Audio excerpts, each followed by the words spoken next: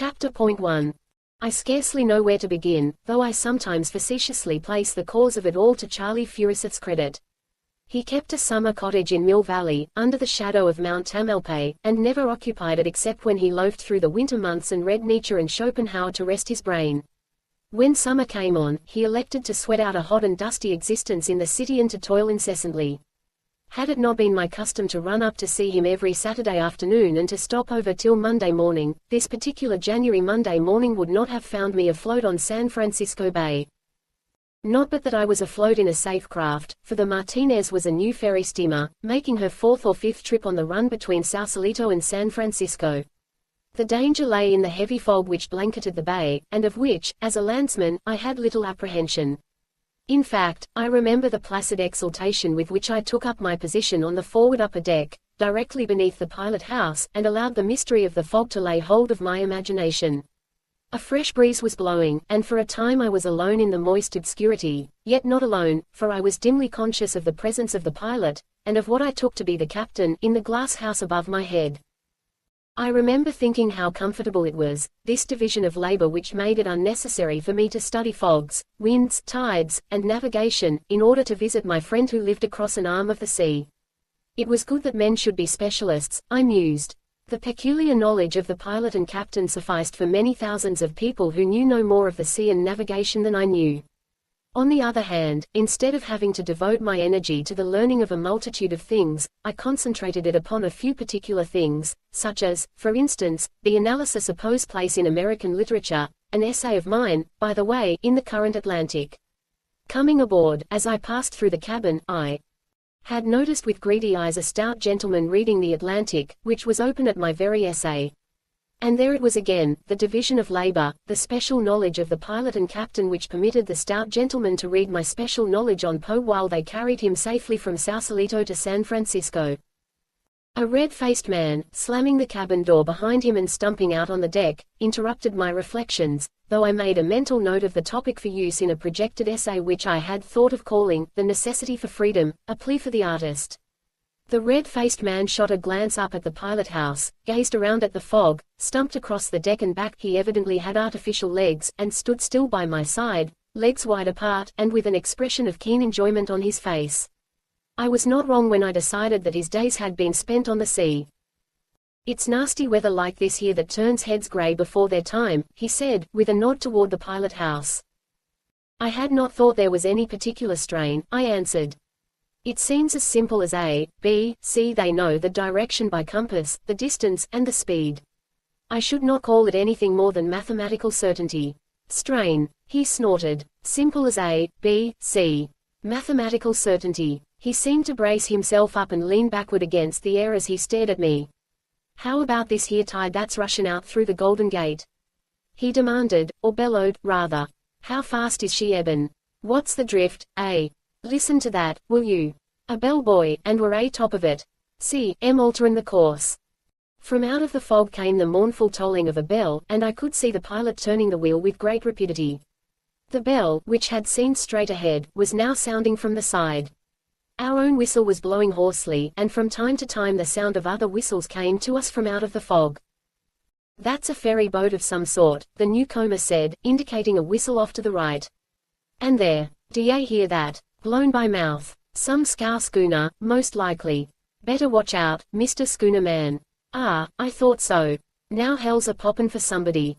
The unseen ferry boat was blowing blast after blast, and the mouth-blown horn was tooting in terror-stricken fashion. "And now they're payin' their respects to each other and tryin' to get clear," the red-faced man went on, as the hurried whistling ceased. His face was shining, his eyes flashing with excitement as he translated into articulate language the speech of the horns and sirens. "That's a steam siren goin' it over there to the left. And you hear that fellow with a frog in his throat, a steam schooner as near as I can judge, crawlin' in from the heads against the tide." A shrill little whistle, piping as if gone mad, came from directly ahead and from very near at hand. Gongs sounded on the Martinez. Our paddle wheels stopped, their pulsing beat died away, and then they started again. The shrill little whistle, like the chirping of a cricket amid the cries of great beasts, shot through the fog from more to the side and swiftly grew faint and fainter. I looked to my companion for enlightenment. "One of them daredevil launches," he said. I almost wish we'd sunk him, the little rip. They're the cause of more trouble. And what good are they? Any jackass gets aboard one and runs it from hell to breakfast, blowin' his whistle to beat the band and tellin' the rest of the world to look out for him, because he's comin' and can't look out for himself. Because he's comin'. And you've got to look out, too. Right of way. Common decency. They don't know the meanin' of it. I felt quite amused at his unwarranted choler, and while he stumped indignantly up and down I fell to dwelling upon the romance of the fog. And romantic it certainly was, the fog, like the grey shadow of infinite mystery, brooding over the whirling speck of earth, and men, mere motes of light and sparkle, cursed with an insane relish for work, riding their steeds of wood and steel through the heart of the mystery, groping their way blindly through the unseen, and clamoring and clanging in confident speech the while their hearts are heavy with incertitude and fear. The voice of my companion brought me back to myself with a laugh. I too had been groping and floundering, the while I thought I rode clear-eyed through the mystery. "Hello, somebody comin' our way," he was saying.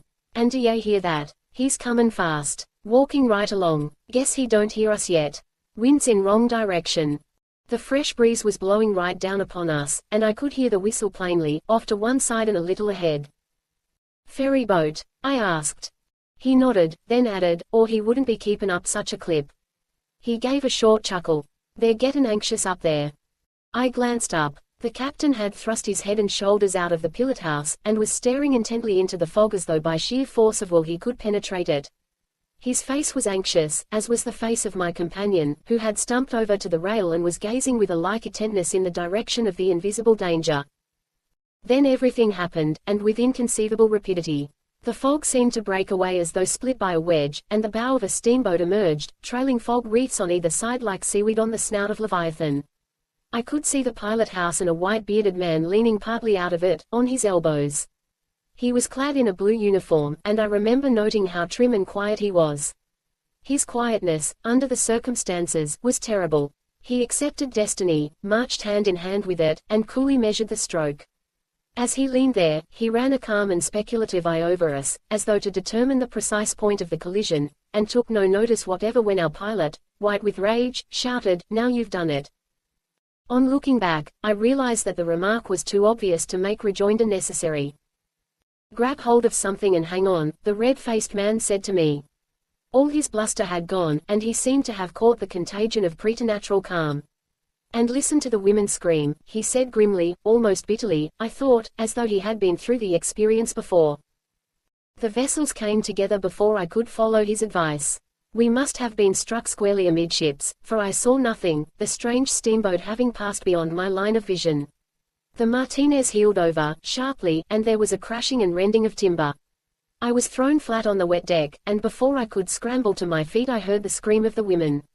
This it was, I am certain, the most indescribable of blood-curdling sounds, that threw me into a panic. I remembered the liquor preservers stored in the cabin, but was met at the door and swept backward by a wild rush of men and women. What happened in the next few minutes I do not recollect, though I have a clear remembrance of pulling down life preservers from the overhead racks, while the red-faced man fastened them about the bodies of an hysterical group of women. This memory is as distinct and sharp as that of any picture I have seen. It is a picture, and I can see it now, the jagged edges of the hole in the side of the cabin, through which the grey fog swirled and eddied, the empty upholstered seats, littered with all the evidences of sudden flight, such as packages, hand satchels, umbrellas, and wraps, the stout gentleman who had been reading my essay, encased in cork and canvas, the magazine still in his hand, and asking me with monotonous insistence if I thought there was any danger, the red-faced man, stumping gallantly around on his artificial legs and buckling liquor preservers on all comers. And finally, the screaming bedlam of women. This it was, the screaming of the women, that most tried my nerves. It must have tried, too, the nerves of the red-faced man, for I have another picture which will never fade from my mind. The stout gentleman is stuffing the magazine into his overcoat pocket and looking on curiously. A tangled mass of women, with drawn, white faces and open mouths, is shrieking like a chorus of lost souls, and the red-faced man, his face now purplish with wrath, and with arms extended overhead as in the act of hurling thunderbolts, is shouting, "Shut up! Oh, shut up!" I remember the scene impelled me to sudden laughter, and in the next instant I realized I was becoming hysterical myself, for these were women of my own kind, like my mother and sisters, with the fear of death upon them and unwilling to die. And I remember that the sounds they made reminded me of the squealing of pigs under the knife of the butcher, and I was struck with horror at the vividness of the analogy. These women, capable of the most sublime emotions, of the tenderest sympathies, were open-mouthed and screaming. They wanted to live, they were helpless, like rats in a trap, and they screamed. The horror of it drove me out on deck. I was feeling sick and squeamish, and sat down on a bench. In a hazy way I saw and heard men rushing and shouting as they strove to lower the boats. It was just as I had read descriptions of such scenes in books. The tackles jammed. Nothing worked. One boat lowered away with the plugs out, filled with women and children and then with water, and capsized. Another boat had been lowered by one end, and still hung in the tackle by the other end, where it had been abandoned. Nothing was to be seen of the strange steamboat which had caused the disaster, though I heard men saying that she would undoubtedly send boats to our assistance. I descended to the lower deck. The Martinez was sinking fast, for the water was very near. Numbers of the passengers were leaping overboard. Others, in the water, were clamoring to be taken aboard again. No one heeded them. A cry arose that we were sinking. I was seized by the consequent panic, and went over the side in a surge of bodies. How I went over I do not know, though I did know, and instantly, why those in the water were so desirous of getting back on the steamer. The water was cold, so cold that it was painful. The pang, as I plunged into it, was as quick and sharp as that of fire. It bit to the marrow. It was like the grip of death. I gasped with the anguish and shock of it, filling my lungs before the Life-Preserver popped me to the surface. The taste of the salt was strong in my mouth, and I was strangling with the acrid stuff in my throat and lungs. But it was the cold that was most distressing. I felt that I could survive but a few minutes. People were struggling and floundering in the water about me. I could hear them crying out to one another. And I heard, also, the sound of oars.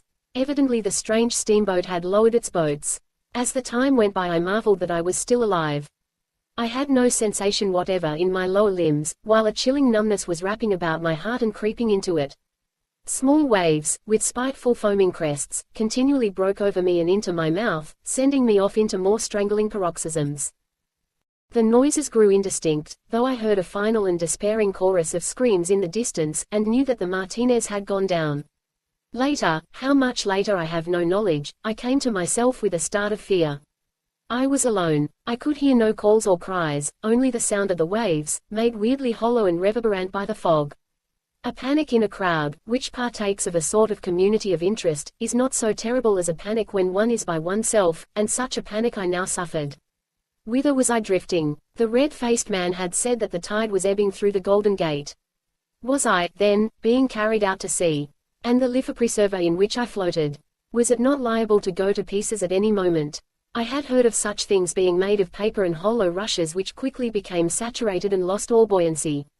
And I could not swim a stroke. And I was alone, floating, apparently, in the midst of a grey, primordial vastness. I confess that a madness seized me, that I shrieked aloud as the women had shrieked, and beat the water with my numb hands. How long this lasted I have no conception, for a blankness intervened, of which I remember no more than one remembers of troubled and painful sleep. When I aroused, it was as after centuries of time, and I saw, almost above me and emerging from the fog, the bow of a vessel, and 3 triangular sails, each shrewdly lapping the other and filled with wind. Where the bow cut the water there was a great foaming and gurgling, and I seemed directly in its path. I tried to cry out, but was too exhausted. The bow plunged down, just missing me and sending a swash of water clear over my head. Then the long, black side of the vessel began slipping past, so near that I could have touched it with my hands. I tried to reach it, in a mad resolve to claw into the wood with my nails, but my arms were heavy and lifeless. Again I strove to call out, but made no sound. The stern of the vessel shot by, dropping, as it did so, into a hollow between the waves, and I caught a glimpse of a man standing at the wheel, and of another man who seemed to be doing little else than smoke a cigar. I saw the smoke issuing from his lips as he slowly turned his head and glanced out over the water in my direction. It was a careless, unpremeditated glance, one of those haphazard things men do when they have no immediate call to do anything in particular, but act because they are alive and must do something. But life and death were in that glance. I could see the vessel being swallowed up in the fog, I saw the back of the man at the wheel, and the head of the other man turning, slowly turning, as his gaze struck the water and casually lifted along it toward me. His face wore an absent expression, as a deep thought, and I became afraid that if his eyes did light upon me he would nevertheless not see me. But his eyes did light upon me, and looked squarely into mine, and he did see me, for he sprang to the wheel, thrusting the other man aside, and whirled it round and round, hand over hand, at the same time shouting orders of some sort. The vessel seemed to go off at a tangent to its former course and leapt almost instantly from view into the fog. I felt myself slipping into unconsciousness, and tried with all the power of my will to fight above the suffocating blankness and darkness that was rising around me. A little later I heard the stroke of oars, growing nearer and nearer, and the calls of a man. When he was very near I heard him crying, in vexed fashion, "Why in hell don't you sing out?" This meant me, I thought, and then the blankness and darkness rose over me. Chapter Point 2. I seemed swinging in a mighty rhythm through orbit vastness. Sparkling points of light spluttered and shot past me. They were stars, I knew, and flaring comets, that peopled my flight among the suns. As I reached the limit of my swing and prepared to rush back on the counter-swing, a great gong struck and thundered. For an immeasurable period, lapped in the rippling of placid centuries, I enjoyed and pondered my tremendous flight. But a change came over the face of the dream, for a dream I told myself it must be. My rhythm grew shorter and shorter. I was jerked from swing to counter-swing with irritating haste. I could scarcely catch my breath, so fiercely was I impelled through the heavens. The gong thundered more frequently and more furiously. I grew to await it with a nameless dread. Then it seemed as though I were being dragged over rasping sands, white and hot in the sun. This gave place to a sense of intolerable anguish. My skin was scorching in the torment of fire. The gong clanged and knelled. The sparkling points of light flashed past me in an interminable stream, as though the whole sidereal system were dropping into the void.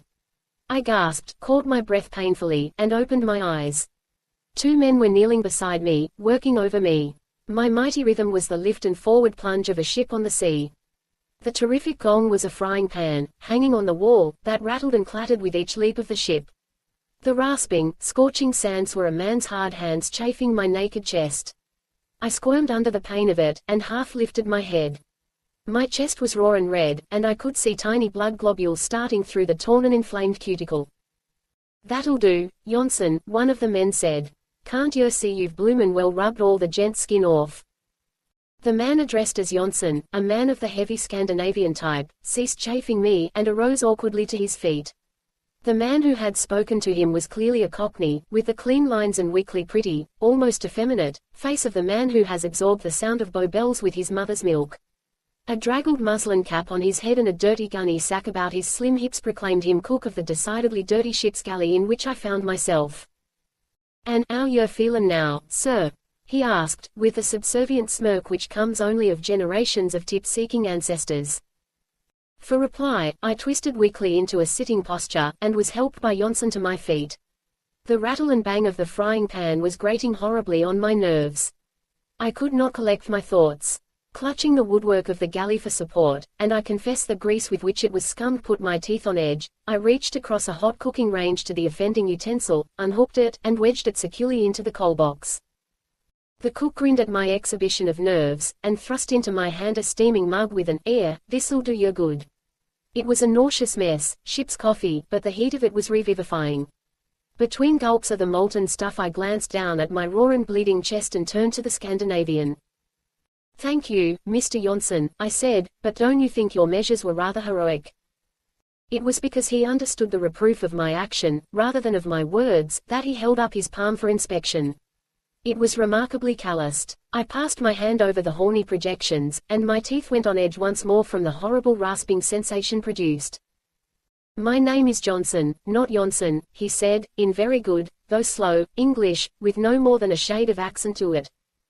There was mild protest in his pale blue eyes, and with all a timid frankness and manliness that quite won me to him. "Thank you, Mr. Jonsen," I corrected, and reached out my hand for his. He hesitated, awkward and bashful, shifted his weight from one leg to the other, then blunderingly gripped my hand in a hearty shake. "Have you any dry clothes I may put on?"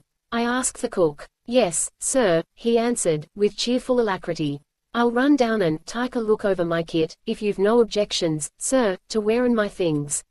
He dived out of the galley door, or glided rather, with a swiftness and smoothness of gait that struck me as being not so much cat-like as oily. In fact, this oiliness, or greasiness, as I was later to learn, was probably the most salient expression of his personality. "And where am I?" I asked Johnson, whom I took, and rightly, to be one of the sailors. "What vessel is this, and where is she bound?" "Off the Farallones, heading about Sue West," he answered, slowly and methodically, as though groping for his best English, and rigidly observing the order of my queries. "The schooner Ghost, bound seal hunting to Japan." "And who is the captain?" "I must see him as soon as I am dressed." Johnson looked puzzled and embarrassed. He hesitated while he groped in his vocabulary and framed a complete answer. "The captain is Wolf Larsen, or so men call him. I never heard his other name. But you better speak soft with him. He is mad this morning." The mate. But he did not finish. The cook had glided in. "Better sling yer hook out of air, Johnson," he said. "The old man'll be wantin' yer on deck, and this ain't no day to fall foul of 'im." Johnson turned obediently to the door, at the same time, over the cook's shoulder, favoring me with an amazingly solemn and portentous wink as though to emphasize his interrupted remark and the need for me to be soft-spoken with the captain. Hanging over the cook's arm was a loose and crumpled array of evil-looking and sour-smelling garments. "They was put outy wet, sir," he vouchsafed explanation. "But you'll avenue to make 'em do till I dry yours out by the fire." Clinging to the woodwork, staggering with the roll of the ship, and aided by the cook, I managed to slip into a rough woolen undershirt. On the instant my flesh was creeping and crawling from the harsh contact. He noticed my involuntary twitching and grimacing, and smirked. "I only 'ope yer don't ever avenue to get used to such as that in this life, 'cause you've got a bloomin' soft skin, that you avenue, more like a liddy's than any I know of. I was bloomin' well sure you was a gentleman as soon as I set eyes on yer." I had taken a dislike to him at first, and as he helped to dress me this dislike increased. There was something repulsive about his touch. I shrank from his hand, my flesh revolted. And between this and the smells arising from various pots boiling and bubbling on the galley fire, I was in haste to get out into the fresh air. Further, there was the need of seeing the captain about what arrangements could be made for getting me ashore. A cheap cotton shirt, with frayed collar and a bosom discolored with what I took to be ancient blood stains, was put on me amid a running and apologetic fire of comment. A pair of workman's brogans encased my feet, and for trousers I was furnished with a pair of pale blue, washed-out overalls, one leg of which was fully 10 inches shorter than the other. The abbreviated leg looked as though the devil had there clutched for the Cockney's soul and missed the shadow for the substance. "And whom have I to thank for this kindness?" I asked, when I stood completely arrayed, a tiny boy's cap on my head, and for coat a dirty, striped cotton jacket which ended at the small of my back and the sleeves of which reached just below my elbows. The cook drew himself up in a smugly humble fashion, a deprecating smirk on his face. Out of my experience with stewards on the Atlantic liners at the end of the voyage, I could have sworn he was waiting for his tip. From my fuller knowledge of the creature I now know that the posture was unconscious. An hereditary servility, no doubt, was responsible. "Mugridge, sir," he fawned, his effeminate features running into a greasy smile. "Thomas Mugridge, sir, at your service." "All right, Thomas," I said. "I shall not forget you, when my clothes are dry." A soft light suffused his face and his eyes glistened, as though somewhere in the deeps of his being his ancestors had quickened and stirred with dim memories of tips received in former lives. "Thank you, sir," he said, very gratefully and very humbly indeed. Precisely in the way that the door slid back, he slid aside, and I stepped out on deck. I was still weak from my prolonged immersion. A puff of wind caught me, and I staggered across the moving deck to a corner of the cabin, to which I clung for support. The schooner, heeled over far out from the perpendicular, was bowing and plunging into the long Pacific roll. If she were heading southwest as Johnson had said, the wind, then, I calculated, was blowing nearly from the south. The fog was gone, and in its place the sun sparkled crisply on the surface of the water. I turned to the east, where I knew California must lie, but could see nothing save low-lying fog banks, the same fog, doubtless, that had brought about the disaster to the Martinez and placed me in my present situation. To the north, and not far away, a group of naked rocks thrust above the sea, on one of which I could distinguish a lighthouse. In the southwest, and almost in our course, I saw the pyramidal loom of some vessel's sails. Having completed my survey of the horizon, I turned to my more immediate surroundings. My first thought was that a man who had come through a collision and rubbed shoulders with death merited more attention than I received. Beyond a sailor at the wheel who stared curiously across the top of the cabin, I attracted no notice whatever. Everybody seemed interested in what was going on amidships. There, on a hatch, a large man was lying on his back. He was fully clothed, though his shirt was ripped open in front. Nothing was to be seen of his chest, however, for it was covered with a mass of black hair, in appearance like the furry coat of a dog. His face and neck were hidden beneath a black beard, intershot with grey, which would have been stiff and bushy had it not been limp and draggled and dripping with water. His eyes were closed, and he was apparently unconscious, but his mouth was wide open, his breast heaving as though from suffocation as he labored noisily for breath. A sailor, from time to time and quite methodically, as a matter of routine, dropped a canvas bucket into the ocean at the end of a rope, hauled it in hand under hand, and sluiced its contents over the prostrate man. Pacing back and forth the length of the hatchways and savagely chewing the end of a cigar, was the man whose casual glance had rescued me from the sea. His height was probably 5 feet 10 inches, or 10.5, but my first impression, or feel of the man, was not of this, but of his strength.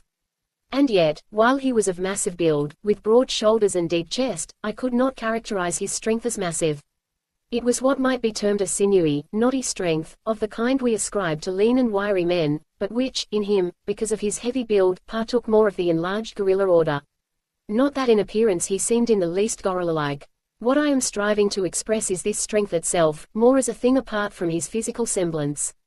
It was a strength we are wont to associate with things primitive, with wild animals, and the creatures we imagine our tree-dwelling prototypes to have been, a strength savage, ferocious, alive in itself, the essence of life in that it is the potency of motion, the elemental stuff itself out of which the many forms of life have been molded, in short, that which writhes in the body of a snake when the head is cut off, and the snake, as a snake, is dead, or which lingers in the shapeless lump of turtle meat and recoils and quivers from the prod of a finger. Such was the impression of strength I gathered from this man who paced up and down. He was firmly planted on his legs, his feet struck the deck squarely and with surety, every movement of a muscle, from the heave of the shoulders to the tightening of the lips about the cigar, was decisive, and seemed to come out of a strength that was excessive and overwhelming.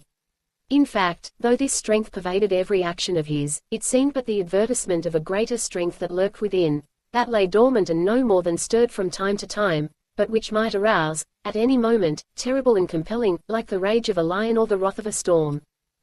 The cook stuck his head out of the galley door and grinned encouragingly at me, at the same time jerking his thumb in the direction of the man who paced up and down by the hatchway.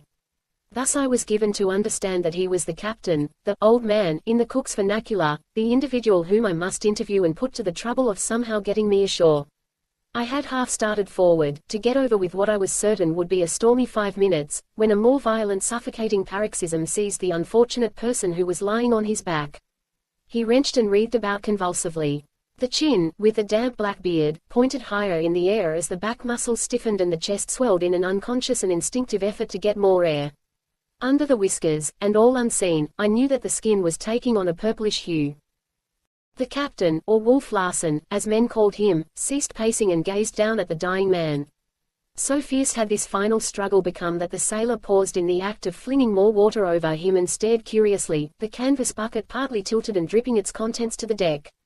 The dying man beat a tattoo on the hatch with his heels, straightened out his legs, and stiffened in one great tense effort, and rolled his head from side to side. Then the muscles relaxed, the head stopped rolling, and a sigh, as of profound relief, floated upward from his lips. The jaw dropped, the upper lip lifted, and 2 rows of tobacco-discolored teeth appeared. It seemed as though his features had frozen into a diabolical grin at the world he had left and outwitted. Then a most surprising thing occurred. The captain broke loose upon the dead man like a thunderclap. Oaths rolled from his lips in a continuous stream. And they were not namby-pamby oaths, or mere expressions of indecency. Each word was a blasphemy, and there were many words. They crisped and crackled like electric sparks. I had never heard anything like it in my life, nor could I have conceived it possible. With a turn for literary expression myself, and a penchant for forcible figures and phrases, I appreciated, as no other listener, I dare say, the peculiar vividness and strength and absolute blasphemy of his metaphors. The cause of it all, as near as I could make out, was that the man, who was mate, had gone on a debauch before leaving San Francisco, and then had the poor taste to die at the beginning of the voyage and leave Wolf Larsen short-handed. It should be unnecessary to state, at least to my friends, that I was shocked. Oaths and vile language of any sort had always been repellent to me. I felt a wilting sensation, a sinking at the heart, and, I might just as well say, a giddiness. To me, death had always been invested with solemnity and dignity. It had been peaceful in its occurrence, sacred in its ceremonial. But death in its more sordid and terrible aspects was a thing with which I had been unacquainted till now. As I say, while I appreciated the power of the terrific denunciation that swept out of Wolf Larsen's mouth, I was inexpressibly shocked. The scorching torrent was enough to wither the face of the corpse. I should not have been surprised if the wet black beard had frizzled and curled and flared up in smoke and flame. But the dead man was unconcerned. He continued to grin with a sardonic humor, with a cynical mockery and defiance. He was master of the situation. Chapter Point 3. Wolf Larsen ceased swearing as suddenly as he had begun. He relighted his cigar and glanced around. His eyes chanced upon the cook. "Well, Cookie," he began, with a suaveness that was cold and of the temper of steel.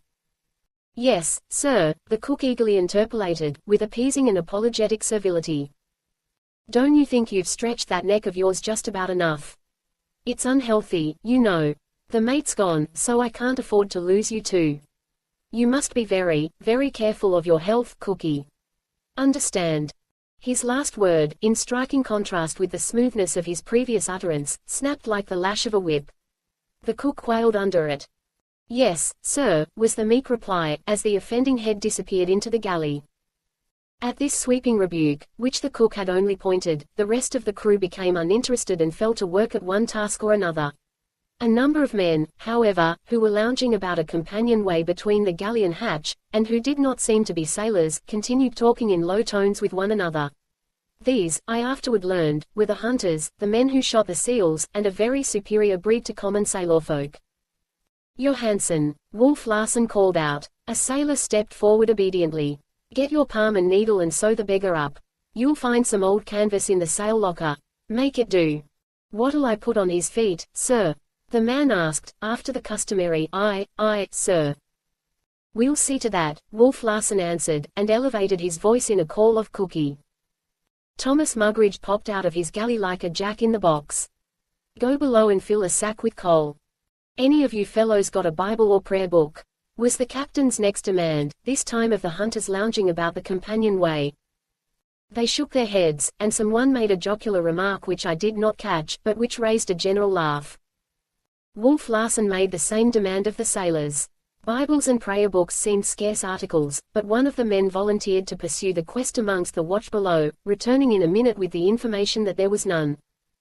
The captain shrugged his shoulders. "Then we'll drop him over without any palavering, unless our clerical-looking castaway has the burial service at sea by heart." By this time he had swung fully around and was facing me. "You're a preacher, aren't you?" he asked. The hunters, there were 6 of them, to a man, turned and regarded me. I was painfully aware of my likeness to a scarecrow. A laugh went up at my appearance, a laugh that was not lessened or softened by the dead man stretched and grinning on the deck before us, a laugh that was as rough and harsh and frank as the sea itself, that arose out of coarse feelings and blunted sensibilities, from natures that knew neither courtesy nor gentleness.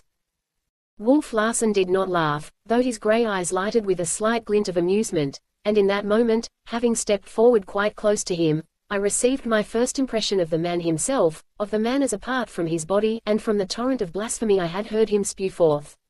The face, with large features and strong lines, of the square order, yet well filled out, was apparently massive at first sight, but again, as with the body, the massiveness seemed to vanish, and a conviction to grow of a tremendous and excessive mental or spiritual strength that lay behind, sleeping in the deeps of his being. The jaw, the chin, the brow rising to a goodly height and swelling heavily above the eyes, these, while strong in themselves, unusually strong, seemed to speak an immense vigor or virility of spirit that lay behind and beyond and out of sight. There was no sounding such a spirit, no measuring, no determining of metes and bounds, nor neatly classifying in some pigeon-hole with others of similar type. The eyes, and it was my destiny to know them well, were large and handsome, wide apart as the true artists are wide, sheltering under a heavy brow and arched over by thick black eyebrows. The eyes themselves were of that baffling protean grey which is never twice the same, which runs through many shades and colorings like intershot silk in sunshine, which is grey, dark and light, and greenish grey, and sometimes of the clear azure of the deep sea. They were eyes that masked the soul with 1,000 guises, and that sometimes opened, at rare moments, and allowed it to rush up as though it were about to fare forth nakedly into the world on some wonderful adventure.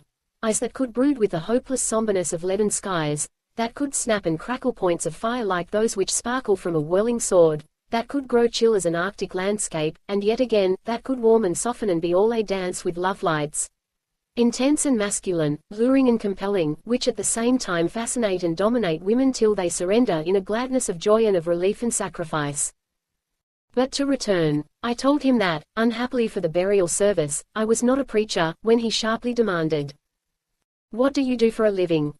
I confess I had never had such a question asked me before, nor had I ever canvassed it. I was quite taken aback, and before I could find myself had sillily stammered, I am a gentleman." His lip curled in a swift sneer. "I have worked, I do work," I cried impetuously, as though he were my judge and I required vindication, and at the same time very much aware of my arrant idiocy in discussing the subject at all. "For your living." There was something so imperative and masterful about him that I was quite beside myself, rattled, as Furuseth would have termed it, like a quaking child before a stern schoolmaster. "Who feeds you?" was his next question. "I have an income," I answered stoutly, and could have bitten my tongue the next instant. "All of which, you will pardon my observing, has nothing whatsoever to do with what I wish to see you about." But he disregarded my protest. "Who earned it?" I thought so. Your father. You stand on dead men's legs. You've never had any of your own. You couldn't walk alone between 2 sunrises and hustle the meat for your belly for 3 meals. Let me see your hand." His tremendous, dormant strength must have stirred, swiftly and accurately, or I must have slept a moment, for before I knew it he had stepped 2 paces forward, gripped my right hand in his, and held it up for inspection. I tried to withdraw it, but his fingers tightened, without visible effort, till I thought mine would be crushed. It is hard to maintain one's dignity under such circumstances. I could not squirm or struggle like a schoolboy. Nor could I attack such a creature who had but to twist my arm to break it. Nothing remained but to stand still and accept the indignity. I had time to notice that the pockets of the dead man had been emptied on the deck, and that his body and his grin had been wrapped from view in canvas, the folds of which the sailor, Johansen, was sewing together with coarse white twine, shoving the needle through with a leather contrivance fitted on the palm of his hand. Wolf Larsen dropped my hand with a flirt of disdain. "Dead men's hands have kept it soft. Good for little else than dishwashing and scullion work." "I wish to be put ashore," I said firmly, for I now had myself in control. "I shall pay you whatever you judge your delay and trouble to be worth." He looked at me curiously. Mockery shone in his eyes. "I have a counter-proposition to make, and for the good of your soul. My mate's gone, and there'll be a lot of promotion. A sailor comes aft to take mate's place, cabin boy goes for'ard to take sailor's place, and you take the cabin boy's place, sign the articles for the cruise, $20 per month and found. Now what do you say? And mind you, it's for your own soul's sake. It will be the making of you. You might learn in time to stand on your own legs, and perhaps to toddle along a bit." But I took no notice. The sails of the vessel I had seen off to the southwest had grown larger and plainer. They were of the same schooner rig as the Ghost, though the hull itself, I could see, was smaller. She was a pretty sight, leaping and flying toward us, and evidently bound to pass at close range. The wind had been momentarily increasing, and the sun, after a few angry gleams, had disappeared. The sea had turned a dull leaden grey and grown rougher, and was now tossing foaming whitecaps to the sky. We were traveling faster, and heeled farther over. Once, in a gust, the rail dipped under the sea, and the decks on that side were for the moment awash with water that made a couple of the hunters hastily lift their feet. "That vessel will soon be passing us," I said, after a moment's pause. "As she is going in the opposite direction, she is very probably bound for San Francisco." "Very probably," was Wolf Larsen's answer, as he turned partly away from me and cried out, "Cookie! Oh, Cookie!" The Cockney popped out of the galley. "Where's that boy? Tell him I want him." "Yes, sir," and Thomas Mugridge fled swiftly aft and disappeared down another companion-way near the wheel. A moment later he emerged, a heavy-set young fellow of 18 or 19, with a glowering, villainous countenance trailing at his heels. He is, sir," the cook said. But Wolf Larsen ignored that worthy, turning at once to the cabin boy. "What's your name, boy?" George Leach, sir, came the sullen answer, and the boy's bearing showed clearly that he divined the reason for which he had been summoned. Not an Irish name, the captain snapped sharply. O'Toole or McCarthy would suit your mug a damn sight better. Unless, very likely, there's an Irishman in your mother's woodpile. I saw the young fellow's hands clench at the insult, and the blood crawl scarlet up his neck. But let that go, Wolf Larsen continued. You may have very good reasons for forgetting your name, and I'll like you none the worse for it as long as you toe the mark. Telegraph Hill, of course, is your port of entry. It sticks out all over your mug. Tough as they make 'em and twice as nasty. I know the kind. Well, you can make up your mind to have it taken out of you on this craft. Understand. Who shipped you, anyway? Macready and Swanson. Sir, Wolf Larsen thundered. Macready and Swanson, sir, the boy corrected, his eyes burning with a bitter light. Who got the advance money? They did, sir. I thought as much. And damned glad you were to let 'em have it. Couldn't make yourself scarce too quick, with several gentlemen you may have heard of looking for you. The boy metamorphosed into a savage on the instant. His body bunched together as though for a spring, and his face became as an infuriated beast's as he snarled, It's a what? Wolf Larsen asked, a peculiar softness in his voice, as though he were overwhelmingly curious to hear the unspoken word. The boy hesitated, then mastered his temper. Nothing, sir. I take it back. And you have shown me I was right. This with a gratified smile. How old are you? Just turned 16, sir. A lie. You'll never see 18 again. Big for your age at that, with muscles like a horse. Pack up your kit and go forward into the forecastle. You're a boat puller now. You're promoted, see. Without waiting for the boy's acceptance, the captain turned to the sailor who had just finished the gruesome task of sewing up the corpse. Johansen, do you know anything about navigation? No, sir. Well, never mind, your mate just the same. Get your traps aft into the mate's berth. Aye, sir, was the cheery response, as Johansen started forward. In the meantime the erstwhile cabin boy had not moved. What are you waiting for? Wolf Larsen demanded. I didn't sign for boat puller, sir, was the reply. I signed for cabin boy. And I don't want no boat pullin' in mine. Pack up and go forward. This time Wolf Larsen's command was thrillingly imperative. The boy glowered sullenly, but refused to move. Then came another stirring of Wolf Larsen's tremendous strength. It was utterly unexpected, and it was over and done with between the ticks of 2 seconds. He had sprung fully 6 feet across the deck and driven his fist into the other's stomach. At the same moment, as though I had been struck myself, I felt a sickening shock in the pit of my stomach. I instance this to show the sensitiveness of my nervous organization at the time, and how unused I was to spectacles of brutality. The cabin boy, and he weighed 165 at the very least, crumpled up. His body wrapped limply about the fist like a wet rag about a stick. He lifted into the air, described a short curve, and struck the deck alongside the corpse on his head and shoulders, where he lay and writhed about in agony. Well, Larsen asked of me, have you made up your mind?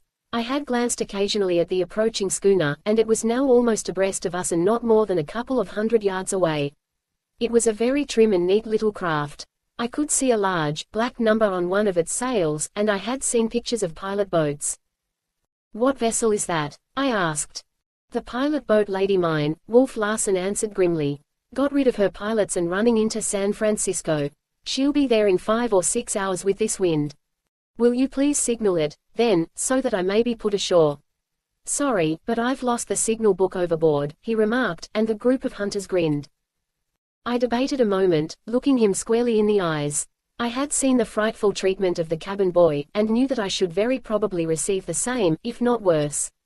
As I say, I debated with myself, and then I did what I consider the bravest act of my life.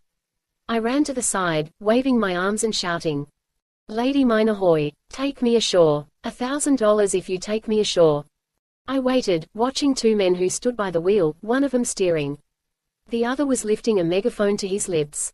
I did not turn my head, though I expected every moment a killing blow from the human brute behind me. At last, after what seemed centuries, unable longer to stand the strain, I looked around. He had not moved. He was standing in the same position, swaying easily to the roll of the ship and lighting a fresh cigar. What is the matter? Anything wrong? This was the cry from the Lady Mine.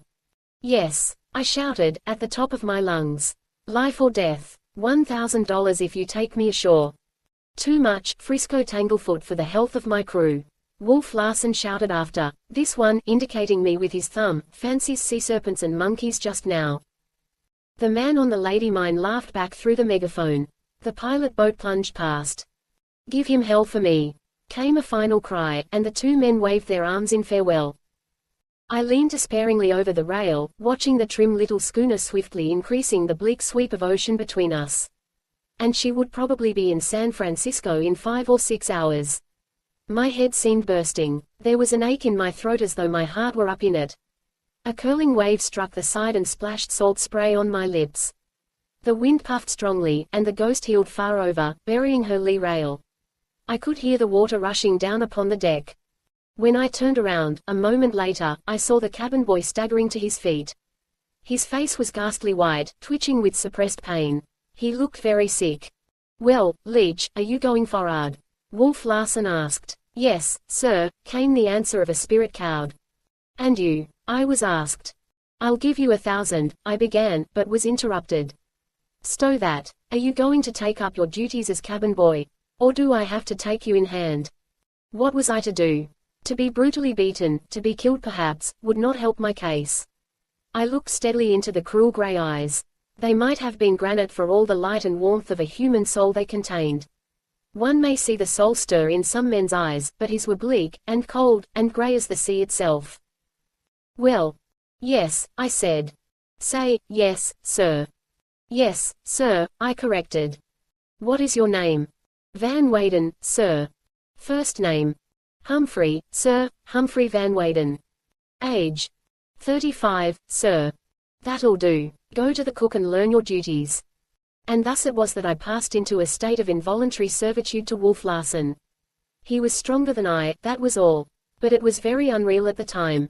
It is no less unreal now that I look back upon it. It will always be to me a monstrous, inconceivable thing, a horrible nightmare. Hold on, don't go yet. I stopped obediently in my walk toward the galley.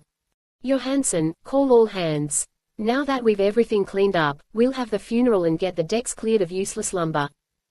While Johansen was summoning the watch below, a couple of sailors, under the captain's direction, laid the canvas-swathed corpse upon a hatch cover. On either side the deck, against the rail and bottoms up, were lashed a number of small boats. Several men picked up the hatch cover with its ghastly freight, carried it to the lee side, and rested it on the boats, the feet pointing overboard. To the feet was attached the sack of coal which the cook had fetched. I had always conceived a burial at sea to be a very solemn and a Wainspering event, but I was quickly disillusioned, by this burial at any rate. One of the hunters, a little dark-eyed man whom his mates called Smoke, was telling stories, liberally intersprinkled with oaths and obscenities, and every minute or so the group of hunters gave mouth to a laughter that sounded to me like a wolf chorus or the barking of hellhounds. The sailors trooped noisily aft, some of the watch below rubbing the sleep from their eyes, and talked in low tones together. There was an ominous and worried expression on their faces. It was evident that they did not like the outlook of a voyage under such a captain and begun so inauspiciously. From time to time they stole glances at Wolf Larsen, and I could see that they were apprehensive of the man. He stepped up to the hatch cover, and all caps came off. I ran my eyes over them, 20 men all told, 22 including the man at the wheel and myself.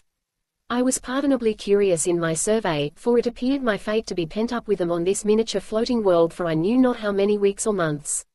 The sailors, in the main, were English and Scandinavian, and their faces seemed of the heavy, stolid order. The hunters, on the other hand, had stronger and more diversified faces, with hard lines and the marks of the free play of passions. Strange to say, and I noted it at once, Wolf Larsen's features showed no such evil stamp. There seemed nothing vicious in them. True, there were lines, but they were the lines of decision and firmness. It seemed, rather, a frank and open countenance, which frankness or openness was enhanced by the fact that he was smooth-shaven. I could hardly believe, until the next incident occurred, that it was the face of a man who could behave as he had behaved to the cabin boy. At this moment, as he opened his mouth to speak, puff after puff struck the schooner and pressed her side under. The wind shrieked a wild song through the rigging. Some of the hunters glanced anxiously aloft. The lee rail, where the dead man lay, was buried in the sea, and as the schooner lifted and righted the water swept across the deck wetting us above our shoe tops. A shower of rain drove down upon us, each drop stinging like a hailstone. As it passed, Wolf Larsen began to speak, the bare-headed men swaying in unison, to the heave and lunge of the deck. "I only remember one part of the service," he said, "and that is, and the body shall be cast into the sea. So cast it in." He ceased speaking. The men holding the hatch cover seemed perplexed, puzzled no doubt by the briefness of the ceremony. He burst upon them in a fury. "Lift up that end there, damn you! What the hell's the matter with you?" They elevated the end of the hatch cover with pitiful haste, and, like a dog flung overside, the dead man slid feet first into the sea. The coal at his feet dragged him down. He was gone. "Johansen," Wolf Larsen said briskly to the new mate, "keep all hands on deck now they're here. Get in the topsails and jibs and make a good job of it. We're in for a Easter. Better reef the jib and mainsail too, while you're about it." In a moment the decks were in commotion, Johansen bellowing orders and the men pulling or letting go ropes of various sorts, all naturally confusing to a landsman such as myself. But it was the heartlessness of it that especially struck me. The dead man was an episode that was past, an incident that was dropped, in a canvas covering with a sack of coal, while the ship sped along and her work went on. Nobody had been affected. The hunters were laughing at a fresh story of Smokes, the men pulling and hauling, and two of them climbing aloft. Wolf Larsen was studying the clouding sky to windward, and the dead man, dying obscenely, buried sordidly, and sinking down. Then it was that the cruelty of the sea, its relentlessness and awfulness, rushed upon me. Life had become cheap and tawdry, a beastly and inarticulate thing, a soulless stirring of the ooze and slime. I held onto the weather rail, close by the shrouds, and gazed out across the desolate foaming waves to the low-lying fog banks that hid San Francisco and the California coast. Rain squalls were driving in between, and I could scarcely see the fog. And this strange vessel, with its terrible men, pressed under by wind and sea and ever leaping up and out, was heading away into the southwest, into the great and lonely Pacific expanse. Chapter Point 4. What happened to me next on the sealing schooner Ghost, as I strove to fit into my new environment, are matters of humiliation and pain. The cook, who was called the Doctor by the crew, Tommy by the hunters, and Cookie by Wolf Larsen, was a changed person.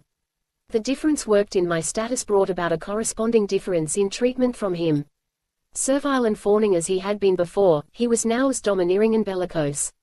In truth, I was no longer the fine gentleman with a skin soft as a lady's, but only an ordinary and very worthless cabin boy.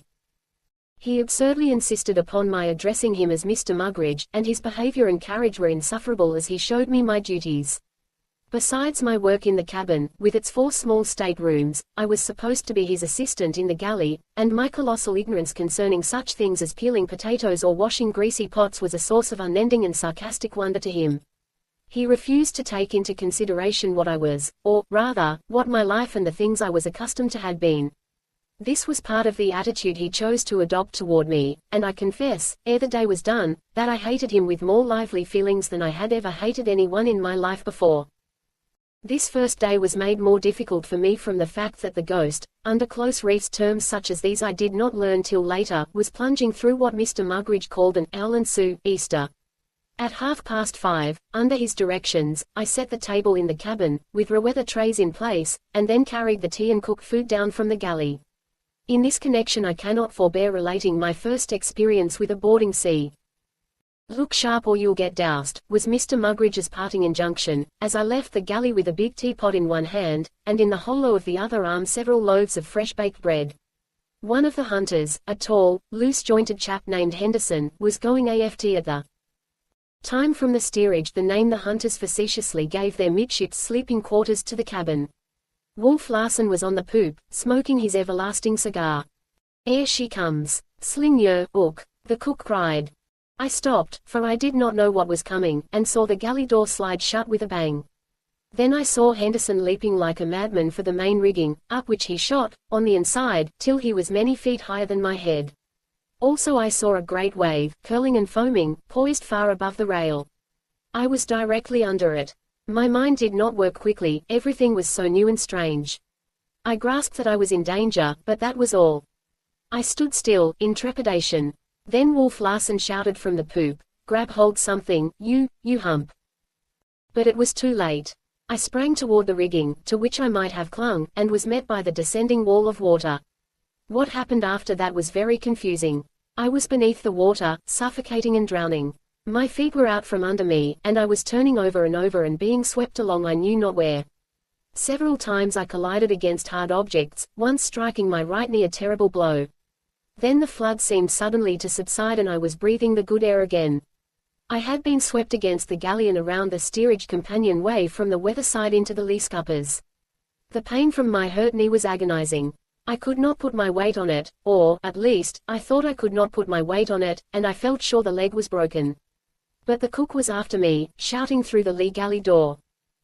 You! Don't tyke all night about it. Where's the pot? Lost overboard. Serve you bloody well right if your neck was broke. I managed to struggle to my feet. The great teapot was still in my hand. I limped to the galley and handed it to him. But he was consumed with indignation, real or feigned. God blime me if you ain't a slob. What, re you good for anyway, I'd like to know. What, re you good for anyway? Can't even carry a bit of TAFT without lossin' it. Now I'll avenue to boil some more. And what, re you snifflin' about? He burst out at me, with renewed rage. 'Cause you've hurt your poor little leg, poor little mama's darlin'. I was not sniffling, though my face might well have been drawn and twitching from the pain. But I called up all my resolution, set my teeth, and hobbled back and forth from galley to cabin and cabin to galley without further mishap. 2 things I had acquired by my accident, an injured kneecap that went undressed and from which I suffered for weary months, and the name of Hump, which Wolf Larsen had called me from the poop. Thereafter, for an AFT, I was known by no other name, until the term became a part of my thought processes and I identified it with myself, thought of myself as Hump, as though Hump were I and had always been I. It was no easy task, waiting on the cabin table, where sat Wolf Larsen, Johansen, and the 6 hunters. The cabin was small, to begin with, and to move around, as I was compelled to, was not made easier by the schooner's violent pitching and wallowing. But what struck me most forcibly was the total lack of sympathy on the part of the men whom I served. I could feel my knee through my clothes, swelling, and I was sick and faint from the pain of it. I could catch glimpses of my face, white and ghastly, distorted with pain, in the cabin mirror. All the men must have seen my condition, but not one spoke or took notice of me, till I was almost grateful to Wolf Larsen. Later on, I was washing the dishes when he said, "Don't let a little thing like that bother you. You'll get used to such things in time. It may cripple you some, but all the same you'll be learning to walk. That's what you call a paradox, isn't it?" he added. He seemed pleased when I nodded my head with the customary, "Yes, sir. I suppose you know a bit about literary things. Good. I'll have some talks with you some time." And then, taking no further account of me, he turned his back and went up on deck. That night, when I had finished an endless amount of work, I was sent to sleep in the steerage, where I made up a spare bunk. I was glad to get out of the detestable presence of the cook and to be off my feet. To my surprise, my clothes had dried on me and there seemed no indications of catching cold, either from the last soaking or from the prolonged soaking from the foundering of the Martinez. Under ordinary circumstances, after all that I had undergone, I should have been fit for bed and a trained nurse. But my knee was bothering me terribly. As well as I could make out, the kneecap seemed turned up on edge in the midst of the swelling.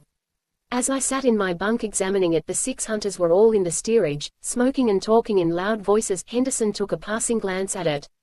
"Looks nasty," he commented. "Tie a rag around it, and it'll be all right." That was all, and on the land I would have been lying on the broad of my back, with a surgeon attending on me, and with strict injunctions to do nothing but rest. But I must do these men justice. Callous as they were to my suffering, they were equally callous to their own when anything befell them. And this was due, I believe, first, to habit, and second, to the fact that they were less sensitively organized. I really believe that a finely organized, high-strung man would suffer twice and thrice as much as they from a like injury. Tired as I was, exhausted, in fact, I was prevented from sleeping by the pain in my knee. It was all I could do to keep from groaning aloud. At home I should undoubtedly have given vent to my anguish, but this new and elemental environment seemed to call for a savage repression. Like the savage, the attitude of these men was stoical in great things, childish in little things. I remember, later in the voyage, seeing Kerfoot, another of the hunters, lose a finger by having it smashed to a jelly, and he did not even murmur or change the expression on his face. Yet I have seen the same man, time and again, fly into the most outrageous passion over a trifle. He was doing it now, vociferating, bellowing, waving his arms, and cursing like a fiend, and all because of a disagreement with another hunter as to whether a seal pup knew instinctively how to swim. He held that it did, that it could swim the moment it was born. The other hunter, Latimer, a lean, Yankee-looking fellow with shrewd, narrow-slitted eyes, held otherwise, held that the seal pup was born on the land for no other reason than that it could not swim, that its mother was compelled to teach it to swim as birds were compelled to teach their nestlings how to fly. For the most part, the remaining 4 hunters leaned on the table or lay in their bunks and left the discussion to the 2 antagonists. But they were supremely interested, for every little while they ardently took sides, and sometimes all were talking at once, till their voices surged back and forth in waves of sound like mimic thunder rolls in the confined space. Childish and immaterial as the topic was, the quality of their reasoning was still more childish and immaterial. In truth, there was very little reasoning or none at all. Their method was one of assertion, assumption, and denunciation. They proved that a seal pup could swim or not swim at birth by stating the proposition very bellicosely and then following it up with an attack on the opposing man's judgment, common sense, nationality, or past history. Rebuttal was precisely similar. I have related this in order to show the mental caliber of the men with whom I was thrown in contact. Intellectually they were children, inhabiting the physical forms of men. And they smoked, incessantly smoked, using a coarse, cheap, and offensive-smelling tobacco. The air was thick and murky with the smoke of it, and this, combined with the violent movement of the ship as she struggled through the storm, would surely have made me seasick had I been a victim to that malady. As it was, it made me quite squeamish, though this nausea might have been due to the pain of my leg and exhaustion. As I lay there thinking, I naturally dwelt upon myself and my situation. It was unparalleled, undreamed of, that I, Humphrey Van Weyden, a scholar and a dilettante, if you please, in things artistic and literary, should be lying here on a Bering Sea seal hunting schooner. Cabin boy. I had never done any hard manual labor, or scullion labor, in my life. I had lived a placid, uneventful, sedentary existence all my days, the life of a scholar and a recluse on an assured and comfortable income. Violent life and athletic sports had never appealed to me. I had always been a bookworm, so my sisters and father had called me during my childhood. I had gone camping but once in my life, and then I left the party almost at its start and returned to the comforts and conveniences of a roof. And here I was, with dreary and endless vistas before me of table setting, potato peeling, and dishwashing. And I was not strong. The doctors had always said that I had a remarkable constitution, but I had never developed it or my body through exercise. My muscles were small and soft, like a woman's, or so the doctors had said time and again in the course of their attempts to persuade me to go in for physical culture fads. But I had preferred to use my head rather than my body, and here I was, in no fit condition for the rough life in prospect. These are merely a few of the things that went through my mind, and are related for the sake of vindicating myself in advance in the weak and helpless role I was destined to play. But I thought, also, of my mother and sisters, and pictured their grief. I was among the missing dead of the Martinez disaster, an unrecovered body. I could see the headlines in the papers, the fellows at the University Club and the Bibelot shaking their heads and saying, "Poor chap." And I could see Charlie Furuseth, as I had said goodbye to him that morning, lounging in a dressing gown on the bepillowed window couch and delivering himself of oracular and pessimistic epigrams.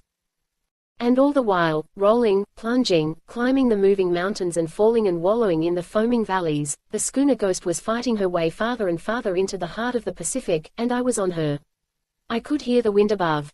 It came to my ears as a muffled roar. Now and again feet stamped overhead. An endless creaking was going on all about me, the woodwork and the fittings groaning and squeaking and complaining in 1,000 keys. The hunters were still arguing and roaring like some semi-human amphibious breed. The air was filled with oaths and indecent expressions. I could see their faces, flushed and angry, the brutality distorted and emphasized by the sickly yellow of the sea lamps which rocked back and forth with the ship. Through the dim smoke haze the bunks looked like the sleeping dens of animals in a menagerie. Oilskins and sea boots were hanging from the walls, and here and there rifles and shotguns rested securely in the racks. It was a sea fitting for the buccaneers and pirates of bygone years. My imagination ran riot, and still I could not sleep. And it was a long, long night, weary and dreary and long. Chapter Point 5. But my first night in the hunter's steerage was also my last. Next day Johansen, the new mate, was routed from the cabin by Wolf Larsen, and sent into the steerage to sleep thereafter, while I took possession of the tiny cabin stateroom, which, on the first day of the voyage, had already had 2 occupants. The reason for this change was quickly learned by the hunters, and became the cause of a deal of grumbling on their part. It seemed that Johansen, in his sleep, lived over each night the events of the day. His incessant talking and shouting and bellowing of orders had been too much for Wolf Larsen, who had accordingly foisted the nuisance upon his hunters. After a sleepless night, I arose weak and in agony, to hobble through my second day on the Ghost. Thomas Mugridge rooted me out at 5:30, much in the fashion that Bill Sykes must have rooted out his dog, but Mr. Mugridge's brutality to me was paid back in kind and with interest. The unnecessary noise he made, I had lain wide-eyed the whole night, must have awakened one of the hunters, for a heavy shoe whizzed through the semi-darkness, and Mr. Mugridge, with a sharp howl of pain, humbly begged everybody's pardon. Later on, in the galley, I noticed that his ear was bruised and swollen. It never went entirely back to its normal shape, and was called a cauliflower ear by the sailors. The day was filled with miserable variety. I had taken my dried clothes down from the galley the night before, and the first thing I did was to exchange the cook's garments for them. I looked for my purse. In addition to some small change, and I have a good memory for such things, it had contained $185 in gold and paper. The purse I found, but its contents, with the exception of the small silver, had been abstracted.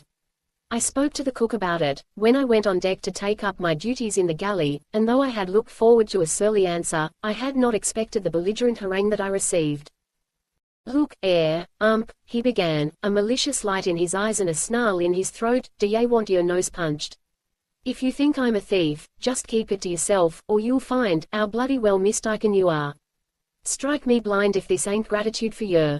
Here you come, a poor miserable specimen of human scum, and I takes yer into my galleon, treats yer handsome, and this is what I get for it.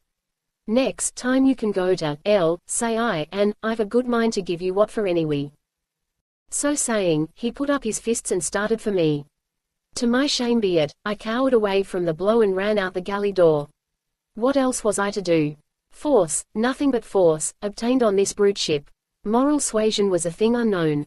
Picture it to yourself, a man of ordinary stature, slender of build, and with weak, undeveloped muscles, who has lived a peaceful, placid life, and is unused to violence of any sort. What could such a man possibly do? There was no more reason that I should stand and face these human beasts than that I should stand and face an infuriated bull.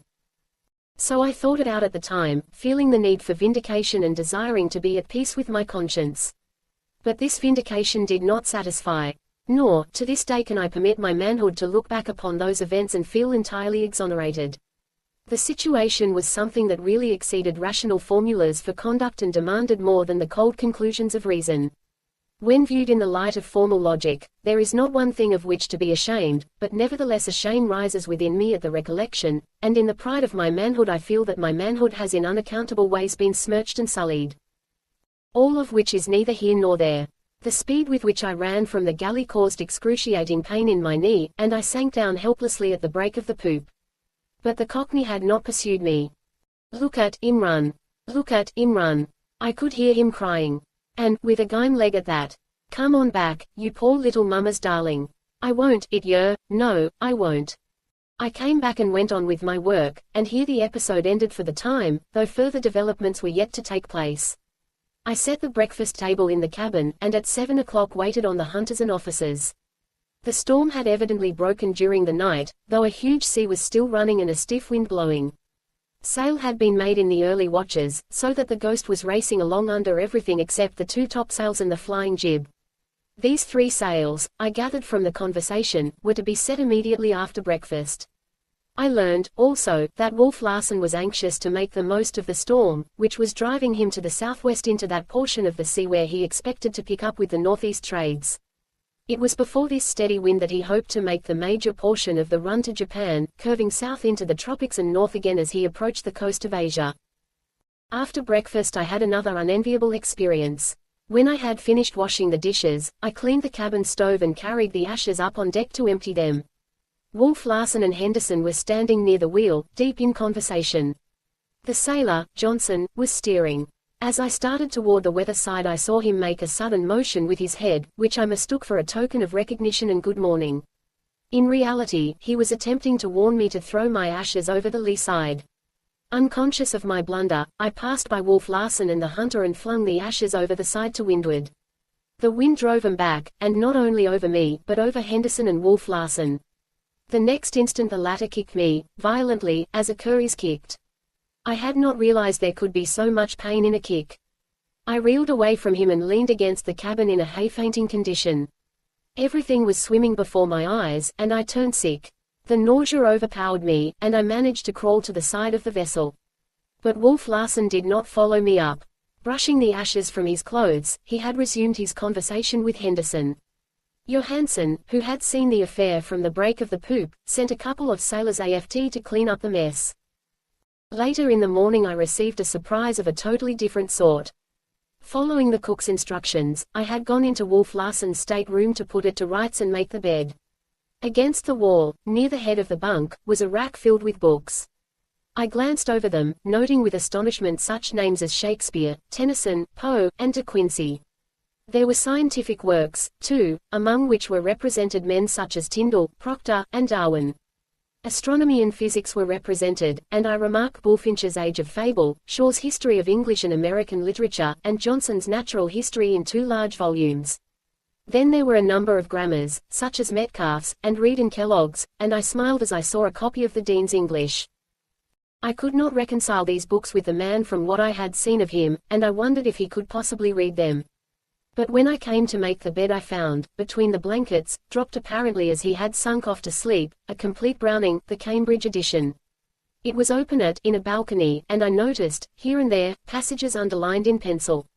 Further, letting drop the volume during a lurch of the ship, a sheet of paper fell out. It was scrawled over with geometrical diagrams and calculations of some sort. It was patent that this terrible man was no ignorant clod, such as one would inevitably suppose him to be from his exhibitions of brutality. At once he became an enigma. One side or the other of his nature was perfectly comprehensible, but both sides together were bewildering. I had already remarked that his language was excellent, marred with an occasional slight inaccuracy. Of course, in common speech with the sailors and hunters, it sometimes fairly bristled with errors, which was due to the vernacular itself, but in the few words he had held with me it had been clear and correct. This glimpse I had caught of his other side must have emboldened me, for I resolved to speak to him about the money I had lost. "I have been robbed," I said to him, a little later, when I found him pacing up and down the poop alone. "Sir," he corrected, not harshly, but sternly. "I have been robbed, sir," I amended. "How did it happen?" he asked. Then I told him the whole circumstance, how my clothes had been left to dry in the galley, and how, later, I was nearly beaten by the cook when I mentioned the matter. He smiled at my recital. "Pickings," he concluded, "cookies pickings. And don't you think your miserable life worth the price? Besides, consider it a lesson. You'll learn in time how to take care of your money for yourself. I suppose, up to now, your lawyer has done it for you, or your business agent." I could feel the quiet sneer through his words, but demanded, "How can I get it back again?" "That's your lookout. You haven't any lawyer or business agent now, so you'll have to depend on yourself. When you get $1, hang on to it. A man who leaves his money lying around, the way you did, deserves to lose it. Besides, you have sinned. You have no right to put temptation in the way of your fellow creatures. You tempted Cookie, and he fell. You have placed his immortal soul in jeopardy. By the way, do you believe in the immortal soul?" His lids lifted lazily as he asked the question, and it seemed that the deeps were opening to me and that I was gazing into his soul. But it was an illusion.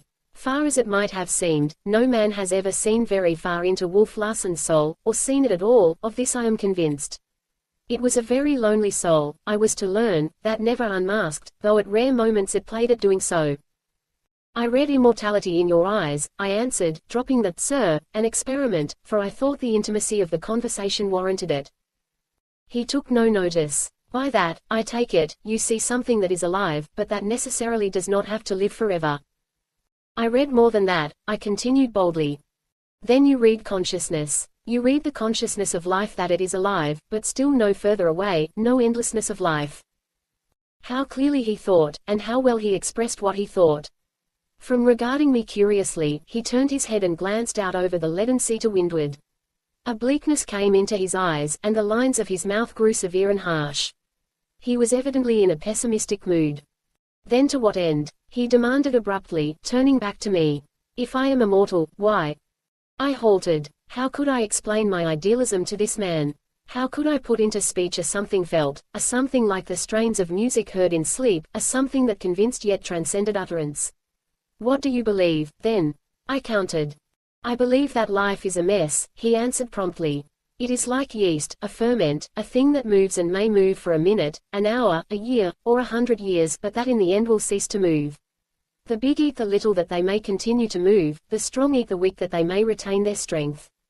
The lucky eat the most and move the longest, that is all. What do you make of those things? He swept his arm in an impatient gesture toward a number of the sailors who were working on some kind of rope stuff amidships. They move, so does the jellyfish move. They move in order to eat in order that they may keep moving. There you have it. They live for their belly's sake, and the belly is for their sake. It's a circle, you get nowhere. Neither do they. In the end they come to a standstill. They move no more. They are dead. They have dreams, I interrupted, radiant, flashing dreams, of grub, he concluded sententiously. And of more. Grub. Of a larger appetite and more luck in satisfying it. His voice sounded harsh. There was no levity in it. For, look you, they dream of making lucky voyages which will bring them more money, of becoming the mates of ships, of finding fortunes, in short, of being in a better position for preying on their fellows, of having all night in, good grub and somebody else to do the dirty work. You and I are just like them. There is no difference, except that we have eaten more and better. I am eating 'em now, and you too. But in the past you have eaten more than I have. You have slept in soft beds, and worn fine clothes, and eaten good meals. Who made those beds? And those clothes? And those meals? Not you. You never made anything in your own sweat.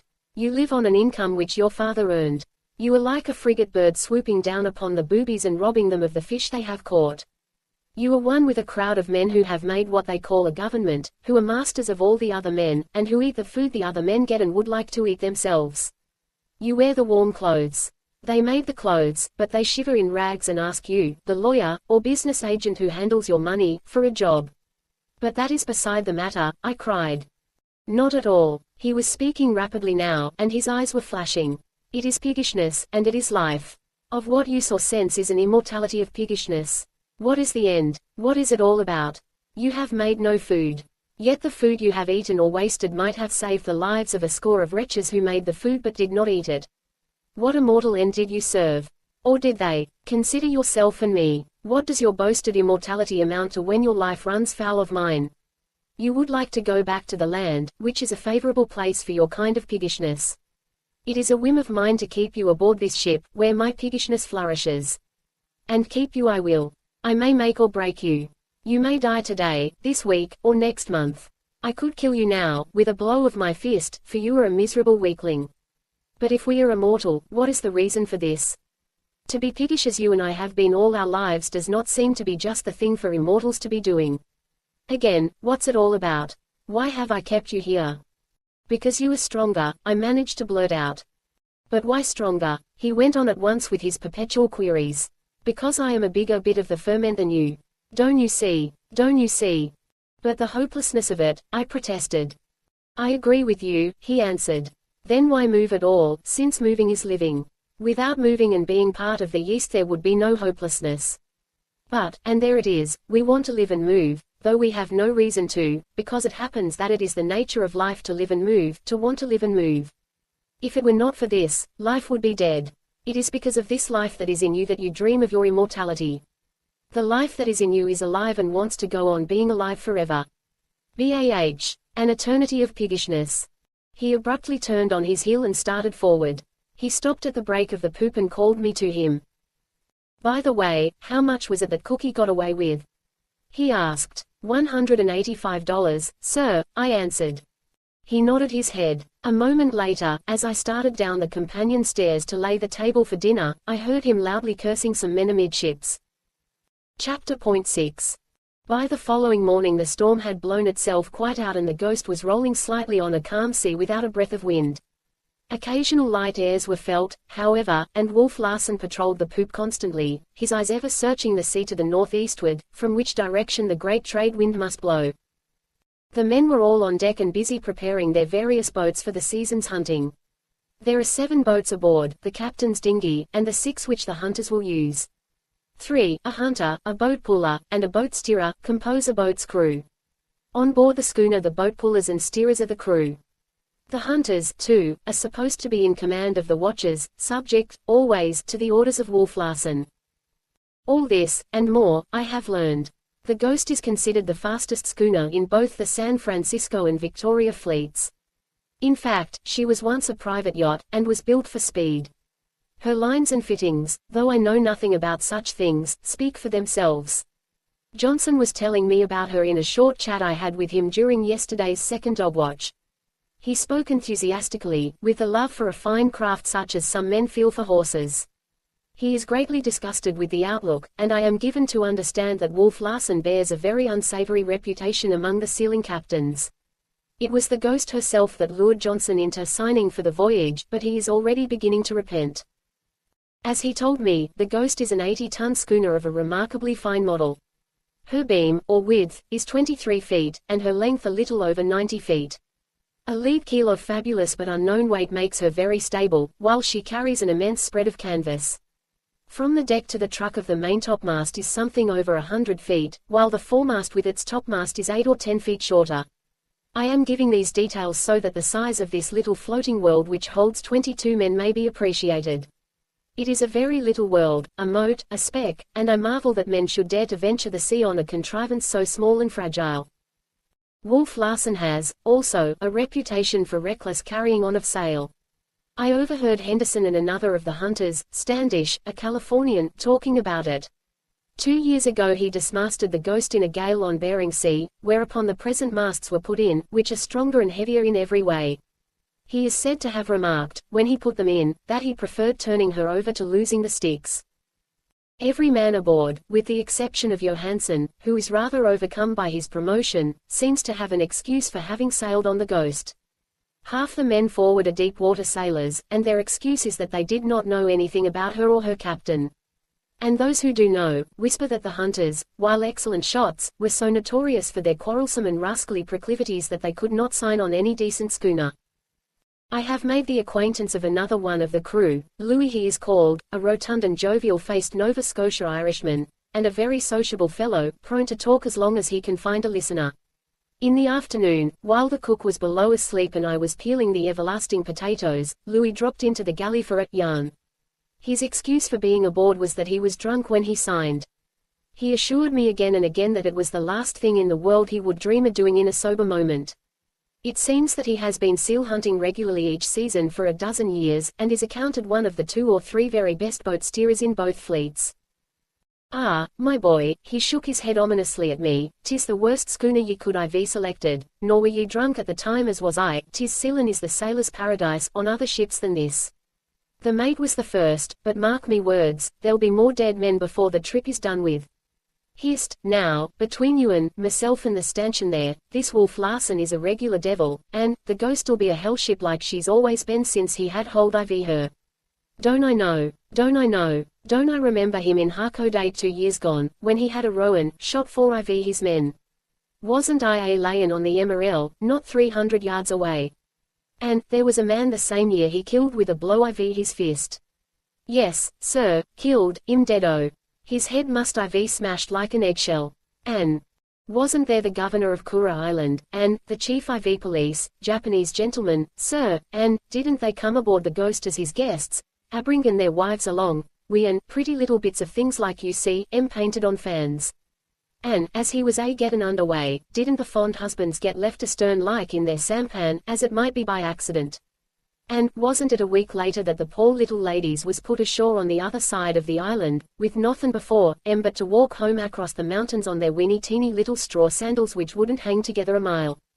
Don't I know, 'tis the beast he is, this Wolf Larsen, the great big beast mentioned IV in Revelation, and no good end will he ever come to. But I've said nothin' to ye, mind ye. I've whispered never a word, for old fat Louis'll live the voyage out if the last mother's son of ye's go to the fishes. Wolf Larsen, he snorted a moment later. Listen to the word, will ye? Wolf, 'tis what he is. He's not black-hearted like some men. 'Tis no heart he has at all. Wolf, just wolf, 'tis what he is. Do ye wonder he's well named? But if he is so well known for what he is, I queried, how is it that he can get men to ship with him? And, how is it ye can get men to do anything on God's earth and sea? Louis demanded with Celtic fire. How do ye find me aboard if 'twasn't that I was drunk as a pig when I put me name down? There's them that can't sail with better men, like the hunters, and them that don't know, like the poor devils of Windjammer's forrard there. But they'll come to it, and be sorry the day they was born. I could weep for the poor creatures, did I but forget poor old fat Louis and the troubles before him. But 'tis not a whisper I've dropped, mind ye, not a whisper. Them hunters is the wicked boys, he broke forth again, for he suffered from a constitutional plethora of speech. But wait till they get to cutting up IV Jinks and Rowan, round. He's the boy'll fix, 'tis him that'll put the fear of God in their rotten black hearts. Look at that hunter IV mine, Horner. Jock, Horner they call him, so quiet like an, easy goin', soft spoken as a girl, till you'd think butter wouldn't melt in the mouth IV him. Didn't he kill his boat steerer last year? 'Twas called a sad accident, but I met the boat puller in Yokohama and, the straight IV it was given me. And, there's Smoke, the black little devil, didn't the Rusians have him for 3 years in the salt mines of Siberia, for poachin' on Copper Island, which is a Rusian preserve. Shackled he was, hand and foot, with his mate. And, didn't they have words or a ruction of some kind, for 'twas the other fellow Smoke sent up in the buckets to the top of the mine, and, a piece at a time he went up, a leg today, and, tomorrow an arm, the next day the head, and, so on. But you can't mean it. I cried out, overcome with the horror of it. Mean what? He demanded, quick as a flash.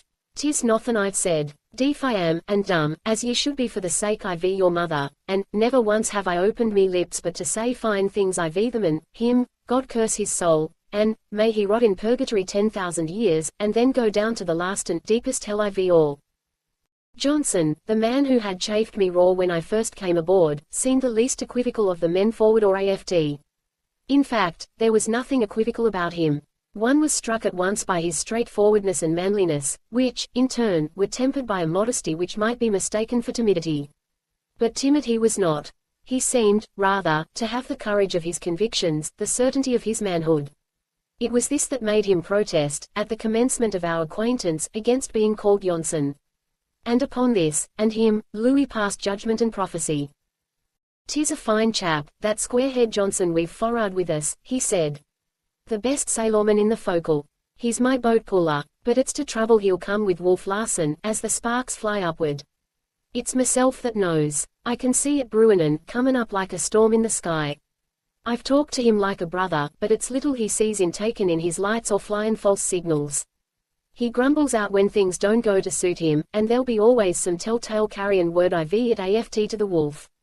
The Wolf is strong, and it's the way of a wolf to hate strength, and, strength it is he'll see in Johnson, no knucklin' under, and a, yes, sir, thank ye kindly, sir, for a curse or a blow. Oh, she's a-comin'. She's a-comin', and God knows where I'll get another boat puller. What does the fool up'n say, when the old man calls him Johnson, but me name is Johnson, sir, and, then spells it out, letter for letter. Ye should IV seen the old man's face. I thought he'd let drive at him on the spot. He didn't, but he will, and, he'll break that squarehead's heart, or it's little I know IV the ways IV men on the ships IV the sea. Thomas Mugridge is becoming unendurable. I am compelled to Mr. him and to Sir him with every speech. One reason for this is that Wolf Larsen seems to have taken a fancy to him. It is an unprecedented thing, I take it, for a captain to be chummy with the cook, but this is certainly what Wolf Larsen is doing. 2 or 3 times he put his head into the galley and chaffed Mugridge good-naturedly, and once, this afternoon, he stood by the break of the poop and chatted with him for fully 15 minutes. When it was over, and Mugridge was back in the galley, he became greasily radiant, and went about his work, humming Costa songs in a nerve-wracking and discordant falsetto. "I always get along with the officers," he remarked to me in a confidential tone. "I know the way, I do, to make myself up-sea whited. There was my last skipper, I thought nothin' of droppin' down in the cabin for a little chat and a friendly glass. Mugridge, says, to me, Mugridge, says, you've missed your vocation. And, how's that? Says I, you should, a been born a gentleman, and, never, 'ad to work for your livin'. God strike me dead, if that ain't what, says, and, me sittin' there in, 'is own cabin, jolly like and comfortable, smokin', 'is cigars and drinkin', 'is rum. This chitter-chatter drove me to distraction. I never heard a voice I hated so. His oily, insinuating tones, his greasy smile and his monstrous self-conceit grated on my nerves till sometimes I was all in a tremble. Positively, he was the most disgusting and loathsome person I have ever met. The filth of his cooking was indescribable, and, as he cooked everything that was eaten aboard, I was compelled to select what I ate with great circumspection, choosing from the least dirty of his concoctions. My hands bothered me a great deal, unused as they were to work. The nails were discolored and black, while the skin was already grained with dirt which even a scrubbing brush could not remove. Then blisters came, in a painful and never-ending procession, and I had a great burn on my forearm, acquired by losing my balance in a roll of the ship and pitching against the galley stove. Nor was my knee any better. The swelling had not gone down, and the cap was still up on edge. Hobbling about on it from morning till night was not helping it any. What I needed was rest, if it were ever to get well. Rest. I never before knew the meaning of the word. I had been resting all my life and did not know it. But now, could I sit still for 1/2 hour and do nothing, not even think, it would be the most pleasurable thing in the world. But it is a revelation. On the other hand, I shall be able to appreciate the lives of the working people hereafter. I did not dream that work was so terrible a thing. From 5:30 in the morning till 10 o'clock at night I am everybody's slave, with not one moment to myself, except such as I can steal near the end of the second dog watch. Let me pause for a minute to look out over the sea sparkling in the sun, or to gaze at a sailor going aloft to the gaff topsails, or running out the bowsprit, and I am sure to hear the hateful voice, you, no sojourn. I've got my peepers on yer. There are signs of rampant bad temper in the steerage, and the gossip is going around that Smoke and Henderson have had a fight. Henderson seems the best of the hunters, a slow-going fellow, and hard to rouse, but roused he must have been, for Smoke had a bruised and discolored eye, and looked particularly vicious when he came into the cabin for supper. A cruel thing happened just before supper, indicative of the callousness and brutishness of these men. There is one green hand in the crew, Harrison by name, a clumsy-looking country boy, mastered, I imagine, by the spirit of adventure, and making his first voyage. In the light baffling airs the schooner had been tacking about a great deal, at which times the sails pass from one side to the other and a man is sent aloft to shift over the foregaff topsail. In some way, when Harrison was aloft, the sheet jammed in the block through which it runs at the end of the gaff. As I understood it, there were two ways of getting it cleared: first, by lowering the foresail, which was comparatively easy and without danger, and second, by climbing out the peak halyards to the end of the gaff itself, an exceedingly hazardous performance. Johansen called out to Harrison to go out the halyards. It was patent to everybody that the boy was afraid. And well he might be, 80 feet above the deck, to trust himself on those thin and jerking ropes. Had there been a steady breeze it would not have been so bad, but the Ghost was rolling emptily in a long sea, and with each roll the canvas flapped and boomed and the halyards slacked and jerked taut. They were capable of snapping a man off like a fly from a whiplash. Harrison heard the order and understood what was demanded of him, but hesitated. It was probably the first time he had been aloft in his life. Johansen, who had caught the contagion of Wolf Larsen's masterfulness, burst out with a volley of abuse and curses. "That'll do, Johansen," Wolf Larsen said brusquely. "I'll have you know that I do the swearing on this ship. If I need your assistance, I'll call you in." "Yes, sir," the mate acknowledged submissively. In the meantime Harrison had started out on the halyards. I was looking up from the galley door, and I could see him trembling, as if with ague, in every limb. He proceeded very slowly and cautiously, an inch at a time. Outlined against the clear blue of the sky, he had the appearance of an enormous spider crawling along the tracery of its web. It was a slight uphill climb, for the foresail peaked high, and the halyards, running through various blocks on the gaff and mast, gave him separate holds for hands and feet. But the trouble lay in that the wind was not strong enough nor steady enough to keep the sail full. When he was halfway out, the Ghost took a long roll to windward and back again into the hollow between two seas. Harrison ceased his progress and held on tightly. 80 feet beneath, I could see the agonized strain of his muscles as he gripped for very life. The sail emptied and the gaff swung amidships. The halyards slackened, and, though it all happened very quickly, I could see them sag beneath the weight of his body. Then the gaff swung to the side with an abrupt swiftness, the great sail boomed like a cannon, and the 3 rows of reef points slatted against the canvas like a volley of rifles. Harrison, clinging on, made the giddy rush through the air. This rush ceased abruptly. The halyards became instantly taut. It was the snap of the whip. His clutch was broken. One hand was torn loose from its hold. The other lingered desperately for a moment, and followed. His body pitched out and down, but in some way he managed to save himself with his legs. He was hanging by them, head downward. A quick effort brought his hands up to the halyards again, but he was a long time regaining his former position, where he hung, a pitiable object. "I'll bet he has no appetite for supper," I heard Wolf Larsen's voice, which came to me from around the corner of the galley. "Stand from under, you, Johansen. Watch out. Here she comes." In truth, Harrison was very sick, as a person is seasick, and for a long time he clung to his precarious perch without attempting to move. Johansen, however, continued violently to urge him on to the completion of his task. "It is a shame," I heard Johnson growling in painfully slow and correct English. He was standing by the main rigging, a few feet away from me. "The boy is willing enough. He will learn if he has a chance. But this is," he paused a while, for the word, murder, was his final judgment.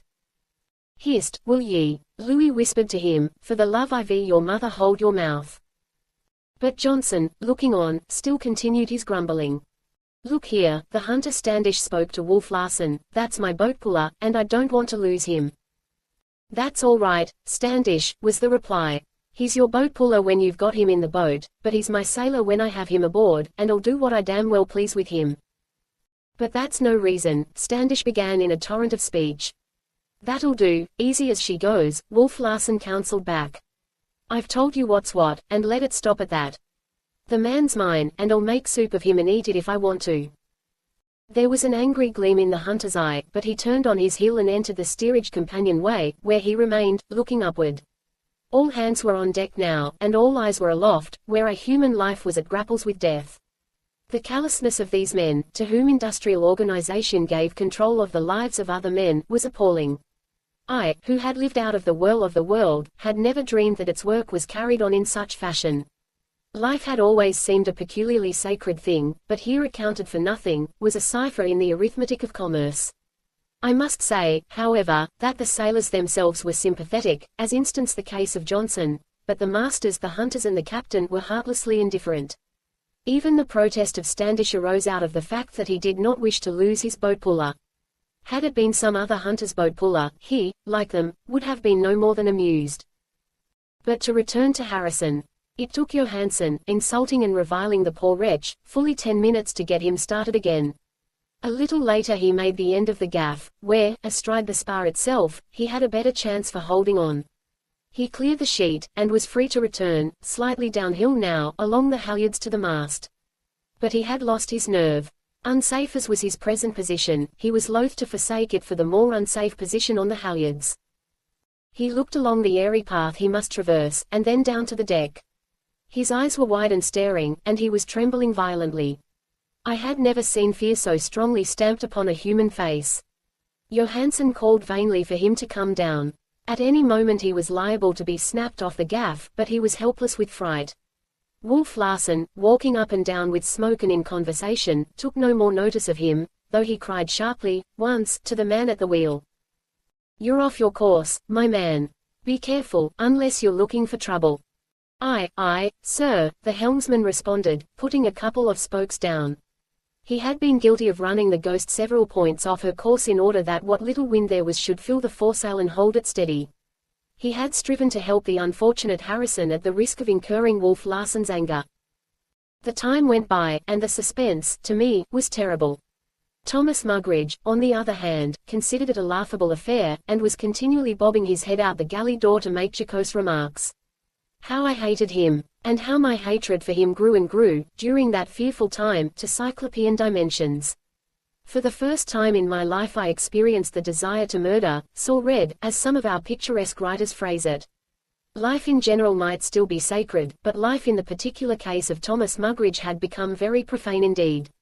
I was frightened when I became conscious that I was seeing red, and the thought flashed through my mind, was I, too, becoming tainted by the brutality of my environment? I, who even in the most flagrant crimes had denied the justice and righteousness of capital punishment. Fully half an hour went by, and then I saw Johnson and Louis in some sort of altercation. It ended with Johnson flinging off Louis's detaining arm and starting forward. He crossed the deck, sprang into the fore rigging, and began to climb. But the quick eye of Wolf Larsen caught him. "Here, you, what are you up to?" he cried. Johnson's assent was arrested. He looked his captain in the eyes and replied slowly, "I am going to get that boy down. You'll get down out of that rigging, and damn lively about it. D'ye hear? Get down." Johnson hesitated, but the long years of obedience to the masters of ships overpowered him, and he dropped sullenly to the deck and went on forward. At 5:30 I went below to set the cabin table, but I hardly knew what I did, for my eyes and my brain were filled with the vision of a man, white-faced and trembling, comically like a bug, clinging to the thrashing gaff. At 6 o'clock, when I served supper, going on deck to get the food from the galley, I saw Harrison, still in the same position. The conversation at the table was of other things. Nobody seemed interested in the wantonly imperiled life. But making an extra trip to the galley a little later, I was gladdened by the sight of Harrison staggering weakly from the rigging to the forecastle scuttle. He had finally summoned the courage to descend. Before closing this incident, I must give a scrap of conversation I had with Wolf Larsen in the cabin, while I was washing the dishes. "You were looking squeamish this afternoon," he began. "What was the matter?" I could see that he knew what had made me possibly as sick as Harrison, that he was trying to draw me, and I answered, "It was because of the brutal treatment of that boy." He gave a short laugh. "Like seasickness, I suppose. Some men are subject to it, and others are not." "Not so," I objected. "Just so," he went on. "The earth is as full of brutality as the sea is full of motion. And some men are made sick by the one, and some by the other. That's the only reason. But you, who make a mock of human life, don't you place any value upon it whatever?" I demanded. "Value? What value?" He looked at me, and though his eyes were steady and motionless, there seemed a cynical smile in them. "What kind of value? How do you measure it? Who values it?" "I do," I made answer. "Then what is it worth to you? Another man's life, I mean. Come now, what is it worth?" "The value of life. How could I put a tangible value upon it?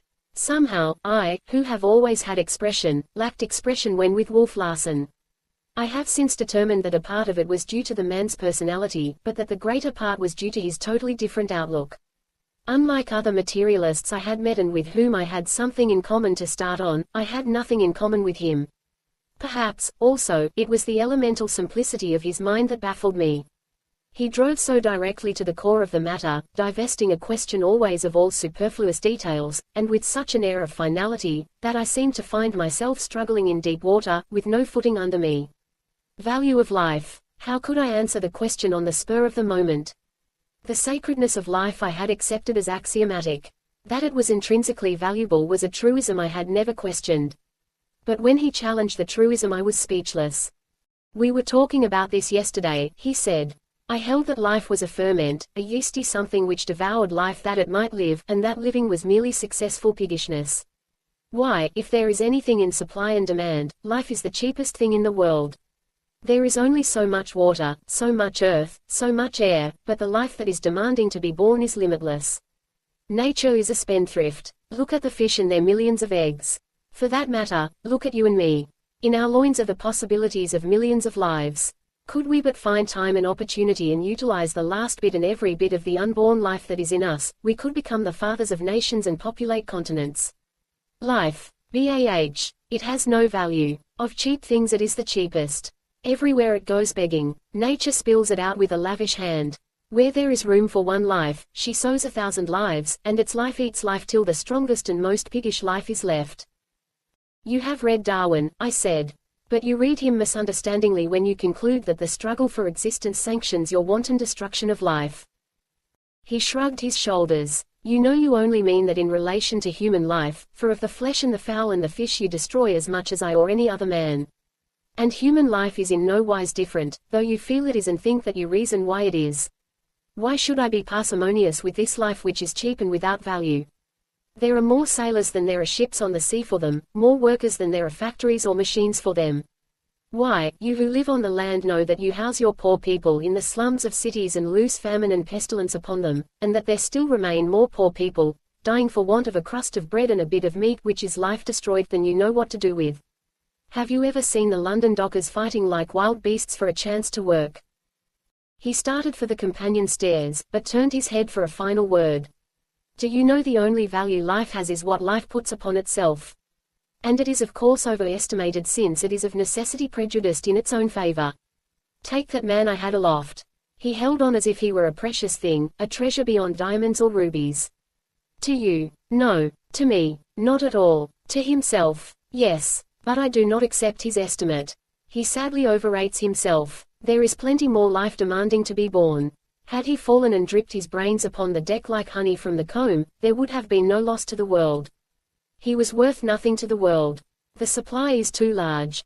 To himself only was he of value, and to show how fictitious even this value was, being dead he is unconscious that he has lost himself. He alone rated himself beyond diamonds and rubies.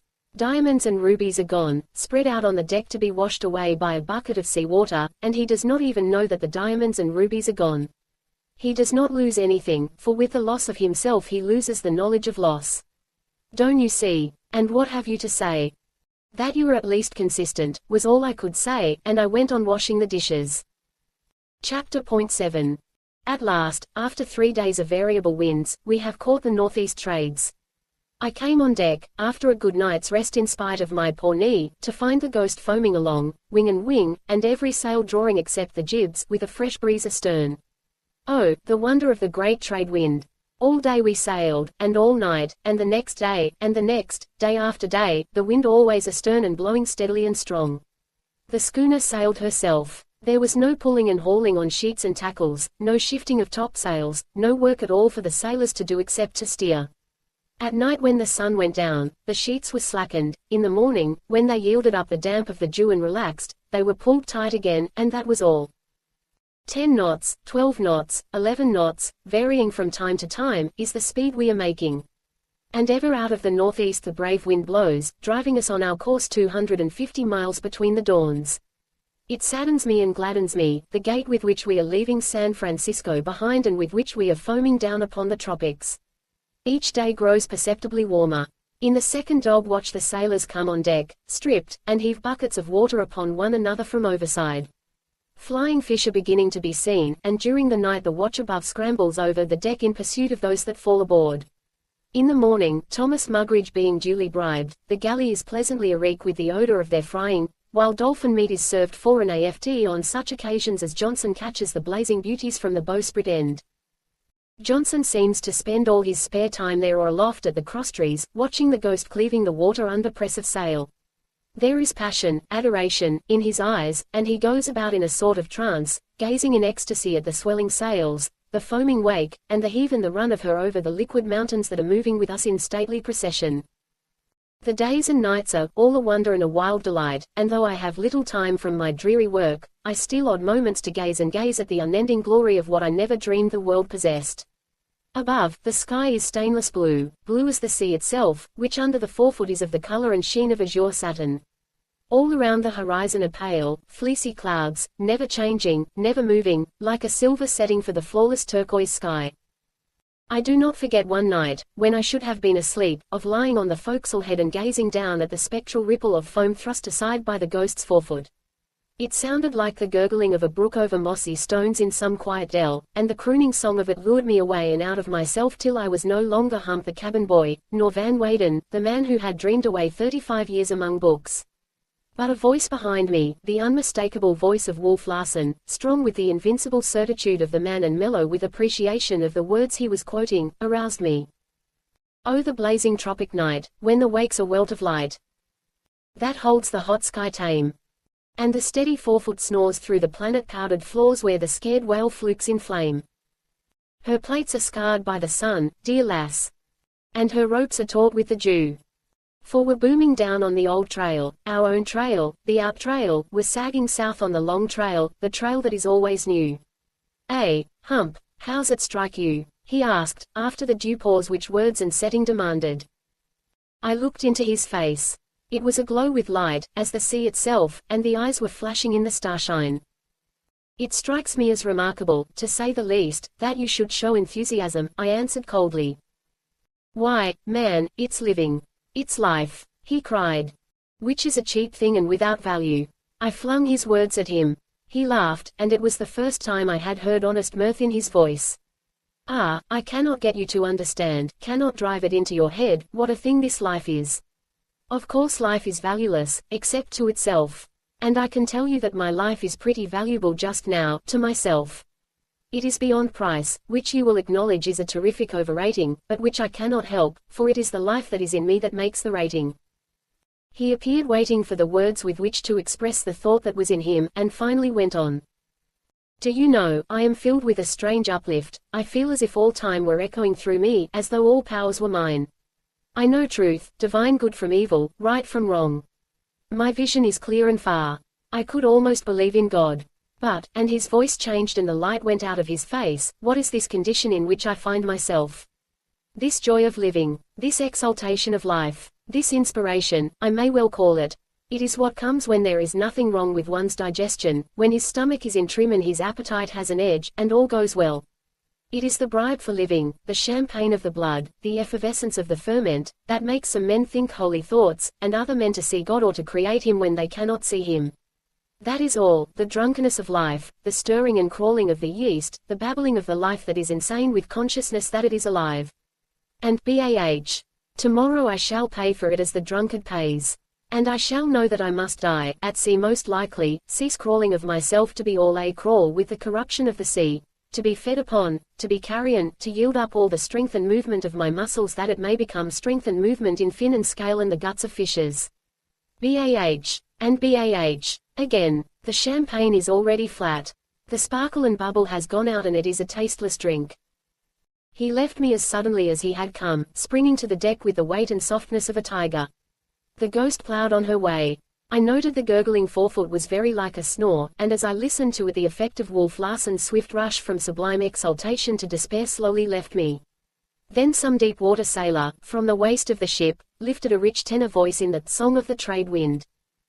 Oh, I am the wind the seamen love, I am steady, and strong, and true, they follow my track by the clouds above, o'er the fathomless tropic blue. Through daylight and dark I follow the bark I keep like a hound on her trail. I'm strongest at noon, yet under the moon, I stiffen the bunt of her sail. Chapter Point 8. Sometimes I think Wolf Larsen mad, or half mad at least, what of his strange moods and vagaries. At other times I take him for a great man, a genius who has never arrived. And, finally, I am convinced that he is the perfect type of the primitive man, born 1,000 years or generations too late and an anachronism in this culminating century of civilization. He is certainly an individualist of the most pronounced type. Not only that, but he is very lonely. There is no congeniality between him and the rest of the men aboard ship. His tremendous virility and mental strength wall him apart. They are more like children to him, even the hunters, and as children he treats them, descending perforce to their level and playing with them as a man plays with puppies. Or else he probes them with the cruel hand of a vivisectionist, groping about in their mental processes and examining their souls as though to see of what soul stuff is made. I have seen him a score of times, at table, insulting this hunter or that, with cool unlevel eyes and, withal, a certain air of interest, pondering their actions or replies or petty rages with a curiosity almost laughable to me who stood onlooker and who understood. Concerning his own rages, I am convinced that they are not real, that they are sometimes experiments, but that in the main they are the habits of a pose or attitude he has seen fit to take toward his fellow men. I know, with the possible exception of the incident of the dead mate, that I have not seen him really angry, nor do I wish ever to see him in a genuine rage, when all the force of him is called into play. While on the question of vagaries, I shall tell what befell Thomas Mugridge in the cabin, and at the same time complete an incident upon which I have already touched once or twice. The 12 o'clock dinner was over, one day, and I had just finished putting the cabin in order, when Wolf Larsen and Thomas Mugridge descended the companion stairs. Though the cook had a cubby hole of a state-room opening off from the cabin, in the cabin itself he had never dared to linger or to be seen, and he flitted to and fro, once or twice a day, a timid spectre. So you know how to play, Nap, Wolf Larsen was saying in a pleased sort of voice. I might have guessed an Englishman would know. I learned it myself in English ships. Thomas Mugridge was beside himself, a blithering imbecile, so pleased was he at chumming thus with the captain. The little airs he put on and the painful striving to assume the easy carriage of a man born to a dignified place in life would have been sickening had they not been ludicrous. He quite ignored my presence, though I credited him with being simply unable to see me. His pale, wishy-washy eyes were swimming like lazy summer seas, though what blissful visions they beheld were beyond my imagination. Get the cards, Hump, Wolf Larsen ordered, as they took seats at the table. And bring out the cigars and the whiskey you'll find in my berth. I returned with the articles in time to hear the Cockney hinting broadly that there was a mystery about him, that he might be a gentleman's son gone wrong or something or other. Also, that he was a remittance man and was paid to keep away from England, paid, handsomely, sir, was the way he put it, paid, handsomely to sling my book and keep slinging it. I had brought the customary liquor glasses, but Wolf Larsen frowned, shook his head, and signaled with his hands for me to bring the tumblers. These he filled 2/3 full with undiluted whiskey, a gentleman's drink, quoth Thomas Mugridge, and they clinked their glasses to the glorious game of nap, lighted cigars, and fell to shuffling and dealing the cards. They played for money. They increased the amounts of the bets. They drank whiskey, they drank it neat, and I fetched more. I do not know whether Wolf Larsen cheated or not, a thing he was thoroughly capable of doing, but he won steadily. The cook made repeated journeys to his bunk for money. Each time he performed the journey with greater swagger, but he never brought more than a few dollars at a time. He grew maudlin, familiar, could hardly see the cards or sit upright. As a preliminary to another journey to his bunk, he hooked Wolf Larsen's buttonhole with a greasy forefinger and vacuously proclaimed and reiterated, I got money, I tell yer, and I'm a gentleman's son. Wolf Larsen was unaffected by the drink, yet he drank glass for glass, and if anything his glasses were fuller. There was no change in him. He did not appear even amused at the other's antics. In the end, with loud protestations that he could lose like a gentleman, the cook's last money was staked on the game, and lost. Whereupon he leaned his head on his hands and wept. Wolf Larsen looked curiously at him, as though about to probe and vivisect him, then changed his mind, as from the foregone conclusion that there was nothing there to probe.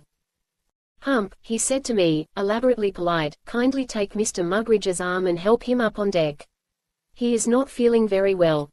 And tell Johnson to douse him with a few buckets of salt water, he added, in a lower tone for my ear alone. I left Mr. Mugridge on deck, in the hands of a couple of grinning sailors who had been told off for the purpose.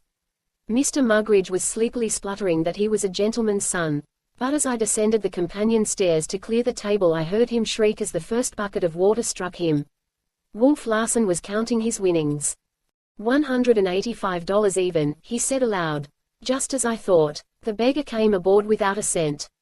And what you have won is mine, sir, I said boldly. He favored me with a quizzical smile. Hump, I have studied some grammar in my time, and I think your tenses are tangled. Was mine, you should have said, not, is mine. It is a question, not of grammar, but of ethics, I answered. It was possibly a minute before he spoke. Do ye know, Hump, he said, with a slow seriousness which had in it an indefinable strain of sadness, that this is the first time I have heard the word, ethics, in the mouth of a man. You and I are the only men on this ship who know its meaning.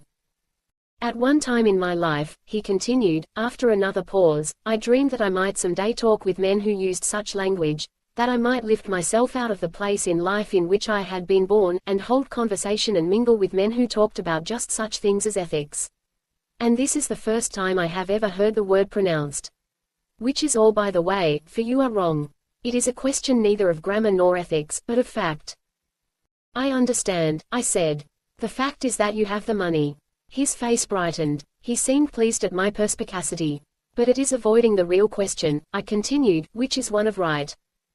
Ah, he remarked, with a wry pucker of his mouth, I see you still believe in such things as right and wrong.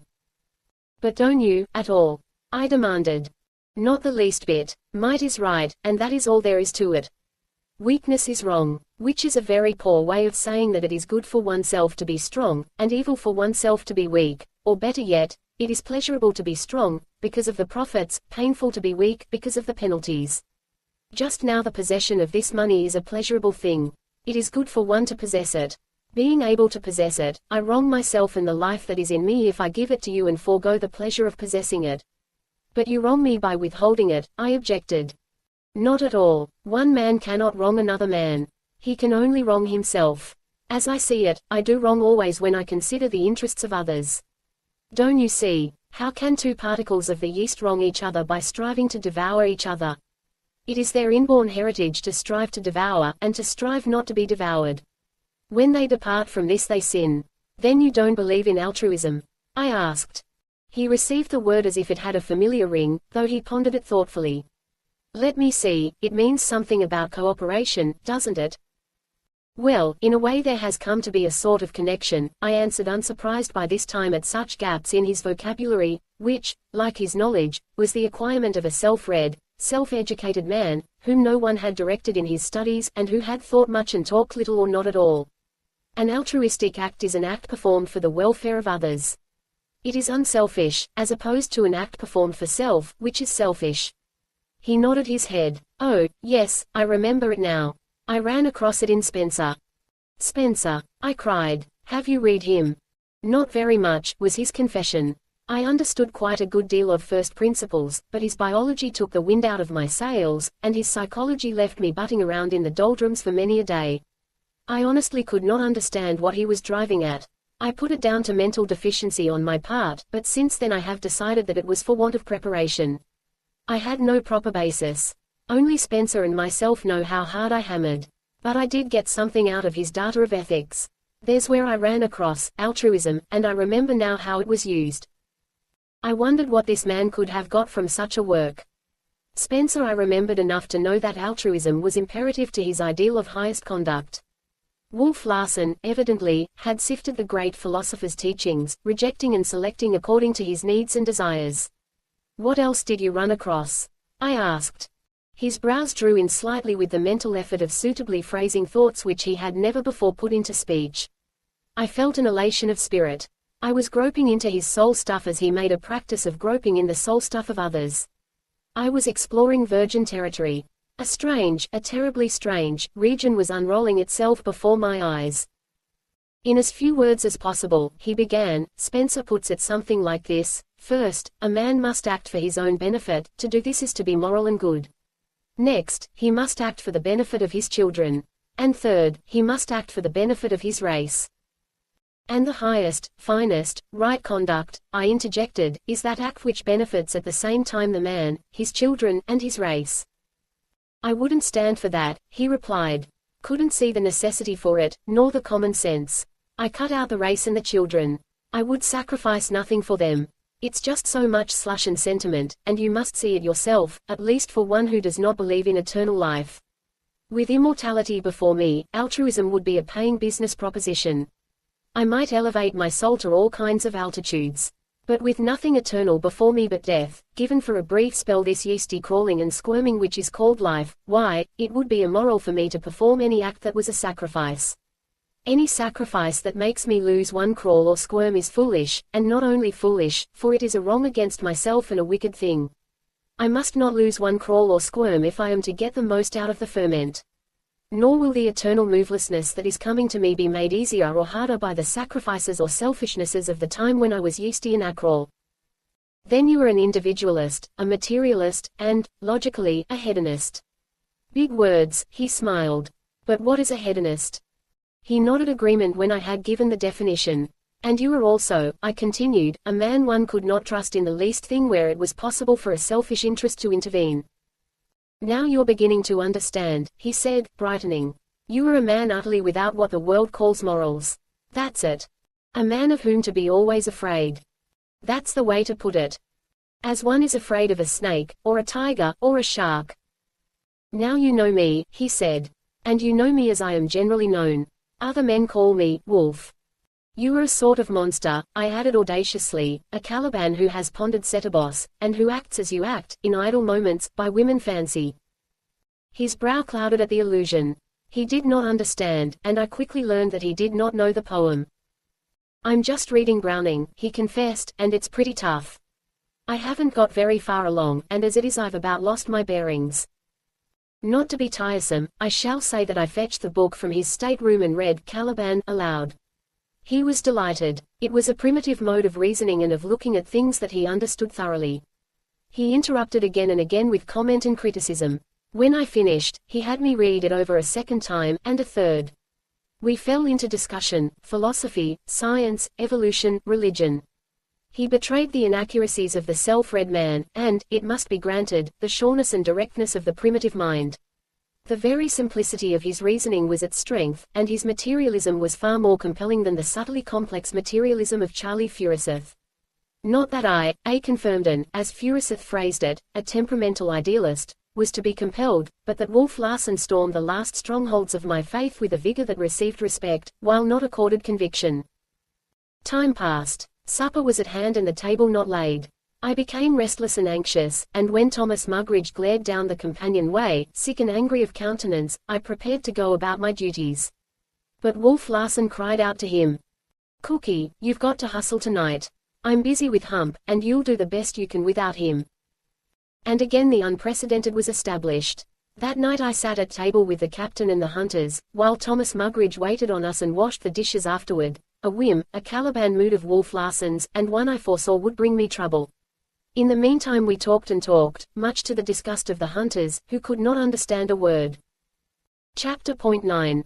3 days of rest, 3 blessed days of rest, are what I had with Wolf Larsen, eating at the cabin table and doing nothing but discuss life, literature, and the universe, the while Thomas Mugridge fumed and raged and did my work as well as his own.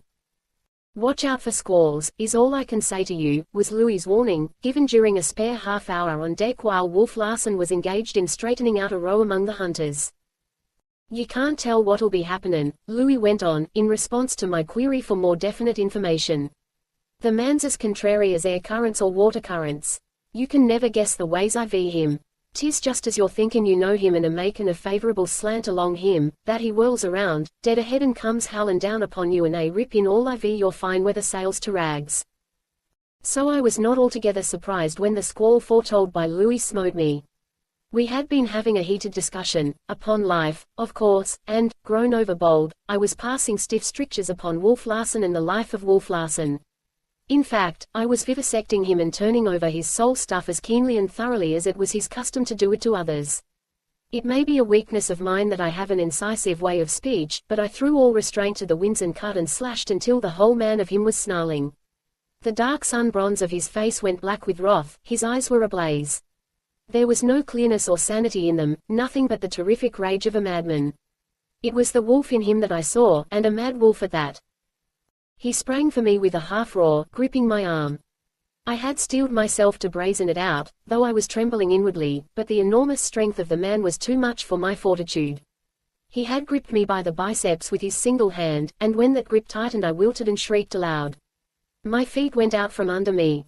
I simply could not stand upright and endure the agony. The muscles refused their duty. The pain was too great. My biceps was being crushed to a pulp. He seemed to recover himself, for a lucid gleam came into his eyes, and he relaxed his hold with a short laugh that was more like a growl. I fell to the floor, feeling very faint, while he sat down, lighted a cigar, and watched me as a cat watches a mouse. As I wreathed about I could see in his eyes that curiosity I had so often noted, that wonder and perplexity, that questing, that everlasting query of his as to what it was all about. I finally crawled to my feet and ascended the companion stairs. Fair weather was over, and there was nothing left but to return to the galley. My left arm was numb, as though paralyzed, and days passed before I could use it, while weeks went by before the last stiffness and pain went out of it. And he had done nothing but put his hand upon my arm and squeeze. There had been no wrenching or jerking. He had just closed his hand with a steady pressure. What he might have done I did not fully realize till next day, when he put his head into the galley, and, as a sign of renewed friendliness, asked me how my arm was getting on. "It might have been worse," he smiled. I was peeling potatoes. He picked one up from the pan. It was fair-sized, firm, and unpeeled. He closed his hand upon it, squeezed, and the potato squirted out between his fingers in mushy streams. The pulpy remnant he dropped back into the pan and turned away, and I had a sharp vision of how it might have fared with me had the monster put his real strength upon me. But the 3 days' rest was good in spite of it all, for it had given my knee the very chance it needed. It felt much better, the swelling had materially decreased, and the cap seemed descending into its proper place. Also, the 3 days' rest brought the trouble I had foreseen. It was plainly Thomas Mugridge's intention to make me pay for those 3 days. He treated me vilely, cursed me continually, and heaped his own work upon me. He even ventured to raise his fist to me, but I was becoming animal-like myself, and I snarled in his face so terribly that it must have frightened him back. It is no pleasant picture I can conjure up of myself, Humphrey Van Weyden, in that noisome ship's galley, crouched in a corner over my task, my face raised to the face of the creature about to strike me, my lips lifted and snarling like a dog's, my eyes gleaming with fear and helplessness and the courage that comes of fear and helplessness. I do not like the picture. It reminds me too strongly of a rat in a trap. I do not care to think of it, but it was effective, for the threatened blow did not descend. Thomas Mugridge backed away, glaring as hatefully and viciously as I glared. A pair of beasts is what we were, penned together and showing our teeth. He was a coward, afraid to strike me because I had not quailed sufficiently in advance, so he chose a new way to intimidate me. There was only one galley knife that, as a knife, amounted to anything. This, through many years of service and wear, had acquired a long, lean blade. It was unusually cruel-looking, and at first I had shuddered every time I used it. The cook borrowed a stone from Johansen and proceeded to sharpen the knife. He did it with great ostentation, glancing significantly at me the while. He whetted it up and down all day long. Every odd moment he could find he had the knife and stone out and was whetting away. The steel acquired a razor edge. He tried it with the ball of his thumb or across the nail. He shaved hairs from the back of his hand, glanced along the edge with microscopic acuteness, and found, or feigned that he found, always, a slight inequality in its edge somewhere. Then he would put it on the stone again and whet, till I could have laughed aloud, it was so very ludicrous. It was also serious, for I learned that he was capable of using it, that under all his cowardice there was a courage of cowardice, like mine, that would impel him to do the very thing his whole nature protested against doing and was afraid of doing. Cook is sharpening his knife for Hump, was being whispered about among the sailors, and some of them twitted him about it. This he took in good part, and was really pleased, nodding his head with direful foreknowledge and mystery, until George Leach, the erstwhile cabin boy, ventured some rough pleasantry on the subject. Now it happened that Leach was one of the sailors told off to douse Mugridge after his game of cards with the captain. Leach had evidently done his task with a thoroughness that Mugridge had not forgiven, for words followed and evil names involving smirched ancestries. Mugridge menaced with the knife he was sharpening for me. Leach laughed and hurled more of his Telegraph Hill Billingsgate, and before either he or I knew what had happened, his right arm had been ripped open from elbow to wrist by a quick slash of the knife. The cook backed away, a fiendish expression on his face, the knife held before him in a position of defense. But Leach took it quite calmly, though blood was spouting upon the deck as generously as water from a fountain. "I'm goin' to get you, Cookie," he said, "and I'll get you hard. And I won't be in no hurry about it. You'll be without that knife when I come for you." So saying, he turned and walked quietly forward. Mugridge's face was livid with fear at what he had done and at what he might expect sooner or later from the man he had stabbed. But his demeanor toward me was more ferocious than ever. In spite of his fear at the reckoning he must expect to pay for what he had done, he could see that it had been an object lesson to me, and he became more domineering and exultant. Also there was a lust in him, akin to madness, which had come with sight of the blood he had drawn. He was beginning to see red in whatever direction he looked. The psychology of it is sadly tangled, and yet I could read the workings of his mind as clearly as though it were a printed book. Several days went by, the ghost still foaming down the trades, and I could swear I saw madness growing in Thomas Mugridge's eyes. And I confess that I became afraid, very much afraid. Wet, it went all day long. The look in his eyes as he felt the keen edge and glared at me was positively carnivorous. I was afraid to turn my shoulder to him, and when I left the galley I went out backwards, to the amusement of the sailors and hunters, who made a point of gathering in groups to witness my exit. The strain was too great. I sometimes thought my mind would give way under it, a meet thing on this ship of madmen and brutes. Every hour, every minute of my existence was in jeopardy. I was a human soul in distress, and yet no soul, for or aft, betrayed sufficient sympathy to come to my aid. At times I thought of throwing myself on the mercy of Wolf Larsen, but the vision of the mocking devil in his eyes that questioned life and sneered at it would come strong upon me and compel me to refrain. At other times I seriously contemplated suicide, and the whole force of my hopeful philosophy was required to keep me from going over the side in the darkness of night. Several times Wolf Larsen tried to inveigle me into discussion, but I gave him short answers and eluded him. Finally, he commanded me to resume my seat at the cabin table for a time and let the cook do my work. Then I spoke frankly, telling him what I was enduring from Thomas Mugridge because of the 3 days of favoritism which had been shown me. Wolf Larsen regarded me with smiling eyes. "So you're afraid, eh?" he sneered. "Yes," I said defiantly and honestly, "I am afraid." "That's the way with you fellows," he cried, half angrily, "sentimentalizing about your immortal souls and afraid to die. At sight of a sharp knife and a cowardly cockney the clinging of life to life overcomes all your fond foolishness. Why, my dear fellow, you will live forever. You are a god, and God cannot be killed. Cookie cannot hurt you. You are sure of your resurrection. What's there to be afraid of? You have eternal life before you. You are a millionaire in immortality, and a millionaire whose fortune cannot be lost, whose fortune is less perishable than the stars and as lasting as space or time. It is impossible for you to diminish your principle. Immortality is a thing without beginning or end. Eternity is eternity, and though you die here and now you will go on living somewhere else and hereafter. And it is all very beautiful, this shaking off of the flesh and soaring of the imprisoned spirit. Cookie cannot hurt you. He can only give you a boost on the path you eternally must tread. Or, if you do not wish to be boosted just yet, why not boost Cookie? According to your ideas, he, too, must be an immortal millionaire. You cannot bankrupt him. His paper will always circulate at par. You cannot diminish the length of his living by killing him, for he is without beginning or end. He's bound to go on living, somewhere, somehow. Then boost him. Stick a knife in him and let his spirit free. As it is, it's in a nasty prison, and you'll do him only a kindness by breaking down the door. And who knows? It may be a very beautiful spirit that will go soaring up into the blue from that ugly carcass. Boost him along, and I'll promote you to his place, and he's getting $45 a month. It was plain that I could look for no help or mercy from Wolf Larsen. Whatever was to be done I must do for myself, and out of the courage of fear I evolved the plan of fighting Thomas Mugridge with his own weapons. I borrowed a whetstone from Johansen. Louis, the boat steerer, had already begged me for condensed milk and sugar. The lazarette, where such delicacies were stored, was situated beneath the cabin floor. Watching my chance, I stole 5 cans of the milk, and that night, when it was Louis's watch on deck, I traded them with him for a dirk as lean and cruel-looking as Thomas Mugridge's vegetable knife. It was rusty and dull, but I turned the grindstone while Louis gave it an edge. I slept more soundly than usual that night. Next morning, after breakfast, Thomas Mugridge began his wet. I glanced warily at him, for I was on my knees taking the ashes from the stove.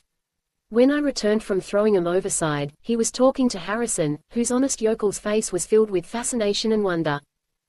Yes, Mugridge was saying, and, what does, is worshipped but give me 2 years in Reading. But blimey if I cared. The other mug was fixed plenty. Should, a scene, knife just like this. I stuck it in, like into soft butter, and, the wee, squealed was better in a 2-penny gaff. He shot a glance in my direction to see if I was taking it in, and went on. I didn't mean it, Tommy, was snifflin', so, help me God, I didn't mean it.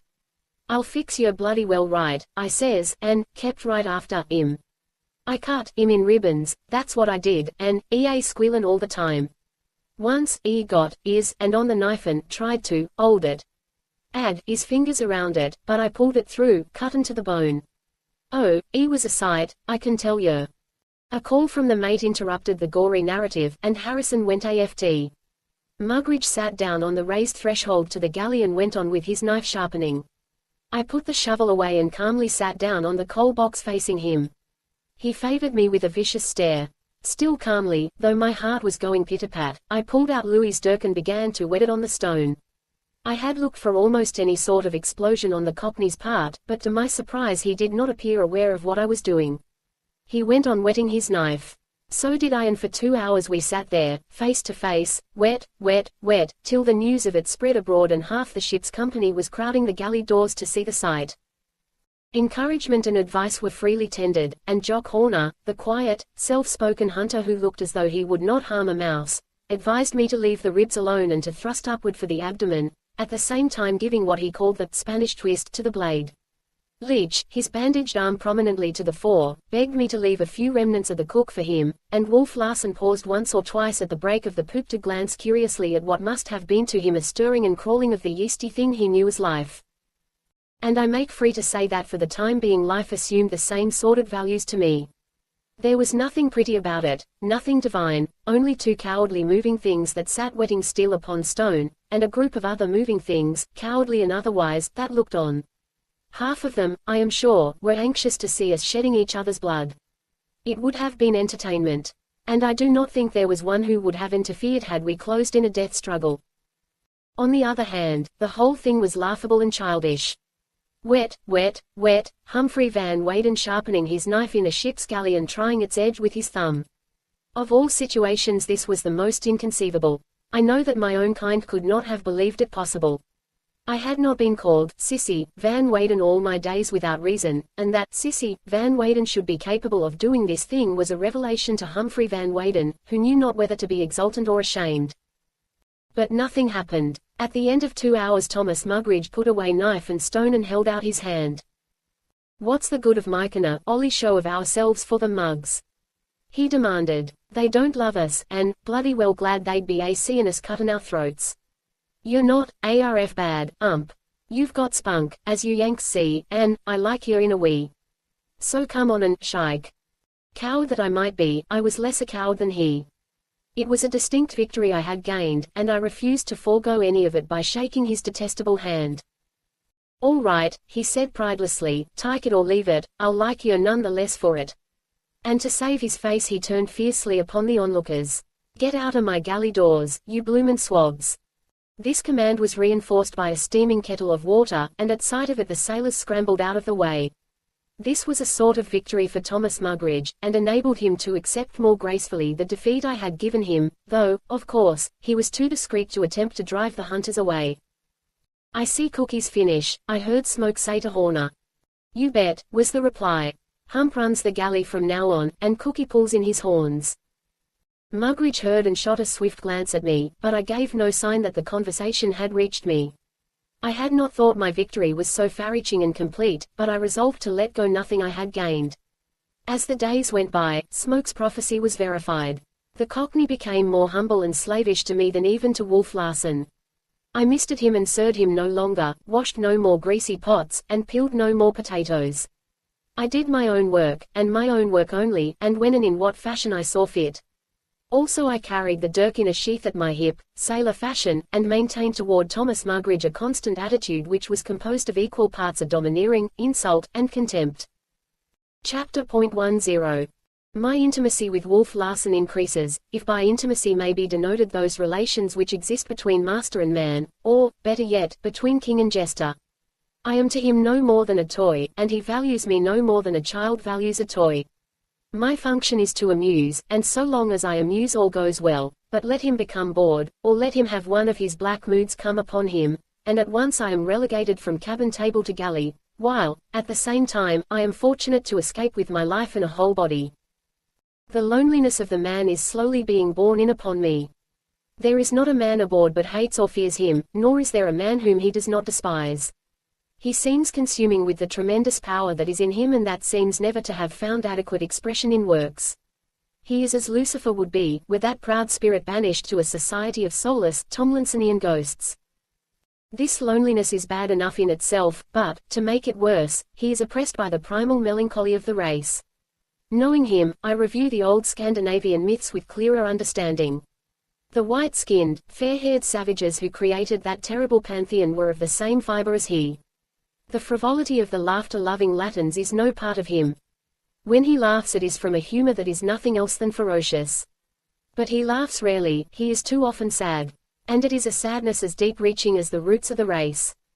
It is the race heritage, the sadness which has made the race sober-minded, clean-lived and fanatically moral, and which, in this latter connection, has culminated among the English in the Reformed Church and Mrs. Grundy. In point of fact, the chief vent to this primal melancholy has been religion in its more agonizing forms. But the compensations of such religion are denied Wolf Larsen. His brutal materialism will not permit it. So, when his blue moods come on, nothing remains for him, but to be devilish. Were he not so terrible a man, I could sometimes feel sorry for him, as instance 3 mornings ago, when I went into his stateroom to fill his water bottle and came unexpectedly upon him. He did not see me. His head was buried in his hands, and his shoulders were heaving convulsively as with sobs. He seemed torn by some mighty grief.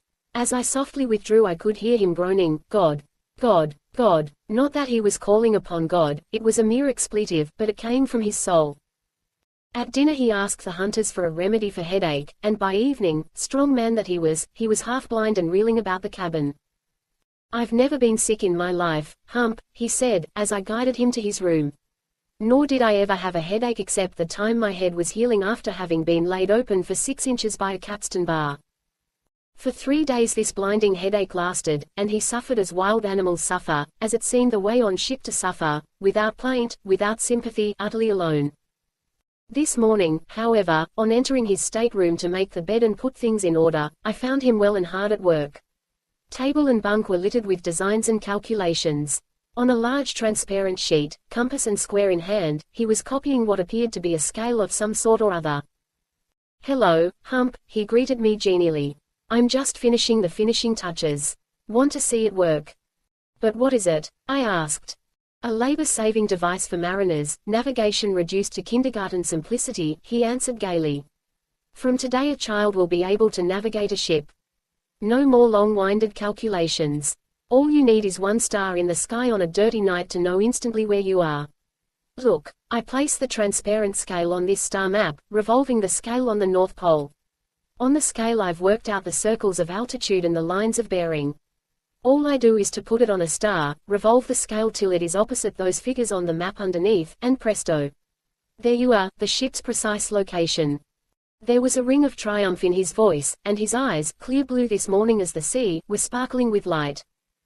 "You must be well up in mathematics," I said. "Where did you go to school?" "Never saw the inside of one, worse luck," was the answer. "I had to dig it out for myself." "And why do you think I have made this thing?" he demanded, abruptly. "Dreaming to leave footprints on the sands of time." He laughed one of his horrible mocking laughs. "Not at all. To get it patented, to make money from it, to revel in piggishness with all night in while other men do the work. That's my purpose. Also, I have enjoyed working it out." "The creative joy," I murmured. "I guess that's what it ought to be called. Which is another way of expressing the joy of life in that it is alive, the triumph of movement over matter, of the quick over the dead, the pride of the yeast because it is yeast and crawls." I threw up my hands with helpless disapproval of his inveterate materialism and went about making the bed.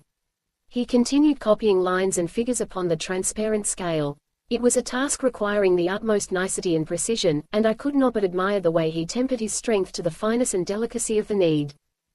When I had finished the bed, I caught myself looking at him in a fascinated sort of way. He was certainly a handsome man, beautiful in the masculine sense.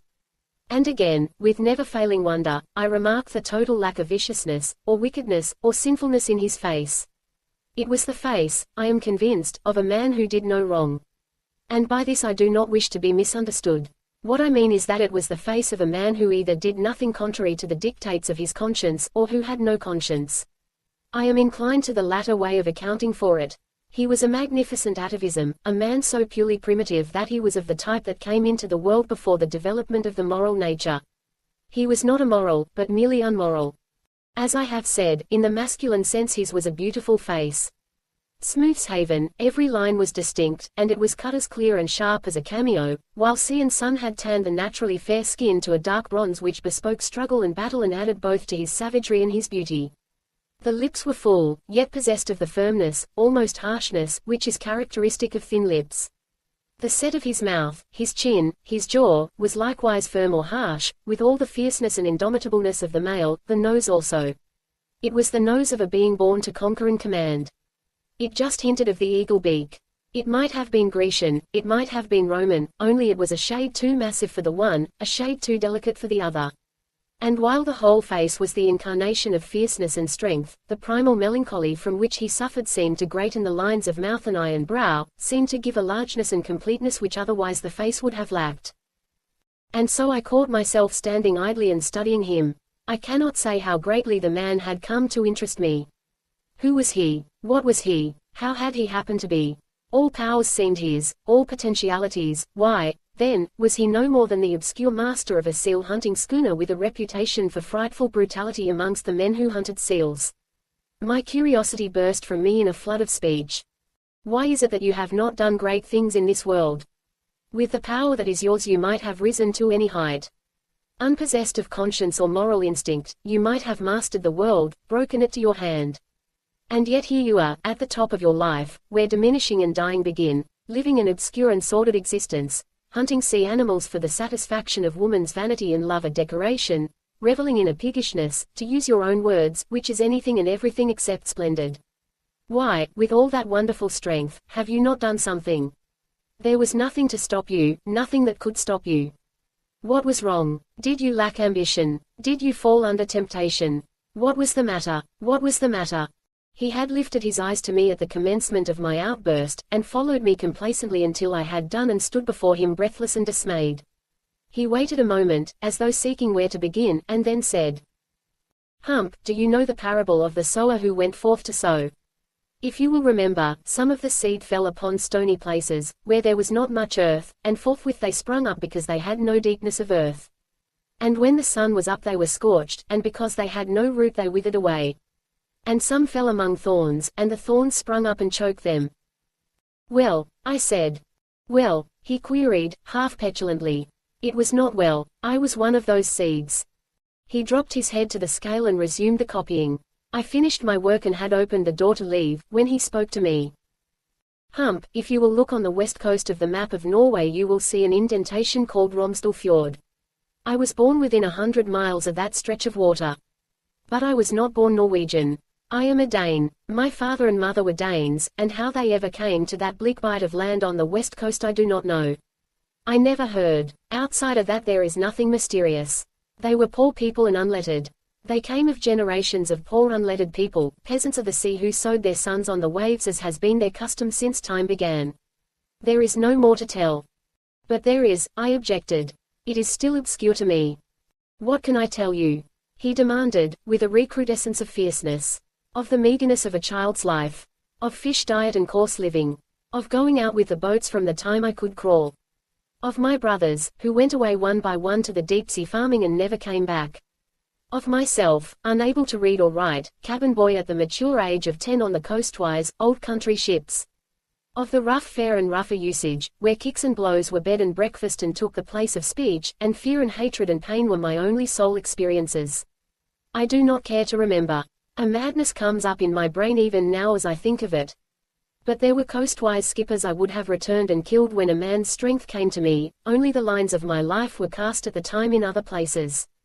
I did return, not long ago, but unfortunately the skippers were dead, all but one, a mate in the old days, a skipper when I met him, and when I left him a cripple who would never walk again." "But you who read Spencer and Darwin and have never seen the inside of a school, how did you learn to read and write?" I queried. "In the English merchant service. Cabin boy at 12, ship's boy at 14, ordinary seaman at 16, able seaman at 17, and cock of the forecastle, infinite ambition and infinite loneliness, receiving neither help nor sympathy. I did it all for myself, navigation, mathematics, science, literature, and what not. And of what use has it been? Master and owner of a ship at the top of my life, as you say, when I am beginning to diminish and die. Paltry, isn't it? And when the sun was up I was scorched, and because I had no root I withered away." "But history tells of slaves who rose to the purple," I chided. "And history tells of opportunities that came to the slaves who rose to the purple," he answered grimly.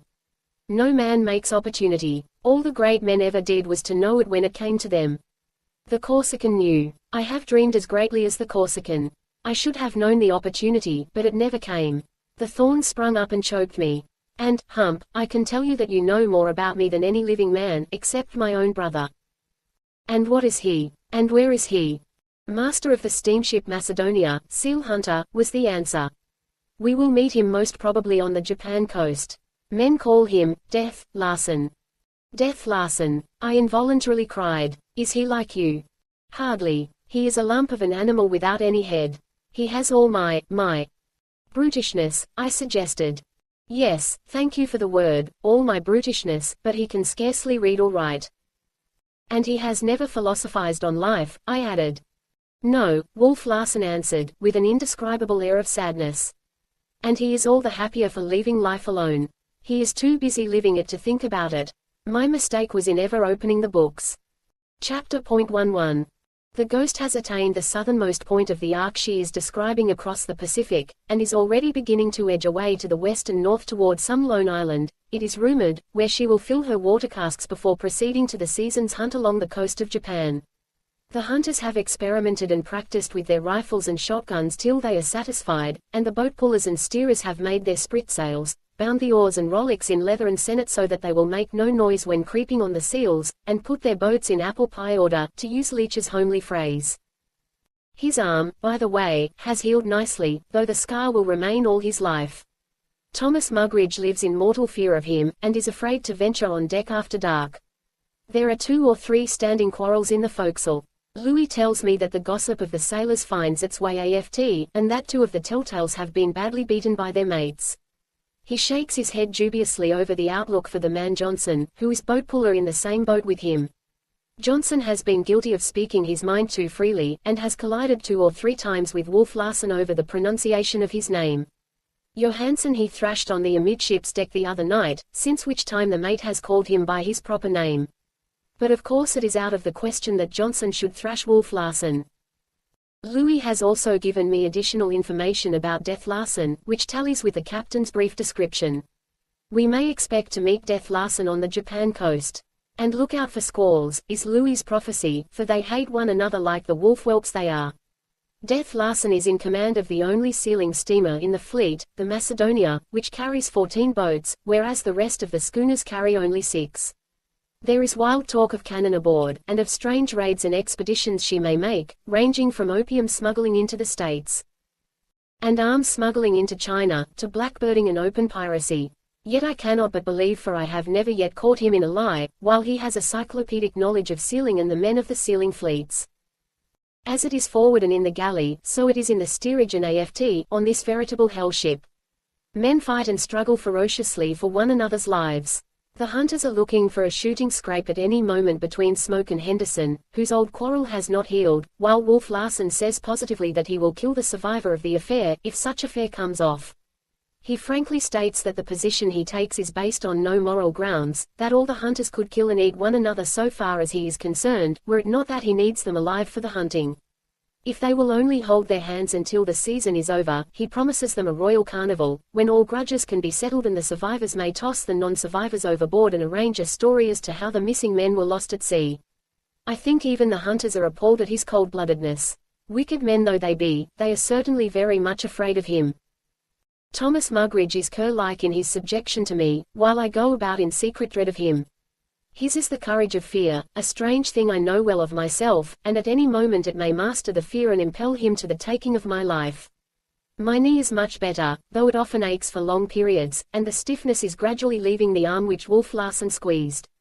Otherwise I am in splendid condition, feel that I am in splendid condition. My muscles are growing harder and increasing in size. My hands, however, are a spectacle for grief. They have a parboiled appearance, are afflicted with hang nails, while the nails are broken and discolored, and the edges of the quick seem to be assuming a fungoid sort of growth. Also, I am suffering from boils, due to the diet, most likely, for I was never afflicted in this manner before. I was amused, a couple of evenings back, by seeing Wolf Larsen reading the Bible, a copy of which, after the futile search for one at the beginning of the voyage, had been found in the dead mate's sea chest. I wondered what Wolf Larsen could get from it, and he read aloud to me from Ecclesiastes. I could imagine he was speaking the thoughts of his own mind as he read to me, and his voice, reverberating deeply and mournfully in the confined cabin, charmed and held me. He may be uneducated, but he certainly knows how to express the significance of the written word. I can hear him now, as I shall always hear him, the primal melancholy vibrant in his voice as he read. I gathered me also silver and gold, and the peculiar treasure of kings and of the provinces. I gat me men singers and women singers, and the delights of the sons of men, as musical instruments, and that of all sorts. So I was great, and increased more than all that were before me in Jerusalem, also my wisdom returned with me. Then I looked on all the works that my hands had wrought and on the labor that I had labored to do, and behold, all was vanity and vexation of spirit, and there was no profit under the sun. All things come alike to all, there is one event to the righteous and to the wicked, to the good and to the clean, and to the unclean, to him that sacrificeth, and to him that sacrificeth not, as is the good, so is the sinner, and he that sweareth, as he that feareth an oath. This is an evil among all things that are done under the sun, that there is one event unto all, yea, also the heart of the sons of men is full of evil, and madness is in their heart while they live, and after that they go to the dead. For to him that is joined to all the living there is hope, for a living dog is better than a dead lion. For the living know that they shall die, but the dead know not anything, neither have they any more a reward, for the memory of them is forgotten. Also their love, and their hatred, and their envy, is now perished, neither have they any more a portion forever in anything that is done under the sun. There you have it, Hump, he said, closing the book upon his finger and looking up at me. The preacher who was king over Israel in Jerusalem thought as I think. You call me a pessimist. Is not this pessimism of the blackest? All is vanity and vexation of spirit. There is no profit under the sun. There is one event unto all, to the fool and the wise, the clean and the unclean, the sinner and the saint, and that event is death, and an evil thing, he says. For the preacher loved life, and did not want to die, saying, for a living dog is better than a dead lion. He preferred the vanity and vexation to the silence and unmovableness of the grave. And so to crawl is piggish, but to not crawl, to be as the clod and rock, is loathsome to contemplate. It is loathsome to the life that is in me, the very essence of which is movement, the power of movement, and the consciousness of the power of movement. Life itself is unsatisfaction, but to look ahead to death is greater unsatisfaction. You are worse off than Omar, I said. He, at least, after the customary agonizing of youth, found content and made of his materialism a joyous thing. Who was Omar? Wolf Larsen asked, and I did no more work that day, nor the next, nor the next. In his random reading he had never chanced upon the Rubaiyat, and it was to him like a great find of treasure. Much I remembered, possibly 2/3 of the quatrains, and I managed to piece out the remainder without difficulty. We talked for hours over single stanzas, and I found him reading into them a wail of regret and a rebellion which, for the life of me, I could not discover myself. Possibly I recited with a certain joyous lilt which was my own, for his memory was good, and at a second rendering, very often the first, he made a quatrain his own, he recited the same lines and invested them with an unrest and passionate revolt that was well nigh convincing. I was interested as to which quatrain he would like best, and was not surprised when he hit upon the one born of an instant's irritability, and quite at variance with the Persian's complacent philosophy and genial code of life. What, without asking, hither hurried whence? And, without asking, whither hurried hence? Oh, many a cup of this forbidden wine must drown the memory of that insolence.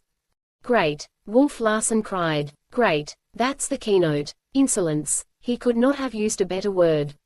In vain I objected and denied. He deluged me, overwhelmed me with argument. It's not the nature of life to be otherwise. Life, when it knows that it must cease living, will always rebel. It cannot help itself. The preacher found life and the works of life all of vanity and vexation, an evil thing, but death, the ceasing to be able to be vain and vexed, he found an eviler thing. Through chapter after chapter he is worried by the one event that cometh to all alike. So Omar, so I, so you, even you, for you rebelled against dying when Cookie sharpened a knife for you. You were afraid to die, the life that was in you, that composes you, that is greater than you, did not want to die. You have talked of the instinct of immortality. I talk of the instinct of life, which is to live, and which, when death looms near and large, masters the instinct, so-called, of immortality. It mastered it in you, you cannot deny it because a crazy Cockney cook sharpened a knife. You are afraid of him now. You are afraid of me. You cannot deny it. If I should catch you by the throat, thus, his hand was about my throat and my breath was shut off, and began to press the life out of you thus, and thus, your instinct of immortality will go glimmering, and your instinct of life, which is longing for life, will flutter up, and you will struggle to save yourself. I see the fear of death in your eyes. You beat the air with your arms. You exert all your puny strength to struggle to live. Your hand is clutching my arm, lightly it feels as a butterfly resting there. Your chest is heaving, your tongue protruding, your skin turning dark, your eyes swimming.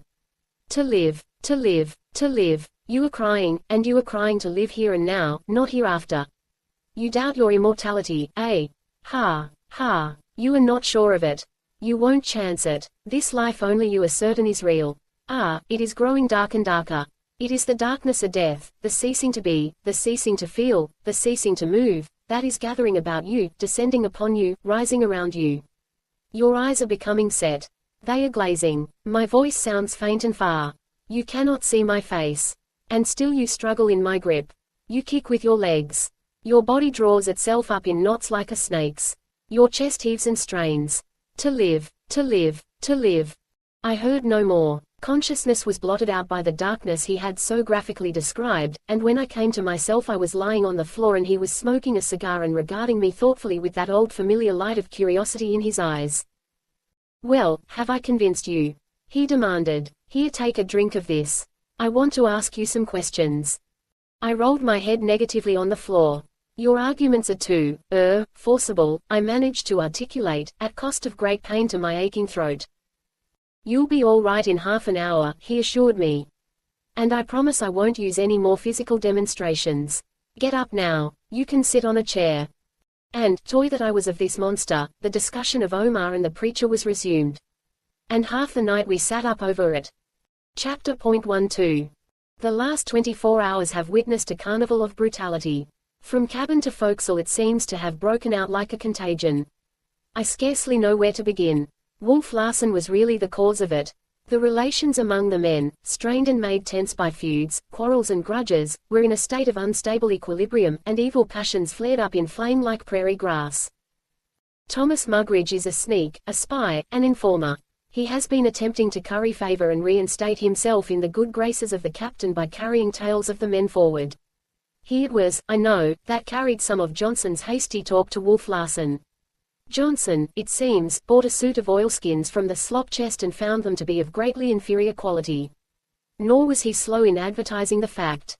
The slop chest is a sort of miniature dry goods store which is carried by all sealing schooners and which is stocked with articles peculiar to the needs of the sailors. Whatever a sailor purchases is taken from his subsequent earnings on the sealing grounds, for, as it is with the hunters so it is with the boat pullers and steerers. In the place of wages they receive a rate of so much per skin for every skin captured in their particular boat. But of Johnson's grumbling at the slop chest I knew nothing, so that what I witnessed came with a shock of sudden surprise.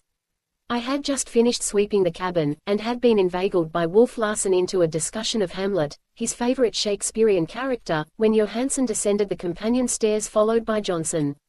The latter's cap came off after the custom of the sea, and he stood respectfully in the center of the cabin, swaying heavily and uneasily to the roll of the schooner and facing the captain. "Shut the doors and draw the slide," Wolf Larsen said to me. As I obeyed I noticed an anxious light come into Johnson's eyes, but I did not dream of its cause. I did not dream of what was to occur until it did occur, but he knew from the very first what was coming and awaited it bravely. And in his action I found complete refutation of all Wolf Larsen's materialism. The sailor Johnson was swayed by idea, by principle, and truth, and sincerity. He was right, he knew he was right, and he was unafraid. He would die for the right if needs be, he would be true to himself, sincere with his soul. And in this was portrayed the victory of the spirit over the flesh, the indomitability and moral grandeur of the soul that knows no restriction and rises above time and space and matter with a surety and invincibleness born of nothing else than eternity and immortality. But to return, I noticed the anxious light in Johnson's eyes, but mistook it for the native shyness and embarrassment of the man. The mate, Johansen, stood away several feet to the side of him, and fully 3 yards in front of him sat Wolf Larsen on one of the pivotal cabin chairs. An appreciable pause fell after I had closed the doors and drawn the slide, a pause that must have lasted fully a minute. It was broken by Wolf Larsen. "Johnson," he began. "My name is Johnson, sir," the sailor boldly corrected. "Well, Johnson, then, damn you. Can you guess why I have sent for you?" "Yes, and no, sir," was the slow reply. "My work is done well. The mate knows that, and you know it, sir. So there cannot be any complaint." "And is that all?" Wolf Larsen queried, his voice soft, and low, and purring. "I know you have it in for me," Johnson continued with his unalterable and ponderous slowness. "You do not like me. You. Go on," Wolf Larsen prompted. "Don't be afraid of my feelings." "I am not afraid," the sailor retorted, a slight angry flush rising through his sunburn.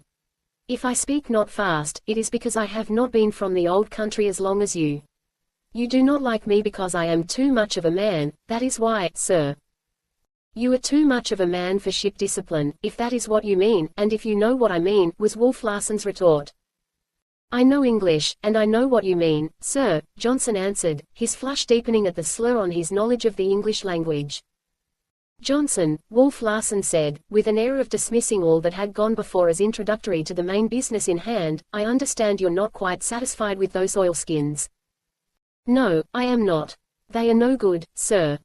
And you've been shooting off your mouth about them."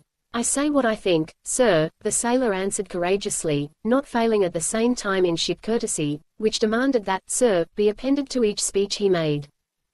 It was at this moment that I chanced to glance at Johansen. His big fists were clenching and unclenching, and his face was positively fiendish, so malignantly did he look at Johnson. I noticed a black discoloration, still faintly visible, under Johansen's eye, a mark of the thrashing he had received a few nights before from the sailor. For the first time I began to divine that something terrible was about to be enacted. What? I could not imagine. Do you know what happens to men who say what you've said about my slop chest and me? Wolf Larsen was demanding. I know, sir, was the answer. What? Wolf Larsen demanded, sharply and imperatively. What you and the mate there are going to do to me, sir? Look at him, Hump, Wolf Larsen said to me. Look at this bit of animated dust, this aggregation of matter that moves and breathes and defies me and thoroughly believes itself to be compounded of something good, that is impressed with certain human fictions such as righteousness and honesty, and that will live up to them in spite of all personal discomforts and menaces. What do you think of him, Hump? What do you think of him? I think that he is a better man than you are, I answered, impelled, somehow, with a desire to draw upon myself a portion of the wrath I felt was about to break upon his head. His human fictions, as you choose to call them, make for nobility and manhood. You have no fictions, no dreams, no ideals. You are a pauper. He nodded his head with a savage pleasantness. Quite true, Hump, quite true. I have no fictions that make for nobility and manhood. A living dog is better than a dead lion, say I with the preacher. My only doctrine is the doctrine of expediency, and it makes for surviving. This bit of the ferment we call, Johnson, when he is no longer a bit of the ferment, only dust and ashes, will have no more nobility than any dust and ashes, while I shall still be alive and roaring. Do you know what I am going to do? He questioned. I shook my head. Well, I am going to exercise my prerogative of roaring and show you how fares nobility. Watch me. 3 yards away from Johnson he was, and sitting down. 9 feet. And yet he left the chair in full leap, without first gaining a standing position. He left the chair, just as he sat in it, squarely, springing from the sitting posture like a wild animal, a tiger, and like a tiger covered the intervening space. It was an avalanche of fury that Johnson strove vainly to fend off. He threw one arm down to protect the stomach, the other arm up to protect the head, but Wolf Larsen's fist drove midway between, on the chest, with a crushing, resounding impact. Johnson's breath, suddenly expelled, shot from his mouth and as suddenly checked, with the forced, audible expiration of a man wielding an axe. He almost fell backward, and swayed from side to side in an effort to recover his balance.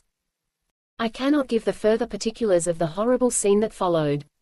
It was too revolting. It turns me sick even now when I think of it. Johnson fought bravely enough, but he was no match for Wolf Larsen, much less for Wolf Larsen and the mate. It was frightful. I had not imagined a human being could endure so much and still live and struggle on. And struggle on Johnson did. Of course there was no hope for him, not the slightest, and he knew it as well as I, but by the manhood that was in him he could not cease from fighting for that manhood. It was too much for me to witness.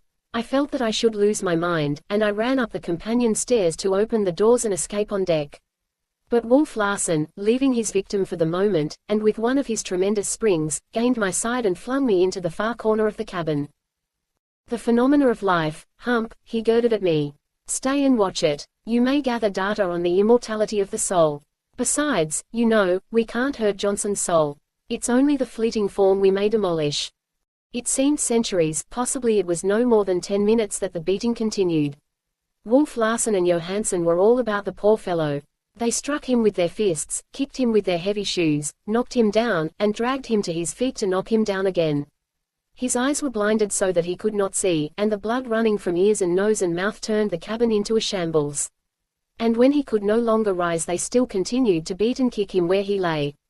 Easy, Johansen, easy as she goes, Wolf Larsen finally said.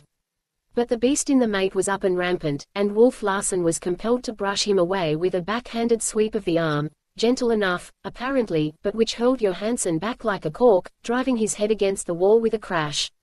He fell to the floor, half stunned for the moment, breathing heavily and blinking his eyes in a stupid sort of way. Jerk open the doors, Hump, I was commanded. I obeyed, and the 2 brutes picked up the senseless man like a sack of rubbish and hove him clear up the companion stairs, through the narrow doorway, and out on deck. The blood from his nose gushed in a scarlet stream over the feet of the helmsman, who was none other than Louis, his boatmate. But Louis took and gave a spoke and gazed imperturbably into the binnacle. Not so was the conduct of George Leach, the erstwhile cabin boy. For an AFT there was nothing that could have surprised us more than his consequent behavior. He it was that came up on the poop without orders and dragged Johnson forward, where he set about dressing his wounds as well as he could and making him comfortable. Johnson, as Johnson, was unrecognizable, and not only that, for his features, as human features at all, were unrecognizable, so discolored and swollen had they become in the few minutes which had elapsed between the beginning of the beating and the dragging forward of the body. But of Leach's behavior, by the time I had finished cleansing the cabin he had taken care of Johnson. I had come up on deck for a breath of fresh air and to try to get some repose for my overwrought nerves. Wolf Larsen was smoking a cigar and examining the patent log which the Ghost usually towed astern, but which had been hauled in for some purpose. Suddenly Leach's voice came to my ears. It was tense and hoarse with an overmastering rage. I turned and saw him standing just beneath the break of the poop on the port side of the galley. His face was convulsed and white, his eyes were flashing, his clenched fists raised overhead. "May God damn your soul to hell, Wolf Larsen, only hell's too good for you, you coward, you murderer, you pig," was his opening salutation. I was thunderstruck. I looked for his instant annihilation. But it was not Wolf Larsen's whim to annihilate him. He sauntered slowly forward to the break of the poop, and, leaning his elbow on the corner of the cabin, gazed down thoughtfully and curiously at the excited boy. And the boy indicted Wolf Larsen as he had never been indicted before. The sailors assembled in a fearful group just outside the forecastle scuttle and watched and listened. The hunters piled pell-mell out of the steerage, but as Leach's tirade continued I saw that there was no levity in their faces. Even they were frightened, not at the boy's terrible words, but at his terrible audacity. It did not seem possible that any living creature could thus beard Wolf Larsen in his teeth. I know for myself that I was shocked into admiration of the boy, and I saw in him the splendid invincibleness of immortality rising above the flesh and the fears of the flesh, as in the prophets of old, to condemn unrighteousness. And such condemnation. He haled forth Wolf Larsen's soul naked to the scorn of men. He rained upon it curses from God and high heaven, and withered it with a heat of invective that savored of a medieval excommunication of the Catholic Church. He ran the gamut of denunciation, rising to heights of wrath that were sublime and almost godlike, and from sheer exhaustion sinking to the vilest and most indecent abuse. His rage was a madness. His lips were flecked with a soapy froth, and sometimes he choked and gurgled and became inarticulate. And through it all, calm and impassive, leaning on his elbow and gazing down, Wolf Larsen seemed lost in a great curiosity. This wild stirring of yeasty life, this terrific revolt and defiance of matter that moved, perplexed and interested him. Each moment I looked, and everybody looked, for him to leap upon the boy and destroy him. But it was not his whim. His cigar went out, and he continued to gaze silently and curiously. Leach had worked himself into an ecstasy of impotent rage. "Pig, pig, pig," he was reiterating at the top of his lungs. "Why don't you come down and kill me, you murderer? You can do it. I ain't afraid. There's no one to stop you. Damn sight better dead and out of your reach than alive and in your clutches. Come on, you coward.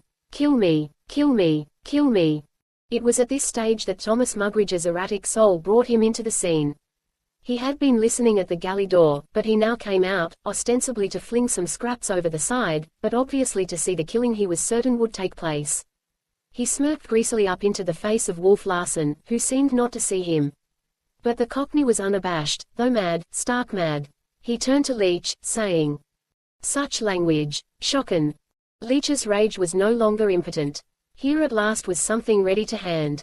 And for the first time since the stabbing the Cockney had appeared outside the galley without his knife. The words had barely left his mouth when he was knocked down by Leach. 3 times he struggled to his feet, striving to gain the galley, and each time was knocked down. "Oh, Lord!" he cried. "Elp, elp, tyke, imaui, can't yer? Tyke, imaui." The hunters laughed from sheer relief. Tragedy had dwindled, the farce had begun.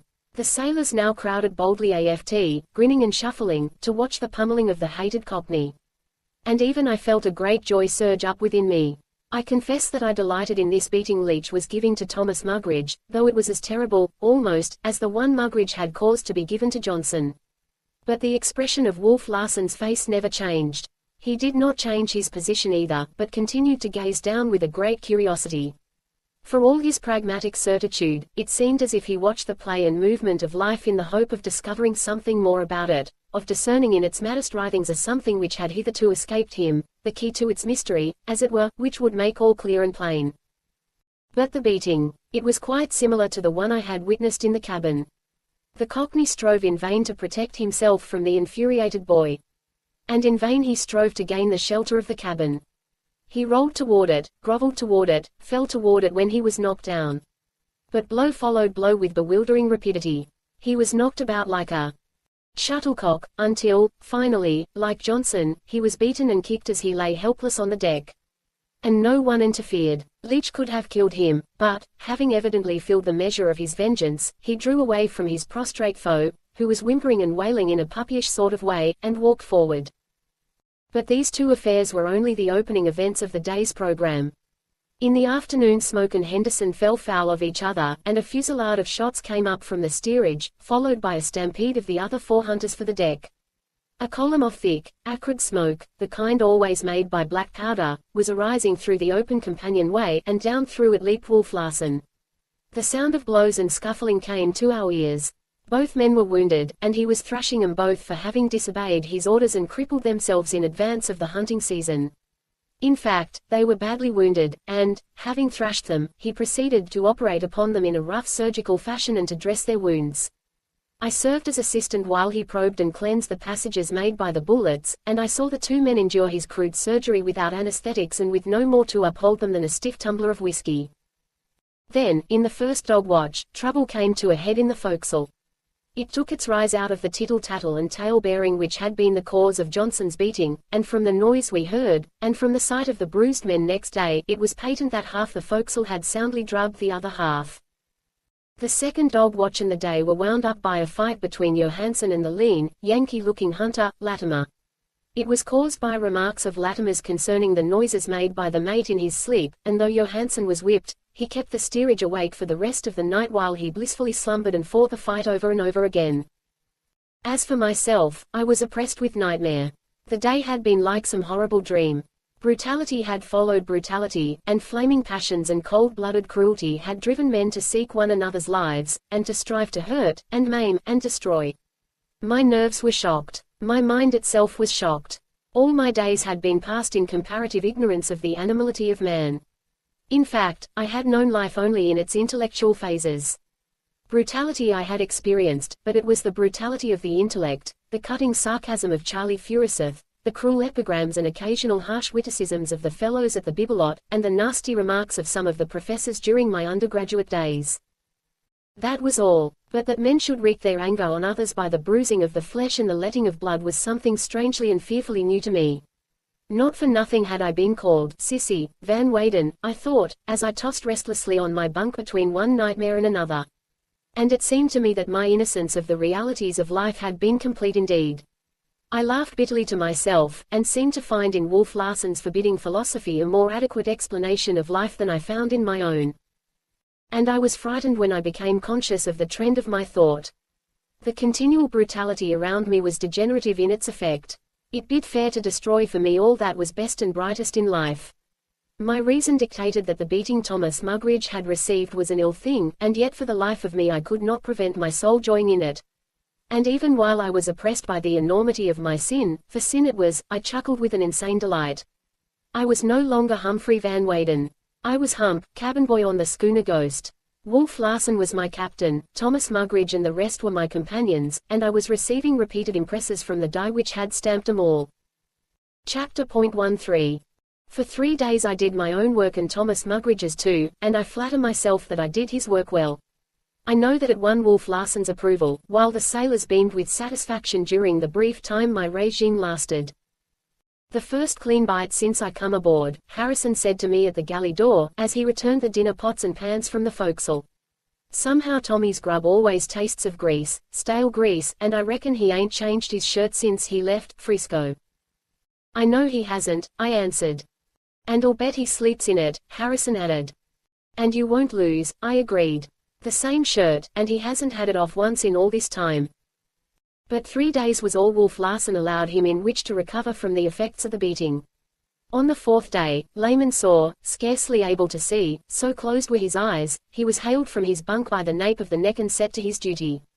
He sniffled and wept, but Wolf Larsen was pitiless. And see that you serve no more slops, was his parting injunction. No more grease and dirt, mind, and a clean shirt occasionally, or you'll get a toe over the side. Understand? Thomas Mugridge crawled weakly across the galley floor, and a short lurch of the Ghost sent him staggering. In attempting to recover himself, he reached for the iron railing which surrounded the stove and kept the pots from sliding off, but he missed the railing, and his hand, with his weight behind it, landed squarely on the hot surface. There was a sizzle and odor of burning flesh, and a sharp cry of pain. "Oh, God, God, what haven't I done?" he wailed, sitting down in the coal box and nursing his new hurt by rocking back and forth. Has all this come on me? It makes me fair sick, it does, and I try so hard to go through life, armless and hurtin' nobody." The tears were running down his puffed and discolored cheeks, and his face was drawn with pain. A savage expression flitted across it. "Oh, how I ate him! How I ate him!" he gritted out. "Whom?" I asked, but the poor wretch was weeping again over his misfortunes. Less difficult it was to guess whom he hated than whom he did not hate. For I had come to see a malignant devil in him which impelled him to hate all the world. I sometimes thought that he hated even himself, so grotesquely had life dealt with him, and so monstrously. At such moments a great sympathy welled up within me, and I felt shame that I had ever joyed in his discomfiture or pain. Life had been unfair to him. It had played him a scurvy trick when it fashioned him into the thing he was, and it had played him scurvy tricks ever since. What chance had he to be anything else than he was? And as though answering my unspoken thought, he wailed. "I never had no chance, not a chance. Who was there to send me to school, or put Tommy in my hungry belly, or wipe my bloody nose for me, when I was a kiddie? Who ever did anything for me, hey? Ooh, I see. Never mind, Tommy," I said, placing a soothing hand on his shoulder. "Cheer up. It'll all come right in the end. You've long years before you, and you can make anything you please of yourself." "It's a lie. A bloody lie," he shouted in my face, flinging off the hand. "It's a lie, and you know it. I'm already made out of leavings and scraps. It's all right for you, You was born a gentleman. You never knew what it was to go hungry, to cry yourself asleep with your little belly gnawin' like a rat inside yer. It can't come right. If I was President of the United States tomorrow, how would it fill my belly for one time when I was a kiddie and it went empty? How could it? I see. I was born to sufferin' and sorrow. I've had more cruel sufferin' than any 10 men, haven't you? I've been in hospital ARF my bleedin' life. I've had the fever in Aspinwall, in Havana, in New Orleans. I near died of the scurvy and was rotten with it 6 months in Barbados. Smallpox in Honolulu, 2 broken legs in Shanghai, pneumonia in Unalaska, 3 busted ribs and my insides all twisted in Frisco. And here I am now. Look at me, look at me. My ribs kicked loose from my back again. I'll be coughin' blood before I'd bells. How can it be made up to me, I ask? Who's goin' to do it? God, our God must, haven't you, added me when he signed me on for a voyage in this bloomin' world of his. This tirade against destiny went on for an hour or more, and then he buckled to his work, limping and groaning, and in his eyes a great hatred for all created things. His diagnosis was correct, however, for he was seized with occasional sicknesses, during which he vomited blood and suffered great pain. And as he said, it seemed God hated him too much to let him die, for he ultimately grew better and waxed more malignant than ever.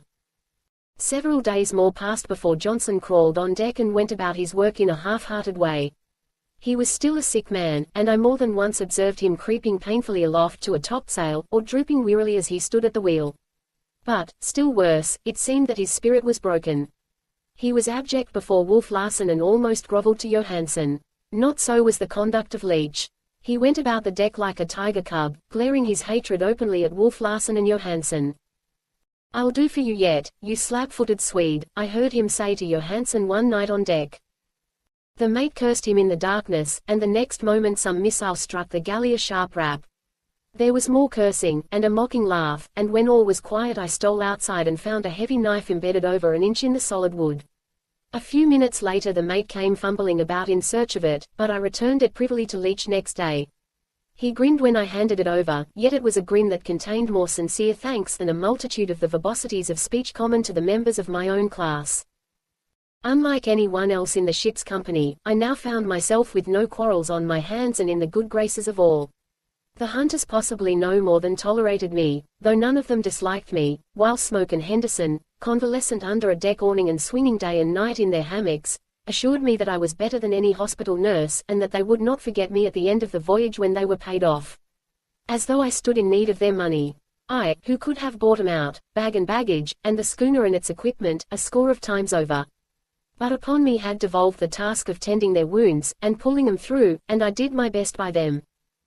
Wolf Larsen underwent another bad attack of headache which lasted 2 days. He must have suffered severely, for he called me in and obeyed my commands like a sick child. But nothing I could do seemed to relieve him. At my suggestion, however, he gave up smoking and drinking, though why such a magnificent animal as he should have headaches at all puzzles me. "'Tis the hand of God, I'm tellin' you," is the way Louis sees it. "'Tis a visitation for his black-hearted deeds, and there's more behind and comin', or else." "Or else," I prompted. "God is noddin' and not doin' his duty, though it's me as shouldn't say it. I was mistaken when I said that I was in the good graces of all. Not only does Thomas Mugridge continue to hate me, but he has discovered a new reason for hating me. It took me no little while to puzzle it out, but I finally discovered that it was because I was more luckily born than he, gentleman born, he put it. And still no more dead men," I twitted Louis, when Smoke and Henderson, side by side, in friendly conversation, took their first exercise on deck. Louis surveyed me with his shrewd grey eyes, and shook his head portentously. "She's a comin', I tell you, and it'll be sheets and halyards, stand by all hands, when she begins to howl. I've had the feel IV it this long time, and I can feel it now as plainly as I feel the rigging IV a dark night. She's close, she's close." "Who goes first?" I queried. "Not fat old Louis, I promise you," he laughed.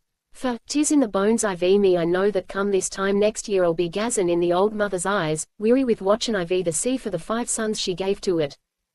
"What's been san to yer?" Thomas Mugridge demanded a moment later.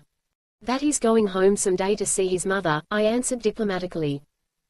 "I never 'ad none," was the Cockney's comment, as he gazed with lusterless, hopeless eyes into mine. Chapter 14. It has dawned upon me that I have never placed a proper valuation upon womankind. For that matter, though not amative to any considerable degree so far as I have discovered, I was never outside the atmosphere of women until now. My mother and sisters were always about me, and I was always trying to escape them, for they worried me to distraction with their solicitude for my health and with their periodic inroads on my den, when my orderly confusion, upon which I prided myself, was turned into worse confusion and less order, though it looked neat enough to the eye. I never could find anything when they had departed. But now, alas, how welcome would have been the feel of their presence, the fro-fro and swish-swish of their skirts which I had so cordially detested. I am sure, if I ever get home, that I shall never be irritable with them again. They may dose me and doctor me morning, noon, and night, and dust and sweep and put my den to rights every minute of the day, and I shall only lean back and survey it all and be thankful in that I am possessed of a mother and some several sisters. All of which has set me wondering, where are the mothers of these 20 and odd men on the Ghost? It strikes me as unnatural and unhealthful that men should be totally separated from women and herd through the world by themselves. Coarseness and savagery are the inevitable results. These men about me should have wives, and sisters, and daughters, then would they be capable of softness, and tenderness, and sympathy. As it is, not one of them is married. In years and years not one of them has been in contact with a good woman, or within the influence, or redemption, which irresistibly radiates from such a creature. There is no balance in their lives. Their masculinity, which in itself is of the brute, has been overdeveloped. The other and spiritual side of their natures has been dwarfed, atrophied, in fact. They are a company of celibates, grinding harshly against one another and growing daily more calloused from the grinding. It seems to me impossible sometimes that they ever had mothers. It would appear that they are a half-brute, half-human species, a race apart, wherein there is no such thing as sex, that they are hatched out by the sun like turtle eggs, or receive life in some similar and sordid fashion, and that all their days they fester in brutality and viciousness, and in the end die as unlovely as they have lived. Rendered curious by this new direction of ideas, I talked with Johansen last night, the first superfluous words with which he has favored me since the voyage began. He left Sweden when he was 18, is now 38, and in all the intervening time has not been home once. He had met a townsman, a couple of years before, in some sailor boarding house in Chile, so that he knew his mother to be still alive. She must be a pretty old woman now, he said, staring meditatively into the binnacle and then jerking a sharp glance at Harrison, who was steering a point off the course. When did you last write to her? He performed his mental arithmetic aloud. 81, no, 82, no, 83, yes, 83, 10 years ago, from some little port in Madagascar. I was trading. You see, he went on, as though addressing his neglected mother across half the girth of the earth, each year I was going home. So what was the good to write?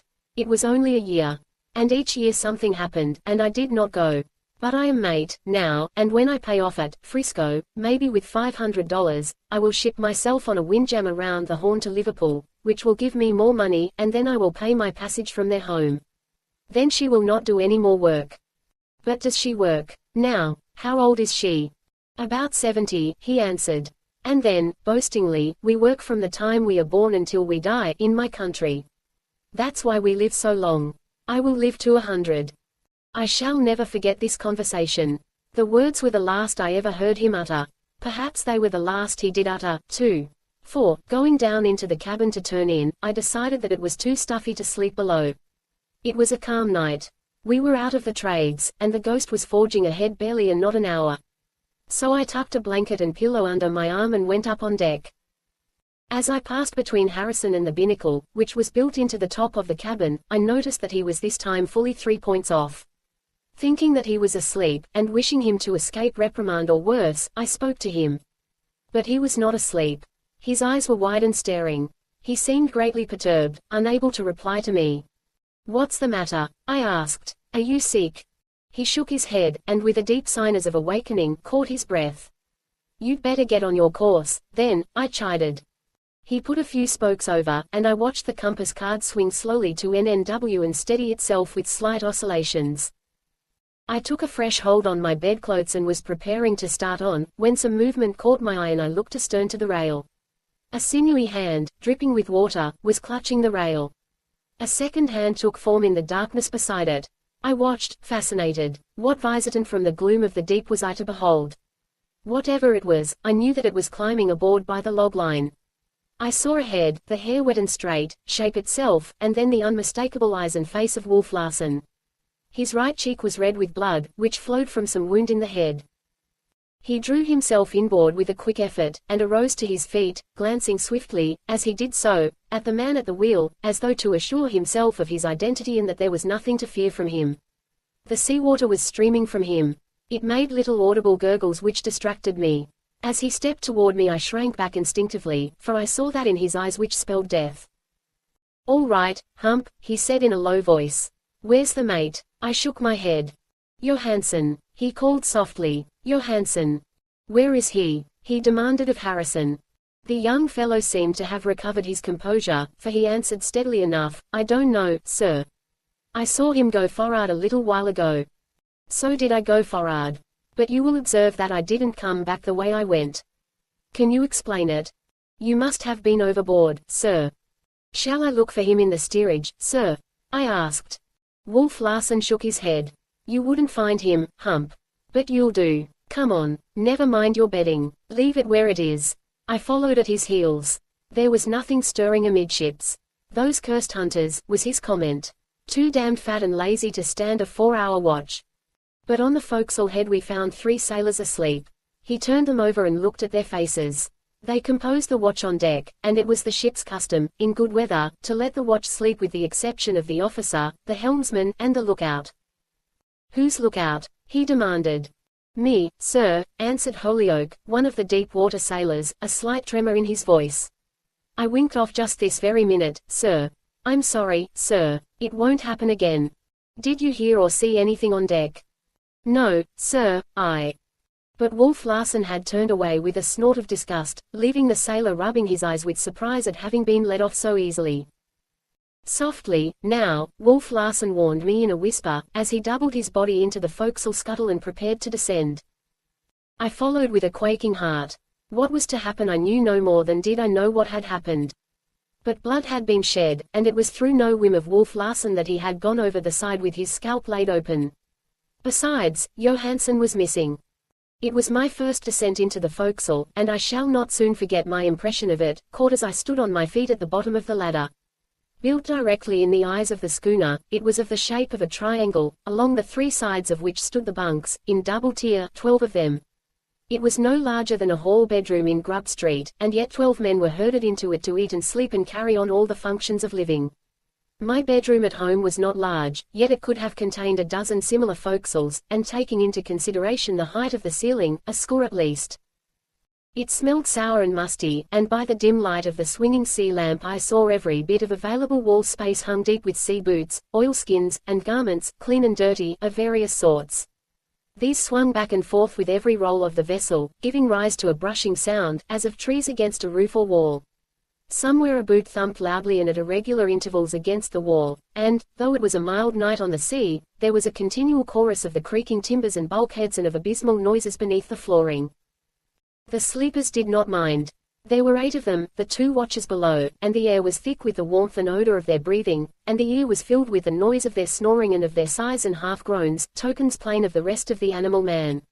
But were they sleeping? All of them? Or had they been sleeping? This was evidently Wolf Larsen's quest, to find the men who appeared to be asleep and who were not asleep or who had not been asleep very recently. And he went about it in a way that reminded me of a story out of Boccaccio. He took the sea lamp from its swinging frame and handed it to me. He began at the first bunks forward on the starboard side. In the top one lay Oofty, a Kanaka and splendid seaman, so named by his mates. He was asleep on his back and breathing as placidly as a woman. One arm was under his head, the other lay on top of the blankets. Wolf Larsen put thumb and forefinger to the wrist and counted the pulse. In the midst of it the Kanaka roused. He awoke as gently as he slept. There was no movement of the body whatever. The eyes, only, moved. They flashed wide open, big and black, and stared, unblinking, into our faces. Wolf Larsen put his finger to his lips as a sign for silence, and the eyes closed again. In the lower bunk lay Louis, grossly fat and warm and sweaty, asleep unfeignedly and sleeping laboriously. While Wolf Larsen held his wrist he stirred uneasily, bowing his body so that for a moment it rested on shoulders and heels. His lips moved, and he gave voice to this enigmatic utterance. "A shilling's worth a quarter, but keep your lamps out for threepenny bits, or the publicans, I'll shove 'em on you for sixpence." Then he rolled over on his side with a heavy, sobbing sigh, saying, "A sixpence is a tanner, and a shilling a bob, but what a pony is I don't know." Satisfied with the honesty of his and the Kanaka's sleep, Wolf Larsen passed on to the next 2 bunks on the starboard side, occupied top and bottom, as we saw in the light of the sea lamp, by Leach and Johnson. As Wolf Larsen bent down to the lower bunk to take Johnson's pulse, I, standing erect and holding the lamp, saw Leach's head rise stealthily as he peered over the side of his bunk to see what was going on. He must have divined Wolf Larsen's trick and the sureness of detection, for the light was at once dashed from my hand and the forecastle was left in darkness. He must have leaped, also, at the same instant, straight down on Wolf Larsen. The first sounds were those of a conflict between a bull and a wolf. I heard a great infuriated bellow go up from Wolf Larsen, and from Leach a snarling that was desperate and blood-curdling. Johnson must have joined him immediately, so that his abject and groveling conduct on deck for the past few days had been no more than planned deception. I was so terror-stricken by this fight in the dark that I leaned against the ladder, trembling and unable to ascend.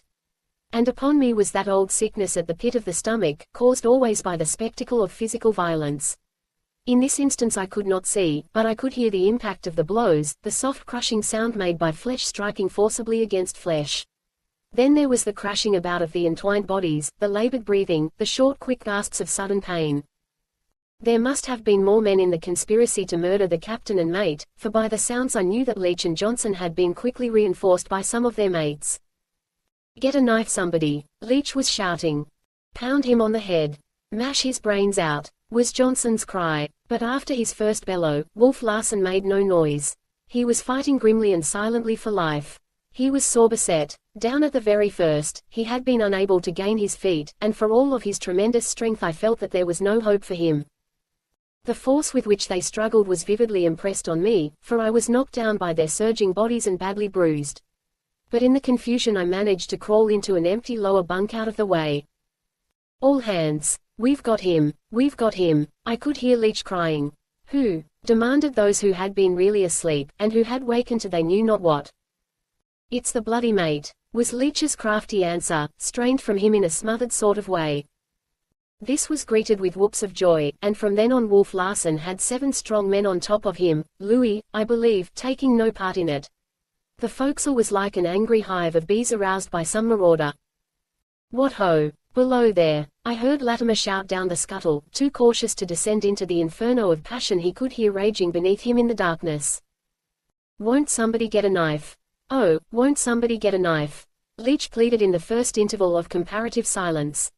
The number of the assailants was a cause of confusion. They blocked their own efforts, while Wolf Larsen, with but a single purpose, achieved his. This was to fight his way across the floor to the ladder. Though in total darkness, I followed his progress by its sound. No man less than a giant could have done what he did, once he had gained the foot of the ladder.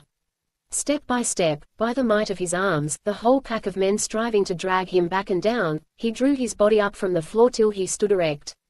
And then, step by step, hand and foot, he slowly struggled up the ladder. The very last of all, I saw.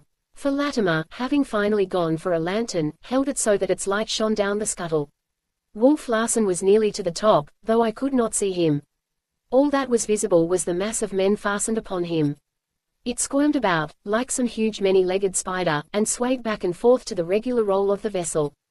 And still, step by step with long intervals between, the mass ascended. Once it tottered, about to fall back, but the broken hold was regained and it still went up. Who is it? Latimer cried. In the rays of the lantern I could see his perplexed face peering down. Larsen, I heard a muffled voice from within the mass. Latimer reached down with his free hand. I saw a hand shoot up to clasp his. Latimer pulled, and the next couple of steps were made with a rush. Then Wolf Larsen's other hand reached up and clutched the edge of the scuttle. The mass swung clear of the ladder, the men still clinging to their escaping foe. They began to drop off, to be brushed off against the sharp edge of the scuttle, to be knocked off by the legs which were now kicking powerfully. Leech was the last to go, falling sheer back from the top of the scuttle and striking on head and shoulders upon his sprawling mates beneath. Wolf Larsen and the lantern disappeared, and we were left in darkness. Chapter 15. There was a deal of cursing and groaning as the men at the bottom of the ladder crawled to their feet. Somebody strike a light, my thumb's out of joint, said one of the men. Parsons, a swarthy, saturnine man, boat steerer in Standish's boat, in which Harrison was puller. You'll find it knockin' about by the bits, Leech said, sitting down on the edge of the bunk in which I was concealed. There was a fumbling and a scratching of matches, and the sea lamp flared up, dim and smoky, and in its weird light bare-legged men moved about nursing their bruises and caring for their hurts. Ufti laid hold of Parsons's thumb, pulling it out stoutly and snapping it back into place. I noticed at the same time that the Kanaka's knuckles were laid open clear across and to the bone. He exhibited them, exposing beautiful white teeth in a grin as he did so, and explaining that the wounds had come from striking Wolf Larsen in the mouth. So it was you, was it, you black beggar? Belligerently demanded one Kelly, an Irish-American and a longshoreman, making his first trip to sea, and boat puller for Kerfoot. As he made the demand he spat out a mouthful of blood and teeth and shoved his pugnacious face close to Ufti. The Kanaka leaped backward to his bunk, to return with a second leap, flourishing a long knife. Or, go lay down, you make me tired, Leech interfered. He was evidently, for all of his youth and inexperience, cock of the forecastle. Go on, you Kelly. You leave Ufti alone. How in hell did he know it was you in the dark? Kelly subsided with some muttering, and the Kanaka flashed his white teeth in a grateful smile. He was a beautiful creature, almost feminine in the pleasing lines of his figure, and there was a softness and dreaminess in his large eyes which seemed to contradict his well-earned reputation for strife and action. How did he get away? Johnson asked. He was sitting on the side of his bunk, the whole pose of his figure indicating utter dejection and hopelessness. He was still breathing heavily from the exertion he had made.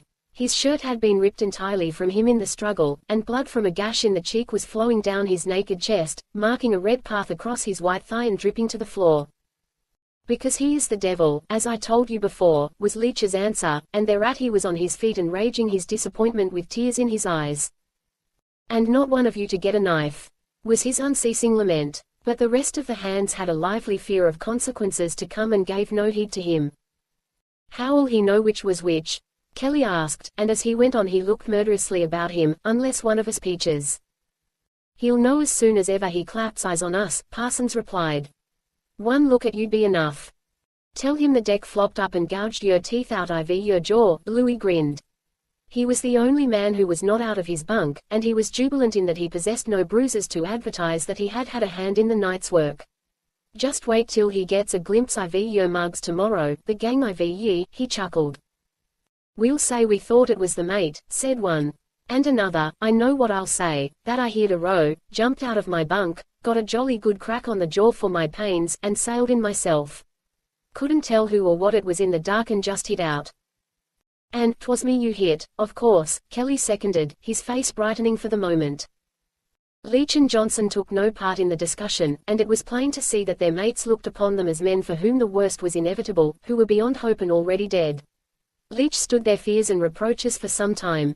Then he broke out. You make me tired. A nice lot of gazabus you are. If you talk less with your mouth and did something with your hands, he'd a been done with by now. Why couldn't one of you, just one of you, get me a knife when I sung out? You make me sick. A beefin' and bellerin' round, as though he'd kill you when he gets you. You know damn well he won't. Can't afford to. No shipping masters or beachcombers over here, and he wants you in his business, and he wants you bad. Who's to pull or steer or sail ship if he loses you? It's me and Johnson have to face the music. Get into your bunks, now, and shut your faces, I want to get some sleep. That's all right, Parsons spoke up. Maybe he won't do for us, but mark my words, hell, I'll be an icebox to this ship from now on. All the while I had been apprehensive concerning my own predicament. What would happen to me when these men discovered my presence? I could never fight my way out as Wolf Larsen had done. And at this moment Latimer called down the scuttles. Hump, the old man wants you. He ain't down here, Parsons called back. Yes, he is, I said, sliding out of the bunk and striving my hardest to keep my voice steady and bold. The sailors looked at me in consternation. Fear was strong in their faces, and the devilishness which comes of fear. I'm coming, I shouted up to Latimer. No you don't, Kelly cried, stepping between me and the ladder, his right hand shaped into a veritable strangler's clutch. You damn little sneak, I'll shut your mouth. Let him go, Leach commanded. Not on your life, was the angry retort. Leach never changed his position on the edge of the bunk. Let him go, I say, he repeated, but this time his voice was gritty and metallic. The Irishman wavered. I made to step by him, and he stood aside. When I had gained the ladder, I turned to the circle of brutal and malignant faces peering at me through the semi-darkness. A sudden and deep sympathy welled up in me. I remembered the Cockney's way of putting it. How God must have hated them that they should be tortured so. I have seen and heard nothing, believe me, I said quietly. I tell yer, he's all right, I could hear Leach saying as I went up the ladder. He don't like the old man no more nor you or me. I found Wolf Larsen in the cabin, stripped and bloody, waiting for me. He greeted me with one of his whimsical smiles. Come, get to work, doctor. The signs are favorable for an extensive practice this voyage. I don't know what the ghost would have been without you, and if I could only cherish such noble sentiments I would tell you her master is deeply grateful. I knew the run of the simple medicine chest the ghost carried, and while I was heating water on the cabin stove and getting the things ready for dressing his wounds, he moved about, laughing and chatting, and examining his hurts with a calculating eye. I had never before seen him stripped, and the sight of his body quite took my breath away. It has never been my weakness to exalt the flesh, far from it, but there is enough of the artist in me to appreciate its wonder. I must say that I was fascinated by the perfect lines of Wolf Larsen's figure, and by what I may term the terrible beauty of it. I had noted the men in the forecastle. Powerfully muscled though some of them were, there had been something wrong with all of them, an insufficient development here, an undue development there, a twist or a crook that destroyed symmetry, legs too short or too long, or too much sinew or bone exposed, or too little. Oofty had been the only one whose lines were at all pleasing, while, in so far as they pleased, that far had they been what I should call feminine. But Wolf Larsen was the man type, the masculine, and almost a god in his perfectness. As he moved about or raised his arms the great muscles leapt and moved under the satiny skin. I have forgotten to say that the bronze ended with his face. His body, thanks to his Scandinavian stock, was fair as the fairest woman's. I remember his putting his hand up to feel of the wound on his head, and my watching the biceps move like a living thing under its white sheath. It was the biceps that had nearly crushed out my life once, that I had seen strike so many killing blows. I could not take my eyes from him. I stood motionless, a roll of antiseptic cotton in my hand unwinding and spilling itself down to the floor. He noticed me, and I became conscious that I was staring at him. "God made you well," I said. "Did he?" he answered. "I have often thought so myself, and wondered why." "Purpose," I began. "Utility," he interrupted. "This body was made for use. These muscles were made to grip, and tear, and destroy living things that get between me and life. But have you thought of the other living things? They, too, have muscles, of one kind and another, made to grip, and tear, and destroy, and when they come between me and life, I outgrip them, out-tear them, out-destroy them. Purpose does not explain that. Utility does. It is not beautiful," I protested. "Life isn't, you mean," he smiled. "Yet you say I was made well. Do you see this?" He braced his legs and feet, pressing the cabin floor with his toes in a clutching sort of way. Knots and ridges and mounds of muscles wreathed and bunched under the skin. "Feel them," he commanded. They were hard as iron. And I observed, also, that his whole body had unconsciously drawn itself together, tense and alert, that muscles were softly crawling and shaping about the hips, along the back, and across the shoulders, that the arms were slightly lifted, their muscles contracting, the fingers crooking till the hands were like talons, and that even the eyes had changed expression and into them were coming watchfulness and measurement and a light none other than of battle. "Stability, equilibrium," he said, relaxing on the instant and sinking his body back into repose. "Feet with which to clutch the ground, legs to stand on and to help withstand, while with arms and hands, teeth and nails, I struggle to kill and to be not killed. Purpose. Utility is the better word." I did not argue. I had seen the mechanism of the primitive fighting beast, and I was as strongly impressed as if I had seen the engines of a great battleship or Atlantic liner. I was surprised, considering the fierce struggle in the forecastle, at the superficiality of his hurts, and I pride myself that I dressed him dexterously. With the exception of several bad wounds, the rest were merely severe bruises and lacerations. The blow which he had received before going overboard had laid his scalp open several inches. This, under his direction, I cleansed and sewed together, having first shaved the edges of the wound. Then the calf of his leg was badly lacerated and looked as though it had been mangled by a bulldog. Some sailor, he told me, had laid hold of it by his teeth, at the beginning of the fight, and hung on and been dragged to the top of the forecastle ladder, when he was kicked loose. "By the way, Hump, as I have remarked, you are a handy man," Wolf Larsen began, when my work was done. "As you know, we're short a mate. Hereafter you shall stand watches, receive $75 per month, and be addressed for an AFT as Mr. Van Weyden." I don't understand navigation, you know," I gasped. "Not necessary at all. I really do not care to sit in the high places," I objected. "I find life precarious enough in my present humble situation. I have no experience. Mediocrity, you see, has its compensations." He smiled as though it were all settled. "I won't be mate on this hell ship," I cried defiantly. I saw his face grow hard and the merciless glitter come into his eyes. He walked to the door of his room, saying, "And now, Mr. Van Weyden, good night." "Good night, Mr. Larsen," I answered weakly. Chapter 16. I cannot say that the position of mate carried with it anything more joyful than that there were no more dishes to wash. I was ignorant of the simplest duties of mate, and would have fared badly indeed, had the sailors not sympathized with me. I knew nothing of the minutiae of ropes and rigging, of the trimming and setting of sails, but the sailors took pains to put me to rights, Louis proving an especially good teacher, and I had little trouble with those under me. With the hunters it was otherwise. Familiar in varying degree with the sea, they took me as a sort of joke. In truth, it was a joke to me, that I, the veriest landsman, should be filling the office of mate, but to be taken as a joke by others was a different matter. I made no complaint, but Wolf Larsen demanded the most punctilious sea etiquette in my case, far more than poor Johansen had ever received, and at the expense of several rows, threats, and much grumbling, he brought the hunters to time. I was Mr. Van Weyden, for an AFT, and it was only unofficially that Wolf Larsen himself ever addressed me as Pump.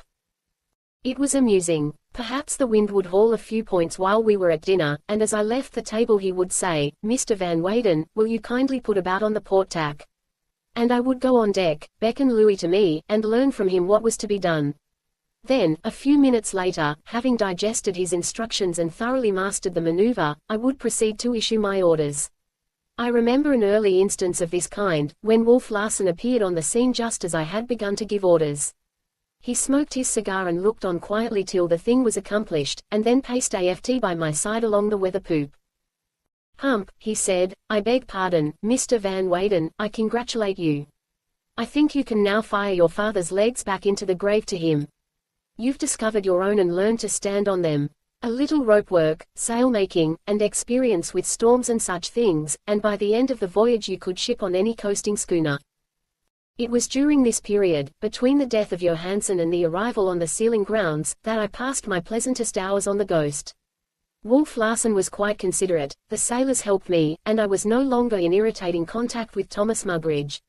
And I make free to say, as the days went by, that I found I was taking a certain secret pride in myself. Fantastic as the situation was, a landlubber second in command. I was, nevertheless, carrying it off well, and during that brief time I was proud of myself, and I grew to love the heave and roll of the Ghost under my feet as she wallowed north and west through the tropic sea to the islet where we filled our water casks. But my happiness was not unalloyed. It was comparative, a period of less misery slipped in between a past of great miseries and a future of great miseries. For the Ghost, so far as the seamen were concerned, was a hellship of the worst description. They never had a moment's rest or peace. Wolf Larsen treasured against him the attempt on his life and the drubbing he had received in the forecastle, and morning, noon, and night, and all night as well, he devoted himself to making life unlivable for them. He knew well the psychology of the little thing, and it was the little things by which he kept the crew worked up to the verge of madness. I have seen Harrison called from his bunk to put properly away a misplaced paintbrush, and the two watchers below hailed from their tired sleep to accompany him and see him do it. A little thing, truly, but when multiplied by the thousand ingenious devices of such a mind, the mental state of the men in the forecastle may be slightly comprehended. Of course much grumbling went on, and little outbursts were continually occurring. Blows were struck, and there were always 2 or 3 men nursing injuries at the hands of the human beast who was their master. Concerted action was impossible in face of the heavy arsenal of weapons carried in the steerage and cabin. Leach and Johnson were the 2 particular victims of Wolf Larsen's diabolic temper, and the look of profound melancholy which had settled on Johnson's face and in his eyes made my heart bleed. With Leach it was different. There was too much of the fighting beast in him. He seemed possessed by an insatiable fury which gave no time for grief. His lips had become distorted into a permanent snarl, which at mere sight of Wolf Larsen broke out in sound, horrible and menacing and, I do believe, unconsciously. I have seen him follow Wolf Larsen about with his eyes, like an animal its keeper, the while the animal-like snarl sounded deep in his throat and vibrated forth between his teeth. I remember once, on deck, in bright day, touching him on the shoulder as preliminary to giving an order. His back was toward me, and at the first feel of my hand he leaped upright in the air and away from me, snarling and turning his head as he leaped. He had for the moment mistaken me for the man he hated. Both he and Johnson would have killed Wolf Larsen at the slightest opportunity, but the opportunity never came. Wolf Larsen was too wise for that, and, besides, they had no adequate weapons. With their fists alone they had no chance whatever. Time and again he fought it out with Leach, who fought back always, like a wildcat, tooth and nail and fist, until stretched, exhausted or unconscious, on the deck. And he was never averse to another encounter. All the devil that was in him challenged the devil in Wolf Larsen. They had but to appear on deck at the same time, when they would be at it, cursing, snarling, striking, and I have seen Leach fling himself upon Wolf Larsen without warning or provocation. Once he threw his heavy sheath knife, missing Wolf Larsen's throat by an inch. Another time he dropped a steel marlinspike from the mizzen crosstree. It was a difficult cast to make on a rolling ship, but the sharp point of the spike, whistling 75 feet through the air, barely missed Wolf Larsen's head as he emerged from the cabin companionway and drove its length 2 inches and over into the solid deck planking. Still another time, he stole into the steerage, possessed himself of a loaded shotgun, and was making a rush for the deck with it when caught by Kerfoot and disarmed. I often wondered why Wolf Larsen did not kill him and make an end of it. But he only laughed and seemed to enjoy it. There seemed a certain spice about it, such as men must feel who take delight in making pets of ferocious animals. It gives a thrill to life, he explained to me, when life is carried in one's hand. Man is a natural gambler, and life is the biggest stake he can lay. The greater the odds, the greater the thrill. Why should I deny myself the joy of exciting Leech's soul to fever pitch? For that matter, I do him a kindness. The greatness of sensation is mutual. He is living more royally than any man forward, though he does not know it. For he has what they have not, purpose, something to do and be done, an all-absorbing end to strive to attain, the desire to kill me, the hope that he may kill me. Really, Hump, he is living deep and high. I doubt that he has ever lived so swiftly and keenly before, and I honestly envy him, sometimes, when I see him raging at the summit of passion and sensibility. Ah, but it is cowardly, cowardly. I cried. You have all the advantage. Of the two of us, you and I, who is the greater coward? He asked seriously. If the situation is unpleasing, you compromise with your conscience when you make yourself a party to it. If you were really great, really true to yourself, you would join forces with Leech and Johnson. But you are afraid, you are afraid. You want to live. The life that is in you cries out that it must live, no matter what the cost, so you live ignominiously, untrue to the best you dream of, sinning against your whole pitiful little code, and, if there were a hell, heading your soul straight for it. Bah! I play the braver part.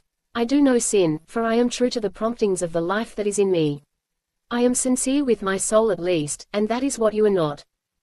There was a sting in what he said. Perhaps, after all, I was playing a cowardly part. And the more I thought about it, the more it appeared that my duty to myself lay in doing what he had advised, lay in joining forces with Johnson and Leech and working for his death. Right here, I think, entered the austere conscience of my Puritan ancestry, impelling me toward lurid deeds and sanctioning even murder as right conduct. I dwelt upon the idea. It would be a most moral act to rid the world of such a monster. Humanity would be better and happier for it, life fairer and sweeter. I pondered it long, lying sleepless in my bunk and reviewing in endless procession the facts of the situation. I talked with Johnson and Leech during the night watches when Wolf Larsen was below. Both men had lost hope, Johnson, because of temperamental despondency, Leech, because he had beaten himself out in the vain struggle and was exhausted. But he caught my hand in a passionate grip one night, saying, "I think you're square, Mr. Van Weyden. But stay where you are and keep your mouth shut. Say nothin' but saw wood. We're dead men, I know it, but all the same you might be able to do us a favor sometime when we need it damn bad." It was only next day, when Wainwright Island loomed to windward, close abeam, that Wolf Larsen opened his mouth in prophecy. He had attacked Johnson, been attacked by Leech, and had just finished whipping the pair of them. "Leech," he said, "you know I'm going to kill you some time or other, don't you?" A snarl was the answer. "And as for you, Johnson, you'll get so tired of life before I'm through with you that you'll fling yourself over the side. See if you don't. That's a suggestion," he added, in an aside to me. "I'll bet you a month's pay he acts upon it." I had cherished a hope that his victims would find an opportunity to escape while filling our water barrels, but Wolf Larsen had selected his spot well. The ghost lay half a mile beyond the surf line of a lonely beach. Here debouched a deep gorge, with precipitous, volcanic walls which no man could scale. And here, under his direct supervision, for he went ashore himself, Leech and Johnson filled the small casks and rolled them down to the beach. They had no chance to make a break for liberty in one of the boats. Harrison and Kelly, however, made such an attempt. They composed one of the boat's crews, and their task was to ply between the schooner and the shore, carrying a single cask each trip. Just before dinner, starting for the beach with an empty barrel, they altered their course and bore away to the left to round the promontory which jutted into the sea between them and Liberty. Beyond its foaming base lay the pretty villages of the Japanese colonists and smiling valleys which penetrated deep into the interior. Once in the fastnesses they promised, and the two men could defy Wolf Larsen. I had observed Henderson and Smoke loitering about the deck all morning, and I now learned why they were there. Procuring their rifles, they opened fire in a leisurely manner, upon the deserters. It was a cold-blooded exhibition of marksmanship. At first their bullets zipped harmlessly along the surface of the water on either side the boat, but, as the men continued to pull lustily, they struck closer and closer. "Now, watch me take Kelly's right oar," Smoke said, drawing a more careful aim. I was looking through the glasses, and I saw the oar blade shatter as he shot. Henderson duplicated it, selecting Harrison's right oar. The boat slewed around. The two remaining oars were quickly broken. The men tried to row with the splinters, and had them shot out of their hands. Kelly ripped up a bottom board and began paddling, but dropped it with a cry of pain as its splinters drove into his hands. Then they gave up, letting the boat drift till a second boat, sent from the shore by Wolf Larsen, took them in tow and brought them aboard. Late that afternoon we hove up anchor and got away. Nothing was before us but the 3 or 4 months hunting on the sealing grounds. The outlook was black indeed, and I went about my work with a heavy heart. An almost funereal gloom seemed to have descended upon the Ghost. Wolf Larsen had taken to his bunk with one of his strange, splitting headaches. Harrison stood listlessly at the wheel, half supporting himself by it, as though wearied by the weight of his flesh. The rest of the men were morose and silent. I came upon Kelly crouching to the lee of the forecastle scuttle, his head on his knees, his arms about his head, in an attitude of unutterable despondency.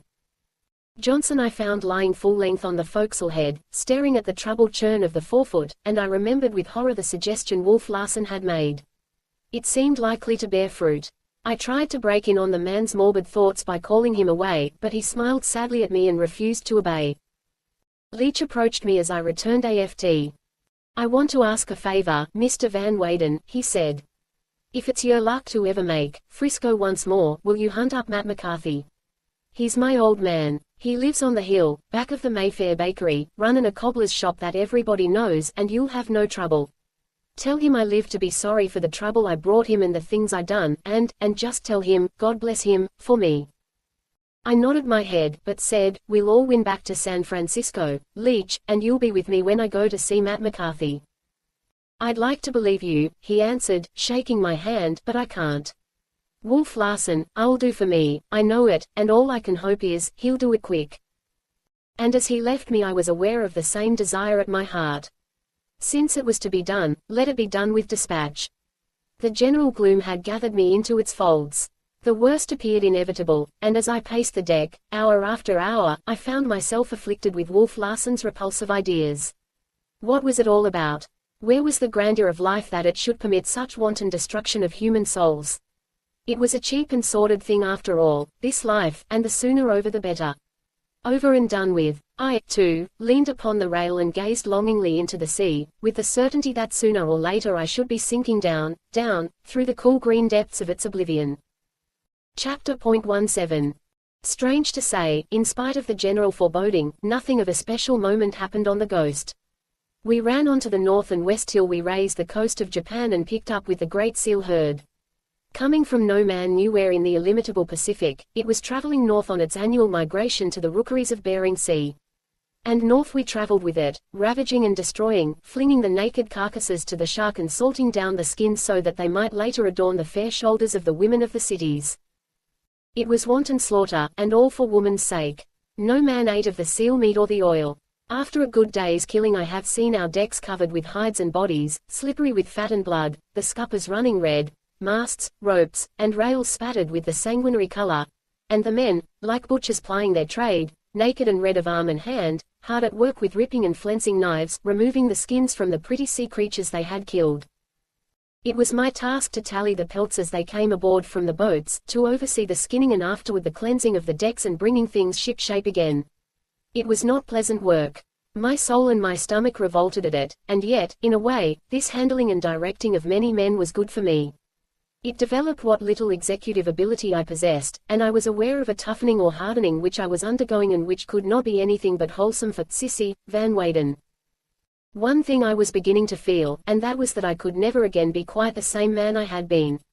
While my hope and faith in human life still survived Wolf Larsen's destructive criticism, he had nevertheless been a cause of change in minor matters.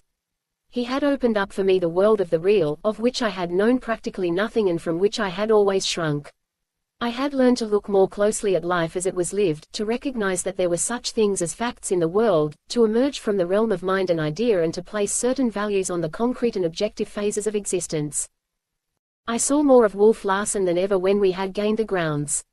For when the weather was fair and we were in the midst of the herd, all hands were away in the boats, and left on board were only he and I, and Thomas Mugridge, who did not count. But there was no play about it. The 6 boats, spreading out fan-wise from the schooner until the first weather boat and the last lee boat were anywhere from 10 to 20 miles apart, cruised along a straight course over the sea till nightfall or bad weather drove them in. It was our duty to sail the Ghost well to leeward of the last lee boat, so that all the boats should have fair wind to run for us in case of squalls or threatening weather. It is no slight matter for two men, particularly when a stiff wind has sprung up, to handle a vessel like the Ghost, steering, keeping lookout for the boats, and setting or taking in sail, so it devolved upon me to learn, and learn quickly. Steering I picked up easily, but running aloft to the crosstrees and swinging my whole weight by my arms when I left the ratlines and climbed still higher, was more difficult. This, too, I learned, and quickly, for I felt somehow a wild desire to vindicate myself in Wolf Larsen's eyes, to prove my right to live in ways other than of the mind. Nay, the time came when I took joy in the run of the masthead and in the clinging on by my legs at that precarious height while I swept the sea with glasses in search of the boats. I remember one beautiful day, when the boats left early and the reports of the hunters' guns grew dim and distant and died away as they scattered far and wide over the sea. There was just the faintest wind from the westward, but it breathed its last by the time we managed to get to leeward of the last lee boat. One by one, I was at the masthead and saw, the 6 boats disappeared over the bulge of the earth as they followed the seal into the west. We lay, scarcely rolling on the placid sea, unable to follow. Wolf Larsen was apprehensive. The barometer was down, and the sky to the east did not please him. He studied it with unceasing vigilance. "If she comes out of there," he said, hard and snappy, putting us to windward of the boats, "it's likely there'll be empty bunks in steerage and forecastle." By 11 o'clock the sea had become glass. By midday, though we were well up in the northerly latitudes, the heat was sickening. There was no freshness in the air. It was sultry and oppressive, reminding me of what the old Californians term earthquake weather. There was something ominous about it, and in intangible ways one was made to feel that the worst was about to come. Slowly the whole eastern sky filled with clouds that overtowered us like some black sierra of the infernal regions. So clearly could one see canyon, gorge, and precipice, and the shadows that lie therein, that one looked unconsciously for the white surf line and bellowing caverns where the sea charges on the land. And still we rocked gently, and there was no wind. "It's no squall," Wolf Larsen said. "Old Mother Nature's going to get up on her hind legs and howl for all that's in her, and it'll keep us jumping, hump, to pull through with half our boats. You'd better run up and loosen the topsails." "But if it is going to howl, and there are only 2 of us?" I asked, a note of protest in my voice. "Why, we've got to make the best of the first of it and run down to our boats before our canvas is ripped out of us. After that I don't give a rap what happens. The sticks, I'll stand it, and you and I will have to, though we've plenty cut out for us." Still the calm continued. We ate dinner, a hurried and anxious meal for me with 18 men abroad on the sea and beyond the bulge of the earth, and with that heaven-rolling mountain range of clouds moving slowly down upon us. Wolf Larsen did not seem affected, however, though I noticed, when we returned to the deck, a slight twitching of the nostrils, a perceptible quickness of movement. His face was stern, the lines of it had grown hard, and yet in his eyes, blue, clear blue this day, there was a strange brilliancy, a bright scintillating light. It struck me that he was joyous, in a ferocious sort of way, that he was glad there was an impending struggle, that he was thrilled and upborne with knowledge that one of the great moments of living, when the tide of life surges up in flood, was upon him. Once, and unwitting that he did so or that I saw, he laughed aloud, mockingly and defiantly, at the advancing storm. I see him yet standing there like a pygmy out of the Arabian Nights before the huge front of some malignant genie. He was daring destiny, and he was unafraid. He walked to the galley. "Cookie, by the time you've finished pots and pans you'll be wanted on deck. Stand ready for a call." "Hump," he said, becoming cognizant of the fascinated gaze I bent upon him, "this beats whiskey and is where your Omar misses." I think he only half lived after all. The western half of the sky had by now grown murky. The sun had dimmed and faded out of sight.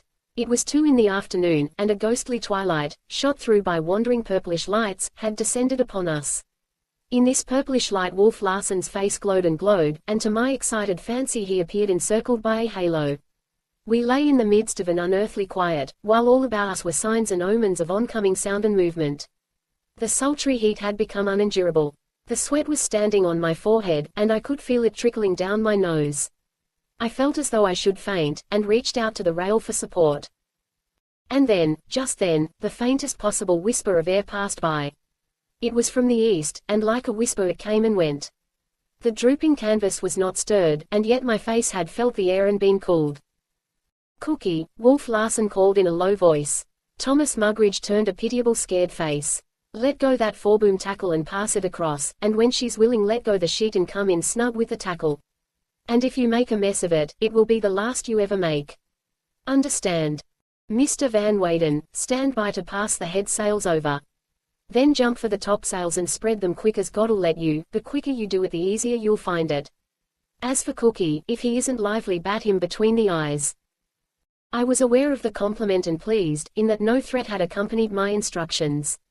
We were lying head to northwest, and it was his intention to jibe over all with the first puff. We'll have the breeze on our quarter, he explained to me. By the last guns the boats were bearing away slightly to the southward. He turned and walked aft to the wheel. I went forward and took my station at the jibs. Another whisper of wind, and another, passed by. The canvas flapped lazily. Thank God she's not comin' all of a bunch, Mr. Van Weyden, was the Cockney's fervent ejaculation. And I was indeed thankful, for I had by this time learned enough to know, with all our canvas spread, what disaster in such event awaited us. The whispers of wind became puffs, the sails filled, the Ghost moved. Wolf Larsen put the wheel hard up, to port, and we began to pay off. The wind was now dead astern, muttering and puffing stronger and stronger, and my headsails were pounding lustily. I did not see what went on elsewhere, though I felt the sudden surge and heel of the schooner as the wind pressures changed to the jibing of the fore and main sails. My hands were full with the flying jib, and staysail, and by the time this part of my task was accomplished the Ghost was leaping into the southwest, the wind on her quarter and all her sheets to starboard. Without pausing for breath, though my heart was beating like a trip hammer from my exertions, I sprang to the topsails, and before the wind had become too strong we had 'em fairly set and were coiling down. Then I went aft for orders. Wolf Larsen nodded approval and relinquished the wheel to me. The wind was strengthening steadily and the sea rising. For an hour I steered, each moment becoming more difficult. I had not the experience to steer at the gait we were going on a quartering course. Now take a run up with the glasses and raise some of the boats. We've made at least 10 knots, and we're going 12 or 13 now. The old girl knows how to walk. I contested myself with the fore crosstrees, some 70 feet above the deck. As I searched the vacant stretch of water before me, I comprehended thoroughly the need for haste if we were to recover any of our men. Indeed, as I gazed at the heavy sea through which we were running, I doubted that there was a boat afloat. It did not seem possible that such frail craft could survive such stress of wind and water. I could not feel the full force of the wind, for we were running with it, but from my lofty perch I looked down as though outside the Ghost and apart from her, and saw the shape of her outlined sharply against the foaming sea as she tore along instinct with life. Sometimes she would lift and send across some great wave, burying her starboard rail from view, and covering her deck to the hatches with the boiling ocean. At such moments, starting from a windward roll, I would go flying through the air with dizzying swiftness, as though I clung to the end of a huge, inverted pendulum, the arc of which, between the greater rolls, must have been 70 feet or more.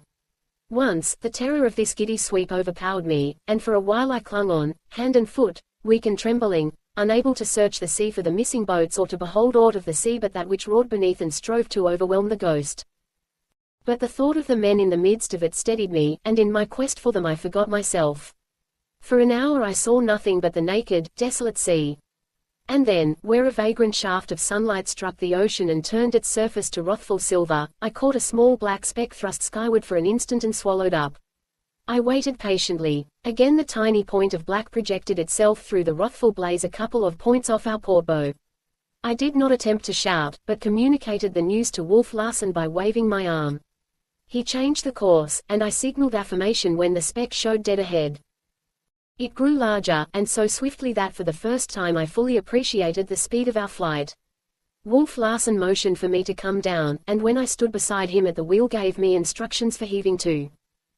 Expect all hell to break loose, he cautioned me, but don't mind it. Yours is to do your own work and to have Cookie stand by the foresheet. I managed to make my way forward, but there was little choice of sides, for the weather rails seemed buried as often as the lee. Having instructed Thomas Mugridge as to what he was to do, I clambered into the forerigging a few feet. The boat was now very close, and I could make out plainly that it was lying head to wind and sea and dragging on its mast and sail, which had been thrown overboard and made to serve as a sea anchor.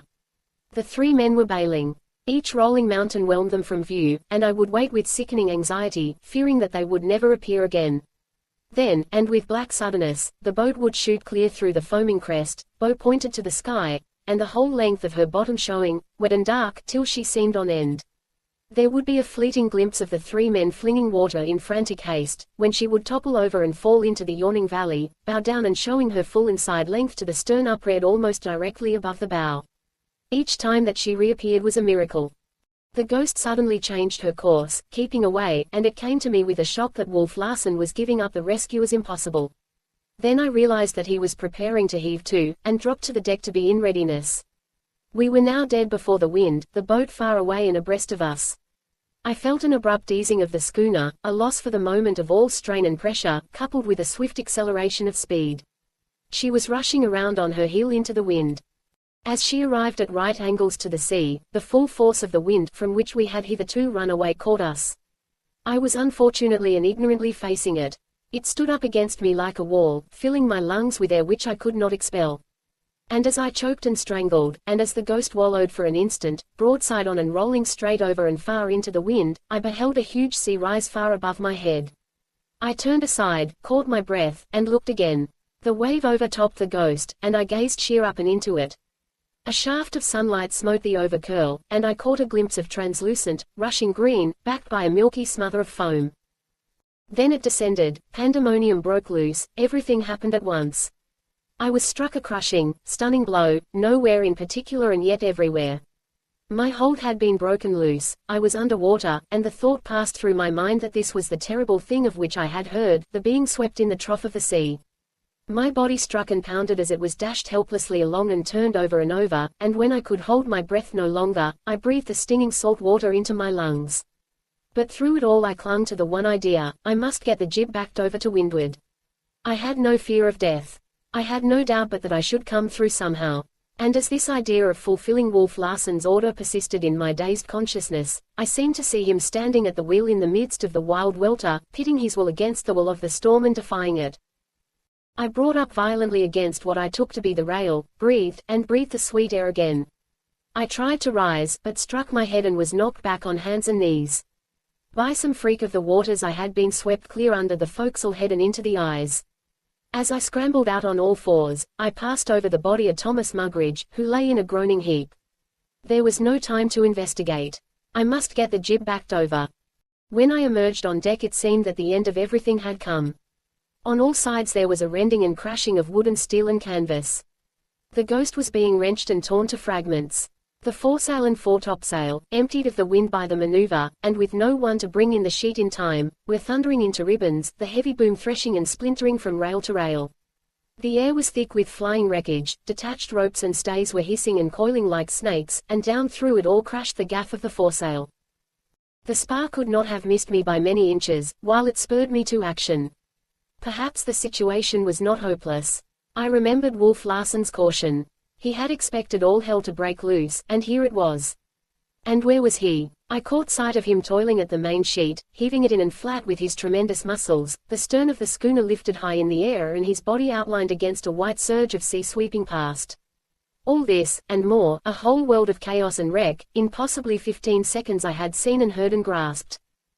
I did not stop to see what had become of the small boat, but sprang to the jib sheet. The jib itself was beginning to slap, partially filling and emptying with sharp reports, but with a turn of the sheet and the application of my whole strength each time it slapped, I slowly backed it. This I know, I did my best.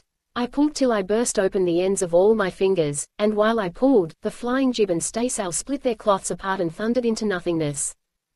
Still I pulled, holding what I gained each time with a double turn until the next slap gave me more. Then the sheet gave with greater ease, and Wolf Larsen was beside me, heaving in alone while I was busy taking up the slack. "Make fast," he shouted, "and come on." As I followed him, I noted that in spite of rack and ruin a rough order obtained. The Ghost was hove to. She was still in working order, and she was still working. Though the rest of her sails were gone, the jib, back to windward, and the mainsail hauled down flat, with themselves holding her bow to the furious sea as well. I looked for the boat, and, while Wolf Larsen cleared the boat tackles, saw it lift to leeward on a big sea and not a score of feet away. And, so nicely had he made his calculation, we drifted fairly down upon it, so that nothing remained to do but hook the tackles to either end and hoist it aboard. But this was not done so easily as it is written. In the bow was Kerfoot, Ufti in the stern, and Kelly amidships. As we drifted closer, the boat would rise on a wave while we sank in the trough, till almost straight above me I could see the heads of the 3 men craned overside and looking down. Then, the next moment, we would lift and soar upward while they sank far down beneath us. It seemed incredible that the next surge should not crush the Ghost down upon the tiny eggshell. But, at the right moment, I passed the tackle to the Kanaka, while Wolf Larsen did the same thing forward to Kerfoot. Both tackles were hooked in a trice, and the 3 men, deftly timing the roll, made a simultaneous leap aboard the schooner. As the Ghost rolled her side out of water, the boat was lifted snugly against her, and before the return roll came, we had heaved it in over the side and turned it bottom up on the deck. I noticed blood spouting from Kerfoot's left hand. In some way the 3rd finger had been crushed to a pulp. But he gave no sign of pain, and with his single right hand helped us lash the boat in its place. "Stand by to let that jib over, UFT," Wolf Larsen commanded, the very second we had finished with the boat. "Kelly, come aft and slack off the main sheet. You, Kerfoot, go forward and see what's become of Cookie. Mr. Van Weyden, run aloft again, and cut away any stray stuff on your way." And having commanded, he went aft with his peculiar tigerish leaps to the wheel. While I toiled up the fore shrouds, the Ghost slowly paid off. This time, as we went into the trough of the sea and were swept, there were no sails to carry away. And, halfway to the crosstrees and flattened against the rigging by the full force of the wind so that it would have been impossible for me to have fallen, the Ghost almost on her beam ends and the masts parallel with the water, I looked, not down, but at almost right angles from the perpendicular, to the deck of the Ghost. But I saw, not the deck, but where the deck should have been, for it was buried beneath a wild tumbling of water. Out of this water I could see the 2 masts rising, and that was all. The Ghost, for the moment, was buried beneath the sea. As she squared off more and more, escaping from the side pressure, she righted herself and broke her deck, like a whale's back, through the ocean surface. Then we raced, and wildly, across the wild sea, the while I hung like a fly in the crosstrees and searched for the other boats. In half an hour I sighted the second one, swamped and bottom up, to which were desperately clinging Jock Horner, Fat Louie, and Johnson. This time I remained aloft, and Wolf Larsen succeeded in heaving to without being swept. As before, we drifted down upon it. Tackles were made fast and lines flung to the men, who scrambled aboard like monkeys. The boat itself was crushed and splintered against the schooner's side as it came inboard, but the wreck was securely lashed, for it could be patched and made whole again. Once more the Ghost bore away before the storm, this time so submerging herself that for some seconds I thought she would never reappear. Even the wheel, quite a deal higher than the waist, was covered and swept again and again. At such moments I felt strangely alone with God, alone with him and watching the chaos of his wrath. And then the wheel would reappear, and Wolf Larsen's broad shoulders, his hands gripping the spokes and holding the schooner to the course of his will, himself an earth god, dominating the storm, flinging its descending waters from him and riding it to his own ends. And oh, the marvel of it! The marvel of it! That tiny men should live and breathe and work, and drive so frail a contrivance of wood and cloth through so tremendous an elemental strife. As before, the Ghost swung out of the trough, lifting her deck again out of the sea, and dashed before the howling blast. It was now 5:30, and half an hour later, when the last of the day lost itself in a dim and furious twilight, I sighted a 3rd boat. It was bottom up, and there was no sign of its crew. Wolf Larsen repeated his maneuver, holding off and then rounding up to windward and drifting down upon it. But this time he missed by 40 feet, the boat passing astern. "Number 4 boat, Ufti cried, his keen eyes reading its number in the 1 second when it lifted clear of the foam, and upside down.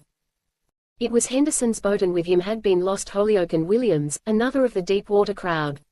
Lost they indubitably were, but the boat remained, and Wolf Larsen made one more reckless effort to recover it. I had come down to the deck, and I saw Horner and Kerfoot vainly protest against the attempt. "By God, I'll not be robbed of my boat by any storm that ever blew out of hell," he shouted, and though we 4 stood with our heads together that we might hear, his voice seemed faint and far, as though removed from us an immense distance. "Mr. Van Weyden," he cried, and I heard through the tumult as one might hear a whisper. "Stand by that jib with Johnson and Ufti. The rest of you tail aft to the mainsheet. Lively now, or I'll sail you all into kingdom come. Understand?" And when he put the wheel hard over and the Ghost's bow swung off, there was nothing for the hunters to do but obey and make the best of a risky chance. How great the risk I realized when I was once more buried beneath the pounding seas and clinging for life to the pinrail at the foot of the foremast. My fingers were torn loose, and I swept across to the side and over the side into the sea. I could not swim, but before I could sink I was swept back again. A strong hand gripped me, and when the ghost finally emerged, I found that I owed my life to Johnson. I saw him looking anxiously about him, and noted that Kelly, who had come forward at the last moment, was missing. This time, having missed the boat, and not being in the same position as in the previous instances, Wolf Larsen was compelled to resort to a different maneuver. Running off before the wind with everything to starboard, he came about, and returned close-hauled on the port tack. "Grand!" Johnson shouted in my ear, as we successfully came through the attendant deluge, and I knew he referred, not to Wolf Larsen's seamanship, but to the performance of the ghost herself. It was now so dark that there was no sign of the boat, but Wolf Larsen held back through the frightful turmoil as if guided by unerring instinct.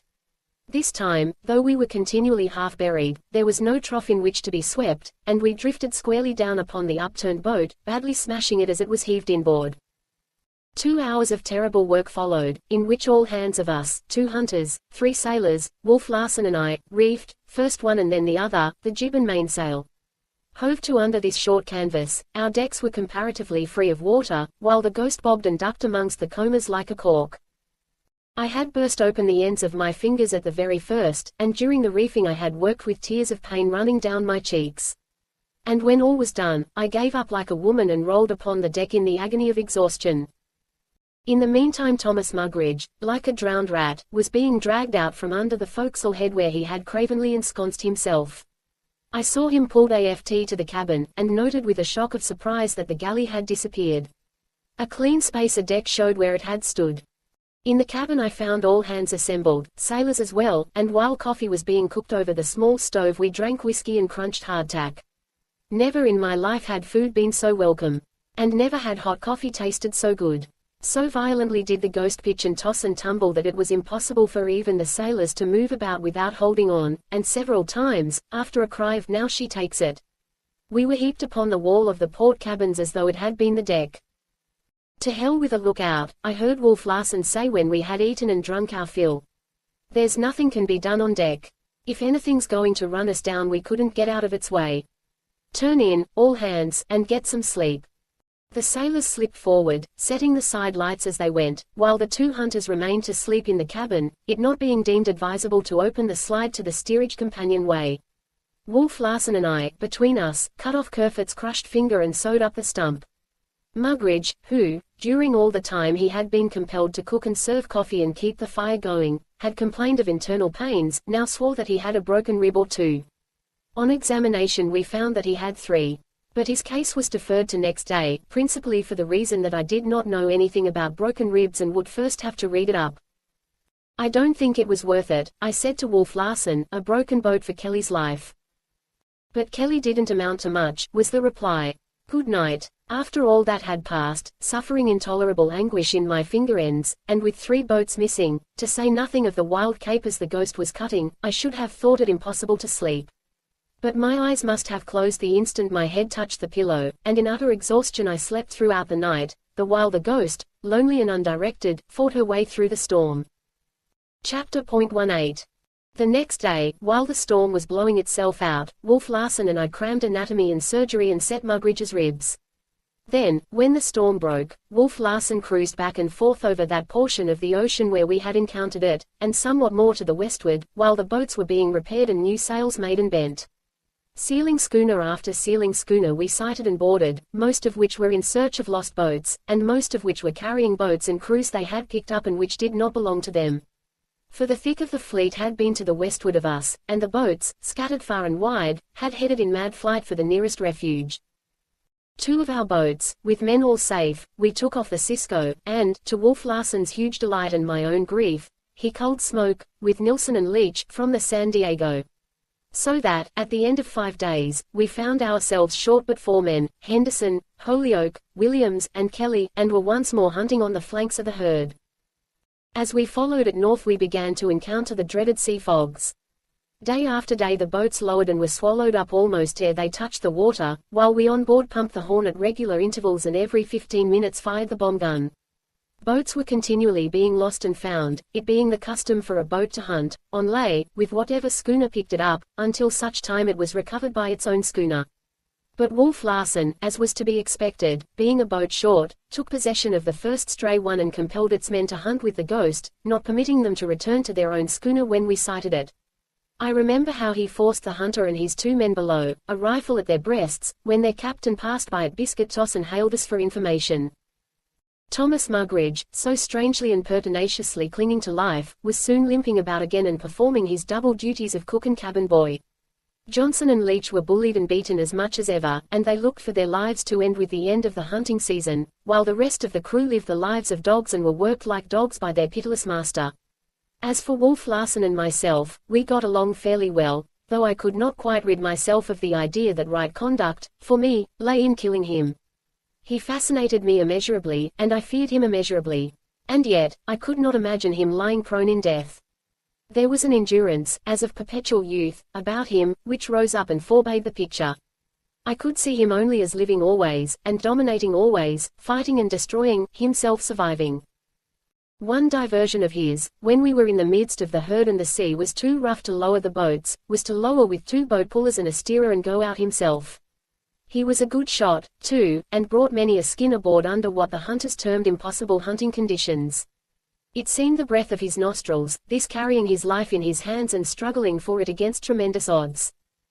I was learning more and more seamanship, and one clear day, a thing we rarely encountered now, I had the satisfaction of running and handling the Ghost and picking up the boats myself. Wolf Larsen had been smitten with one of his headaches, and I stood at the wheel from morning until evening, sailing across the ocean after the last lee boat, and heaving to and picking it and the other 5 up without command or suggestion from him. Gales we encountered now and again, for it was a raw and stormy region, and, in the middle of June, a typhoon most memorable to me and most important because of the changes wrought through it upon my future. We must have been caught nearly at the center of this circular storm, and Wolf Larsen ran out of it and to the southward, first under a double-reefed jib, and finally under bare poles. Never had I imagined so great a sea. The seas previously encountered were as ripples compared with these, which ran a half-mile from crest to crest and which upreared, I am confident, above our masthead. So great was it that Wolf Larsen himself did not dare heave to, though he was being driven far to the southward and out of the seal herd. We must have been well in the path of the Trans-Pacific steamships when the typhoon moderated, and here, to the surprise of the hunters, we found ourselves in the midst of seals, a second herd, or sort of rearguard, they declared, and a most unusual thing. But it was boats over, the boom of guns, and the pitiful slaughter through the long day. It was at this time that I was approached by Leach. I had just finished tallying the skins of the last boat aboard, when he came to my side, in the darkness, and said in a low tone, "Can you tell me, Mr. Van Weyden, how far we are off the coast, and what the bearings of Yokohama are?" My heart leaped with gladness, for I knew what he had in mind, and I gave him the bearings, west-northwest, and 500 miles away. "Thank you, sir," was all he said as he slipped back into the darkness. Next morning No. 3 boat and Johnson and Leach were missing. The water breakers and grub boxes from all the other boats were likewise missing, as were the beds and sea bags of the 2 men. Wolf Larsen was furious. He set sail and bore away into the west-northwest, 2 hunters constantly at the mastheads and sweeping the sea with glasses, himself pacing the deck like an angry lion. He knew too well my sympathy for the runaways to send me aloft as lookout. The wind was fair but fitful, and it was like looking for a needle in a haystack to raise that tiny boat out of the blue immensity. But he put the Ghost through her best paces so as to get between the deserters and the land. This accomplished, he cruised back and forth across what he knew must be their course. On the morning of the 3rd day, shortly after 8 bells, a cry that the boat was sighted came down from smoke at the masthead. All hands lined the rail. A snappy breeze was blowing from the west with the promise of more wind behind it, and there, to leeward, in the troubled silver of the rising sun, appeared and disappeared a black speck. We squared away and ran for it. My heart was as lead. I felt myself turning sick in anticipation, and as I looked at the gleam of triumph in Wolf Larsen's eyes, his form swam before me, and I felt almost irresistibly impelled to fling myself upon him. So unnerved was I by the thought of impending violence to Leach and Johnson that my reason must have left me. I know that I slipped down into the steerage in a daze, and that I was just beginning the ascent to the deck, a loaded shotgun in my hands, when I heard the startled cry, "There's 5 men in that boat." I supported myself in the companionway, weak and trembling, while the observation was being verified by the remarks of the rest of the men. Then my knees gave from under me and I sank down, myself again, but overcome by shock at knowledge of what I had so nearly done. Also, I was very thankful as I put the gun away and slipped back on deck.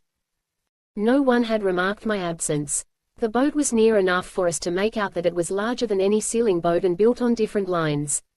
As we drew closer, the sail was taken in and the mast unstepped.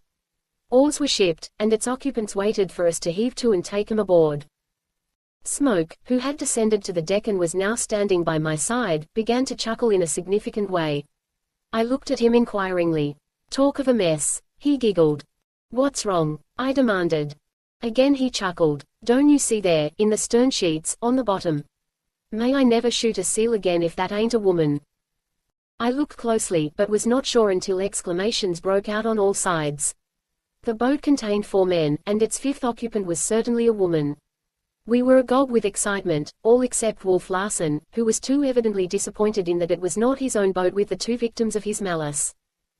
We ran down the flying jib, hauled the jib sheets to windward and the main sheet flat, and came up into the wind. The oars struck the water, and with a few strokes the boat was alongside. I now caught my first fair glimpse of the woman. She was wrapped in a long ulster, for the morning was raw, and I could see nothing but her face and a mass of light brown hair escaping from under the seaman's cap on her head. The eyes were large and brown and lustrous, the mouth sweet and sensitive, and the face itself a delicate oval, though sun and exposure to briny wind had burnt the face scarlet. She seemed to me like a being from another world. I was aware of a hungry outreaching for her, as of a starving man for bread. But then, I had not seen a woman for a very long time.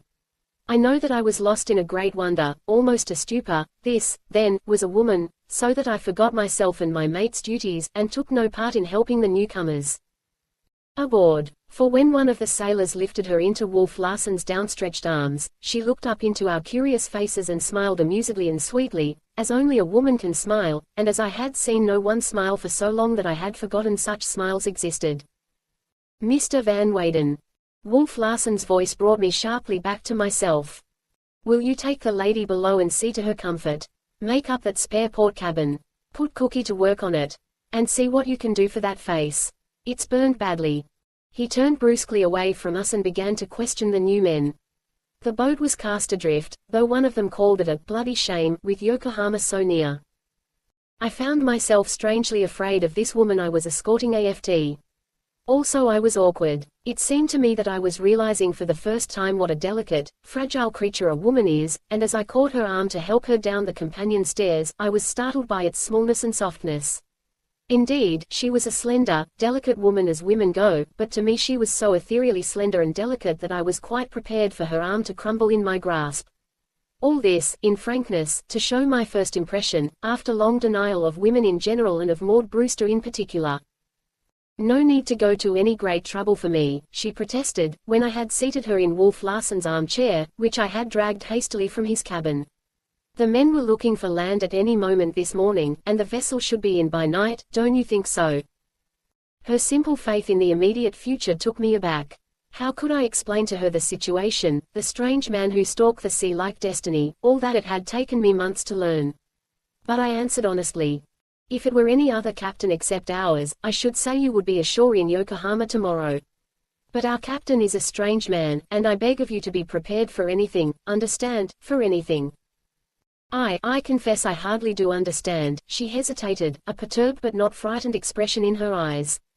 "Or is it a misconception of mine that shipwrecked people are always shown every consideration? This is such a little thing, you know. We are so close to land." "Candidly, I do not know," I strove to reassure her. "I wished merely to prepare you for the worst, if the worst is to come. This man, this captain, is a brute, a demon, and one can never tell what will be his next fantastic act." I was growing excited, but she interrupted me with an, "Oh, I see," and her voice sounded weary.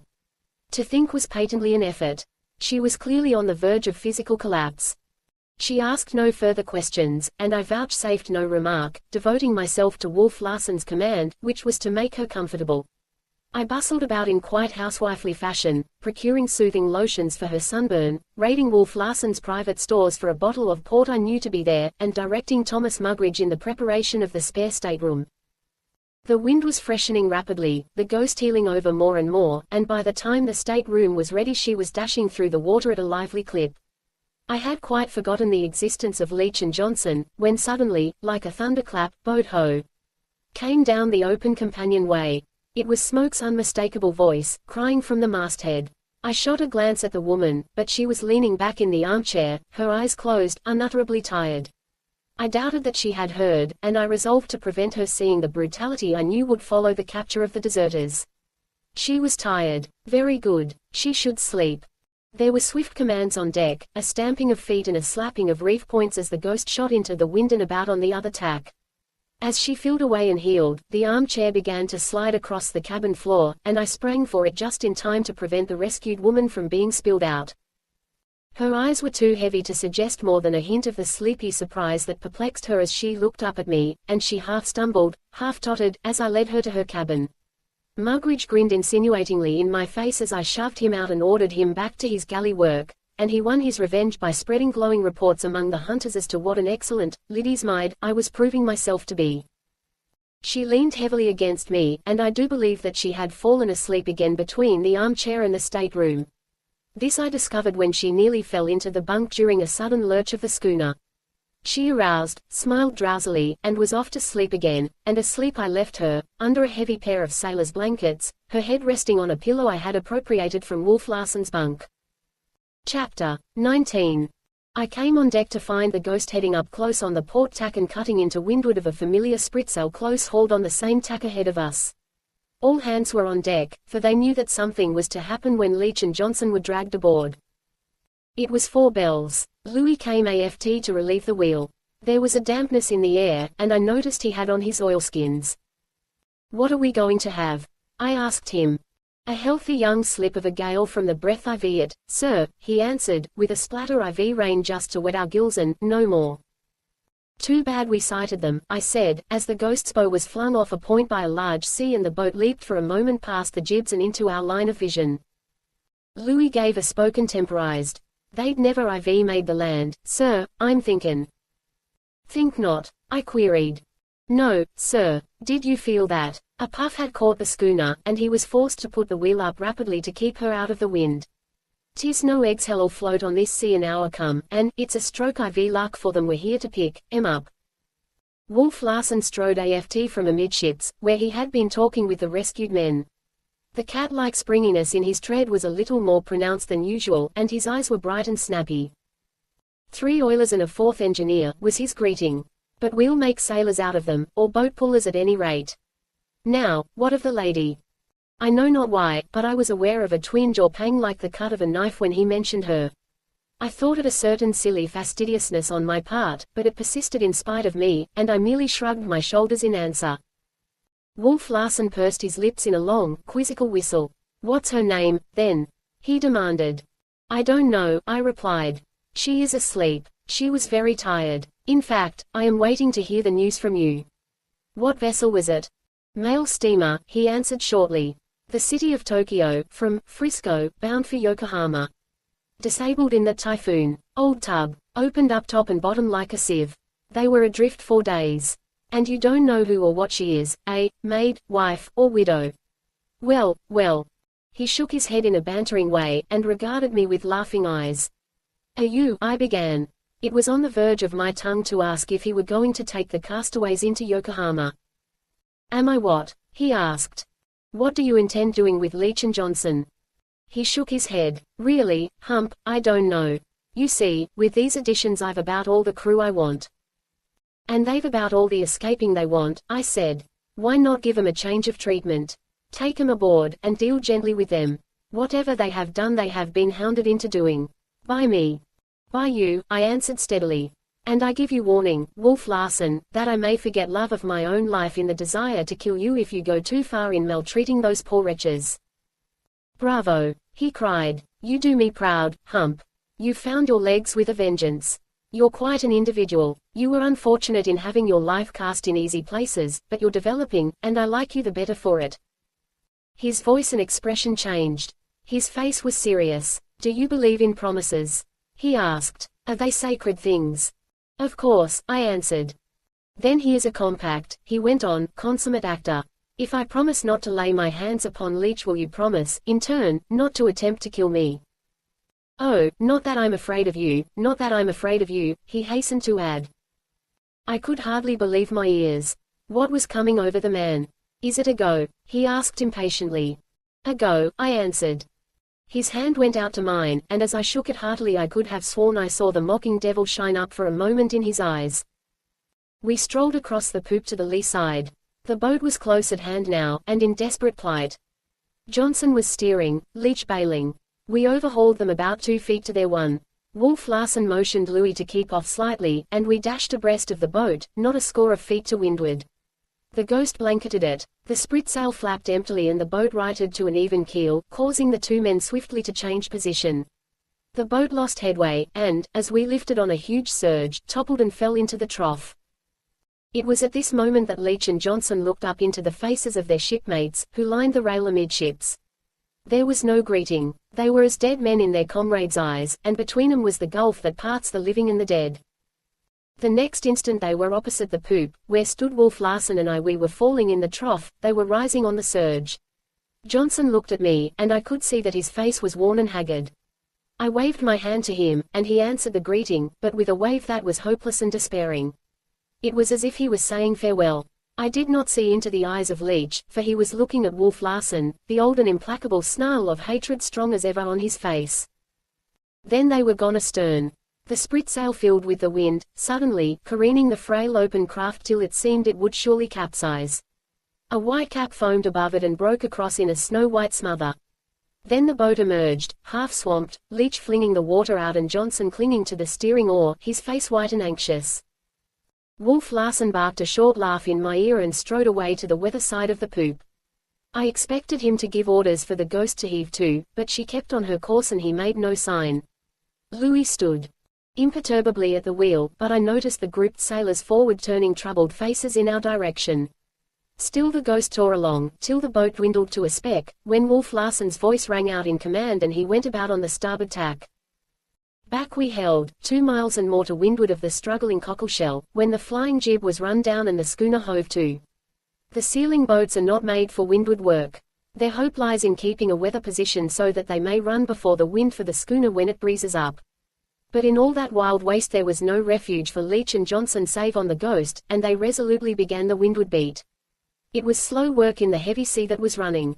At any moment they were liable to be overwhelmed by the hissing combers. Time and again and countless times we watched the boat luff into the big whitecaps, lose headway, and be flung back like a cork. Johnson was a splendid seaman, and he knew as much about small boats as he did about ships. At the end of an hour and a half he was nearly alongside, standing past our stern on the last leg out, aiming to fetch us on the next leg back. "So you've changed your mind," I heard Wolf Larsen mutter, half to himself, half to them as though they could hear. "You want to come aboard, eh? Well, then, just keep coming. Hard up with that helm," he commanded Oofty, the Kanaka, who had in the meantime relieved Louis at the wheel. Command followed command. As the schooner paid off, the forey and main sheets were slacked away for fair wind. And before the wind we were, and leaping, when Johnson, easing his sheet at imminent peril, cut across our wake 100 feet away. Again Wolf Larsen laughed, at the same time beckoning them with his arm to follow. It was evidently his intention to play with them, a lesson, I took it, in lieu of a beating, though a dangerous lesson, for the frail craft stood in momentary danger of being overwhelmed. Johnson squared away promptly and ran after us. There was nothing else for him to do. Death stalked everywhere, and it was only a matter of time when some one of those many huge seas would fall upon the boat, roll over it, and pass on. "'Tis the fear IV death at the hearts IV them," Louis muttered in my ear, as I passed forward to see to taking in the flying jib and staysail. "Oh, he'll heave to in a little while and pick 'em up," I answered cheerfully. "He's bent upon giving 'em a lesson, that's all." Louis looked at me shrewdly. "Think so?" he asked. "Surely," I answered. "Don't you?" "I think nothing but IV my own skin, these days," was his answer. "And 'tis with wonder I'm filled as to the workin' out IV things. A pretty mess that Frisco whiskey got me into, and a prettier mess that woman's got you into AFT there." "Ah, it's myself that knows ye for a blitherin' fool." "What do you mean?" I demanded, for, having sped his shaft, he was turning away. "What do I mean?" he cried. "And it's you that asks me. 'Tis not what I mean, but what the wolf, I'll mean." "The wolf," I said, "the wolf. If trouble comes, will you stand by?" I asked impulsively, for he had voiced my own fear. "Stand by? 'Tis old fat Louis the First stand by, and trouble enough it'll be. We're at the beginnin' IV things, I'm tellin' ye, the bare beginnin' IV things." "I had not thought you so great a coward," I sneered. He favored me with a contemptuous stare. "If I raised never a hand for that poor fool," pointing astern to the tiny sail, "do ye think I'm hungerin' for a broken head for a woman I never laid me eyes upon before this day?" I turned scornfully away and went aft. "Better get in those topsails, Mr. Van Weyden," Wolf Larsen said, as I came on the poop. I felt relief, at least as far as the two men were concerned. It was clear he did not wish to run too far away from them. I picked up hope at the thought and put the order swiftly into execution. I had scarcely opened my mouth to issue the necessary commands, when eager men were springing to halyards and downhauls, and others were racing aloft. This eagerness on their part was noted by Wolf Larsen with a grim smile. Still we increased our lead, and when the boat had dropped astern several miles we hove to and waited. All eyes watched it coming, even Wolf Larsen's, but he was the only unperturbed man aboard. Louis, gazing fixedly, betrayed a trouble in his face he was not quite able to hide. The boat drew closer and closer, hurling along through the seething green like a thing alive, lifting and sending and uptossing across the huge-backed breakers, or disappearing behind them only to rush into sight again and shoot skyward. It seemed impossible that it could continue to live, yet with each dizzying sweep it did achieve the impossible. A rain squall drove past, and out of the flying wet the boat emerged, almost upon us. "Hard up, there!" Wolf Larsen shouted, himself springing to the wheel and whirling it over. Again the Ghost sprang away and raced before the wind, and for 2 hours Johnson and Leach pursued us. We hove to and ran away, and ever astern the struggling patch of sail tossed skyward and fell into the rushing valleys. It was a quarter of a mile away when a thick squall of rain veiled it from view. It never emerged. The wind blew the air clear again, but no patch of sail broke the troubled surface. I thought I saw, for an instant, the boat's bottom show black in a breaking crest. At the best, that was all. For Johnson and Leach the travail of existence had ceased. The men remained grouped amidships. No one had gone below, and no one was speaking. Nor were any looks being exchanged. Each man seemed stunned, deeply contemplative, as it were, and, not quite sure, trying to realize just what had taken place. Wolf Larsen gave them little time for thought. He at once put the Ghost upon her course, a course which meant the Seal Herd and not Yokohama Harbor. But the men were no longer eager as they pulled and hauled, and I heard curses amongst them, which left their lips smothered and as heavy and lifeless as were they. Not so was it with the hunters. Smoke the Irrepressible related a story, and they descended into the steerage, bellowing with laughter. As I passed to leeward of the galley on my way aft I was approached by the engineer we had rescued. His face was white, his lips were trembling. "Good God, sir, what kind of a craft is this?" he cried. "You have eyes, you have seen," I answered, almost brutally, what of the pain and fear at my own heart. "Your promise," I said to Wolf Larsen. "I was not thinking of taking them aboard when I made that promise," he answered. "And anyway, you'll agree I've not laid my hands upon them." Far from it, he laughed a moment later. I made no reply. I was incapable of speaking, my mind was too confused. I must have time to think, I knew. This woman, sleeping even now in the spare cabin, was a responsibility, which I must consider, and the only rational thought that flickered through my mind was that I must do nothing hastily if I were to be any help to her at all. Chapter .20. The remainder of the day passed uneventfully. The young slip of a gale, having wetted our gills, proceeded to moderate. The fourth engineer and the 3 oilers, after a warm interview with Wolf Larsen, were furnished with outfits from the slop chests, assigned places under the hunters in the various boats and watches on the vessel, and bundled forward into the forecastle. They went protestingly, but their voices were not loud. They were awed by what they had already seen of Wolf Larsen's character, while the tale of woe they speedily heard in the forecastle took the last bit of rebellion out of them. Miss Brewster, we had learned her name from the engineer, slept on and on. At supper I requested the hunters to lower their voices, so she was not disturbed, and it was not till next morning that she made her appearance. It had been my intention to have her meals served apart, but Wolf Larsen put down his foot. Who was she that she should be too good for cabin table and cabin society? Had been his demand. But her coming to the table had something amusing in it. The hunters fell silent as clams. Jock Horner and Smoke alone were unabashed, stealing stealthy glances at her now and again, and even taking part in the conversation. The other 4 men glued their eyes on their plates and chewed steadily and with thoughtful precision, their ears moving and wobbling, in time with their jaws, like the ears of so many animals. Wolf Larsen had little to say at first, doing no more than reply when he was addressed. Not that he was abashed.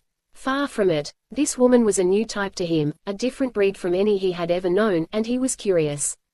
He studied her, his eyes rarely leaving her face unless to follow the movements of her hands or shoulders. I studied her myself, and though it was I who maintained the conversation, I know that I was a bit shy, not quite self-possessed. His was the perfect poise, the supreme confidence in self, which nothing could shake, and he was no more timid of a woman than he was of storm and battle. "And when shall we arrive at Yokohama?" she asked, turning to him and looking him squarely in the eyes. There it was, the question flat. The jaws stopped working, the ears ceased wobbling, and though eyes remained glued on plates, each man listened greedily for the answer. "In 4 months, possibly 3 if the season closes early," Wolf Larsen said. She caught her breath and stammered, I thought, I was given to understand that Yokohama was only a day's sail away. Here she paused and looked about the table at the circle of unsympathetic faces staring hard at the plates. "It is not right," she concluded. "That is a question you must settle with Mr. Van Weyden there," he replied, nodding to me with a mischievous twinkle. "Mr. Van Weyden is what you may call an authority on such things as rights. Now I, who am only a sailor, would look upon the situation somewhat differently. It may possibly be your misfortune that you have to remain with us, but it is certainly our good fortune." He regarded her smilingly. Her eyes fell before his gaze, but she lifted them again, and defiantly, to mine. I read the unspoken question there, was it right? But I had decided that the part one was to play must be a neutral one, so I did not answer. "What do you think?" she demanded. "That it is unfortunate, especially if you have any engagements falling due in the course of the next several months.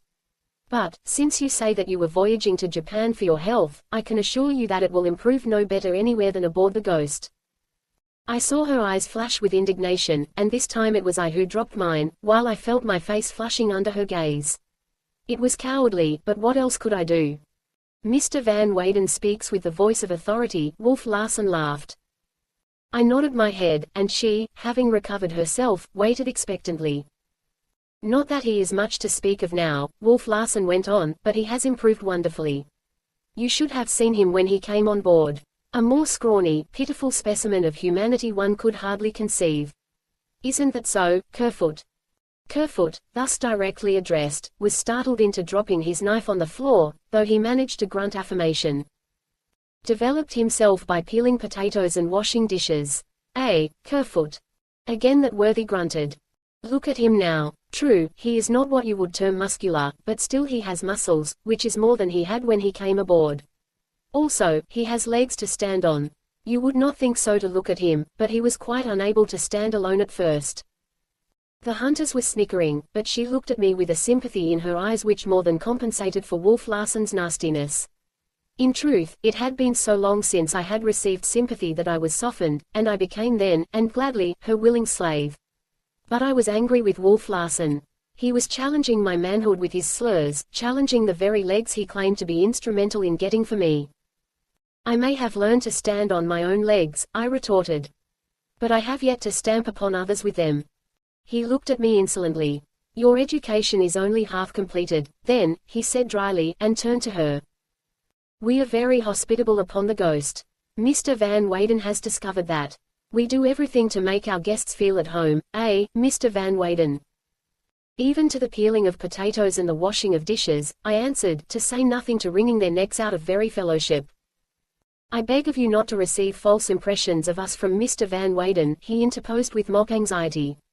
"You will observe, Miss Brewster, that he carries a dirk in his belt, a most unusual thing for a ship's officer to do. While really very estimable, Mr. Van Weyden is sometimes, how shall I say, quarrelsome, and harsh measures are necessary. He is quite reasonable and fair in his calm moments, and as he is calm now he will not deny that only yesterday he threatened my life. I was well nigh choking, and my eyes were certainly fiery. He drew attention to me. Look at him now. He can scarcely control himself in your presence. He is not accustomed to the presence of ladies anyway. I shall have to arm myself before I dare go on deck with him. He shook his head sadly, murmuring, too bad, while the hunters burst into guffaws of laughter. The deep-sea voices of these men, rumbling and bellowing in the confined space, produced a wild effect. The whole setting was wild, and for the first time, regarding this strange woman and realizing how incongruous she was in it, I was aware of how much a part of it I was myself. I knew these men and their mental processes, was one of them myself, living the seal hunting life, eating the seal hunting fare, thinking, largely, the seal hunting thoughts. There was for me no strangeness to it, to the rough clothes, the coarse faces, the wild laughter, and the lurching cabin walls and swaying sea lamps. As I buttered a piece of bread my eyes chanced to rest upon my hand. The knuckles were skinned and inflamed clear across, the fingers swollen, the nails rimmed with black. I felt the mattress-like growth of beard on my neck, knew that the sleeve of my coat was ripped, that a button was missing from the throat of the blue shirt I wore. The dirk mentioned by Wolf Larsen rested in its sheath on my hip. It was very natural that it should be there, how natural I had not imagined until now, when I looked upon it with her eyes and knew how strange it and all that went with it must appear to her. But she divined the mockery in Wolf Larsen's words, and again favored me with a sympathetic glance. But there was a look of bewilderment also in her eyes. That it was mockery made the situation more puzzling to her. I may be taken off by some passing vessel, perhaps, she suggested. There will be no passing vessels, except other sealing schooners, Wolf Larsen made answer. I have no clothes, nothing, she objected. You hardly realize, sir, that I am not a man, or that I am unaccustomed to the vagrant, careless life which you and your men seem to lead. The sooner you get accustomed to it, the better, he said. I'll furnish you with cloth, needles, and thread, he added. I hope it will not be too dreadful a hardship for you to make yourself a dress or two. She made a wry pucker with her mouth, as though to advertise her ignorance of dressmaking. That she was frightened and bewildered, and that she was bravely striving to hide it, was quite plain to me. I suppose you're like Mr. Van Weyden there, accustomed to having things done for you. Well, I think doing a few things for yourself will hardly dislocate any joints. By the way, what do you do for a living? She regarded him with amazement unconcealed. I mean no offense, believe me. People eat, therefore they must procure the wherewithal. These men here shoot seals in order to live, for the same reason I sail this schooner, and Mr. Van Weyden, for the present at any rate, earns his salty grub by assisting me. Now what do you do? She shrugged her shoulders. Do you feed yourself? Or does someone else feed you? I'm afraid someone else has fed me most of my life, she laughed, trying bravely to enter into the spirit of his quizzing, though I could see a terror dawning and growing in her eyes as she watched Wolf Larsen. And I suppose someone else makes your bed for you. I have made beds, she replied. Very often. She shook her head with mock ruefulness. Do you know what they do to poor men in the States, who, like you, do not work for their living? I am very ignorant, she pleaded. What do they do to the poor men who are like me? They send them to jail. The crime of not earning a living, in their case, is called vagrancy. If I were Mr. Van Weyden, who harps eternally on questions of right and wrong, I'd ask, by what right do you live when you do nothing to deserve living? But as you are not Mr. Van Weyden, I don't have to answer, do I? She beamed upon him through her terror-filled eyes, and the pathos of it cut me to the heart. I must in some way break in and lead the conversation into other channels. Have you ever earned $1 by your own labor? He demanded, certain of her answer, a triumphant vindictiveness in his voice. Yes, I have, she answered slowly, and I could have laughed aloud at his crestfallen visage. I remember my father giving me $1 once, when I was a little girl, for remaining absolutely quiet for 5 minutes. He smiled indulgently. But that was long ago, she continued. And you would scarcely demand a little girl of 9 to earn her own living. At present, however, she said, after another slight pause, I earn about $1,800 a year. With one accord, all eyes left the plates and settled on her. A woman who earned $1,800 a year was worth looking at. Wolf Larsen was undisguised in his admiration. Salary, or piecework? He asked. Piecework, she answered promptly. $1,800, he calculated. That's $150 a month. Well, Miss Brewster, there is nothing small about the ghost. Consider yourself on salary during the time you remain with us. She made no acknowledgement. She was too unused as yet to the whims of the man to accept them with equanimity. I forgot to inquire, he went on suavely, as to the nature of your occupation. What commodities do you turn out? What tools and materials do you require? Paper and ink, she laughed. And, oh, also a typewriter. You are Maud Brewster, I said slowly and with certainty, almost as though I were charging her with a crime. Her eyes lifted curiously to mine. How do you know, aren't you? I demanded. She acknowledged her identity with a nod. It was Wolf Larsen's turn to be puzzled. The name and its magic signified nothing to him. I was proud that it did mean something to me, and for the first time in a weary while I was convincingly conscious of a superiority over him. I remember writing a review of a thin little volume, I had begun carelessly, when she interrupted me. You, she cried, you are. She was now staring at me in wide-eyed wonder. I nodded my identity, in turn. Humphrey Van Weyden, she concluded, then added with a sigh of relief, and unaware that she had glanced that relief at Wolf Larsen, I am so glad. I remember the review, she went on hastily, becoming aware of the awkwardness of her remark, that too flattering review. Not at all, I denied valiantly. You impeach my sober judgment and make my canons of little worth. Besides, all my brother critics were with me. Didn't Lang include your Kiss Endured among the 4 supreme sonnets by women in the English language? But you called me the American Mrs. Meynell. Was it not true? I demanded. No, not that, she answered. I was hurt. We can measure the unknown only by the known, I replied, in my finest academic manner. As a critic I was compelled to place you. You have now become a yardstick yourself. 7 of your thin little volumes are on my shelves, and there are 2 thicker volumes, the essays, which, you will pardon my saying, and I know not which is flattered more, fully equal your verse. The time is not far distant when some unknown will arise in England and the critics will name her the English Maud Brewster. You are very kind, I am sure, she murmured, and the very conventionality of her tones and words, with the host of associations it aroused of the old life on the other side of the world, gave me a quick thrill, rich with remembrance but stinging sharp with homesickness. And you are Maud Brewster, I said solemnly, gazing across at her. And you are Humphrey Van Weyden, she said, gazing back at me with equal solemnity and awe. How unusual. I don't understand. We surely are not to expect some wildly romantic sea story from your sober pen. No, I am not gathering material, I assure you, was my answer.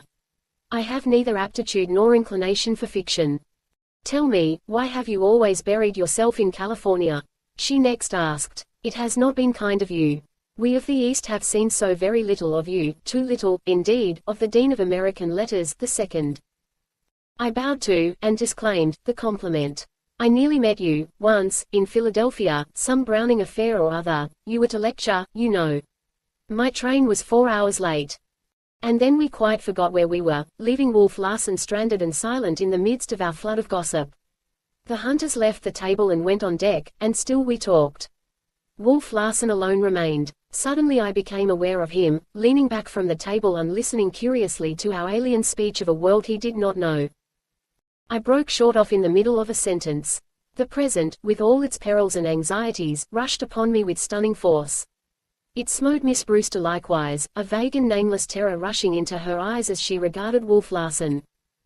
He rose to his feet and laughed awkwardly. The sound of it was metallic. Oh, don't mind me, he said, with a self-depreciatory wave of his hand. I don't count. Go on, I pray you. But the gates of speech were closed, and we, too, rose from the table and laughed awkwardly. Chapter 21. The chagrin Wolf Larsen felt from being ignored by Maud Brewster and me in the conversation at table had to express itself in some fashion, and it fell to Thomas Mugridge to be the victim. He had not mended his waist nor his shirt, though the latter he contended he had changed. The garment itself did not bear out the assertion, nor did the accumulations of grease on stove and pot and pan attest to general cleanliness. I've given you warning, Cookie, Wolf Larsen said, and now you've got to take your medicine. Mugridge's face turned white under its sooty veneer, and when Wolf Larsen called for a rope and a couple of men, the miserable Cockney fled wildly out of the galley and dodged and ducked about the deck with the grinning crew in pursuit. Few things could have been more to their liking than to give him a tow over the side, for to the forecastle he had sent messes and concoctions of the vilest order. Conditions favored the undertaking. The Ghost was slipping through the water at no more than 3 miles an hour, and the sea was fairly calm. But Mugridge had little stomach for a dip in it. Possibly he had seen men towed before. Besides, the water was frightfully cold, and his was anything but a rugged constitution. As usual, the watchers below and the hunters turned out for what promised sport. Mugridge seemed to be in rabid fear of the water, and he exhibited a nimbleness and speed we did not dream he possessed. Cornered in the right angle of the poop and galley, he sprang like a cat to the top of the cabin and ran aft. But his pursuers forestalling him, he doubled back across the cabin, passed over the galley, and gained the deck by means of the steerage scuttle. Straight forward he raced, the boat puller Harrison at his heels and gaining on him. But Mugridge, leaping suddenly, caught the jib boom lift. It happened in an instant. Holding his weight by his arms, and in midair doubling his body at the hips, he let fly with both feet. The oncoming Harrison caught the kick squarely in the pit of the stomach, groaned involuntarily, and doubled up and sank backward to the deck. Hand clapping and roars of laughter from the hunters greeted the exploit, while Mugridge, eluding half of his pursuers at the foremast, ran aft and through the remainder like a runner on the football field. Straight aft he held, to the poop and along the poop to the stern. So great was his speed that as he curved past the corner of the cabin he slipped and fell. Nilson was standing at the wheel, and the Cockney's hurtling body struck his legs. Both went down together, but Mugridge alone arose. By some freak of pressures, his frail body had snapped the strong man's leg like a pipe stem. Parsons took the wheel, and the pursuit continued. Round and round the decks they went, Mugridge sick with fear, the sailors hallooing and shouting directions to one another, and the hunters bellowing encouragement and laughter. Mugridge went down on the fore-hatch under 3 men, but he emerged from the mass like an eel, bleeding at the mouth, the offending shirt ripped into tatters, and sprang for the main rigging. Up he went, clear up, beyond the ratlines, to the very masthead. Half a dozen sailors swarmed to the crosstrees after him, where they clustered and waited while 2 of their number, Ufti and Black, who was Latimer's boat steerer, continued up the thin steel stays, lifting their bodies higher and higher by means of their arms. It was a perilous undertaking, for, at a height of over 100 feet from the deck, holding on by their hands, they were not in the best of positions to protect themselves from Mugridge's feet. And Mugridge kicked savagely, till the Kanaka, hanging on with one hand, seized the Cockney's foot with the other. Black duplicated the performance a moment later with the other foot. Then the 3 wreathed together in a swaying tangle, struggling, sliding, and falling into the arms of their mates on the crosstrees. The aerial battle was over, and Thomas Mugridge, whining and gibbering, his mouth flecked with bloody foam, was brought down to deck. Wolf Larsen rove a bowline in a piece of rope and slipped it under his shoulders. Then he was carried aft and flung into the sea. 40, 50, 60 feet of line ran out, when Wolf Larsen cried, "Belay!" Ufti took a turn on a bit, the rope tautened, and the Ghost, lunging onward, jerked the cook to the surface. It was a pitiful spectacle. Though he could not drown, and was 9-lived in addition, he was suffering all the agonies of half-drowning. The Ghost was going very slowly, and when her stern lifted on a wave and she slipped forward she pulled the wretch to the surface and gave him a moment in which to breathe, but between each lift the stern fell, and while the bow lazily climbed the next wave the line slacked and he sank beneath. I had forgotten the existence of Maud Brewster, and I remembered her with a start as she stepped lightly beside me. It was her first time on deck since she had come aboard. A dead silence greeted her appearance. "What is the cause of the merriment?" she asked. "Ask Captain Larsen," I answered composedly and coldly, though inwardly my blood was boiling at the thought that she should be witness to such brutality. She took my advice and was turning to put it into execution, when her eyes lighted on Ufti, immediately before her, his body instinct with alertness and grace as he held the turn of the rope. "Are you fishing?" she asked him. He made no reply. His eyes, fixed intently on the sea astern, suddenly flashed. "Shark ho, sir!" he cried. "Heave in, lively! All hands tail on!" Wolf Larsen shouted, springing himself to the rope in advance of the quickest. Mugridge had heard the Kanaka's warning cry and was screaming madly. I could see a black fin cutting the water and making for him with greater swiftness than he was being pulled aboard. It was an even toss whether the shark or we would get him, and it was a matter of moments. When Mugridge was directly beneath us, the stern descended the slope of a passing wave, thus giving the advantage to the shark. The fin disappeared. The belly flashed white in swift upward rush. Almost equally swift, but not quite, was Wolf Larsen. He threw his strength into one tremendous jerk. The Cockney's body left the water, so did part of the shark's. He drew up his legs, and the man-eater seemed no more than barely to touch one foot, sinking back into the water with a splash.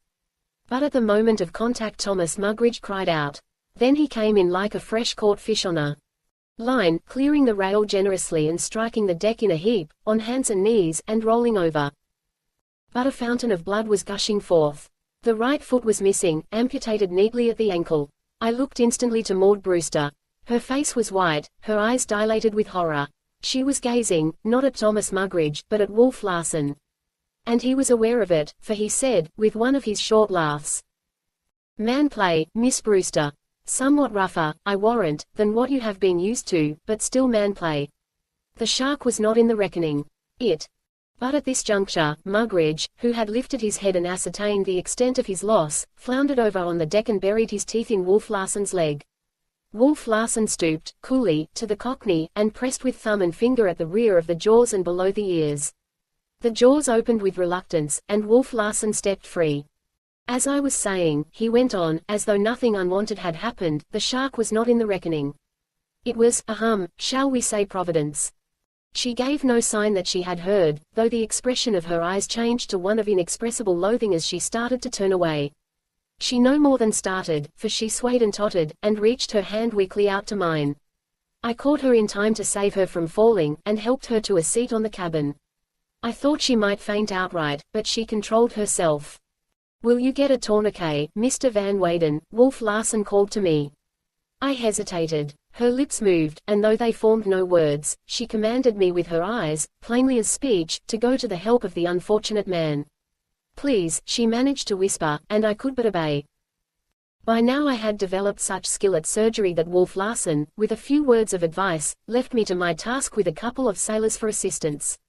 For his task he elected a vengeance on the shark. A heavy swivel hook, baited with fat salt pork, was dropped overside, and by the time I had compressed the severed veins and arteries, the sailors were singing and heaving in the offending monster.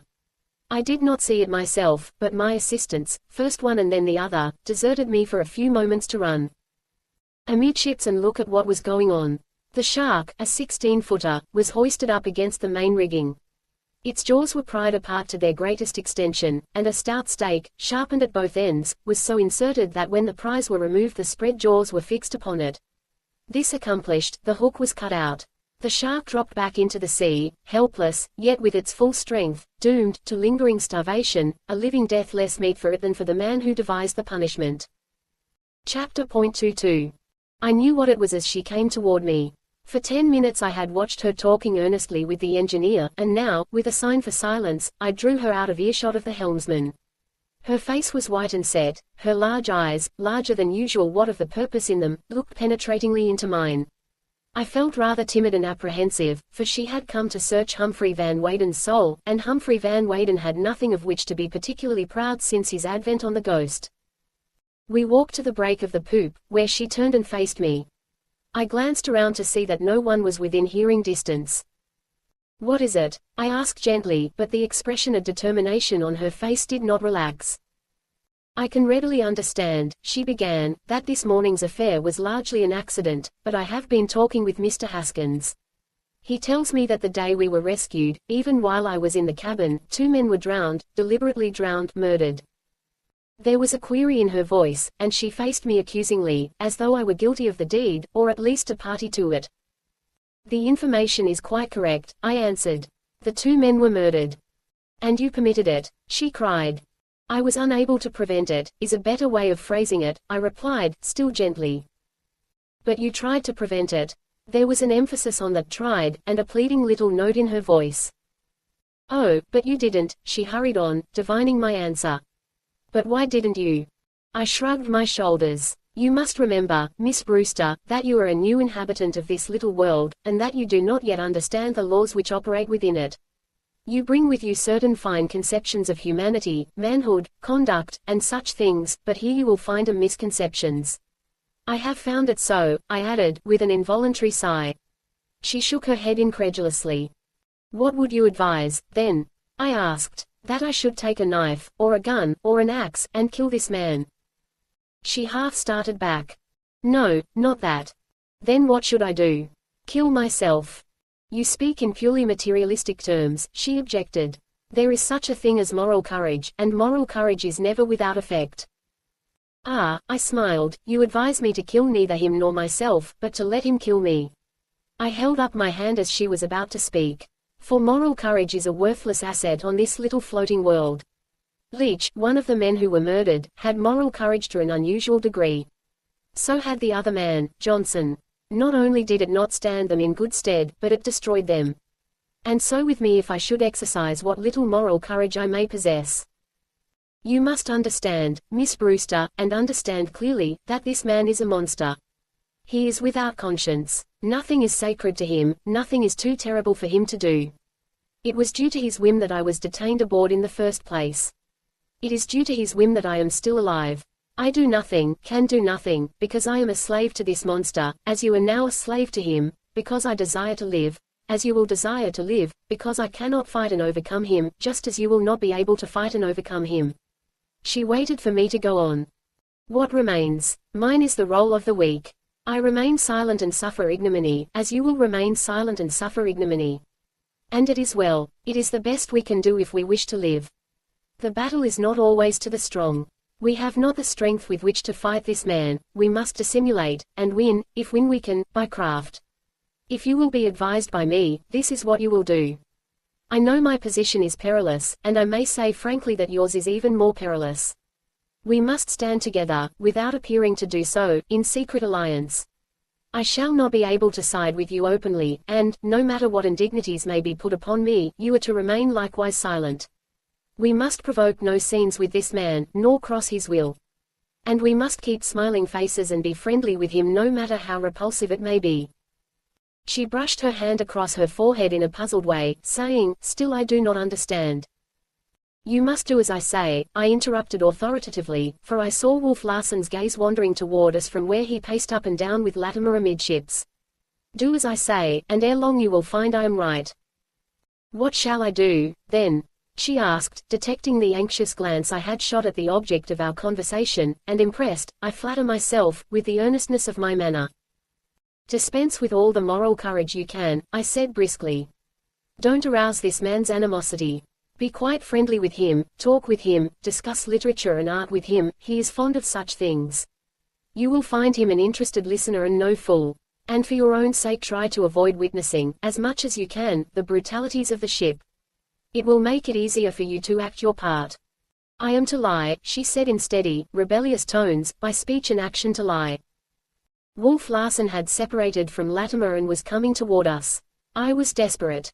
Please understand me, I said hurriedly, lowering my voice. All your experience of men and things is worthless here. You must begin over again. I know, I can see it, you have, among other ways, been used to managing people with your eyes, letting your moral courage speak out through them, as it were. You have already managed me with your eyes, commanded me with them. But don't try it on Wolf Larsen. You could as easily control a lion, while he would make a mock of you. He would. I have always been proud of the fact that I discovered him, I said, turning the conversation as Wolf Larsen stepped on the poop and joined us. The editors were afraid of him and the publishers would have none of him. But I knew, and his genius and my judgment were vindicated when he made that magnificent hit with his Forge. And it was a newspaper poem, she said glibly.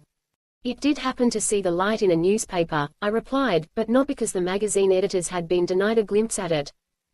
We were talking of Harris, I said to Wolf Larsen. Oh, yes, he acknowledged. I remember the Forge. Filled with pretty sentiments and an almighty faith in human illusions.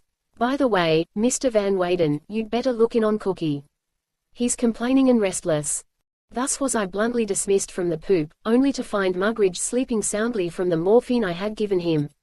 I made no haste to return on deck, and when I did I was gratified to see Miss Brewster in animated conversation with Wolf Larsen. As I say, the sight gratified me. She was following my advice. And yet I was conscious of a slight shock or hurt in that she was able to do the thing I had begged her to do and which she had notably disliked. Chapter 23. Brave winds, blowing fair, swiftly drove the Ghost northward into the seal herd. We encountered it well up to the 44th parallel, in a raw and stormy sea across which the wind harried the fog banks in eternal flight. For days at a time we could never see the sun nor take an observation, then the wind would sweep the face of the ocean clean, the waves would ripple and flash, and we would learn where we were. A day of clear weather might follow, or 3 days or 4, and then the fog would settle down upon us, seemingly thicker than ever. The hunting was perilous, yet the boats, lowered day after day, were swallowed up in the grey obscurity, and were seen no more till nightfall, and often not till long after, when they would creep in like sea wraiths, one by one, out of the grey. Wainwright, the hunter whom Wolf Larsen had stolen with boat and men, took advantage of the veiled sea and escaped. He disappeared one morning in the encircling fog with his 2 men, and we never saw them again, though it was not many days when we learned that they had passed from schooner to schooner until they finally regained their own. This was the thing I had set my mind upon doing, but the opportunity never offered. It was not in the mate's province to go out in the boats, and though I maneuvered cunningly for it, Wolf Larsen never granted me the privilege. Had he done so, I should have managed somehow to carry Miss Brewster away with me. As it was, the situation was approaching a stage which I was afraid to consider. I involuntarily shunned the thought of it, and yet the thought continually arose in my mind like a haunting spectre. I had read sea romances in my time, wherein figured, as a matter of course, the lone woman in the midst of a shipload of men, but I learned, now, that I had never comprehended the deeper significance of such a situation, the thing the writers harped upon and exploited so thoroughly. And here it was, now, and I was face to face with it. That it should be as vital as possible, it required no more than that the woman should be Maud Brewster, who now charmed me in person as she had long charmed me through her work. No one more out of environment could be imagined. She was a delicate, ethereal creature, swaying and willowy, light and graceful of movement. It never seemed to me that she walked, or, at least, walked after the ordinary manner of mortals. Hers was an extreme lithosomeness, and she moved with a certain indefinable airiness, approaching one as down might float or as a bird on noiseless wings. She was like a bit of Dresden china, and I was continually impressed with what I may call her fragility. As at the time I caught her arm when helping her below, so at any time I was quite prepared, should stress or rough handling befall her, to see her crumble away. I have never seen body and spirit in such perfect accord. Describe her verse, as the critics have described it, as sublimated and spiritual, and you have described her body. It seemed to partake of her soul, to have analogous attributes, and to link it to life with the slenderest of chains. Indeed, she trod the earth lightly, and in her constitution there was little of the robust clay. She was in striking contrast to Wolf Larsen. Each was nothing that the other was, everything that the other was not. I noted them walking the deck together one morning, and I likened them to the extreme ends of the human ladder of evolution, the one the culmination of all savagery, the other the finished product of the finest civilization. True, Wolf Larsen possessed intellect to an unusual degree, but it was directed solely to the exercise of his savage instincts and made him but the more formidable a savage. He was splendidly muscled, a heavy man, and though he strode with the certitude and directness of the physical man, there was nothing heavy about his stride. The jungle and the wilderness lurked in the uplift and downput of his feet. He was cat-footed, and lithe, and strong, always strong. I likened him to some great tiger, a beast of prowess and prey. He looked at, and the piercing glitter that arose at times in his eyes was the same piercing glitter I had observed in the eyes of caged leopards and other preying creatures of the wild. But this day, as I noted them pacing up and down, I saw that it was she who terminated the walk. They came up to where I was standing by the entrance to the companion-way. Though she betrayed it by no outward sign, I felt, somehow, that she was greatly perturbed. She made some idle remark, looking at me, and laughed lightly enough, but I saw her eyes return to his, involuntarily, as though fascinated. Then they fell, but not swiftly enough to veil the rush of terror that filled them. It was in his eyes that I saw the cause of her perturbation. Ordinarily grey and cold and harsh, they were now warm and soft and golden, and all a-dance with tiny lights that dimmed and faded, or welled up till the full orbs were flooded with a glowing radiance. Perhaps it was to this that the golden color was due, but golden his eyes were, enticing and masterful, at the same time luring and compelling, and speaking a demand and clamor of the blood which no woman, much less Maud Brewster, could misunderstand. Her own terror rushed upon me, and in that moment of fear, the most terrible fear a man can experience, I knew that in inexpressible ways she was dear to me. The knowledge that I loved her rushed upon me with the terror, and with both emotions gripping at my heart and causing my blood at the same time to chill and to leap riotously, I felt myself drawn by a power without me and beyond me, and found my eyes returning against my will to gaze into the eyes of Wolf Larsen. But he had recovered himself. The golden color and the dancing lights were gone. Cold and gray and glittering they were as he bowed brusquely and turned away. "I am afraid," she whispered, with a shiver. "I am so afraid." I, too, was afraid, and what of my discovery of how much she meant to me? My mind was in a turmoil, but I succeeded in answering quite calmly, "All will come right, Miss Brewster. Trust me, it will come right." She answered with a grateful little smile that sent my heart pounding, and started to descend the companion stairs. For a long while I remained standing where she had left me. There was imperative need to adjust myself, to consider the significance of the changed aspect of things. It had come, at last, love had come, when I least expected it and under the most forbidding conditions. Of course, my philosophy had always recognized the inevitableness of the love call sooner or later, but long years of bookish silence had made me inattentive and unprepared. And now it had come. Maud Brewster. My memory flashed back to that first thin little volume on my desk, and I saw before me, as though in the concrete, the row of thin little volumes on my library shelf. How I had welcomed each of them. Each year one had come from the press, and to me each was the advent of the year. They had voiced a kindred intellect and spirit, and as such I had received them into a camaraderie of the mind, but now their place was in my heart. My heart. A revulsion of feeling came over me. I seemed to stand outside myself and to look at myself incredulously. Maud Brewster, Humphrey Van Weyden, the cold-blooded fish, the emotionless monster, the analytical demon, of Charlie Furuseth's christening, in love. And then, without rhyme or reason, all skeptical, my mind flew back to a small biographical note in the red-bound Who's Who, and I said to myself, she was born in Cambridge, and she is 27 years old. And then I said, 27 years old and still free and fancy-free. But how did I know she was fancy-free? And the pang of newborn jealousy put all incredulity to flight. There was no doubt about it. I was jealous, therefore I loved. And the woman I loved was Maud Brewster. I, Humphrey Van Weyden, was in love. And again the doubt assailed me. Not that I was afraid of it, however, or reluctant to meet it. On the contrary, idealist that I was to the most pronounced degree, my philosophy had always recognized and guerdoned love as the greatest thing in the world, the aim and the summit of being, the most exquisite pitch of joy and happiness to which life could thrill, the thing of all things to be hailed and welcomed and taken into the heart. But now that it had come I could not believe. I could not be so fortunate. It was too good to be true. Symonds's lines came into my head. I wandered all these years among a world of women, seeking you. And then I had ceased seeking. It was not for me, this greatest thing in the world, I had decided.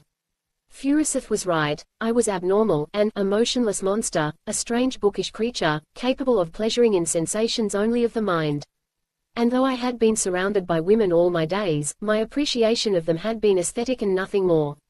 I had actually, at times, considered myself outside the pale, a monkish fellow denied the eternal or the passing passions I saw and understood so well in others. And now it had come. Undreamed of and unheralded, it had come. In what could have been no less than an ecstasy, I left my post at the head of the companionway and started along the deck, murmuring to myself those beautiful lines of Mrs. Browning. I lived with visions for my company, instead of men and women years ago, and found them gentle mates, nor thought to know a sweeter music than they played to me. But the sweeter music was playing in my ears, and I was blind and oblivious to all about me. The sharp voice of Wolf Larsen aroused me. "What the hell are you up to?" he was demanding. I had strayed forward where the sailors were painting, and I came to myself to find my advancing foot on the verge of overturning a paint pot. "Sleepwalking, sunstroke, what?" he barked. "No, indigestion," I retorted, and continued my walk as if nothing untoward had occurred. Chapter 24. Among the most vivid memories of my life are those of the events on the Ghost which occurred during the 40 hours succeeding the discovery of my love for Maud Brewster. I, who had lived my life in quiet places, only to enter at the age of 35 upon a course of the most irrational adventure I could have imagined, never had more incident and excitement crammed into any 40 hours of my experience. Nor can I quite close my ears to a small voice of pride which tells me I did not do so badly, all things considered. To begin with, at the midday dinner, Wolf Larsen informed the hunters that they were to eat thenceforth in the steerage. It was an unprecedented thing on sealing schooners, where it is the custom for the hunters to rank, unofficially as officers. He gave no reason, but his motive was obvious enough. Horner and Smoke had been displaying a gallantry toward Maud Brewster, ludicrous in itself and inoffensive to her, but to him evidently distasteful. The announcement was received with black silence, though the other 4 hunters glanced significantly at the 2 who had been the cause of their banishment. Jock Horner, quiet as was his way, gave no sign, but the blood surged darkly across Smoke's forehead, and he half opened his mouth to speak. Wolf Larsen was watching him, waiting for him, the steely glitter in his eyes, but Smoke closed his mouth again without having said anything. Anything to say? The other demanded aggressively. It was a challenge, but Smoke refused to accept it. About what? He asked, so innocently that Wolf Larsen was disconcerted, while the others smiled. Oh, nothing, Wolf Larsen said lamely. I just thought you might want to register a kick. About what? Asked the imperturbable Smoke. Smoke's mates were now smiling broadly. His captain could have killed him, and I doubt not that blood would have flowed had not Maud Brewster been present. For that matter, it was her presence which enabled Smoke to act as he did. He was too discreet and cautious a man to incur Wolf Larsen's anger at a time when that anger could be expressed in terms stronger than words. I was in fear that a struggle might take place, but a cry from the helmsman made it easy for the situation to save itself. Smoke ho! The cry came down the open companionway. How's it bear? Wolf Larsen called up. Dead astern, sir. Maybe it's a Russian, suggested Latimer. His words brought anxiety into the faces of the other hunters. A Russian could mean but one thing, a cruiser. The hunters, never more than roughly aware of the position of the ship, nevertheless knew that we were close to the boundaries of the Forbidden Sea, while Wolf Larsen's record as a poacher was notorious. All eyes centered upon him. We're dead safe, he assured them with a laugh. No salt mines this time, Smoke. But I'll tell you what, I'll lay odds of 5 to 1 it's the Macedonia. No one accepted his offer, and he went on, in which event, I'll lay 10 to 1 there's trouble breezing up. No, thank you, Latimer spoke up. I don't object to losing my money, but I like to get a run for it anyway. There never was a time when there wasn't trouble when you and that brother of yours got together, and I'll lay 20 to 1 on that. A general smile followed, in which Wolf Larsen joined, and the dinner went on smoothly, thanks to me, for he treated me abominably the rest of the meal, sneering at me and patronizing me till I was all a tremble with suppressed rage. Yet I knew I must control myself for Maud Brewster's sake, and I received my reward when her eyes caught mine for a fleeting second, and they said, as distinctly as if she spoke, "Be brave, be brave." We left the table to go on deck, for a steamer was a welcome break in the monotony of the sea on which we floated, while the conviction that it was Death Larsen and the Macedonia added to the excitement. The stiff breeze and heavy sea which had sprung up the previous afternoon had been moderating all morning, so that it was now possible to lower the boats for an afternoon's hunt. The hunting promised to be profitable. We had sailed since daylight across a sea barren of seals, and were now running into the herd. The Smoke was still miles astern, but overhauling us rapidly, when we lowered our boats. They spread out and struck a northerly course across the ocean. Now and again we saw a sail lower, heard the reports of the shotguns, and saw the sail go up again. The seals were thick, the wind was dying away, everything favored a big catch. As we ran off to get our leeward position of the last lee boat, we found the ocean fairly carpeted with sleeping seals. They were all about us, thicker than I had ever seen them before, in 2s and 3s and bunches, stretched full length on the surface and sleeping for all the world like so many lazy young dogs. Under the approaching smoke the hull and upper works of a steamer were growing larger. It was the Macedonia. I read her name through the glasses as she passed by scarcely a mile to starboard. Wolf Larsen looked savagely at the vessel, while Maud Brewster was curious. "Where is the trouble you were so sure was breezing up, Captain Larsen?" she asked gaily. He glanced at her, a moment's amusement softening his features. "What did you expect? That they'd come aboard and cut our throats?" "Something like that," she confessed.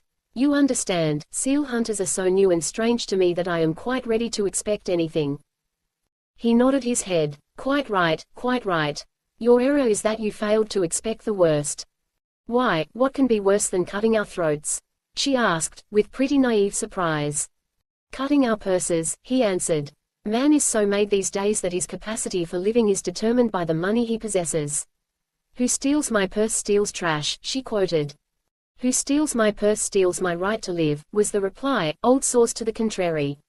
"For he steals my bread and meat and bed, and in so doing imperils my life." There are not enough soup kitchens and bread lines to go around, you know, and when men have nothing in their purses they usually die, and die miserably, unless they are able to fill their purses pretty speedily. But I fail to see that this steamer has any designs on your purse.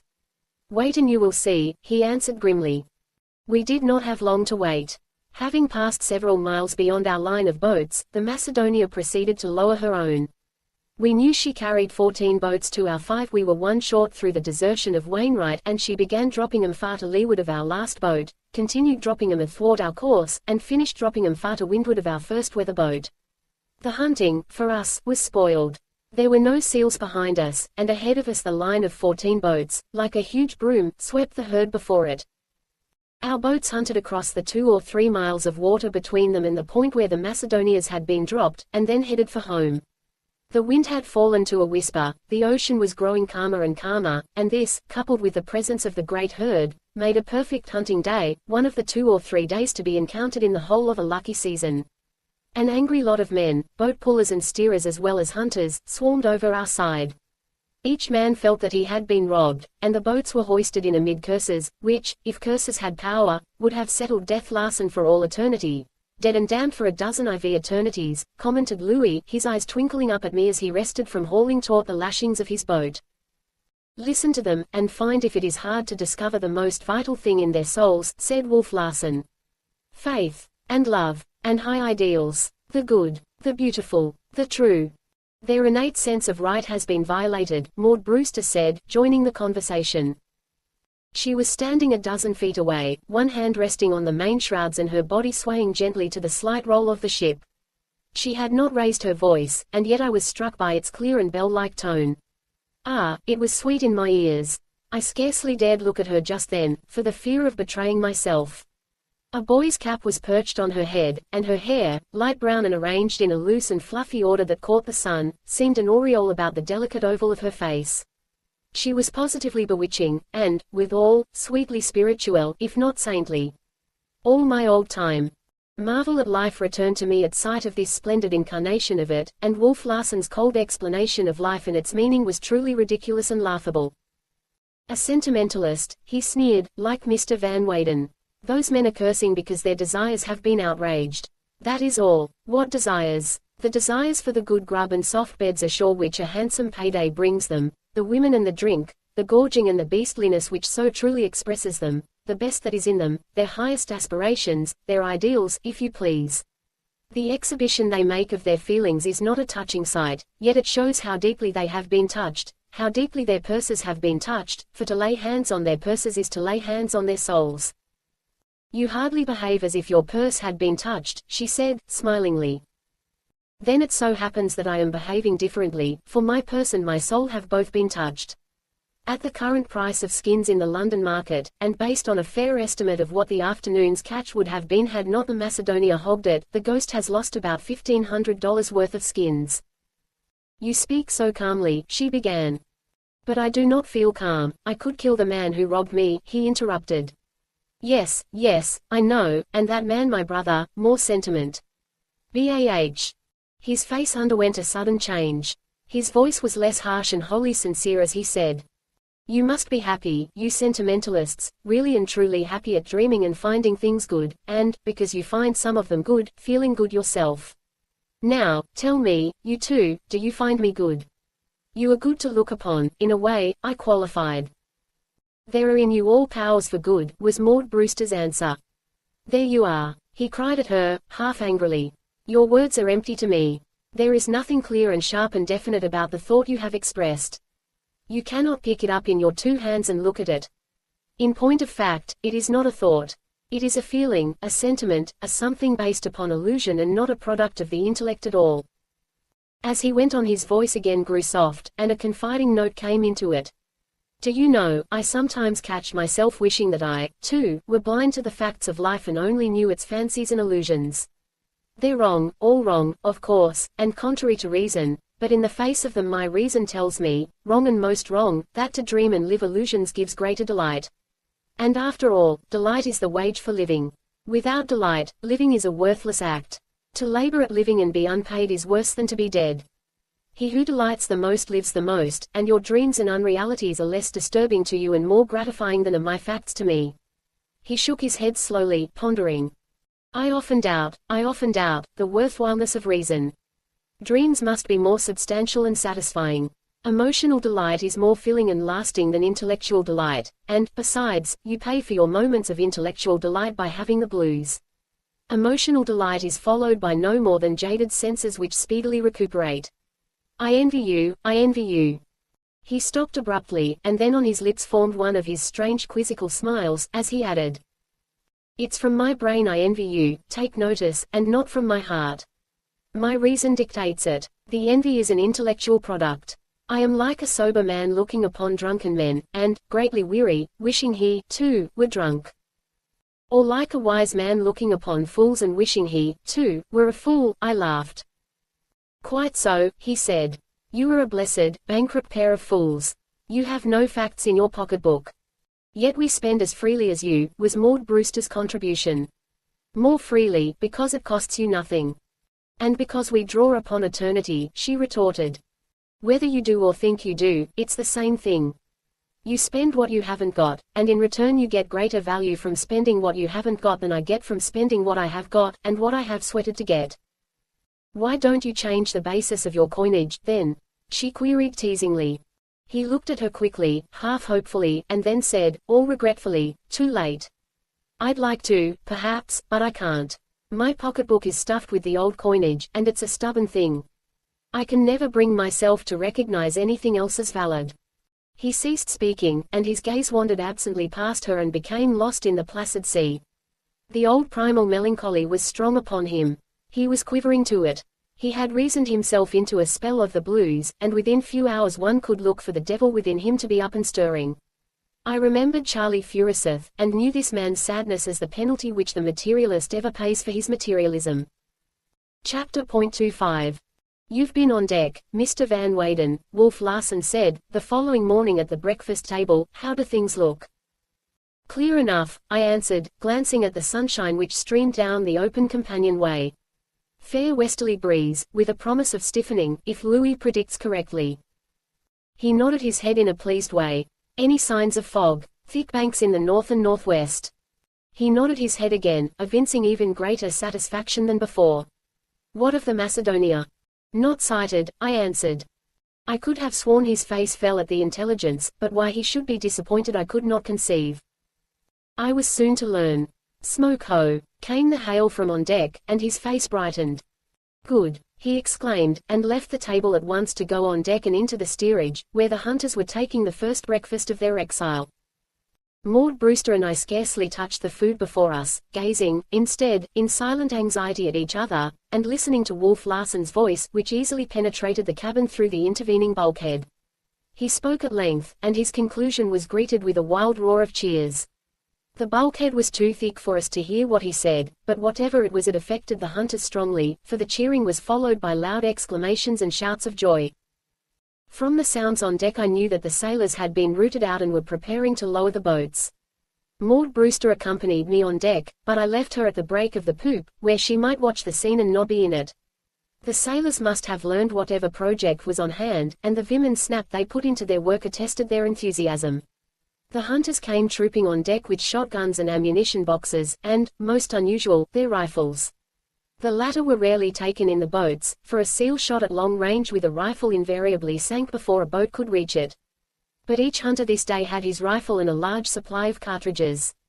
I noticed they grinned with satisfaction whenever they looked at the Macedonia's smoke, which was rising higher and higher as she approached from the west. The 5 boats went over the side with a rush, spread out like the ribs of a fan, and set a northerly course, as on the preceding afternoon, for us to follow. I watched for some time, curiously, but there seemed nothing extraordinary about their behavior. They lowered sails, shot seals, and hoisted sails again, and continued on their way as I had always seen them do. The Macedonia repeated her performance of yesterday, hogging the sea by dropping her line of boats in advance of ours and across our course. 14 boats require a considerable spread of ocean for comfortable hunting, and when she had completely lapped our line she continued steaming into the northeast, dropping more boats as she went. What's up? I asked Wolf Larsen, unable longer to keep my curiosity in check. Never mind what's up, he answered gruffly. You won't be 1,000 years in finding out, and in the meantime just pray for plenty of wind. Oh, well, I don't mind telling you, he said the next moment. I'm going to give that brother of mine a taste of his own medicine. In short, I'm going to play the hog myself, and not for one day, but for the rest of the season if we're in luck. And if we're not? I queried. Not to be considered, he laughed. We simply must be in luck, or it's all up with us. He had the wheel at the time, and I went forward to my hospital in the forecastle, where lay the two crippled men, Nilson and Thomas Mugridge. Nilson was as cheerful as could be expected, for his broken leg was knitting nicely, but the Cockney was desperately melancholy, and I was aware of a great sympathy for the unfortunate creature. And the marvel of it was that still he lived and clung to life. The brutal years had reduced his meagre body to splintered wreckage, and yet the spark of life within burned brightly as ever. With an artificial foot, and they make excellent ones, you will be stumping ship's galleys to the end of time, I assured him jovially. But his answer was serious, nay, solemn. I don't know about what you see, Mr. Van Wedden, but I do know I'll never rest, 'appy till I see that, ound bloody well dead. 'E can't live as long as me. 'E's got no right to live, and, as the good word puts it, 'e shall surely die, and, I see, amen, and, damn soon at that. When I returned on deck I found Wolf Larsen steering mainly with one hand, while with the other hand he held the marine glasses and studied the situation of the boats, paying particular attention to the position of the Macedonia. The only change noticeable in our boats was that they had hauled close on the wind and were heading several points west of north. Still, I could not see the expediency of the maneuver, for the free sea was still intercepted by the Macedonia's 5 weather boats, which, in turn, had hauled close on the wind. Thus they slowly diverged toward the west, drawing farther away from the remainder of the boats in their line. Our boats were rowing as well as sailing. Even the hunters were pulling, and with 3 pairs of oars in the water they rapidly overhauled what I may appropriately term the enemy. The smoke of the Macedonia had dwindled to a dim blot on the northeastern horizon. Of the steamer herself nothing was to be seen. We had been loafing along, till now, our sails shaking half the time and spilling the wind, and twice, for short periods, we had been hove to. But there was no more loafing. Sheets were trimmed, and Wolf Larsen proceeded to put the Ghost through her paces. We ran past our line of boats and bore down upon the first weather boat of the other line. Down that flying jib, Mr. Van Weyden, Wolf Larsen commanded. And stand by to back over the jibs. I ran forward and had the downhaul of the flying jib all in and fast as we slipped by the boat 100 feet to leeward. The 3 men in it gazed at us suspiciously. They had been hogging the sea, and they knew Wolf Larsen, by reputation at any rate. I noted that the hunter, a huge Scandinavian sitting in the bow, held his rifle, ready to hand, across his knees. It should have been in its proper place in the rack. When they came opposite our stern, Wolf Larsen greeted them with a wave of the hand, and cried, "Come on board and have a gam." To gam, among the sealing schooners, is a substitute for the verbs to visit, to gossip. It expresses the garrulity of the sea, and is a pleasant break in the monotony of the life. The Ghost swung around into the wind, and I finished my work forward in time to run aft and lend a hand with the mainsheet. "You will please stay on deck, Miss Brewster," Wolf Larsen said, as he started forward to meet his guest. "And you too, Mr. Van Weyden." The boat had lowered its sail and run alongside. The hunter, golden-bearded like a sea king, came over the rail and dropped on deck. But his hugeness could not quite overcome his apprehensiveness. Doubt and distrust showed strongly in his face. It was a transparent face, for all of its hairy shield, and advertised instant relief when he glanced from Wolf Larsen to me, noted that there was only the pair of us, and then glanced over his own 2 men who had joined him.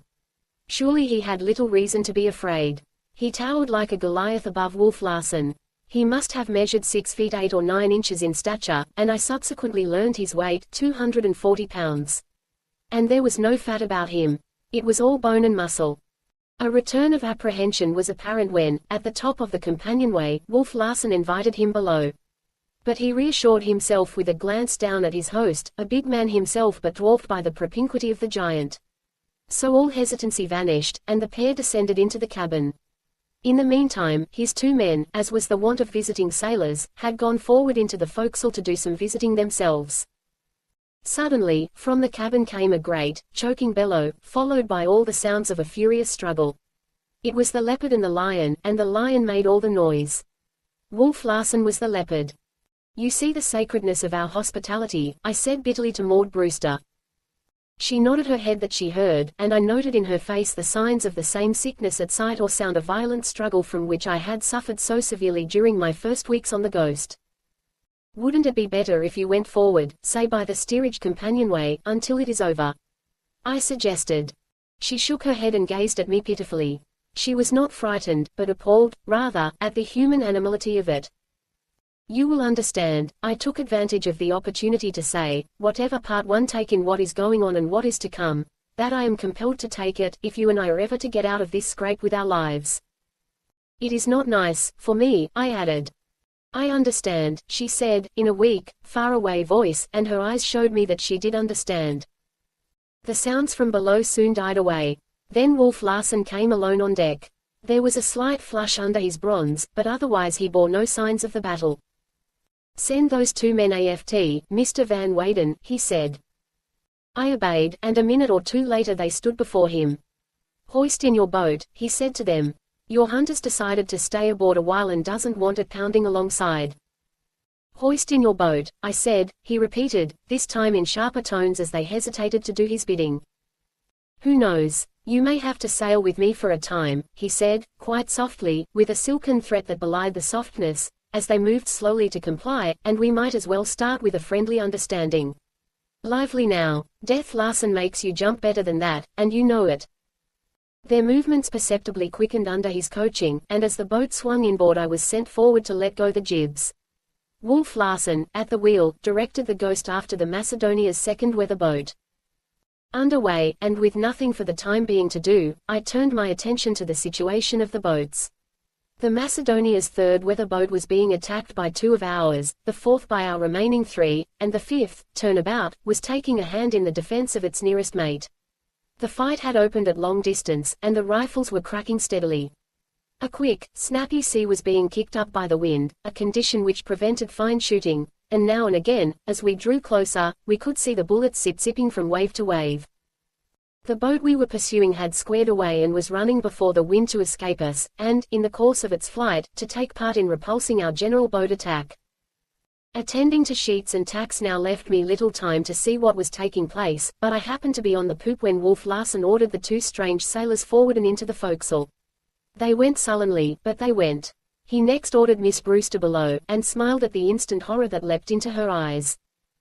You'll find nothing gruesome down there, he said, only an unhurt man securely made fast to the ring bolts. Bullets are liable to come aboard, and I don't want you killed, you know.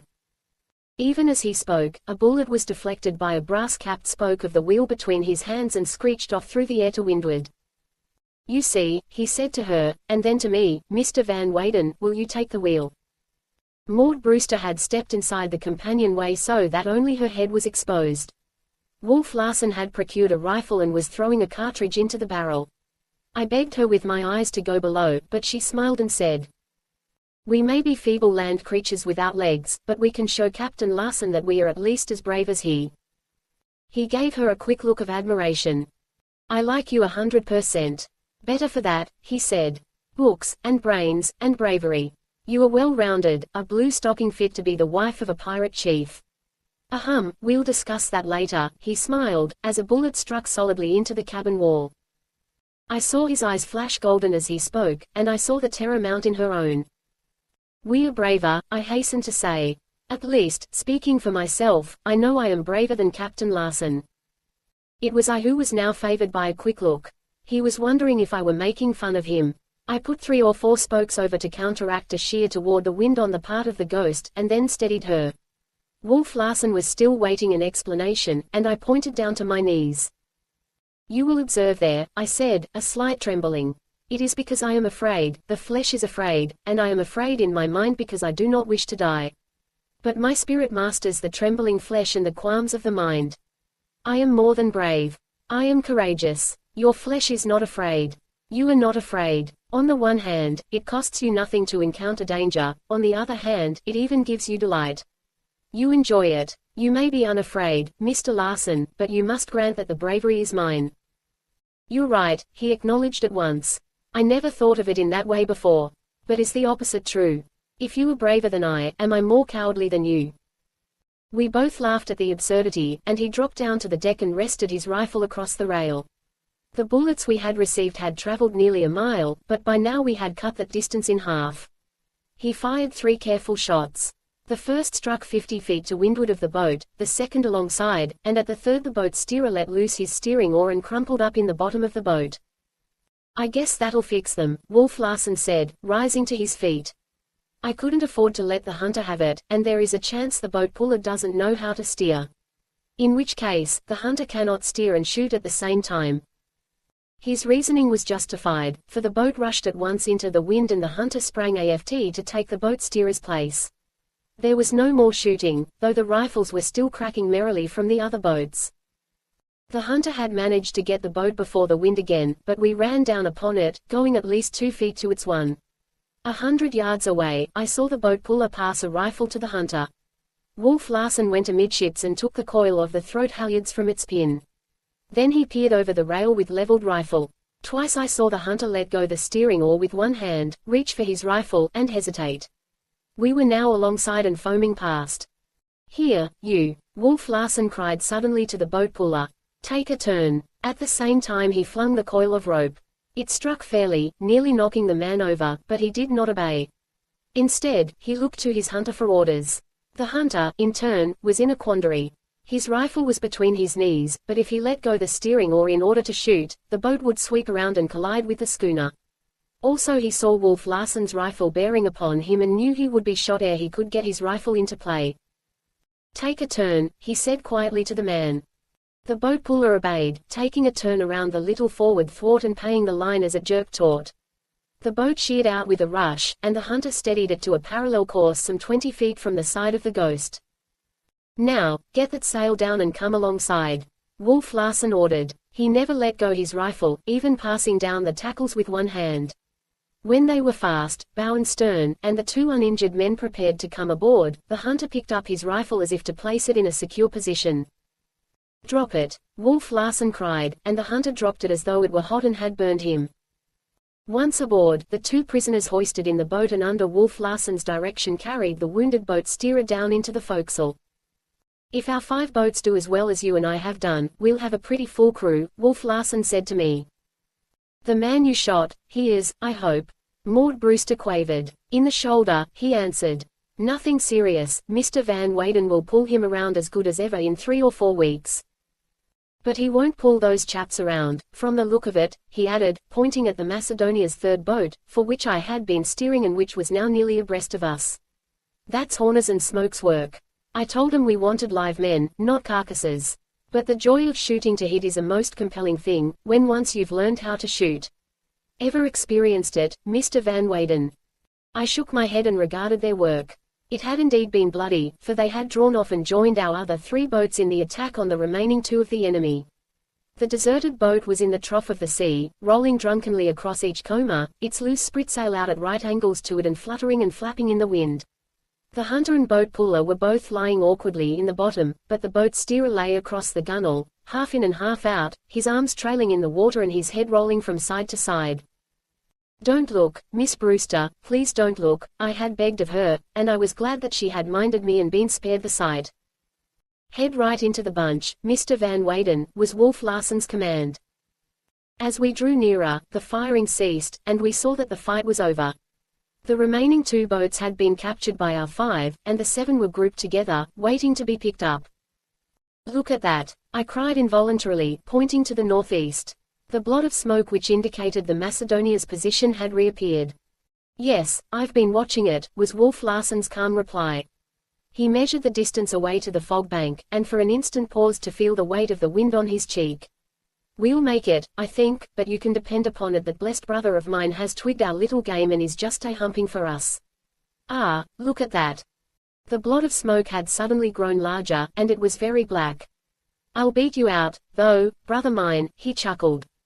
"I'll beat you out, and I hope you know worse than that you rack your old engines into scrap." When we hove to, a hasty though orderly confusion reigned. The boats came aboard from every side at once. As fast as the prisoners came over the rail they were marshaled forward to the forecastle by our hunters, while our sailors hoisted in the boats, pell-mell, dropping them anywhere upon the deck and not stopping to lash them. We were already underway, all sails set and drawing, and the sheets being slacked off for a wind abeam, as the last boat lifted clear of the water and swung in the tackles. There was need for haste. The Macedonia, belching the blackest of smoke from her funnel, was charging down upon us from out of the northeast. Neglecting the boats that remained to her, she had altered her course so as to anticipate ours. She was not running straight for us, but ahead of us. Our courses were converging like the sides of an angle, the vertex of which was at the edge of the fog bank. It was there, or not at all, that the Macedonia could hope to catch us. The hope for the Ghost lay in that she should pass that point before the Macedonia arrived at it. Wolf Larsen was steering, his eyes glistening and snapping as they dwelt upon and leaped from detail to detail of the chase. Now he studied the sea to windward for signs of the wind slackening or freshening, now the Macedonia, and again, his eyes roved over every sail, and he gave commands to slack a sheet here a trifle, to come in on one there a trifle, till he was drawing out of the Ghost the last bit of speed she possessed. All feuds and grudges were forgotten, and I was surprised at the alacrity with which the men who had so long endured his brutality sprang to execute his orders. Strange to say, the unfortunate Johnson came into my mind as we lifted and surged and heeled along, and I was aware of a regret that he was not alive and present. He had so loved the Ghost and delighted in her sailing powers. "Better get your rifles, you fellows," Wolf Larsen called to our hunters, and the 5 men lined the lee rail, guns in hand, and waited. The Macedonia was now but a mile away, the black smoke pouring from her funnel at a right angle, so madly she raced, pounding through the sea at a 17-knot gait, sky-hooting through the brine, as Wolf Larsen quoted while gazing at her. We were not making more than 9 knots, but the fog bank was very near. A puff of smoke broke from the Macedonia's deck, we heard a heavy report, and a round hole took form in the stretched canvas of our mainsail. They were shooting at us with one of the small cannon which rumor had said they carried on board. Our men, clustering amidships, waved their hats and raised a derisive cheer. Again there was a puff of smoke and a loud report, this time the cannon ball striking not more than 20 feet astern and glancing twice from sea to windward ere it sank. But there was no rifle firing for the reason that all their hunters were out in the boats or our prisoners. When the 2 vessels were half a mile apart, a third shot made another hole in our mainsail. Then we entered the fog. It was about us, veiling and hiding us in its dense wet gauze. The sudden transition was startling. The moment before we had been leaping through the sunshine, the clear sky above us, the sea breaking and rolling wide to the horizon, and a ship, vomiting smoke and fire and iron missiles, rushing madly upon us. And at once, as in an instant's leap, the sun was blotted out, there was no sky, even our mastheads were lost to view, and our horizon was such as tear-blinded eyes may see. The grey mist drove by us like a rain. Every woolen filament of our garments, every hair of our heads and faces, was jeweled with a crystal globule. The shrouds were wet with moisture, it dripped from our rigging overhead, and on the underside of our booms drops of water took shape in long swaying lines, which were detached and flung to the deck in mimic showers at each surge of the schooner. I was aware of a pent, stifled feeling. As the sounds of the ship thrusting herself through the waves were hurled back upon us by the fog, so were one's thoughts. The mind recoiled from contemplation of a world beyond this wet veil which wrapped us around. This was the world, the universe itself, its bounds so near one felt impelled to reach out both arms and push them back. It was impossible that the rest could be beyond these walls of grey. The rest was a dream, no more than the memory of a dream. It was weird, strangely weird. I looked at Maud Brewster and knew that she was similarly affected. Then I looked at Wolf Larsen, but there was nothing subjective about his state of consciousness. His whole concern was with the immediate, objective present. He still held the wheel, and I felt that he was timing time, reckoning the passage of the minutes with each forward lunge and leeward roll of the Ghost. "Go for'ard and hard a lee without any noise," he said to me in a low voice. "Clew up the topsails first. Set men at all the sheets. Let there be no rattling of blocks, no sound of voices. No noise, understand, no noise." When all was ready, the word, "hard a lee," was passed forward to me from man to man, and the Ghost heeled about on the port tack with practically no noise at all. And what little there was, the slapping of a few reef points and the creaking of a sheave in a block or two, was ghostly under the hollow echoing pall in which we were swathed. We had scarcely filled away, it seemed, when the fog thinned abruptly and we were again in the sunshine, the wide-stretching sea breaking before us to the skyline. But the ocean was bare. No wrathful Macedonia broke its surface nor blackened the sky with her smoke. Wolf Larsen at once squared away and ran down along the rim of the fog bank. His trick was obvious. He had entered the fog to windward of the steamer, and while the steamer had blindly driven on into the fog in the chance of catching him, he had come about and out of his shelter and was now running down to re-enter to leeward. Successful in this, the old simile of the needle in the haystack would be mild indeed compared with his brother's chance of finding him. He did not run long. Jibing the forey and main sails and setting the topsails again, we headed back into the bank. As we entered I could have sworn I saw a vague bulk emerging to windward. I looked quickly at Wolf Larsen.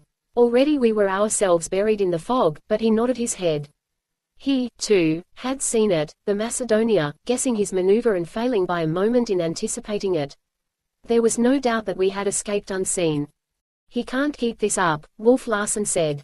He'll have to go back for the rest of his boats. Send a man to the wheel, Mr. Van Weyden, keep this course for the present, and you might as well set the watches, for we won't do any lingering tonight. I'd give $500, though, he added, just to be aboard the Macedonia for 5 minutes, listening to my brother curse. And now, Mr. Van Weyden, he said to me when he had been relieved from the wheel, we must make these newcomers welcome. Serve out plenty of whiskey to the hunters and see that a few bottles slip for'ard. I'll wager every man jack of them is over the side tomorrow, hunting for Wolf Larsen as contentedly as ever they hunted for Death Larsen. But won't they escape as Wainwright did? I asked. He laughed shrewdly. Not as long as our old hunters have anything to say about it. I'm dividing amongst 'em $1 a skin for all the skins shot by our new hunters. At least half of their enthusiasm today was due to that. Oh, no, there won't be any escaping if they have anything to say about it. And now you'd better get for'ard to your hospital duties. There must be a full ward waiting for you. Chapter .26. Wolf Larsen took the distribution of the whiskey off my hands, and the bottles began to make their appearance while I worked over the fresh batch of wounded men in the forecastle. I had seen whiskey drunk, such as whiskey and soda by the men of the clubs, but never as these men drank it, from pannikins and mugs, and from the bottles, great brimming drinks, each one of which was in itself a debauch. But they did not stop at one or two. They drank, and ever the bottles slipped forward and they drank more. Everybody drank. The wounded drank. Oofty, who helped me, drank. Only Louis refrained, no more than cautiously wetting his lips with the liquor, though he joined in the revels with an abandon equal to that of most of them. It was a saturnalia. In loud voices they shouted over the day's fighting, wrangled about details, or waxed affectionate and made friends with the men whom they had fought. Prisoners and captors hiccuped on one another's shoulders, and swore mighty oaths of respect and esteem. They wept over the miseries of the past and over the miseries yet to come under the iron rule of Wolf Larsen. And all cursed him and told terrible tales of his brutality.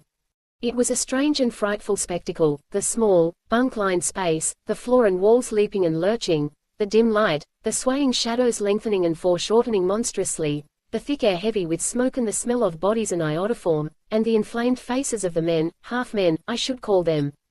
I noted Oofty, holding the end of a bandage and looking upon the scene, his velvety and luminous eyes glistening in the light like a deer's eyes, and yet I knew the barbaric devil that lurked in his breast and belied all the softness and tenderness, almost womanly, of his face and form. And I noticed the boyish face of Harrison, a good face once, but now a demon's, convulsed with passion as he told the newcomers of the hell ship they were in and shrieked curses upon the head of Wolf Larsen.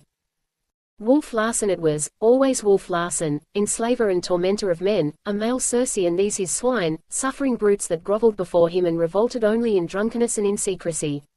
And was I, too, one of his swine? I thought. And Maud Brewster. No. I ground my teeth in my anger and determination till the man I was attending winced under my hand and Oofty looked at me with curiosity. I felt endowed with a sudden strength. What of my newfound love? I was a giant. I feared nothing. I would work my will through it all, in spite of Wolf Larsen and of my own 35 bookish years. All would be well. I would make it well. And so, exalted, upborne by a sense of power, I turned my back on the howling inferno and climbed to the deck, where the fog drifted ghostly through the night and the air was sweet and pure and quiet. The steerage, where were 2 wounded hunters, was a repetition of the forecastle, except that Wolf Larsen was not being cursed, and it was with a great relief that I again emerged on deck and went aft to the cabin. Supper was ready, and Wolf Larsen and Maud were waiting for me. While all his ship was getting drunk as fast as it could, he remained sober. Not a drop of liquor passed his lips. He did not dare it under the circumstances, for he had only Louis and me to depend upon, and Louis was even now at the wheel. We were sailing on through the fog without a lookout and without lights. That Wolf Larsen had turned the liquor loose among his men surprised me, but he evidently knew their psychology and the best method of cementing in cordiality what had begun in bloodshed. His victory over Death Larsen seemed to have had a remarkable effect upon him. The previous evening he had reasoned himself into the blues, and I had been waiting momentarily for one of his characteristic outbursts. Yet nothing had occurred, and he was now in splendid trim. Possibly his success in capturing so many hunters and boats had counteracted the customary reaction. At any rate, the blues were gone, and the Blue Devils had not put in an appearance. So I thought at the time, but, me, little I knew him or knew that even then, perhaps, he was meditating an outbreak more terrible than any I had seen. As I say, he discovered himself in splendid trim when I entered the cabin. He had had no headaches for weeks, his eyes were clear blue as the sky, his bronze was beautiful with perfect health, life swelled through his veins in full and magnificent flood. While waiting for me he had engaged Maud in animated discussion. Temptation was the topic they had hit upon, and from the few words I heard I made out that he was contending that temptation was temptation only when a man was seduced by it and fell. For look you, he was saying, as I see it, a man does things because of desire. He has many desires. He may desire to escape pain, or to enjoy pleasure. But whatever he does because he desires to do it. But suppose he desires to do two opposite things, neither of which will permit him to do the other. Maud interrupted. The very thing I was coming to, he said. And between these two desires is just where the soul of the man is manifest, she went on. If it is a good soul, it will desire and do the good action, and the contrary if it is a bad soul. It is the soul that decides. Bosh and nonsense, he exclaimed impatiently. It is the desire that decides. Here is a man who wants to, say, get drunk. Also, he doesn't want to get drunk. What does he do? How does he do it? He is a puppet. He is the creature of his desires, and of the two desires he obeys the strongest one, that is all. His soul hasn't anything to do with it. How can he be tempted to get drunk and refuse to get drunk? If the desire to remain sober prevails, it is because it is the strongest desire. Temptation plays no part, unless, he paused while grasping the new thought which had come into his mind, unless he is tempted to remain sober. Ha, ha, he laughed. What do you think of that, Mr. Van Weyden? That both of you are hair-splitting, I said. The man's soul is his desires. Or, if you will, the sum of his desires is his soul. Therein you are both wrong. You lay the stress upon the desire apart from the soul, Miss Brewster lays the stress on the soul apart from the desire, and in point of fact soul and desire are the same thing.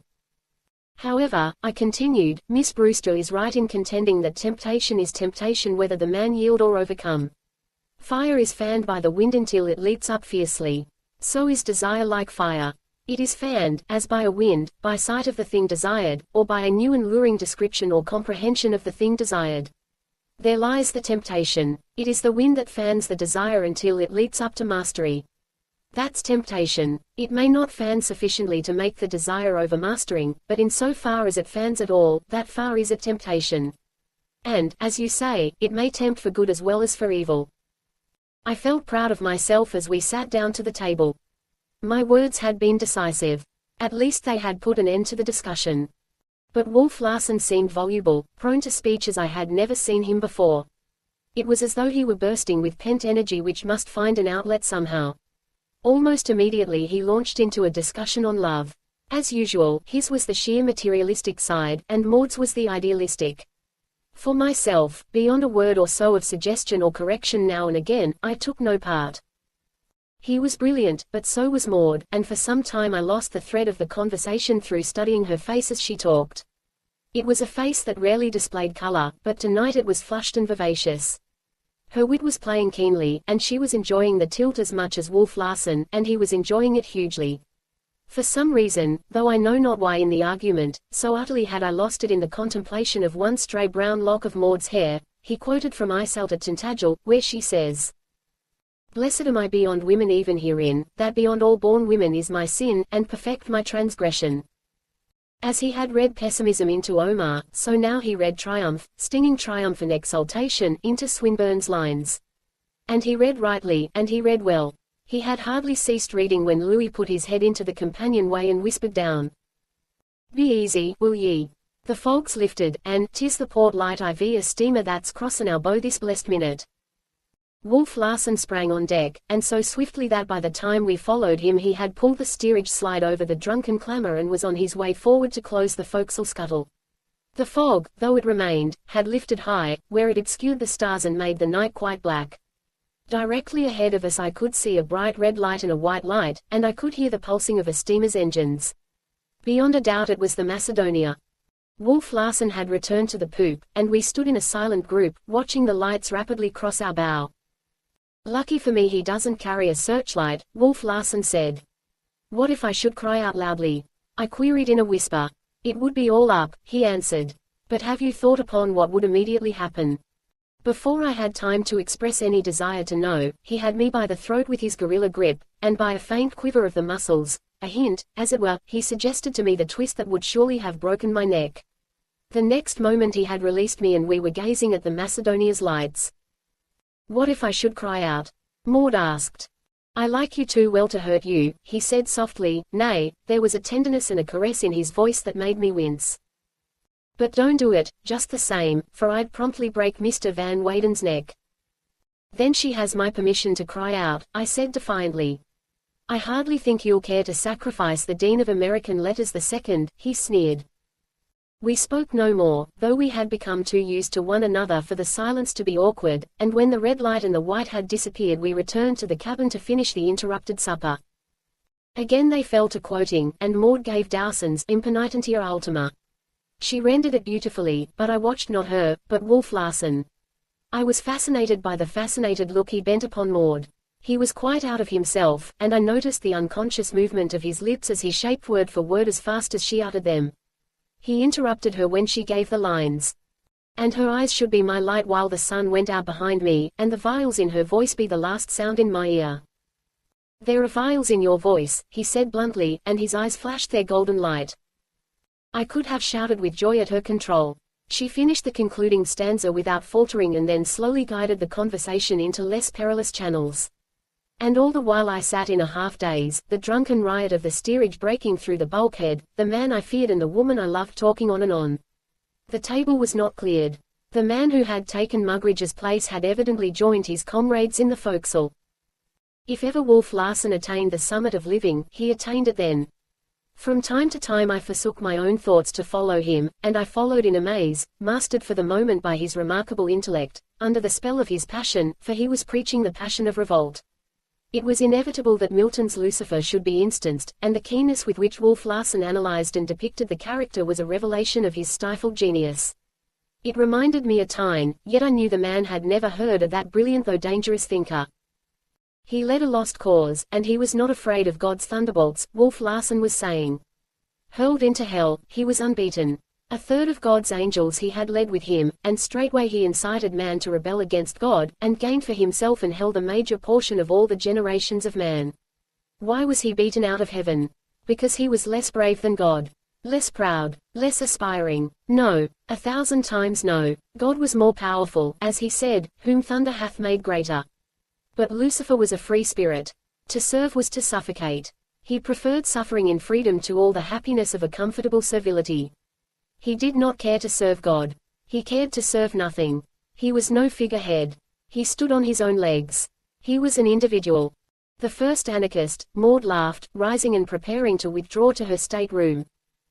Then it is good to be an anarchist, he cried. He, too, had risen, and he stood facing her, where she had paused at the door of her room, as he went on. Here at least. We shall be free, the Almighty hath not built here for his envy, will not drive us hence. Here we may reign secure, and in my choice to reign is worth ambition, though in hell, better to reign in hell than serve in heaven. It was the defiant cry of a mighty spirit.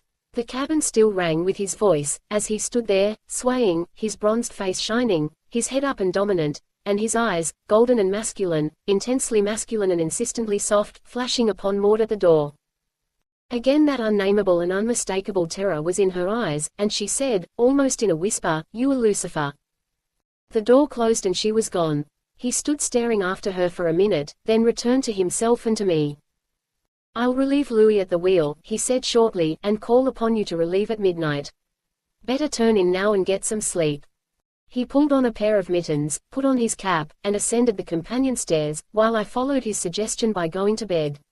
For some unknown reason, prompted mysteriously, I did not undress, but lay down fully clothed. For a time I listened to the clamor in the steerage and marveled upon the love which had come to me, but my sleep on the Ghost had become most healthful and natural, and soon the songs and cries died away, my eyes closed, and my consciousness sank down into the half-death of slumber.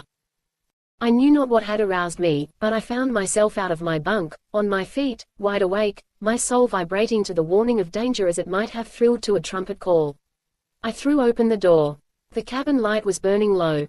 I saw Maud, my Maud, straining and struggling and crushed in the embrace of Wolf Larsen's arms. I could see the vain beat and flutter of her as she strove, pressing her face against his breast, to escape from him. All this I saw on the very instant of seeing, and as I sprang forward, I struck him with my fist, on the face, as he raised his head, but it was a puny blow. He roared in a ferocious, animal-like way, and gave me a shove with his hand. It was only a shove, a flirt of the wrist, yet so tremendous was his strength that I was hurled backward as from a catapult. I struck the door of the stateroom which had formerly been Mugridge's, splintering and smashing the panels with the impact of my body. I struggled to my feet, with difficulty dragging myself clear of the wrecked door, unaware of any hurt whatever. I was conscious only of an overmastering rage. I think I, too, cried aloud, as I drew the knife at my hip and sprang forward a second time. But something had happened. They were reeling apart. I was close upon him, my knife uplifted, but I withheld the blow. I was puzzled by the strangeness of it. Maud was leaning against the wall, one hand out for support, but he was staggering, his left hand pressed against his forehead and covering his eyes, and with the right he was groping about him in a dazed sort of way. It struck against the wall, and his body seemed to express a muscular and physical relief at the contact, as though he had found his bearings, his location in space as well as something against which to lean. Then I saw red again. All my wrongs and humiliations flashed upon me with a dazzling brightness, all that I had suffered and others had suffered at his hands, all the enormity of the man's very existence. I sprang upon him, blindly, insanely, and drove the knife into his shoulder. I knew, then, that it was no more than a flesh wound. I had felt the steel grate on his shoulder blade, and I raised the knife to strike at a more vital part. But Maud had seen my first blow, and she cried, "Don't. Please don't." I dropped my arm for a moment, and a moment only. Again the knife was raised, and Wolf Larsen would have surely died had she not stepped between. Her arms were around me, her hair was brushing my face. My pulse rushed up in an unwanted manner, yet my rage mounted with it. She looked me bravely in the eyes. "For my sake," she begged. "I would kill him for your sake," I cried, trying to free my arm without hurting her. "Hush," she said, and laid her fingers lightly on my lips. I could have kissed them, had I dared. Even then, in my rage, the touch of them was so sweet, so very sweet. "Please, please," she pleaded, and she disarmed me by the words, as I was to discover they would ever disarm me. I stepped back, separating from her, and replaced the knife in its sheath. I looked at Wolf Larsen. He still pressed his left hand against his forehead. It covered his eyes. His head was bowed. He seemed to have grown limp. His body was sagging at the hips, his great shoulders were drooping and shrinking forward. "Van Weyden," he called hoarsely, and with a note of fright in his voice. "Oh, Van Weyden, where are you?" I looked at Maud. She did not speak, but nodded her head. "Here I am," I answered, stepping to his side. "What is the matter? Help me to a seat," he said, in the same hoarse, frightened voice. "I am a sick man, a very sick man, Hump," he said, as he left my sustaining grip and sank into a chair. His head dropped forward on the table and was buried in his hands. From time to time it rocked back and forward as with pain. Once, when he half raised it, I saw the sweat standing in heavy drops on his forehead about the roots of his hair. "I am a sick man, a very sick man," he repeated again, and yet once again. "What is the matter?" I asked, resting my hand on his shoulder. "What can I do for you?" But he shook my hand off with an irritated movement, and for a long time I stood by his side in silence. Maud was looking on, her face awed and frightened. What had happened to him we could not imagine. "Hump," he said at last, "I must get into my bunk. Lend me a hand. I'll be all right in a little while. It's those damn headaches, I believe. I was afraid of them. I had a feeling, no, I don't know what I'm talking about. Help me into my bunk." But when I got him into his bunk he again buried his face in his hands, covering his eyes, and as I turned to go I could hear him murmuring, "I am a sick man, a very sick man." Maud looked at me inquiringly as I emerged. I shook my head, saying, "Something has happened to him." "What? I don't know. He is helpless, and frightened, I imagine, for the first time in his life. It must have occurred before he received the knife thrust, which made only a superficial wound. You must have seen what happened." She shook her head. "I saw nothing. It is just as mysterious to me." He suddenly released me and staggered away. "But what shall we do? What shall I do?" "If you will wait, please, until I come back," I answered. I went on deck. Louis was at the wheel. "You may go forward and turn in," I said, taking it from him. He was quick to obey, and I found myself alone on the deck of the Ghost. As quietly as was possible, I clewed up the topsails, lowered the flying jib and staysail, backed the jib over, and flattened the mainsail. Then I went below to Maud. I placed my finger on my lips for silence, and entered Wolf Larsen's room. He was in the same position in which I had left him, and his head was rocking, almost writhing, from side to side. "Anything I can do for you?" I asked. He made no reply at first, but on my repeating the question he answered, "No, no, I'm all right. Leave me alone till morning." But as I turned to go I noted that his head had resumed its rocking motion. Maud was waiting patiently for me, and I took notice, with a thrill of joy, of the queenly poise of her head and her glorious, calm eyes. Calm and sure they were as her spirit itself. "Will you trust yourself to me for a journey of 600 miles or so?" I asked. "You mean?" she asked, and I knew she had guessed aright. "Yes, I mean just that," I replied. "There is nothing left for us but the open boat." "For me, you mean," she said. "You are certainly as safe here as you have been." "No, there is nothing left for us but the open boat," I iterated stoutly. "Will you please dress as warmly as you can, at once, and make into a bundle whatever you wish to bring with you. And make all haste," I added, as she turned toward her stateroom. The lazarette was directly beneath the cabin, and, opening the trapdoor in the floor and carrying a candle with me, I dropped down and began overhauling the ship's stores. I selected mainly from the canned goods, and by the time I was ready, willing hands were extended from above to receive what I passed up. We worked in silence. I helped myself also to blankets, mittens, oilskins, caps, and such things, from the slop chest. It was no light adventure, this trusting ourselves in a small boat to so raw and stormy a sea, and it was imperative that we should guard ourselves against the cold and wet. We worked feverishly at carrying our plunder on deck and depositing it amidships, so feverishly that Maud, whose strength was hardly a positive quantity, had to give over, exhausted, and sit on the steps at the break of the poop. This did not serve to recover her, and she lay on her back, on the hard deck, arms stretched out, and whole body relaxed. It was a trick I remembered of my sister, and I knew she would soon be herself again. I knew, also, that weapons would not come in amiss, and I re-entered Wolf Larsen's stateroom to get his rifle and shotgun. I spoke to him, but he made no answer, though his head was still rocking from side to side and he was not asleep. "Goodbye, Lucifer," I whispered to myself as I softly closed the door. Next to obtain was a stock of ammunition, an easy matter, though I had to enter the steerage companionway to do it. Here the hunters stored the ammunition boxes they carried in the boats, and here, but a few feet from their noisy revels, I took possession of 2 boxes.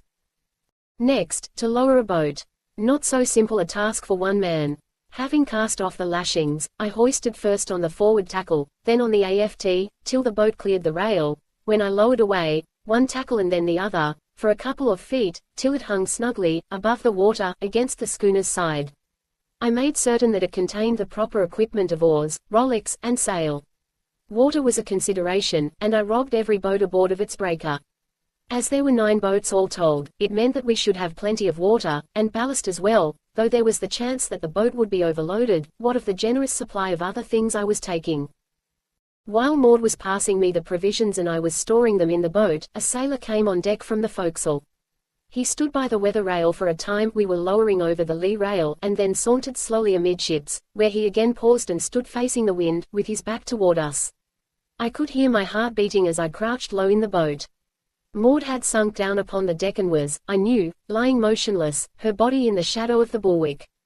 But the man never turned, and, after stretching his arms above his head and yawning audibly, he retraced his steps to the forecastle scuttle and disappeared.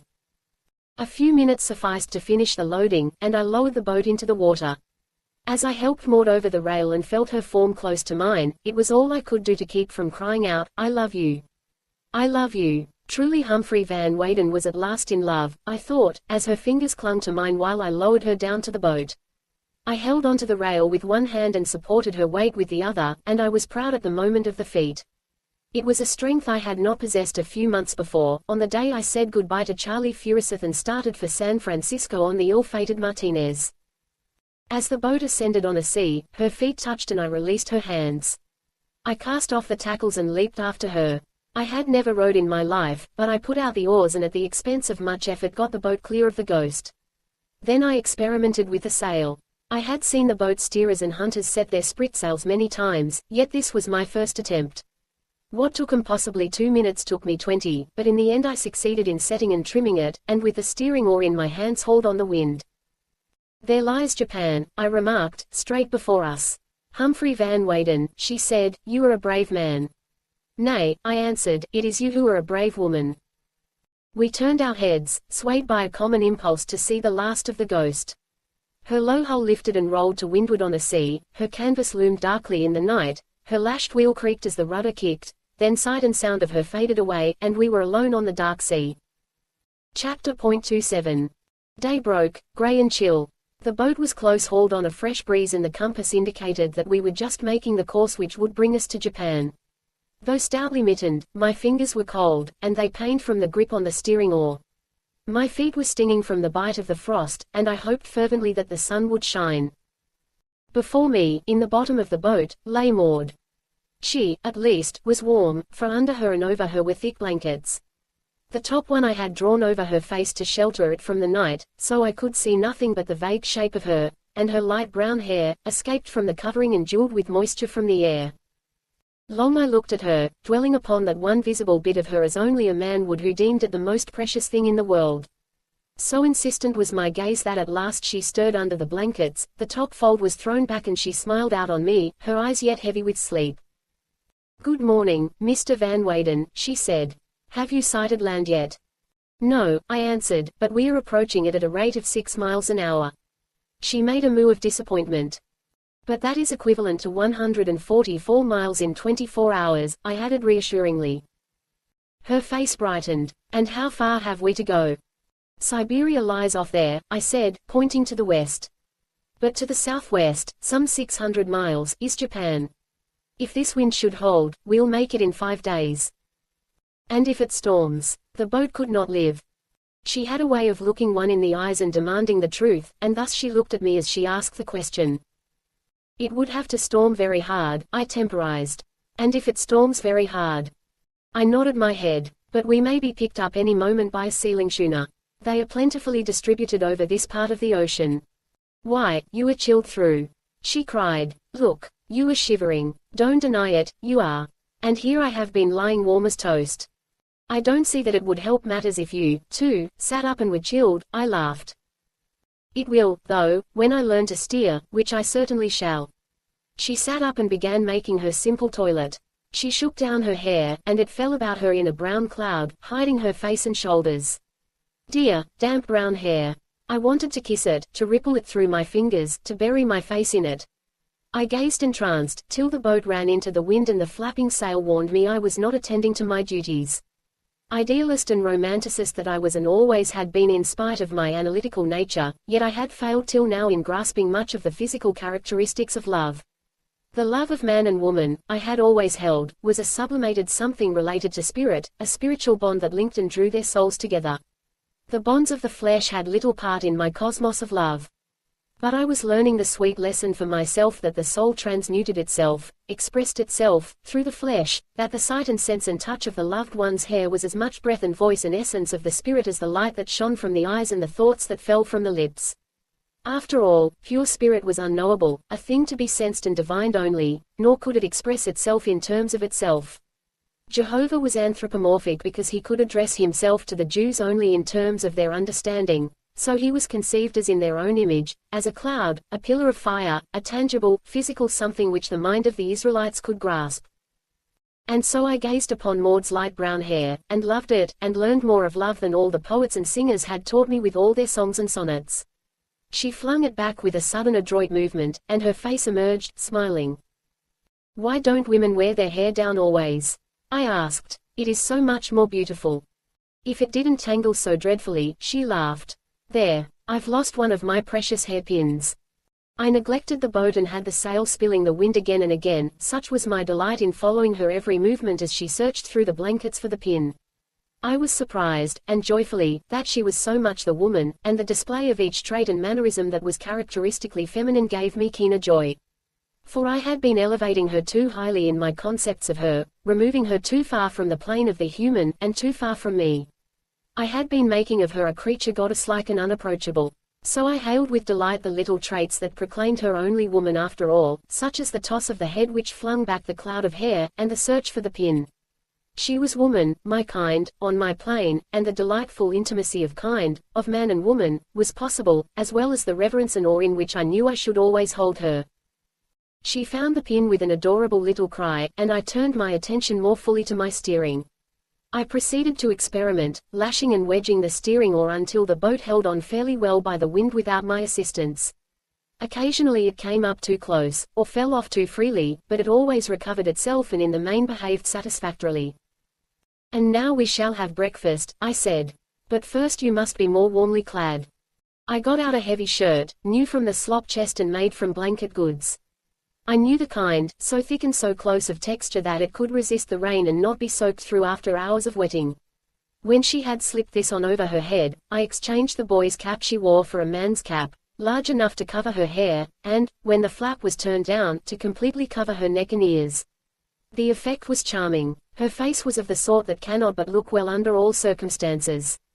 Nothing could destroy its exquisite oval, its well-nigh classic lines, its delicately stenciled brows, its large brown eyes, clear-seeing and calm, gloriously calm. A puff, slightly stronger than usual, struck us just then. The boat was caught as it obliquely crossed the crest of a wave. It went over suddenly, burying its gunwale level with the sea and shipping a bucketful or so of water. I was opening a can of tongue at the moment, and I sprang to the sheet and cast it off just in time. The sail flapped and fluttered, and the boat paid off. A few minutes of regulating sufficed to put it on its course again, when I returned to the preparation of breakfast. It does very well, it seems, though I am not versed in things nautical, she said, nodding her head with grave approval at my steering contrivance. But it will serve only when we are sailing by the wind, I explained. When running more freely, with the wind astern abeam, or on the quarter, it will be necessary for me to steer. I must say I don't understand your technicalities, she said, but I do your conclusion, and I don't like it. You cannot steer night and day and forever. So I shall expect, after breakfast, to receive my first lesson. And then you shall lie down and sleep. We'll stand watches just as they do on ships. I don't see how I am to teach you, I made protest. I am just learning for myself. You little thought when you trusted yourself to me that I had had no experience whatever with small boats. This is the first time I have ever been in one. Then we'll learn together, sir. And since you've had a night start you shall teach me what you have learned. And now, breakfast. My, this air does give one an appetite. No coffee, I said regretfully, passing her buttered sea biscuits and a slice of canned tongue. And there will be no tea, no soups, nothing hot, till we have made land somewhere, somehow. After the simple breakfast, capped with a cup of cold water, Maud took her lesson in steering. In teaching her I learned quite a deal myself, though I was applying the knowledge already acquired by sailing the Ghost and by watching the boat steerers sail the small boats. She was an apt pupil, and soon learned to keep the course, to luff in the puffs and to cast off the sheet in an emergency. Having grown tired, apparently, of the task, she relinquished the oar to me. I had folded up the blankets, but she now proceeded to spread them out on the bottom. When all was arranged snugly, she said, "Now, sir, to bed. And you shall sleep until luncheon. Till dinner time," she corrected, remembering the arrangement on the Ghost. What could I do? She insisted, and said, "Please, please," whereupon I turned the oar over to her and obeyed. I experienced a positive sensuous delight as I crawled into the bed she had made with her hands. The calm and control which was so much a part of her seemed to have been communicated to the blankets, so that I was aware of a soft dreaminess and content, and of an oval face and brown eyes framed in a fisherman's cap and tossing against a background now a grey cloud, now a grey sea, and then I was aware that I had been asleep. I looked at my watch. It was 1 o'clock. I had slept 7 hours. And she had been steering 7 hours. When I took the steering oar I had first to unbend her cramped fingers. Her modicum of strength had been exhausted, and she was unable even to move from her position. I was compelled to let go the sheet while I helped her to the nest of blankets and chafed her hands and arms. "I am so tired," she said, with a quick intake of the breath and a sigh, drooping her head wearily. But she straightened at the next moment. "Now don't scold, don't you dare scold," she cried with mock defiance. "I hope my face does not appear angry," I answered seriously, "for I assure you I am not in the least angry." "No," she considered. "It looks only reproachful. Then it is an honest face, for it looks what I feel. You were not fair to yourself, nor to me. How can I ever trust you again?" She looked penitent. "I'll be good," she said, as a naughty child might say it. "I promise." To obey as a sailor would obey his captain. "Yes," she answered. "It was stupid of me, I know." "Then you must promise something else," I ventured. "Readily." "That you will not say, please, please, too often, for when you do you are sure to override my authority." She laughed with amused appreciation. She, too, had noticed the power of the repeated please. "It is a good word," I began. "But I must not overwork it," she broke in. But she laughed weakly, and her head drooped again. I left the oar long enough to tuck the blankets about her feet and to pull a single fold across her face. Alas! She was not strong. I looked with misgiving toward the southwest and thought of the 600 miles of hardship before us, if it were no worse than hardship. On this sea a storm might blow up at any moment and destroy us. And yet I was unafraid. I was without confidence in the future, extremely doubtful, and yet I felt no underlying fear. "It must come right, it must come right," I repeated to myself, over and over again. The wind freshened in the afternoon, raising a stiffer sea and trying the boat and me severely. But the supply of food and the 9 breakers of water enabled the boat to stand up to the sea and wind, and I held on as long as I dared. Then I removed the sprit, tightly hauling down the peak of the sail, and we raced along under what sailors call a leg of mutton. Late in the afternoon I sighted a steamer's smoke on the horizon to leeward, and I knew it either for a Russian cruiser, or, more likely, the Macedonia still seeking the Ghost. The sun had not shone all day, and it had been bitter cold. As night drew on, the clouds darkened and the wind freshened, so that when Maud and I ate supper it was with our mittens on and with me still steering and eating morsels between puffs. By the time it was dark, wind and sea had become too strong for the boat, and I reluctantly took in the sail and set about making a drag or sea anchor. I had learned of the device from the talk of the hunters, and it was a simple thing to manufacture. Furling the sail and lashing it securely about the mast, boom, sprit, and 2 pairs of spare oars, I threw it overboard. A line connected it with the bow, and as it floated low in the water, practically unexposed to the wind, it drifted less rapidly than the boat. In consequence it held the boat bow onto the sea and wind, the safest position in which to escape being swamped when the sea is breaking into whitecaps. "And now?" Maud asked cheerfully, when the task was accomplished and I pulled on my mittens. "And now we are no longer traveling toward Japan," I answered. "Our drift is to the southeast, or south-southeast, at the rate of at least 2 miles an hour." "That will be only 24 miles, she urged, "if the wind remains high all night." "Yes, and only 140 miles if it continues for 3 days and nights." "But it won't continue," she said with easy confidence. "It will turn around and blow fair. The sea is the great faithless one." "But the wind," she retorted. "I have heard you grow eloquent over the brave trade wind." "I wish I had thought to bring Wolf Larsen's chronometer and sextant," I said, still gloomily. Sailing one direction, drifting another direction, to say nothing of the set of the current in some third direction, makes a resultant which dead reckoning can never calculate. Before long we won't know where we are by 500 miles. Then I begged her pardon and promised I should not be disheartened any more.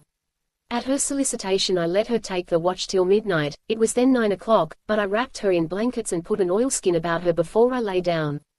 I slept only cat naps. The boat was leaping and pounding as it fell over the crests, I could hear the seas rushing past, and spray was continually being thrown aboard. And still, it was not a bad night, I mused, nothing to the nights I had been through on the Ghost, nothing, perhaps, to the nights we should go through in this cockle shell. Its planking was 3/4 of an inch thick. Between us and the bottom of the sea was less than an inch of wood. And yet, I aver it, and I aver it again, I was unafraid. The death which Wolf Larsen and even Thomas Mugridge had made me fear, I no longer feared. The coming of Maud Brewster into my life seemed to have transformed me. After all, I thought, it is better and finer to love than to be loved, if it makes something in life so worthwhile that one is not loath to die for it. I forget my own life in the love of another life, and yet, such is the paradox, I never wanted so much to live as right now when I place the least value upon my own life.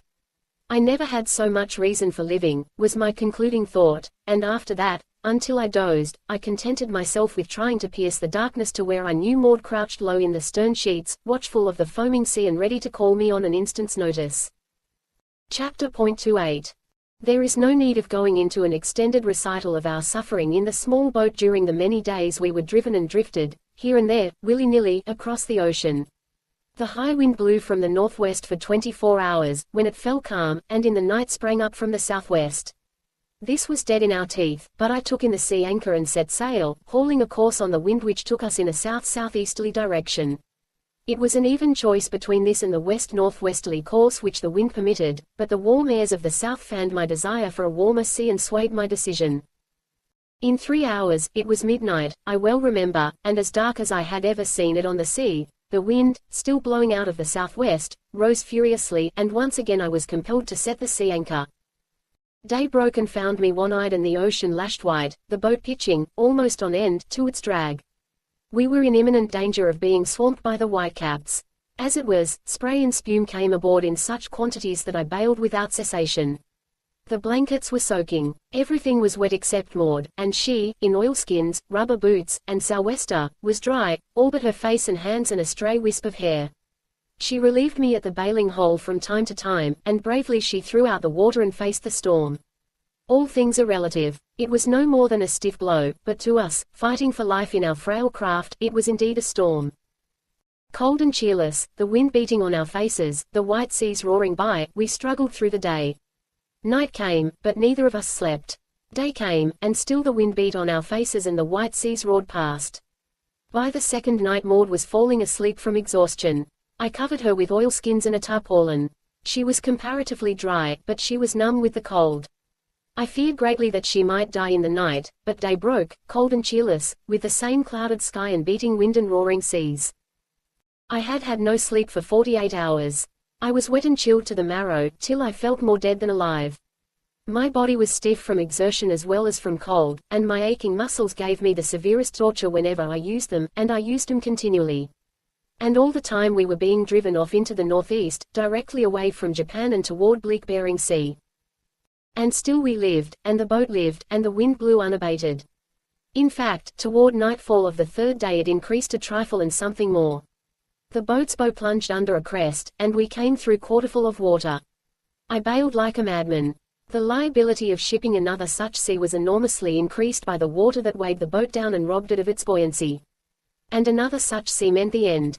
When I had the boat empty again I was forced to take away the tarpaulin which covered Maud, in order that I might lash it down across the bow. It was well I did, for it covered the boat fully a third of the way aft, and 3 times, in the next several hours, it flung off the bulk of the down-rushing water when the bow shoved under the seas. Maud's condition was pitiable. She sat crouched in the bottom of the boat, her lips blue, her face grey and plainly showing the pain she suffered. But ever her eyes looked bravely at me, and ever her lips uttered brave words. The worst of the storm must have blown that night, though little I noticed it. I had succumbed and slept where I sat in the stern sheets. The morning of the 4th day found the wind diminished to a gentle whisper, the sea dying down and the sun shining upon us.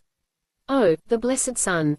How we bathed our poor bodies in its delicious warmth, reviving like bugs and crawling things after a storm.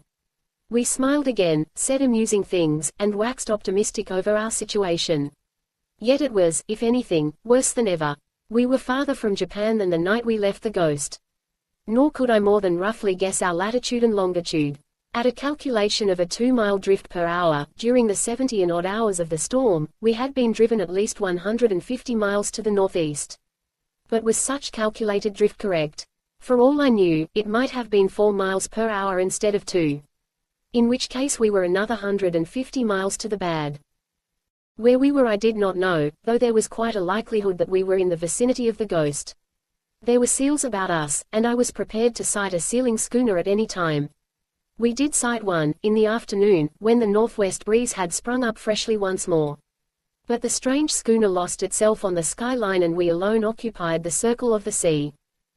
Came days of fog, when even Maud's spirit drooped and there were no merry words upon her lips, days of calm, when we floated on the lonely immensity of sea, oppressed by its greatness and yet marveling at the miracle of tiny life, for we still lived and struggled to live, days of sleet and wind and snow squalls, when nothing could keep us warm, or days of drizzling rain, when we filled our water breakers from the drip of the wet sail.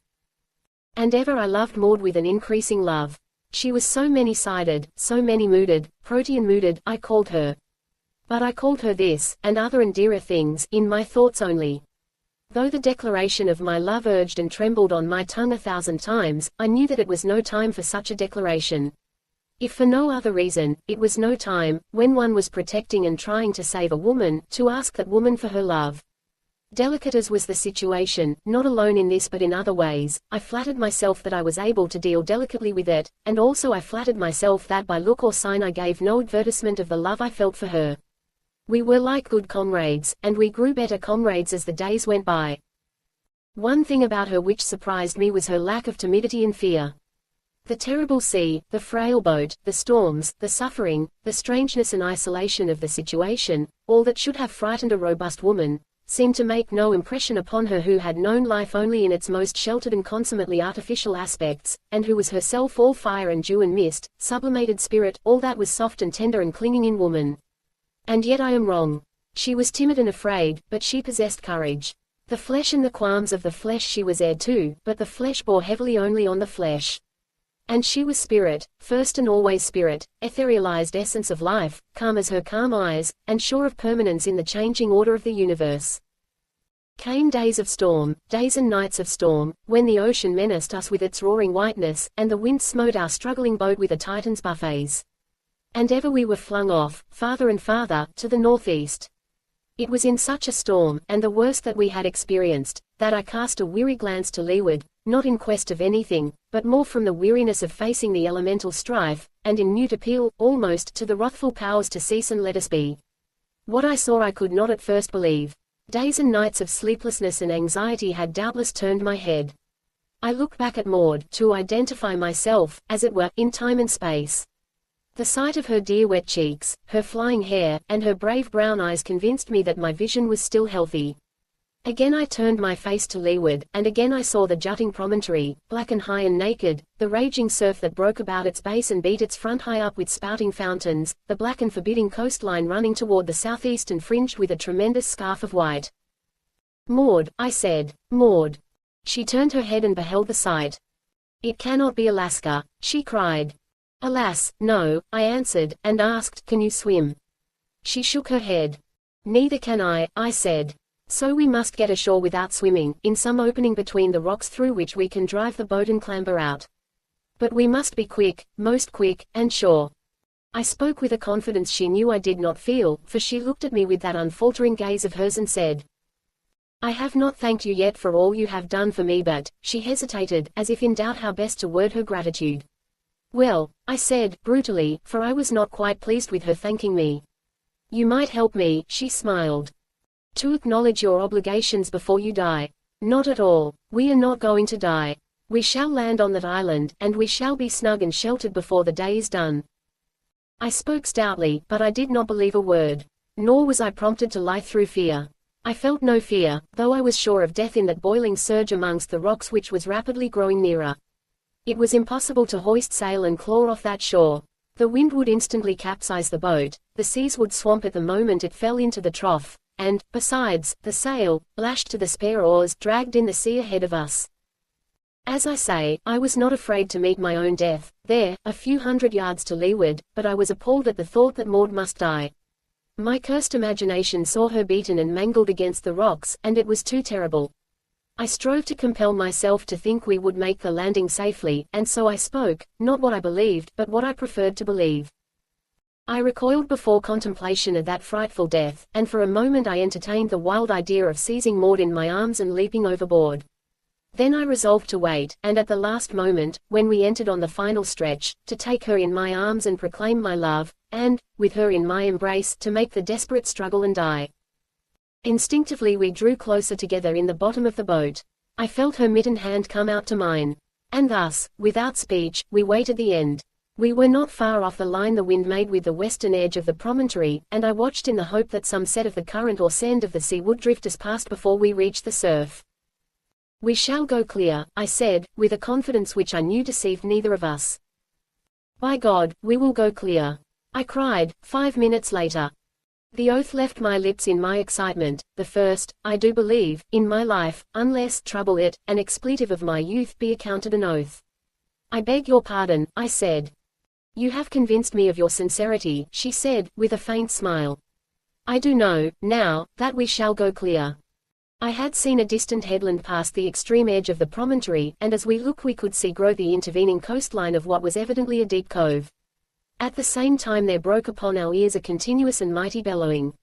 It partook of the magnitude and volume of distant thunder, and it came to us directly from leeward, rising above the crash of the surf and traveling directly in the teeth of the storm.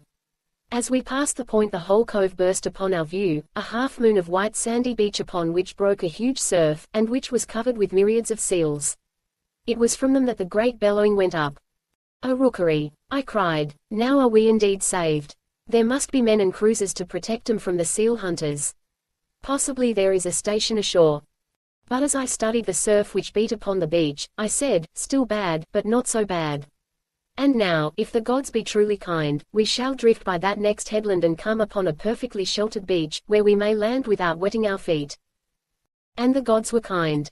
The first and second headlands were directly in line with the southwest wind, but once around the second, and we went perilously near, we picked up the third headland, still in line with the wind and with the other two. But the cove that intervened.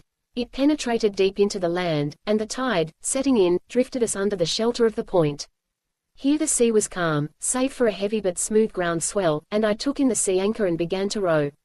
From the point the shore curved away, more and more to the south and west, until at last it disclosed a cove within the cove, a little landlocked harbor, the water level as a pond, broken only by tiny ripples where vagrant breaths and wisps of the storm hurtled down from over the frowning wall of rock that backed the beach 100 feet inshore.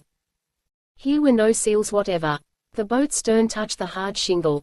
I sprang out, extending my hand to Maud. The next moment she was beside me. As my fingers released hers, she clutched for my arm hastily. At the same moment I swayed, as about to fall to the sand. This was the startling effect of the cessation of motion. We had been so long upon the moving, rocking sea that the stable land was a shock to us. We expected the beach to lift up this way and that, and the rocky walls to swing back and forth like the sides of a ship, and when we braced ourselves, automatically, for these various expected movements, their non-occurrence quite overcame our equilibrium. "I really must sit down," Maud said, with a nervous laugh and a dizzy gesture, and forthwith she sat down on the sand. I attended to making the boat secure and joined her. Thus we landed on Endeavour Island, as we came to it, land sick from long custom of the sea. Chapter .29. "Fool!" I cried aloud in my vexation. I had unloaded the boat and carried its contents high up on the beach, where I had set about making a camp. There was driftwood, though not much, on the beach, and the sight of a coffee tin I had taken from the ghost's larder had given me the idea of a fire. "Blithering idiot!" I was continuing. But Maud said, "Tut, tut," in gentle reproval, and then asked why I was a blithering idiot. "No matches," I groaned. "Not a match did I bring. And now we shall have no hot coffee, soup, tea, or anything. Wasn't it, Crusoe who rubbed sticks together?" she drawled. "But I have read the personal narratives of a score of shipwrecked men who tried, and tried in vain," I answered. "I remember Winters, a newspaper fellow with an Alaskan and Siberian reputation. Met him at the Bibelot once, and he was telling us how he attempted to make a fire with a couple of sticks. It was most amusing. He told it inimitably, but it was the story of a failure. I remember his conclusion, his black eyes flashing as he said, 'Gentlemen, the South Sea Islander may do it, the Malay may do it, but take my word it's beyond the white man.'" "Oh, well, we've managed so far without it," she said cheerfully. "And there's no reason why we cannot still manage without it." "But think of the coffee," I cried. "It's good coffee, too, I know. I took it from Larson's private stores. And look at that good wood. I confess, I wanted the coffee badly, and I learned, not long afterward, that the berry was likewise a little weakness of Maud's. Besides, we had been so long on a cold diet that we were numb inside as well as out. Anything warm would have been most gratifying. But I complained no more and set about making a tent of the sail for Maud. I had looked upon it as a simple task, what of the oars, mast, boom, and sprit, to say nothing of plenty of lines. But as I was without experience, and as every detail was an experiment and every successful detail an invention, the day was well gone before her shelter was an accomplished fact. And then, that night, it rained, and she was flooded out and driven back into the boat. The next morning I dug a shallow ditch around the tent, and, an hour later, a sudden gust of wind, whipping over the rocky wall behind us, picked up the tent and smashed it down on the sand 30 yards away. Maud laughed at my crestfallen expression, and I said, as soon as the wind abates I intend going in the boat to explore the island. There must be a station somewhere, and men. And ships must visit the station. Some government must protect all these seals. But I wish to have you comfortable before I start. I should like to go with you, was all she said. It would be better if you remained. You have had enough of hardship. It is a miracle that you have survived. And it won't be comfortable in the boat rowing and sailing in this rainy weather. What you need is rest, and I should like you to remain and get it. Something suspiciously akin to moistness dimmed her beautiful eyes before she dropped them and partly turned away her head. I should prefer going with you, she said in a low voice, in which there was just a hint of appeal. I might be able to help you her voice broke, a little. And if anything should happen to you, think of me left here alone. Oh, I intend being very careful, I answered. And I shall not go so far but what I can get back before night. Yes, all said and done, I think it vastly better for you to remain, and sleep, and rest and do nothing. She turned and looked me in the eyes. Her gaze was unfaltering, but soft. Please, please, she said, oh, so softly. I stiffened myself to refuse, and shook my head. Still she waited and looked at me. I tried to word my refusal, but wavered. I saw the glad light spring into her eyes and knew that I had lost. It was impossible to say no after that. The wind died down in the afternoon, and we were prepared to start the following morning. There was no way of penetrating the island from our cove, for the walls rose perpendicularly from the beach, and, on either side of the cove, rose from the deep water. Morning broke dull and grey, but calm, and I was awake early and had the boat in readiness. Fool! Imbecile! Yahoo! I shouted, when I thought it was meet to arouse Maud, but this time I shouted in merriment as I danced about the beach, bareheaded, in mock despair. Her head appeared under the flap of the sail. What now? She asked sleepily, and, withal, curiously. Coffee, I cried. What do you say to a cup of coffee? Hot coffee, piping hot. My, she murmured, you startled me, and you are cruel. Here I have been composing my soul to do without it, and here you are vexing me with your vain suggestions. Watch me, I said. From under clefts among the rocks I gathered a few dry sticks and chips. These I whittled into shavings or split into kindling. From my notebook I tore out a page, and from the ammunition box took a shotgun shell. Removing the wads from the latter with my knife, I emptied the powder on a flat rock. Next I pried the primer, or cap, from the shell, and laid it on the rock, in the midst of the scattered powder. All was ready. Maud still watched from the tent. Holding the paper in my left hand, I smashed down upon the cap with a rock held in my right. There was a puff of white smoke, a burst of flame, and the rough edge of the paper was alight. Maud clapped her hands gleefully. Prometheus! She cried, but I was too occupied to acknowledge her delight. The feeble flame must be cherished tenderly if it were to gather strength and live. I fed it, shaving by shaving, and sliver by sliver, till at last it was snapping and crackling as it laid hold of the smaller chips and sticks. To be cast away on an island had not entered into my calculations, so we were without a kettle or cooking utensils of any sort, but I made shift with the tin used for bailing the boat, and later, as we consumed our supply of canned goods, we accumulated quite an imposing array of cooking vessels. I boiled the water, but it was Maud who made the coffee. And how good it was! My contribution was canned beef fried with crumbled sea biscuit and water. The breakfast was a success, and we sat about the fire much longer than enterprising explorers should have done, sipping the hot black coffee and talking over our situation. I was confident that we should find a station in some one of the coves, for I knew that the rookeries of Bering Sea were thus guarded, But Maud advanced the theory, to prepare me for disappointment. I do believe, if disappointment were to come, that we had discovered an unknown rookery. She was in very good spirits, however, and made quite merry in accepting our plight as a grave one. If you were right, I said, then we must prepare to winter here. Our food will not last, but there are the seals. They go away in the fall, so I must soon begin to lay in a supply of meat. Then there will be huts to build and driftwood to gather. Also we shall try out seal fat for lighting purposes. Altogether, we'll have our hands full if we find the island uninhabited. Which we shall not, I know. But she was right. We sailed with a beam wind along the shore, searching the coves with our glasses and landing occasionally, without finding a sign of human life. Yet we learned that we were not the first who had landed on Endeavour Island. High up on the beach of the second cove from ours, we discovered the splintered wreck of a boat, a sealer's boat, for the rowlocks were bound in sennit. A gun rack was on the starboard side of the boat, and in white letters was faintly visible Gazelle No. 2. The boat had lain there for a long time, for it was half filled with sand, and the splintered wood had that weather-worn appearance due to long exposure to the elements. In the stern sheets I found a rusty 10-gauge shotgun and a sailor's sheath knife broken short across and so rusted as to be almost unrecognizable. They got away, I said cheerfully, but I felt a sinking at the heart and seemed to divine the presence of bleached bones somewhere on that beach. I did not wish Maud's spirits to be dampened by such a find, so I turned seaward again with our boat and skirted the northeastern point of the island. There were no beaches on the southern shore, and by early afternoon we rounded the black promontory and completed the circumnavigation of the island. I estimated its circumference at 25 miles, its width as varying from 2 to 5 miles, while my most conservative calculation placed on its beaches 200,000 seals. The island was highest at its extreme southwestern point, the headlands and backbone diminishing regularly until the northeastern portion was only a few feet above the sea. With the exception of our little cove, the other beaches sloped gently back for a distance of half a mile or so, into what I might call rocky meadows, with here and there patches of moss and tundra grass.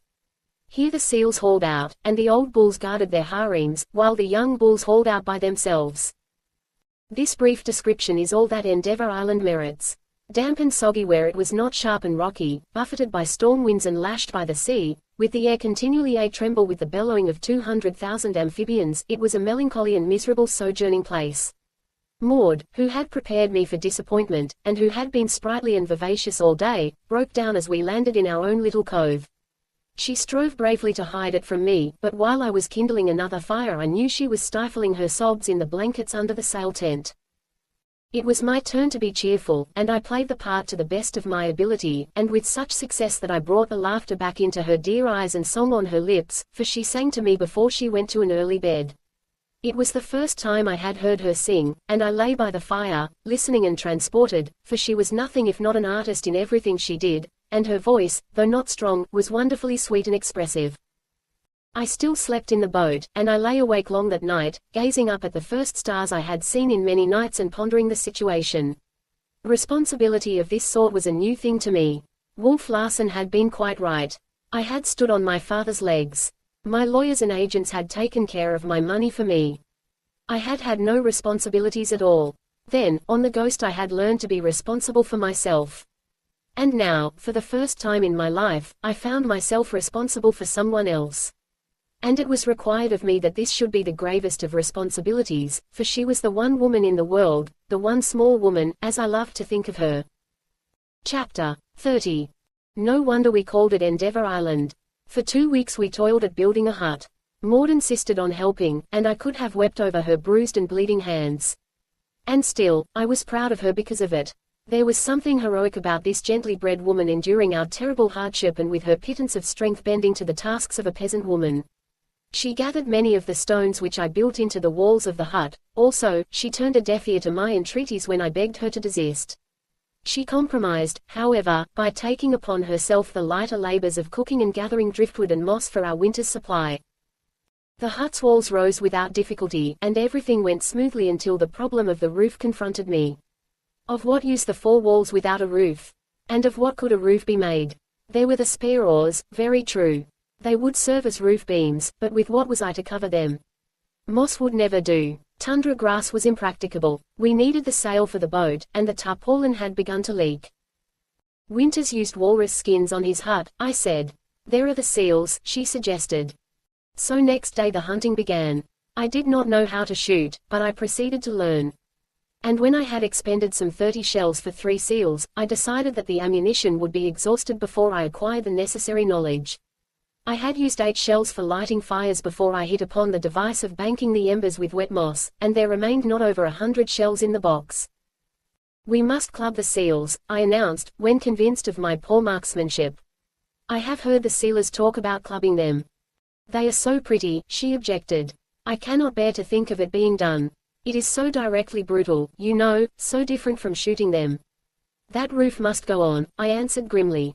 "Winter is almost here. It is our lives against theirs. It is unfortunate we haven't plenty of ammunition, but I think, anyway, that they suffer less from being clubbed than from being all shot up. Besides, I shall do the clubbing." "That's just it," she began eagerly, and broke off in sudden confusion. "Of course," I began, "if you prefer. But what shall I be doing?" She interrupted, with that softness I knew full well to be insistence. "Gathering firewood and cooking dinner," I answered lightly. She shook her head. "It is too dangerous for you to attempt alone." I know," she waved my protest. "I am only a weak woman, but just my small assistance may enable you to escape disaster." "But the clubbing," I suggested. "Of course, you will do that. I shall probably scream. I'll look away when the danger is most serious," I laughed. "I shall use my judgment when to look and when not to look," she replied with a grand air. The upshot of the affair was that she accompanied me next morning. I rowed into the adjoining cove and up to the edge of the beach. There were seals all about us in the water, and the bellowing thousands on the beach compelled us to shout at each other to make ourselves heard. "I know men club them," I said, trying to reassure myself, and gazing doubtfully at a large bull, not 30 feet away, upreared on his 4 flippers and regarding me intently. "But the question is, how do they club them?" "Let us gather tundra grass and thatch the roof," Maud said. She was as frightened as I at the prospect, and we had reason to be gazing at close range at the gleaming teeth and dog-like mouths. "I always thought they were afraid of men," I said. "How do I know they are not afraid?" I queried a moment later, after having rowed a few more strokes along the beach. "Perhaps, if I were to step boldly ashore, they would cut for it, and I could not catch up with one." And still I hesitated. "I heard of a man, once, who invaded the nesting grounds of wild geese," Maud said. "They killed him." "The geese?" "Yes, the geese. My brother told me about it when I was a little girl." "But I know men club them," I persisted. "I think the tundra grass will make just as good a roof," she said. Far from her intention, her words were maddening me, driving me on. I could not play the coward before her eyes. "Here goes," I said, backing water with one oar and running the bow ashore. I stepped out and advanced valiantly upon a long-maned bull in the midst of his wives. I was armed with the regular club with which the boat pullers killed the wounded seals gaffed aboard by the hunters. It was only 1.5 feet long, and in my superb ignorance I never dreamed that the club used ashore when raiding the rookeries measured 4 to 5 feet. The cows lumbered out of my way, and the distance between me and the bull decreased. He raised himself on his flippers with an angry movement. We were a dozen feet apart. Still I advanced steadily, looking for him to turn tail at any moment and run. At 6 feet the panicky thought rushed into my mind, what if he will not run? "Why, then I shall club him," came the answer. In my fear I had forgotten that I was there to get the bull instead of to make him run. And just then he gave a snort and a snarl and rushed at me. His eyes were blazing, his mouth was wide open, the teeth gleamed cruelly white. Without shame, I confess that it was I who turned and footed it. He ran awkwardly, but he ran well. He was but 2 paces behind when I tumbled into the boat, and as I shoved off with an oar his teeth crunched down upon the blade. The stout wood was crushed like an eggshell. Maud and I were astounded. A moment later he had dived under the boat, seized the keel in his mouth, and was shaking the boat violently. "My," said Maud, "let's go back." I shook my head. "I can do what other men have done, and I know that other men have clubbed seals. But I think I'll leave the bulls alone next time." "I wish you wouldn't," she said. "Now don't say, please, please," I cried, half angrily, "I do believe." She made no reply, and I knew my tone must have hurt her. "I beg your pardon," I said, or shouted, rather, in order to make myself heard above the roar of the rookery. "If you say so, I'll turn and go back, but honestly, I'd rather stay." "Now don't say that this is what you get for bringing a woman along," she said. She smiled at me whimsically, gloriously, and I knew there was no need for forgiveness. I rowed a couple of 100 feet along the beach so as to recover my nerves, and then stepped ashore again. "Do be cautious," she called after me. I nodded my head and proceeded to make a flank attack on the nearest harem. All went well until I aimed a blow at an outlying cow's head and fell short.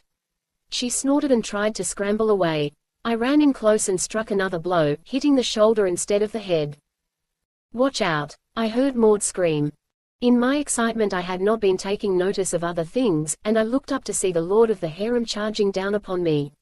Again I fled to the boat, hotly pursued, but this time Maud made no suggestion of turning back. "It would be better, I imagine, if you let harems alone and devoted your attention to lonely and inoffensive-looking seals," was what she said. "I think I have read something about them. Dr. Jordan's book, I believe. They are the young bulls, not old enough to have harems of their own. He called them the holushiki, or something like that. It seems to me if we find where they haul out. It seems to me that your fighting instinct is aroused," I laughed. She flushed quickly and prettily.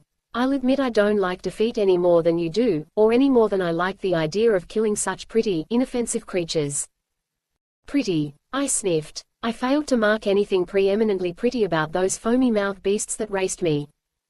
"Your point of view," she laughed. "You lacked perspective. Now if you did not have to get so close to the subject." "The very thing," I cried. "What I need is a longer club. And there's that broken oar ready to hand." "It just comes to me," she said, "that Captain Larson was telling me how the men raided the rookeries. They drive the seals, in small herds, a short distance inland before they kill them." "I don't care to undertake the herding of one of those harems," I objected. "But there are the holushiki," she said. "The holushiki haul out by themselves, and Dr. Jordan says that paths are left between the harems, and that as long as the holushiki keep strictly to the path they are unmolested by the masters of the harem." "There's one now," I said, pointing to a young bull in the water. "Let's watch him, and follow him if he hauls out."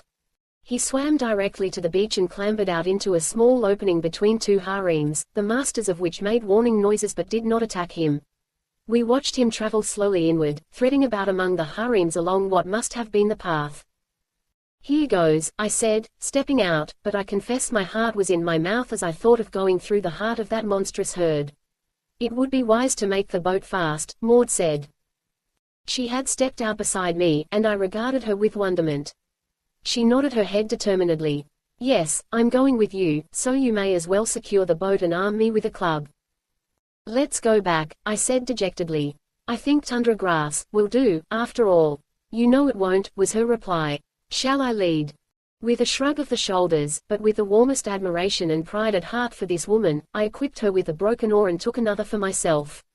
It was with nervous trepidation that we made the first few rods of the journey.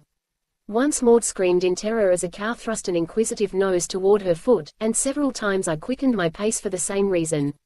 But, beyond warning coughs from either side, there were no signs of hostility. It was a rookery which had never been raided by the hunters, and in consequence the seals were mild-tempered and at the same time unafraid. In the very heart of the herd the din was terrific. It was almost dizzying in its effect. I paused and smiled reassuringly at Maud, for I had recovered my equanimity sooner than she. I could see that she was still badly frightened. She came close to me and shouted, "I'm dreadfully afraid." And I was not. Though the novelty had not yet worn off, the peaceful comportment of the seals had quieted my alarm. Maud was trembling. "I'm afraid, and I'm not afraid," she chattered with shaking jaws. "It's my miserable body, not I." It's all right, I reassured her, my arm passing instinctively and protectingly around her. I shall never forget, in that moment, how instantly conscious I became of my manhood. The primitive deeps of my nature stirred. I felt myself masculine, the protector of the weak, the fighting male. And, best of all, I felt myself the protector of my loved one. She leaned against me, so light and lily frail, and as her trembling eased away it seemed as though I became aware of prodigious strength. I felt myself a match for the most ferocious bull in the herd, and I know, had such a bull charged upon me, that I should have met it unflinchingly and quite coolly, and I know that I should have killed it. "I am all right now," she said, looking up at me gratefully. "Let us go on." And that the strength in me had quieted her and given her confidence, filled me with an exultant joy. The youth of the race seemed burgeoning in me, over-civilized man that I was, and I lived for myself the old hunting days and forest nights of my remote and forgotten ancestry. I had much for which to thank Wolf Larsen, was my thought as we went along the path between the jostling harems. A quarter of a mile inland we came upon the Holushiki, sleek young bulls, living out the loneliness of their bachelorhood and gathering strength against the day when they would fight their way into the ranks of the Benedicts. Everything now went smoothly. I seemed to know just what to do and how to do it. Shouting, making threatening gestures with my club, and even prodding the lazy ones, I quickly cut out a score of the young bachelors from their companions. Whenever one made an attempt to break back toward the water, I headed it off. Maud took an active part in the drive, and with her cries and flourishings of the broken oar was of considerable assistance. I noticed, though, that whenever one looked tired and lagged, she let it slip past. But I noticed, also, whenever one, with a show of fight, tried to break past, that her eyes glinted and showed bright, and she rapped it smartly with her club. "My, it's exciting," she cried, pausing from sheer weakness. "I think I'll sit down." I drove the little herd, a dozen strong, now, what of the escapes she had permitted, 100 yards farther on, and by the time she joined me I had finished the slaughter and was beginning to skin. An hour later we went proudly back along the path between the harems. And twice again we came down the path burdened with skins, till I thought we had enough to roof the hut. I set the sail, laid one tack out of the cove, and on the other tack made our own little inner cove. "It's just like homecoming," Maud said, as I ran the boat ashore. I heard her words with a responsive thrill, it was all so dearly intimate and natural, and I said, "It seems as though I have lived this life always. The world of books and bookish folk is very vague, more like a dream memory than an actuality. I surely have hunted and forayed and fought all the days of my life. And you, too, seem a part of it. You are," I was on the verge of saying, "my woman, my mate," but glibly changed it to, "standing the hardship well." But her ear had caught the flaw. She recognized a flight that midmost broke. She gave me a quick look. "Not that. You were saying that the American Mrs. Meynell was living the life of a savage and living it quite successfully," I said easily. "Oh," was all she replied, but I could have sworn there was a note of disappointment in her voice. But "my woman, my mate," kept ringing in my head for the rest of the day and for many days. Yet never did it ring more loudly than that night, as I watched her draw back the blanket of moss from the coals, blow up the fire, and cook the evening meal. It must have been latent savagery stirring in me, for the old words, so bound up with the roots of the race, to grip me and thrill me. And grip and thrill they did, till I fell asleep, murmuring them to myself over and over again. Chapter 31. "It will smell," I said, "but it will keep in the heat and keep out the rain and snow." We were surveying the completed sealskin roof. "It is clumsy, but it will serve the purpose, and that is the main thing," I went on, yearning for her praise. And she clapped her hands and declared that she was hugely pleased. "But it is dark in here," she said the next moment, her shoulders shrinking with a little involuntary shiver. "You might have suggested a window when the walls were going up," I said. "It was for you, and you should have seen the need of a window." "But I never do see the obvious, you know," she laughed back. "And besides, you can knock a hole in the wall at any time." "Quite true, I had not thought of it," I replied, wagging my head sagely. "But have you thought of ordering the window glass? Just call up the firm, Red, 4451, I think it is, and tell them what size and kind of glass you wish." "That means," she began. "No window." It was a dark and evil-appearing thing, that hut, not fit for aught better than swine in a civilized land, but for us, who had known the misery of the open boat, it was a snug little habitation. Following the housewarming, which was accomplished by means of seal oil and a wick made from cotton calking, came the hunting for our winter's meat and the building of the second hut. It was a simple affair, now, to go forth in the morning and return by noon with a boatload of seals. And then, while I worked at building the hut, Maud tried out the oil from the blubber and kept a slow fire under the frames of meat.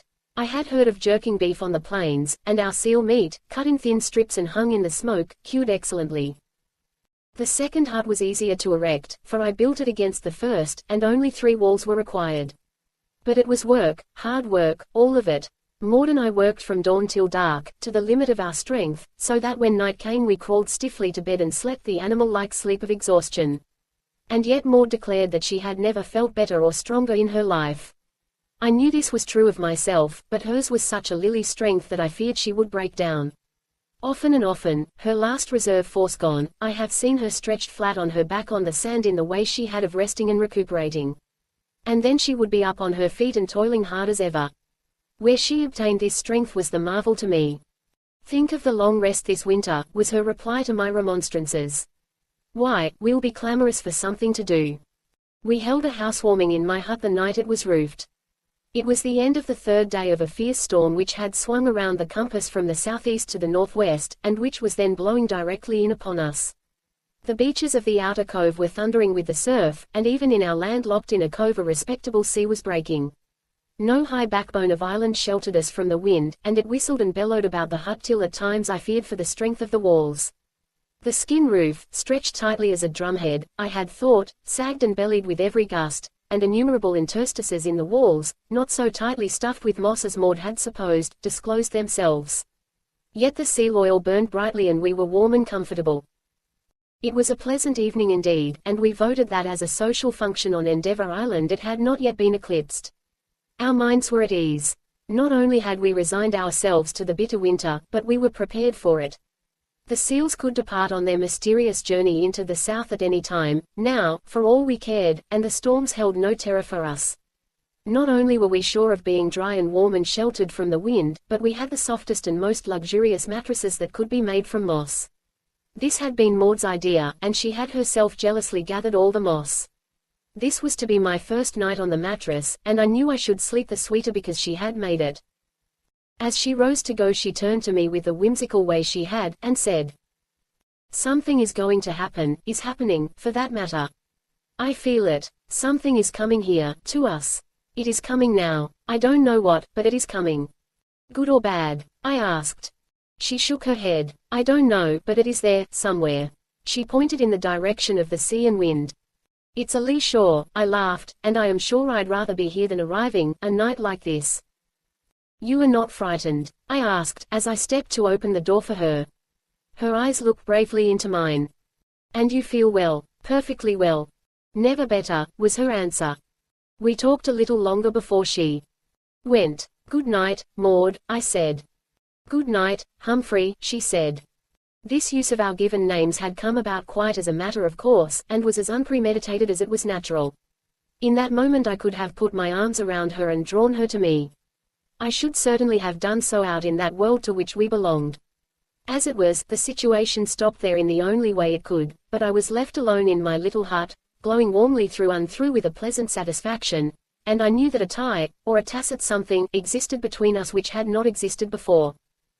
Chapter 32. I awoke, oppressed by a mysterious sensation. There seemed something missing in my environment. But the mystery and oppressiveness vanished after the first few seconds of waking, when I identified the missing something as the wind. I had fallen asleep in that state of nerve tension with which one meets the continuous shock of sound or movement, and I had awakened, still tense, bracing myself to meet the pressure of something which no longer bore upon me. It was the first night I had spent under cover in several months, and I lay luxuriously for some minutes under my blankets, for once not wet with fog or spray, analyzing, first, the effect produced upon me by the cessation of the wind, and next, the joy which was mine from resting on the mattress made by Maud's hands. When I had dressed and opened the door, I heard the waves still lapping on the beach, garrulously attesting the fury of the night. It was a clear day, and the sun was shining. I had slept late, and I stepped outside with sudden energy, bent upon making up lost time as befitted a dweller on Endeavour Island. And when outside, I stopped short. I believed my eyes without question, and yet I was for the moment stunned by what they disclosed to me. There, on the beach, not 50 feet away, bow on, dismasted, was a black-hulled vessel. Masts and booms, tangled with shrouds, sheets, and rent canvas, were rubbing gently alongside. I could have rubbed my eyes as I looked. There was the homemade galley we had built, the familiar break of the poop, the low yacht cabin scarcely rising above the rail. It was the Ghost. What freak of fortune had brought it here, here of all spots? What chance of chances? I looked at the bleak, inaccessible wall at my back and knew the profundity of despair. Escape was hopeless, out of the question. I thought of Maud, asleep there in the hut we had reared. I remembered her "Good night, Humphrey, my woman, my mate," went ringing through my brain, but now, alas, it was a knell that sounded. Then everything went black before my eyes. Possibly it was the fraction of a second, but I had no knowledge of how long an interval had lapsed before I was myself again. There lay the ghost, bow onto the beach, her splintered bowsprit projecting over the sand, her tangled spars rubbing against her side to the lift of the crooning waves. Something must be done, must be done. It came upon me suddenly, as strange, that nothing moved aboard.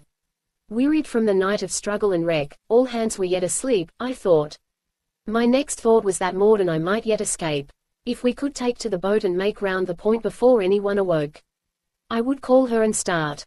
My hand was lifted at her door to knock, when I recollected the smallness of the island. We could never hide ourselves upon it. There was nothing for us but the wide raw ocean. I thought of our snug little huts, our supplies of meat and oil and moss and firewood, and I knew that we could never survive the wintry sea and the great storms which were to come. So I stood, with hesitant knuckle, without her door. It was impossible, impossible. A wild thought of rushing in and killing her as she slept rose in my mind. And then, in a flash, the better solution came to me. All hands were asleep. Why not creep aboard the Ghost? Well, I knew the way to Wolf Larsen's bunk, and kill him in his sleep. After that, well, we would see. But with him dead there was time and space in which to prepare to do other things, and besides, whatever new situation arose, it could not possibly be worse than the present one. My knife was at my hip. I returned to my hut for the shotgun, made sure it was loaded, and went down to the Ghost. With some difficulty, and at the expense of a wetting to the waist, I climbed aboard. The forecastle scuttle was open. I paused to listen for the breathing of the men, but there was no breathing. I almost gasped as the thought came to me, what if the Ghost is deserted? I listened more closely. There was no sound. I cautiously descended the ladder. The place had the empty and musty feel and smell usual to a dwelling no longer inhabited. Everywhere was a thick litter of discarded and ragged garments, old sea boots, leaky oilskins, all the worthless forecastle dunnage of a long voyage. Abandoned hastily, was my conclusion, as I ascended to the deck. Hope was alive again in my breast, and I looked about me with greater coolness. I noted that the boats were missing. The steerage told the same tale as the forecastle. The hunters had packed their belongings with similar haste. The Ghost was deserted. It was Maud's and mine. I thought of the ship's stores and the lazarette beneath the cabin, and the idea came to me of surprising Maud with something nice for breakfast. The reaction from my fear, and the knowledge that the terrible deed I had come to do was no longer necessary, made me boyish and eager. I went up the steerage companionway 2 steps at a time, with nothing distinct in my mind except joy and the hope that Maud would sleep on until the surprise breakfast was quite ready for her. As I rounded the galley, a new satisfaction was mine at thought of all the splendid cooking utensils inside. I sprang up the break of the poop, and saw Wolf Larsen. What of my impetus and the stunning surprise, I clattered 3 or 4 steps along the deck before I could stop myself. He was standing in the companionway, only his head and shoulders visible, staring straight at me. His arms were resting on the half-open slide. He made no movement whatever, simply stood there, staring at me. I began to tremble. The old stomach sickness clutched me. I put one hand on the edge of the house to steady myself. My lips seemed suddenly dry and I moistened them against the need of speech. Nor did I for an instant take my eyes off him. Neither of us spoke. There was something ominous in his silence, his immobility. All my old fear of him returned and my new fear was increased 100-fold. And still we stood, the pair of us, staring at each other. I was aware of the demand for action, and, my old helplessness strong upon me, I was waiting for him to take the initiative. Then, as the moments went by, it came to me that the situation was analogous to the one in which I had approached the long-maned bull, my intention of clubbing obscured by fear until it became a desire to make him run. So it was at last impressed upon me that I was there, not to have Wolf Larsen take the initiative, but to take it myself. I cocked both barrels and leveled the shotgun at him. Had he moved, attempted to drop down the companionway, I know I would have shot him. But he stood motionless and staring as before. And as I faced him, with leveled gun shaking in my hands, I had time to note the worn and haggard appearance of his face. It was as if some strong anxiety had wasted it. The cheeks were sunken, and there was a wearied, puckered expression on the brow. And it seemed to me that his eyes were strange, not only the expression, but the physical seeming, as though the optic nerves and supporting muscles had suffered strain and slightly twisted the eyeballs. All this I saw, and my brain now working rapidly, I thought 1,000 thoughts, and yet I could not pull the triggers. I lowered the gun and stepped to the corner of the cabin, primarily to relieve the tension on my nerves and to make a new start, and incidentally to be closer. Again I raised the gun. He was almost at arm's length. There was no hope for him. I was resolved. There was no possible chance of missing him, no matter how poor my marksmanship. And yet I wrestled with myself and could not pull the triggers. "Well?" he demanded impatiently.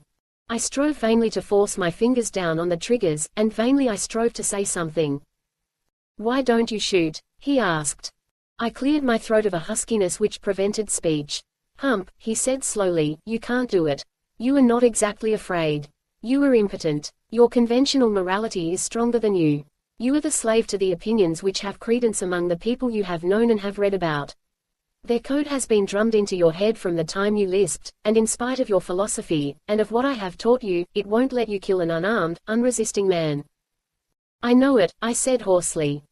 "And you know that I would kill an unarmed man as readily as I would smoke a cigar," he went on. "You know me for what I am, my worth in the world by your standard. You have called me snake, tiger, shark, monster, and Caliban. And yet, you little rag puppet, you little echoing mechanism, you are unable to kill me as you would a snake or a shark, because I have hands, feet, and a body shaped somewhat like yours. I had hoped better things of you, Hump."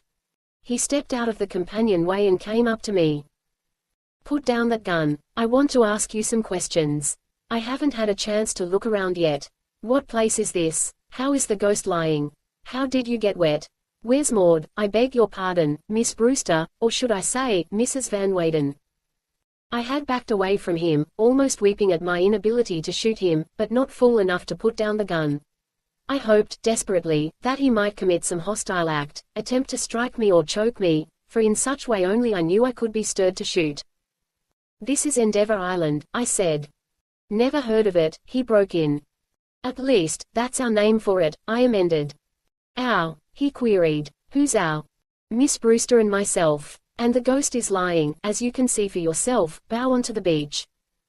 There are seals here," he said. "They woke me up with their barking, or I'd be sleeping yet. I heard them when I drove in last night. They were the first warning that I was on a lee shore. It's a rookery, the kind of a thing I've hunted for years. Thanks to my brother Death, I've lighted on a fortune. It's a mint. What's its bearings?" "Haven't the least idea," I said. "But you ought to know quite closely. What were your last observations?" He smiled inscrutably, but did not answer. "Well, where's all hands?" I asked. "How does it come that you are alone?" I was prepared for him again to set aside my question, and was surprised at the readiness of his reply. "My brother got me inside 48 hours, and through no fault of mine. Boarded me in the night with only the watch on deck. Hunters went back on me. He gave them a bigger lay. Heard him offering it. Did it right before me. Of course the crew gave me the go-by. That was to be expected. All hands went over the side, and there I was, marooned on my own vessel. It was Death's turn, and it's all in the family anyway." "But how did you lose the masts?" I asked. "Walk over and examine those lanyards," he said, pointing to where the mizzen rigging should have been. "They have been cut with a knife." I exclaimed. "Not quite," he laughed. "It was a neater job. Look again." I looked. The lanyards had been almost severed, with just enough left to hold the shrouds till some severe strain should be put upon them. "Cookie did that," he laughed again. "I know, though I didn't spot him at it. Kind of evened up the score a bit." "Good for Mugridge," I cried. "Yes, that's what I thought when everything went over the side. Only I said it on the other side of my mouth." "But what were you doing while all this was going on?" I asked. "My best, you may be sure, which wasn't much under the circumstances." I turned to re-examine Thomas Mugridge's work. "I guess I'll sit down and take the sunshine," I heard Wolf Larsen saying. There was a hint, just a slight hint, of physical feebleness in his voice, and it was so strange that I looked quickly at him. His hand was sweeping nervously across his face, as though he were brushing away cobwebs. I was puzzled. The whole thing was so unlike the Wolf Larsen I had known. "How are your headaches?" I asked. "They still trouble me," was his answer. "I think I have one coming on now." He slipped down from his sitting posture till he lay on the deck. Then he rolled over on his side, his head resting on the biceps of the underarm, the forearm shielding his eyes from the sun. I stood regarding him wonderingly. "Now's your chance, Hump," he said. I don't understand, I lied, for I thoroughly understood.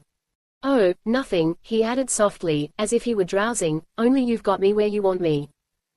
No, I haven't, I retorted, for I want you a few thousand miles away from here. He chuckled, and thereafter spoke no more. He did not stir as I passed by him and went down into the cabin. I lifted the trap in the floor, but for some moments gazed dubiously into the darkness of the lazarette beneath. I hesitated to descend. What if his lying down were a ruse? Pretty, indeed, to be caught there like a rat. I crept softly up the companionway and peeped at him. He was lying as I had left him. Again I went below, but before I dropped into the lazarette I took the precaution of casting down the door in advance. At least there would be no lid to the trap. But it was all needless. I regained the cabin with a store of jams, sea biscuits, canned meats, and such things, all I could carry, and replaced the trap door. A peep at Wolf Larsen showed me that he had not moved. A bright thought struck me. I stole into his stateroom and possessed myself of his revolvers. There were no other weapons, though I thoroughly ransacked the 3 remaining staterooms. To make sure, I returned and went through the steerage and forecastle, and in the galley gathered up all the sharp meat and vegetable knives. Then I bethought me of the great yachtsman's knife he always carried, and I came to him and spoke to him, first softly, then loudly. He did not move. I bent over and took it from his pocket. I breathed more freely. He had no arms with which to attack me from a distance, while I, armed, could always forestall him should he attempt to grapple me with his terrible gorilla arms.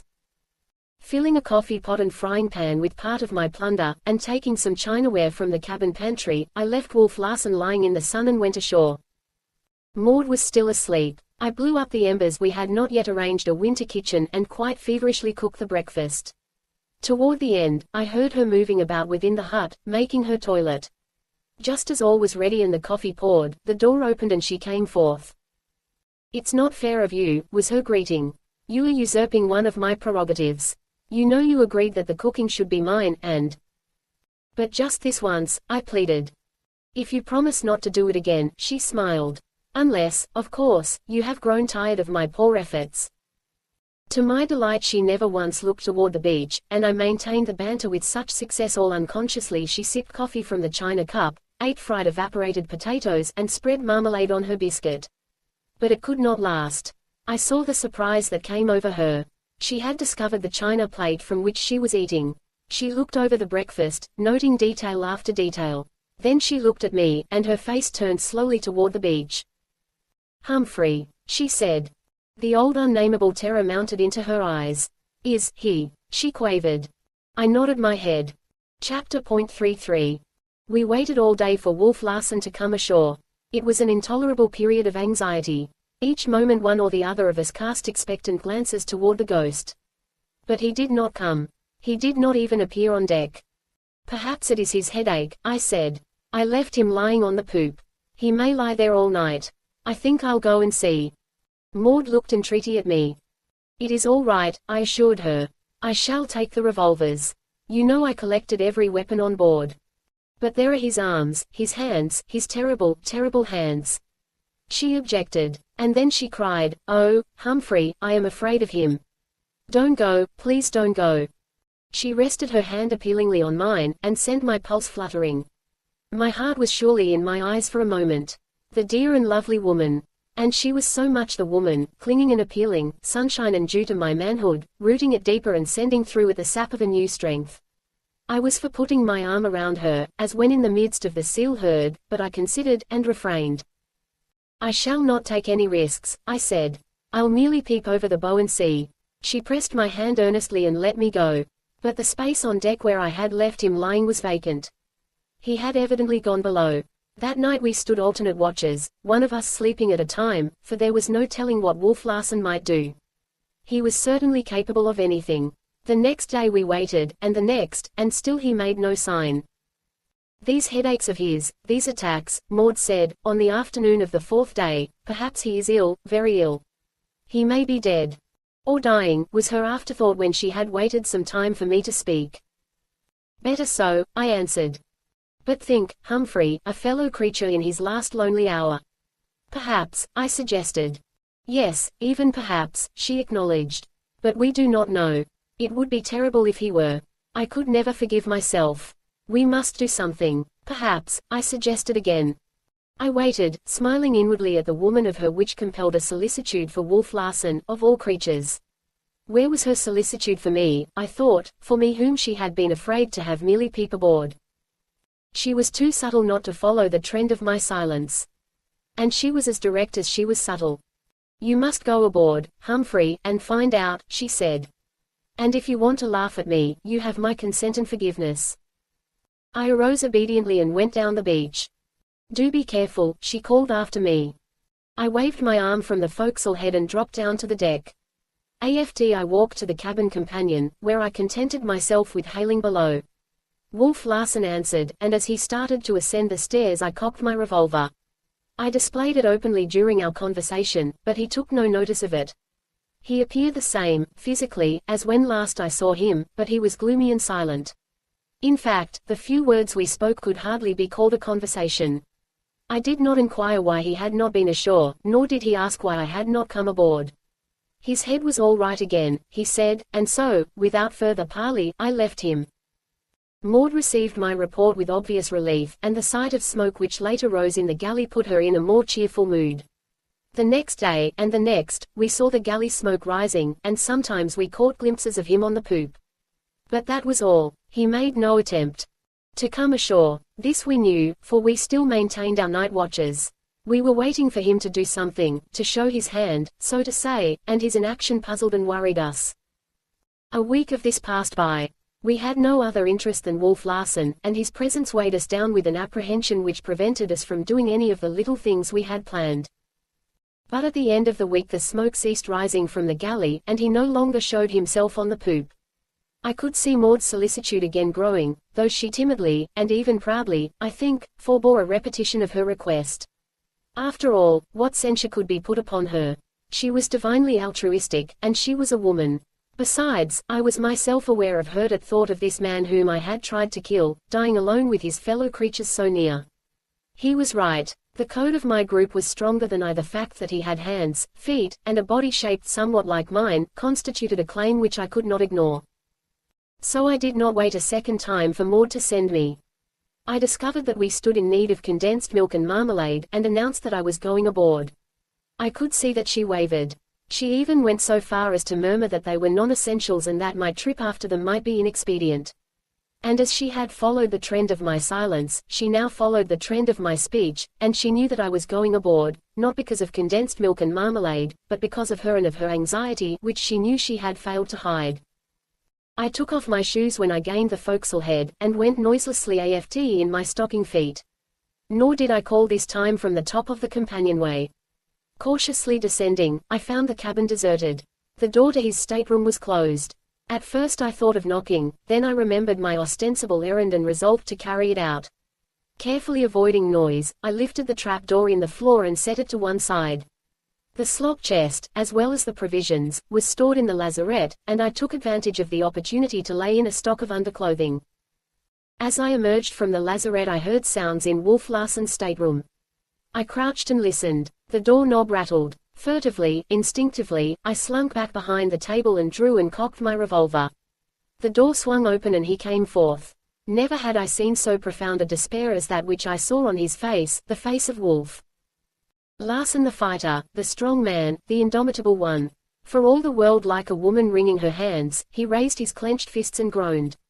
One fist unclosed, and the open palm swept across his eyes as though brushing away cobwebs.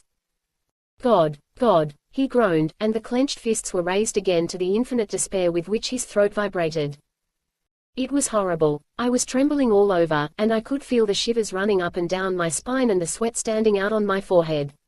Surely there can be little in this world more awful than the spectacle of a strong man in the moment when he is utterly weak and broken. But Wolf Larsen regained control of himself by an exertion of his remarkable will. And it was exertion. His whole frame shook with the struggle. He resembled a man on the verge of a fit. His face strove to compose itself, writhing and twisting in the effort till he broke down again. Once more the clenched fists went upward and he groaned. He caught his breath once or twice and sobbed. Then he was successful. I could have thought him the old Wolf Larsen, and yet there was in his movements a vague suggestion of weakness and indecision. He started for the companionway, and stepped forward quite as I had been accustomed to see him do, and yet again, in his very walk, there seemed that suggestion of weakness and indecision. I was now concerned with fear for myself. The open trap lay directly in his path, and his discovery of it would lead instantly to his discovery of me. I was angry with myself for being caught in so cowardly a position, crouching on the floor. There was yet time. I rose swiftly to my feet, and, I know, quite unconsciously assumed a defiant attitude. He took no notice of me. Nor did he notice the open trap. Before I could grasp the situation, or act, he had walked right into the trap. One foot was descending into the opening, while the other foot was just on the verge of beginning the uplift. But when the descending foot missed the solid flooring and felt vacancy beneath, it was the old Wolf Larsen and the tiger muscles that made the falling body spring across the opening, even as it fell, so that he struck on his chest and stomach, with arms outstretched, on the floor of the opposite side. The next instant he had drawn up his legs and rolled clear. But he rolled into my marmalade and underclothes and against the trapdoor. The expression on his face was one of complete comprehension. But before I could guess what he had comprehended, he had dropped the trapdoor into place, closing the lazarette. Then I understood. He thought he had me inside. Also, he was blind as a bat. I watched him, breathing carefully so that he should not hear me. He stepped quickly to his stateroom. I saw his hand miss the doorknob by an inch, quickly fumble for it, and find it. This was my chance. I tiptoed across the cabin and to the top of the stairs.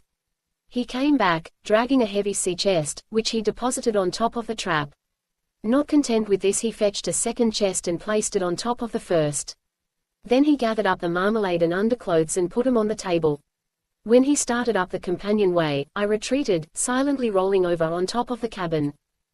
He shoved the slide part way back and rested his arms on it, his body still in the companionway.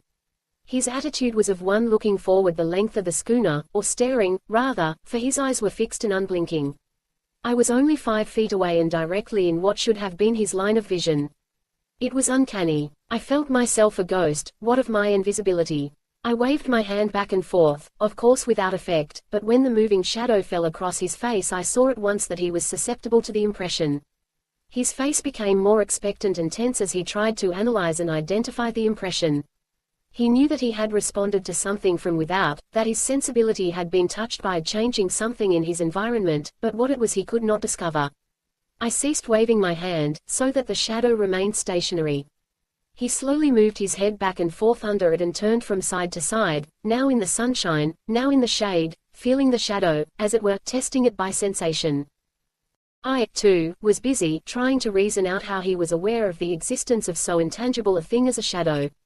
If it were his eyeballs only that were affected, or if his optic nerve were not wholly destroyed, the explanation was simple.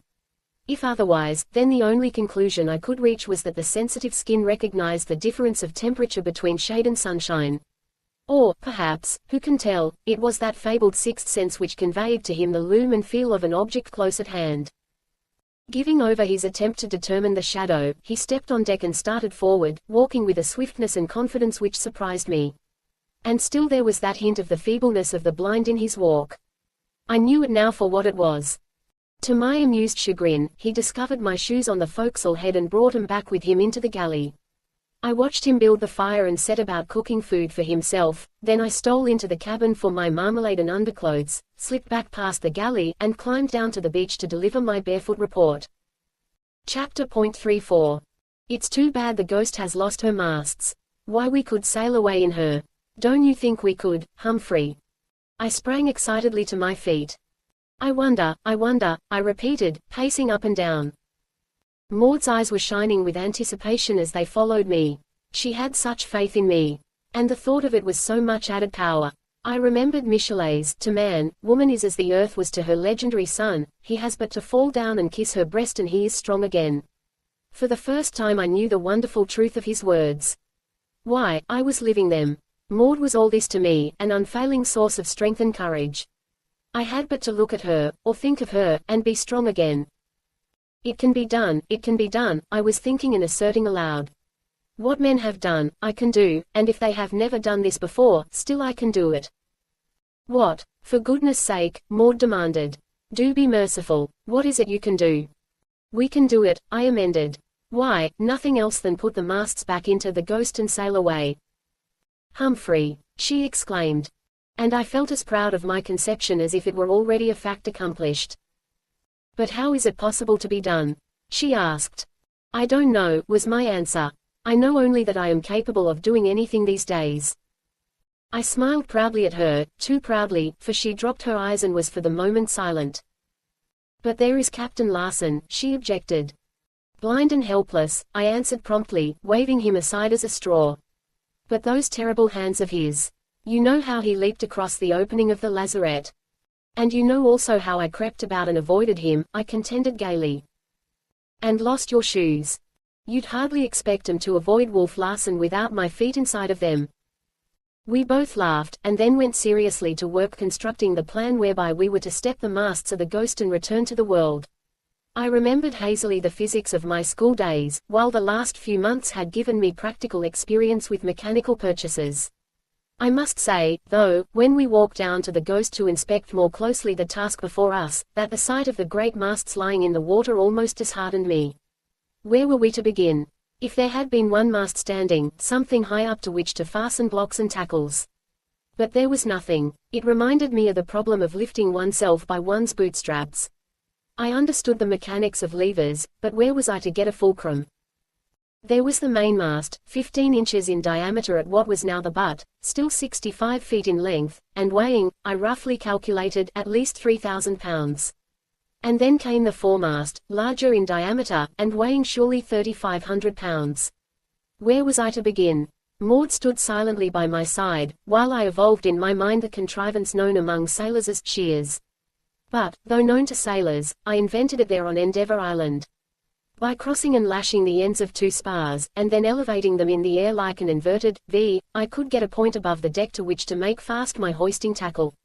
To this hoisting tackle I could, if necessary, attach a second hoisting tackle. And then there was the windlass. Maud saw that I had achieved a solution, and her eyes warmed sympathetically. "What are you going to do?" she asked. "Clear that raffle," I answered, pointing to the tangled wreckage overside. Ah, the decisiveness, the very sound of the words, was good in my ears. Clear that raffle. Imagine so salty a phrase on the lips of the Humphrey Van Weyden of a few months gone. There must have been a touch of the melodramatic in my pose and voice, for Maud smiled.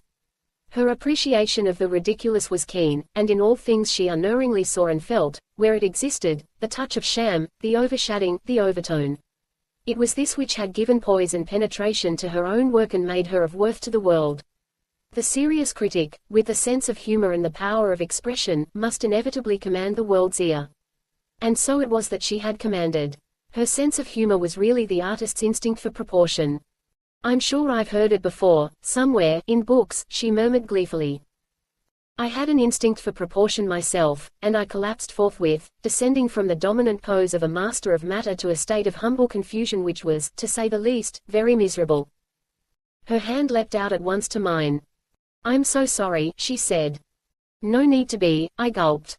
"It does me good. There's too much of the schoolboy in me. All of which is neither here nor there.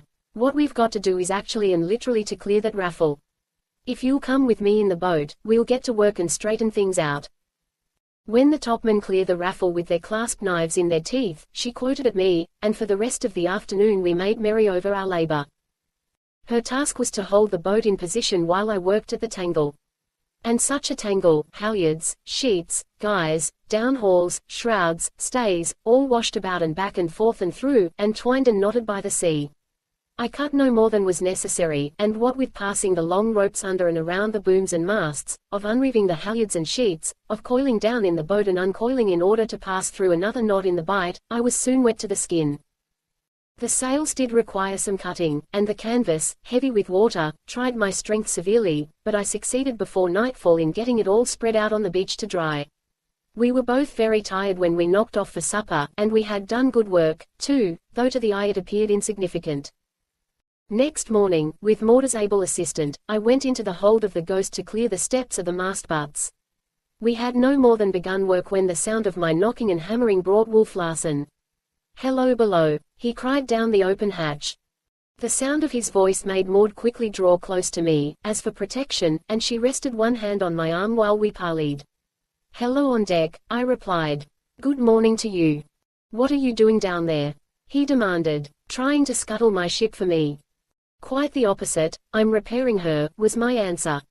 But what in thunder are you repairing? There was puzzlement in his voice. Why, I'm getting everything ready for re-stepping the masts, I replied easily, as though it were the simplest project imaginable. It seems as though you're standing on your own legs at last, Hump, we heard him say, and then for some time he was silent. But I say, Hump, he called down. You can't do it. Oh, yes, I can, I retorted. I'm doing it now. But this is my vessel, my particular property. What if I forbid you? You forget, I replied. You are no longer the biggest bit of the ferment. You were, once, and able to eat me, as you were pleased to phrase it, but there has been a diminishing, and I am now able to eat you. The yeast has grown stale. He gave a short, disagreeable laugh. I see you're working my philosophy back on me for all it is worth. But don't make the mistake of underestimating me. For your own good I warn you. Since when have you become a philanthropist? I queried. Confess, now, in warning me for my own good, that you are very consistent.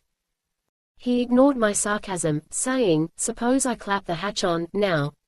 You won't fool me as you did in the lazarette. Wolf Larsen, I said sternly, for the first time addressing him by this his most familiar name, I am unable to shoot a helpless, unresisting man. You have proved that to my satisfaction as well as yours. But I warn you now, and not so much for your own good as for mine, that I shall shoot you the moment you attempt a hostile act. I can shoot you now, as I stand here, and if you are so minded, just go ahead and try to clap on the hatch. Nevertheless, I forbid you, I distinctly forbid your tampering with my ship. But, man, I expostulated, you advance the fact that it is your ship as though it were a moral right. You have never considered moral rights in your dealings with others. You surely do not dream that I'll consider them in dealing with you. I had stepped underneath the open hatchway so that I could see him. The lack of expression on his face, so different from when I had watched him unseen, was enhanced by the unblinking, staring eyes. It was not a pleasant face to look upon. And none so poor, not even Hump, to do him reverence, he sneered. The sneer was wholly in his voice. His face remained expressionless as ever. How do you do, Miss Brewster, he said suddenly, after a pause. I started. She had made no noise whatever, had not even moved. Could it be that some glimmer of vision remained to him? Or that his vision was coming back? How do you do, Captain Larsen, she answered. Pray, how did you know I was here? Heard you breathing, of course. I say, Hump's improving, don't you think so? I don't know, she answered, smiling at me. I have never seen him otherwise. You should have seen him before, then. Wolf Larsen, in large doses, I murmured, before and after taking. I want to tell you again, Hump, he said threateningly, that you'd better leave things alone. But don't you care to escape as well as we? I asked incredulously. No, was his answer. I intend dying here. Well, we don't, I concluded defiantly, beginning again my knocking and hammering. Chapter .35. Next day, the mast steps clear and everything in readiness, we started to get the two topmasts aboard. The main topmast was over 30 feet in length, the foretopmast nearly 30, and it was of these that I intended making the shears. It was puzzling work. Fastening one end of a heavy tackle to the windlass, and with the other end fast to the butt of the foretopmast, I began to heave. Maud held the turn on the windlass and coiled down the slack. We were astonished at the ease with which the spar was lifted. It was an improved crank windlass, and the purchase it gave was enormous. Of course, what it gave us in power we paid for in distance, as many times as it doubled my strength, that many times was double the length of rope I heaved in. The tackle dragged heavily across the rail, increasing its drag as the spar arose more and more out of the water, and the exertion on the windlass grew severe. But when the butt of the topmast was level with the rail, everything came to a standstill. I might have known it, I said impatiently. Now we have to do it all over again. Why not fasten the tackle part way down the mast? Maud suggested. It's what I should have done at first, I answered, hugely disgusted with myself. Slipping off a turn, I lowered the mast back into the water and fastened the tackle a third of the way down from the butt. In an hour, what of this and of rests between the heaving, I had hoisted it to the point where I could hoist no more. 8 feet of the butt was above the rail, and I was as far away as ever from getting the spar on board. I sat down and pondered the problem. It did not take long. I sprang jubilantly to my feet. Now I have it, I cried. I ought to make the tackle fast at the point of balance. And what we learn of this will serve us with everything else we have to hoist aboard. Once again I undid all my work by lowering the mast into the water. But I miscalculated the point of balance, so that when I heaved the top of the mast came up instead of the butt. Maud looked despair, but I laughed and said it would do just as well. Instructing her how to hold the turn and be ready to slack away at command, I laid hold of the mast with my hands and tried to balance it inboard across the rail. When I thought I had it, I cried to her to slack away, but the spar righted, despite my efforts, and dropped back toward the water. Again I heaved it up to its old position, for I had now another idea. I remembered the watch tackle, a small double and single block affair, and fetched it. While I was rigging it between the top of the spar and the opposite rail, Wolf Larsen came on the scene. We exchanged nothing more than good mornings, and, though he could not see, he sat on the rail out of the way and followed by the sound all that I did. Again instructing Maud to slack away at the windlass when I gave the word, I proceeded to heave on the watch tackle. Slowly the mast swung in until it balanced at right angles across the rail, and then I discovered to my amazement that there was no need for Maud to slack away. In fact, the very opposite was necessary. Making the watch tackle fast, I hove on the windlass and brought in the mast, inch by inch, till its top tilted down to the deck and finally its whole length lay on the deck. I looked at my watch. It was 12 o'clock. My back was aching sorely, and I felt extremely tired and hungry. And there on the deck was a single stick of timber to show for a whole morning's work. For the first time I thoroughly realized the extent of the task before us. But I was learning. The afternoon would show far more accomplished. And it did, for we returned at 1 o'clock, rested and strengthened by a hearty dinner. In less than an hour I had the maintopmast on deck and was constructing the shears. Lashing the two topmasts together, and making allowance for their unequal length, at the point of intersection I attached the double block of the main throat halyards. This, with the single block and the throat halyards themselves, gave me a hoisting tackle. To prevent the butts of the masts from slipping on the deck, I nailed down thick cleats. Everything in readiness, I made a line fast to the apex of the shears and carried it directly to the windlass.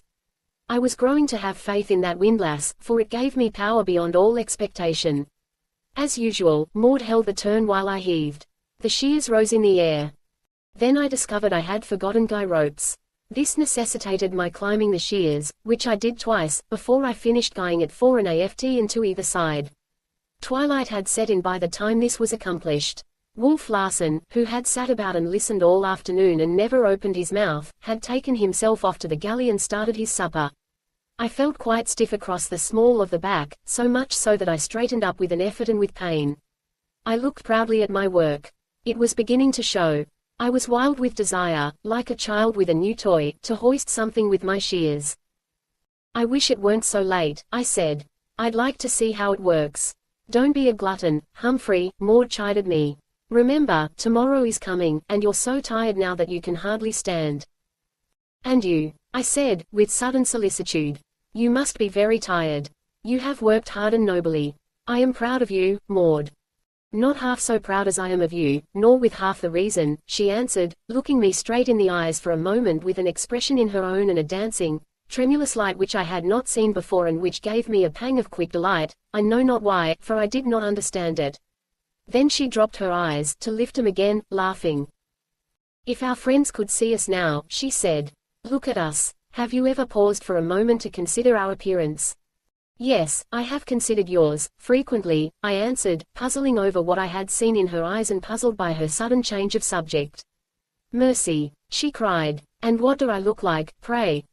"A scarecrow, I'm afraid," I replied. "Just glance at your draggled skirts, for instance. Look at those three-cornered tears. And such a waist. It would not require a Sherlock Holmes to deduce that you have been cooking over a campfire, to say nothing of trying out seal blubber. And to cap it all, that cap. And all that is the woman who wrote, 'A Kiss Endured.'" She made me an elaborate and stately courtesy, and said, "As for you, sir." And yet, through the 5 minutes of banter which followed, there was a serious something underneath the fun which I could not but relate to the strange and fleeting expression I had caught in her eyes. What was it? Could it be that our eyes were speaking beyond the wool of our speech? My eyes had spoken, I knew, until I had found the culprits out and silenced them. This had occurred several times. But had she seen the clamor in them and understood? And had her eyes so spoken to me? What else could that expression have meant, that dancing, tremulous light, and a something more which words could not describe? And yet it could not be. It was impossible. Besides, I was not skilled in the speech of eyes. I was only Humphrey Van Weyden, a bookish fellow who loved. And to love, and to wait and win love, that surely was glorious enough for me. And thus I thought, even as we chaffed each other's appearance, until we arrived ashore and there were other things to think about. It's a shame, after working hard all day, that we cannot have an uninterrupted night's sleep, I complained, after supper.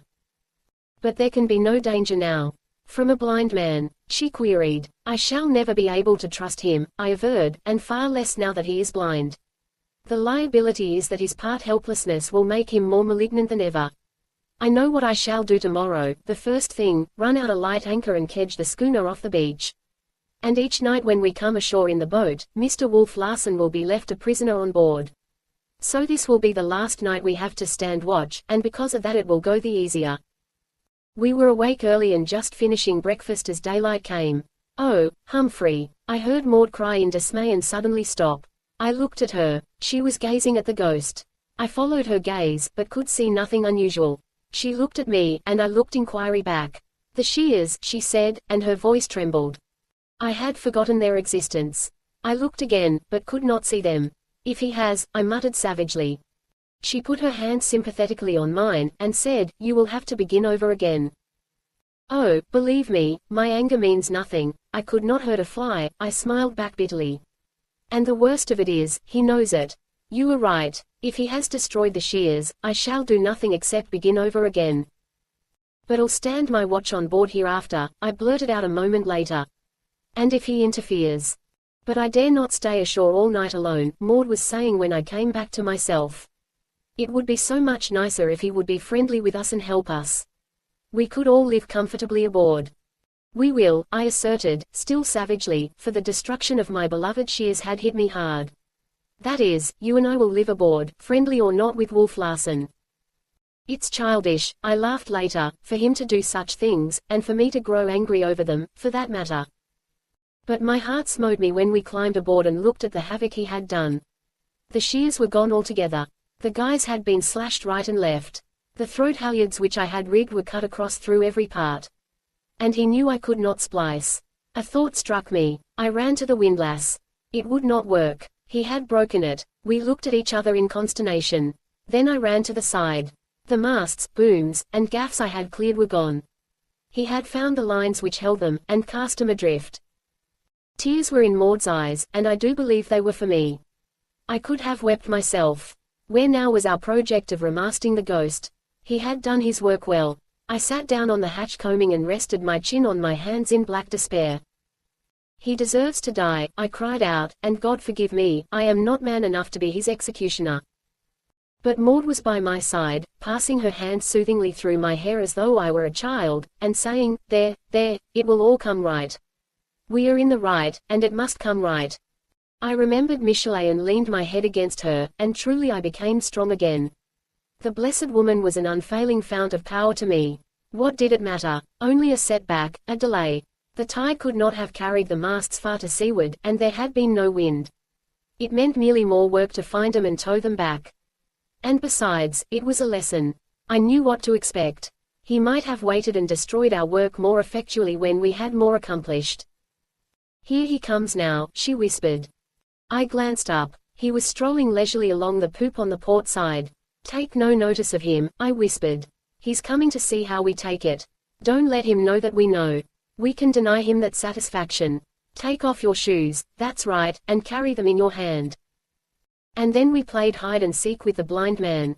As he came up the port side we slipped past on the starboard, and from the poop we watched him turn and start aft on our track. He must have known, somehow, that we were on board, for he said good morning, very confidently, and waited for the greeting to be returned. Then he strolled aft, and we slipped forward. Oh, I know you're aboard, he called out, and I could see him listen intently after he had spoken. It reminded me of the great hoot owl, listening, after its booming cry, for the stir of its frightened prey. But we did not stir, and we moved only when he moved. And so we dodged about the deck, hand in hand, like a couple of children chased by a wicked ogre, till Wolf Larsen, evidently in disgust, left the deck for the cabin. There was glee in our eyes, and suppressed titters in our mouths, as we put on our shoes and clambered over the side into the boat. And as I looked into Maud's clear brown eyes I forgot the evil he had done, and I knew only that I loved her, and that because of her the strength was mine to win our way back to the world. Chapter 36.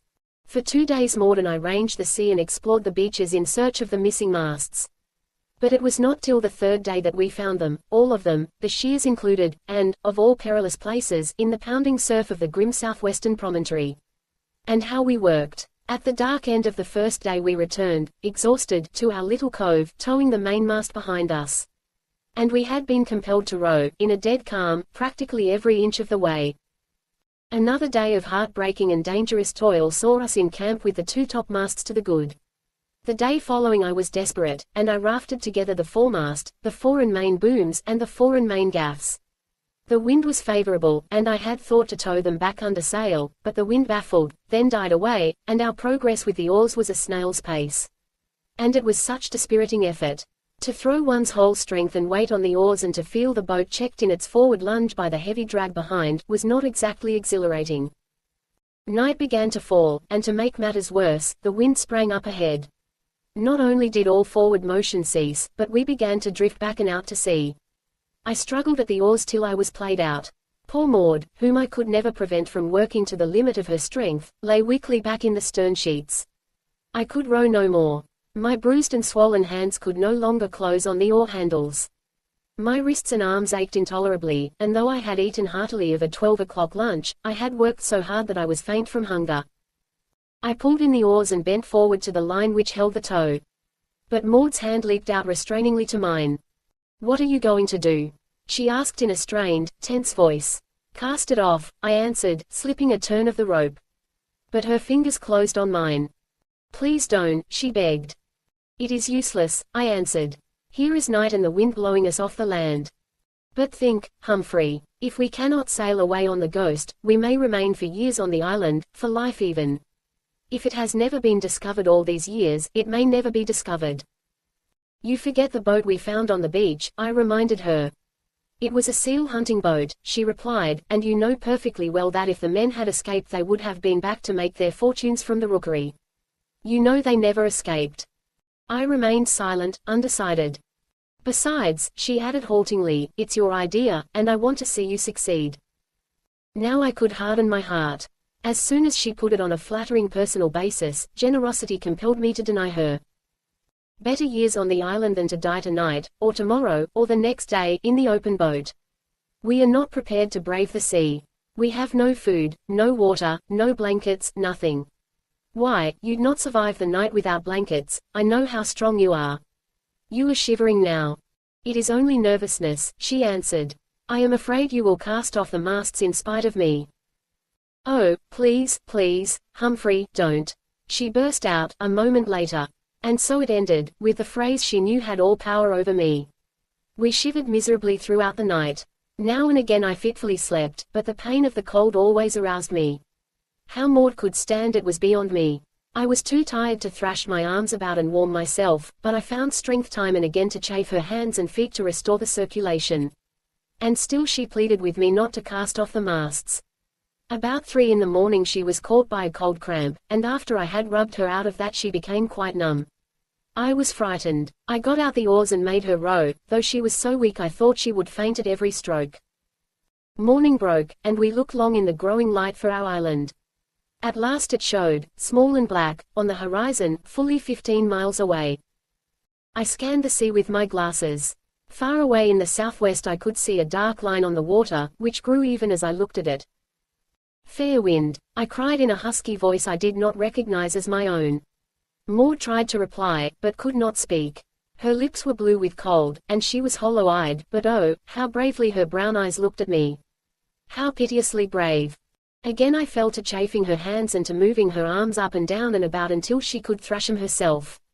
Then I compelled her to stand up, and though she would have fallen had I not supported her, I forced her to walk back and forth the several steps between the thwart and the stern sheets, and finally to spring up and down. "Oh, you brave, brave woman," I said, when I saw the life coming back into her face. "Did you know that you were brave?" "I never used to be," she answered. "I was never brave till I knew you. It is you who have made me brave. Nor I, until I knew you, I answered. She gave me a quick look, and again I caught that dancing, tremulous light and something more in her eyes. But it was only for the moment. Then she smiled. It must have been the conditions, she said, but I knew she was wrong, and I wondered if she likewise knew. Then the wind came, fair and fresh, and the boat was soon laboring through a heavy sea toward the island. At 3:30 in the afternoon we passed the southwestern promontory. Not only were we hungry, but we were now suffering from thirst. Our lips were dry and cracked, nor could we longer moisten them with our tongues. Then the wind slowly died down. By night it was dead calm and I was toiling once more at the oars, but weakly, most weakly. At 2 in the morning the boat's bow touched the beach of our own inner cove and I staggered out to make the painter fast. Maud could not stand, nor had I strength to carry her. I fell in the sand with her, and, when I had recovered, contented myself with putting my hands under her shoulders and dragging her up the beach to the hut. The next day we did no work. In fact, we slept till 3 in the afternoon, or at least I did, for I awoke to find Maud cooking dinner. Her power of recuperation was wonderful. There was something tenacious about that lily-frail body of hers, a clutch on existence which one could not reconcile with its patent weakness. You know I was traveling to Japan for my health, she said, as we lingered at the fire after dinner and delighted in the movelessness of loafing. I was not very strong. I never was. The doctors recommended a sea voyage, and I chose the longest. You little knew what you were choosing, I laughed. But I shall be a different woman for the experience, as well as a stronger woman, she answered, and, I hope, a better woman. At least I shall understand a great deal more of life. Then, as the short day waned, we fell to discussing Wolf Larsen's blindness. It was inexplicable, and that it was grave. I instanced his statement that he intended to stay and die on Endeavour Island. When he, strong man that he was, loving life as he did, accepted his death, it was plain that he was troubled by something more than mere blindness. There had been his terrific headaches, and we were agreed that it was some sort of brain breakdown, and that in his attacks he endured pain beyond our comprehension. I noticed as we talked over his condition, that Maud's sympathy went out to him more and more, yet I could not but love her for it, so sweetly womanly was it. Besides, there was no false sentiment about her feeling. She was agreed that the most rigorous treatment was necessary if we were to escape, though she recoiled at the suggestion that I might some time be compelled to take his life to save my own, our own, she put it. In the morning we had breakfast and were at work by daylight. I found a light kerjanker in the forehold, where such things were kept, and with a deal of exertion got it on deck and into the boat. With a long running line coiled down in the stem, I rowed well out into our little cove and dropped the anchor into the water. There was no wind, the tide was high, and the schooner floated. Casting off the shore lines, I kedged her out by main strength, the windlass being broken, till she rode nearly up and down to the small anchor, too small to hold her in any breeze. So I lowered the big starboard anchor, giving plenty of slack, and by afternoon I was at work on the windlass. 3 days I worked on that windlass. Least of all things was I a mechanic, and in the time I accomplished what an ordinary machinist would have done in as many hours. I had to learn my tools to begin with, and every simple mechanical principle which such a man would have at his finger ends I had likewise to learn. And at the end of 3 days I had a windlass which worked clumsily. It never gave the satisfaction the old windlass had given, but it worked and made my work possible. In half a day I got the 2 topmasts aboard and the shears rigged and guyed as before. And that night I slept on board and on deck beside my work. Maud, who refused to stay alone ashore, slept in the forecastle. Wolf Larsen had sat about, listening to my repairing the windlass and talking with Maud and me upon indifferent subjects. No reference was made on either side to the destruction of the shears, nor did he say anything further about my leaving his ship alone. But still I had feared him, blind and helpless and listening, always listening, and I never let his strong arms get within reach of me while I worked. On this night, sleeping under my beloved shears, I was aroused by his footsteps on the deck. It was a starlight night, and I could see the bulk of him dimly as he moved about. I rolled out of my blankets and crept noiselessly after him in my stocking feet.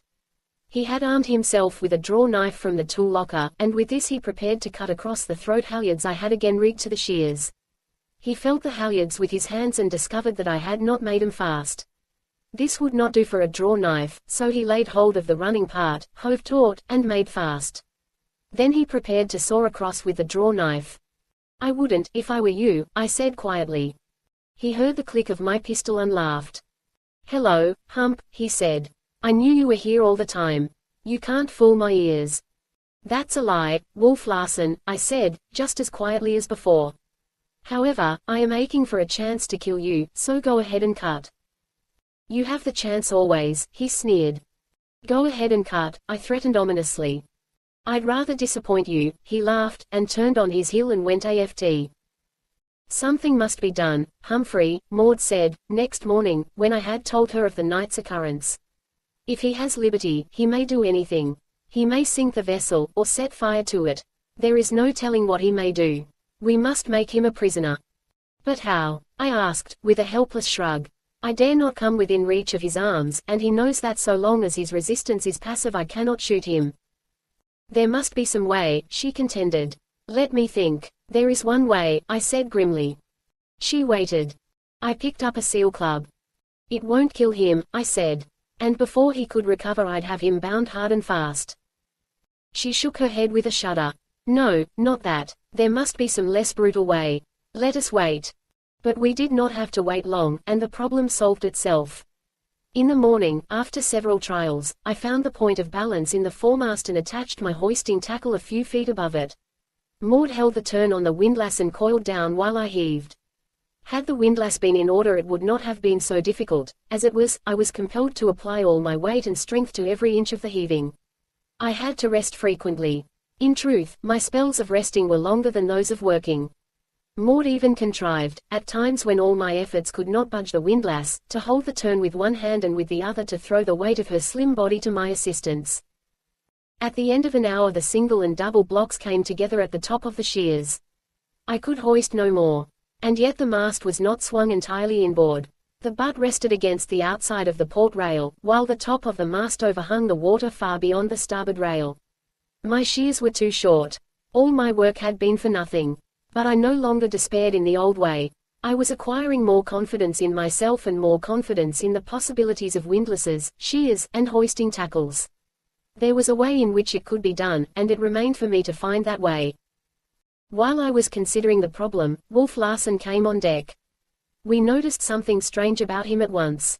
The indecisiveness, or feebleness, of his movements was more pronounced.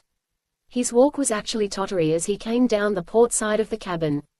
At the break of the poop he reeled, raised one hand to his eyes with the familiar brushing gesture, and fell down the steps, still on his feet, to the main deck, across which he staggered, falling and flinging out his arms for support. He regained his balance by the steerage companionway and stood there dizzily for a space, when he suddenly crumpled up and collapsed, his legs bending under him as he sank to the deck. "One of his attacks," I whispered to Maud. She nodded her head, and I could see sympathy warm in her eyes. We went up to him, but he seemed unconscious, breathing spasmodically. She took charge of him, lifting his head to keep the blood out of it and dispatching me to the cabin for a pillow. I also brought blankets, and we made him comfortable. I took his pulse. It beat steadily and strong, and was quite normal. This puzzled me. I became suspicious. What if he should be feigning this? I asked, still holding his wrist. Maud shook her head, and there was reproof in her eyes. But just then the wrist I held leaped from my hand, and the hand clasped like a steel trap about my wrist. I cried aloud in awful fear, a wild inarticulate cry, and I caught one glimpse of his face, malignant and triumphant, as his other hand compassed my body and I was drawn down to him in a terrible grip. My wrist was released, but his other arm, passed around my back, held both my arms so that I could not move. His free hand went to my throat, and in that moment I knew the bitterest foretaste of death earned by one's own idiocy. Why had I trusted myself within reach of those terrible arms? I could feel other hands at my throat.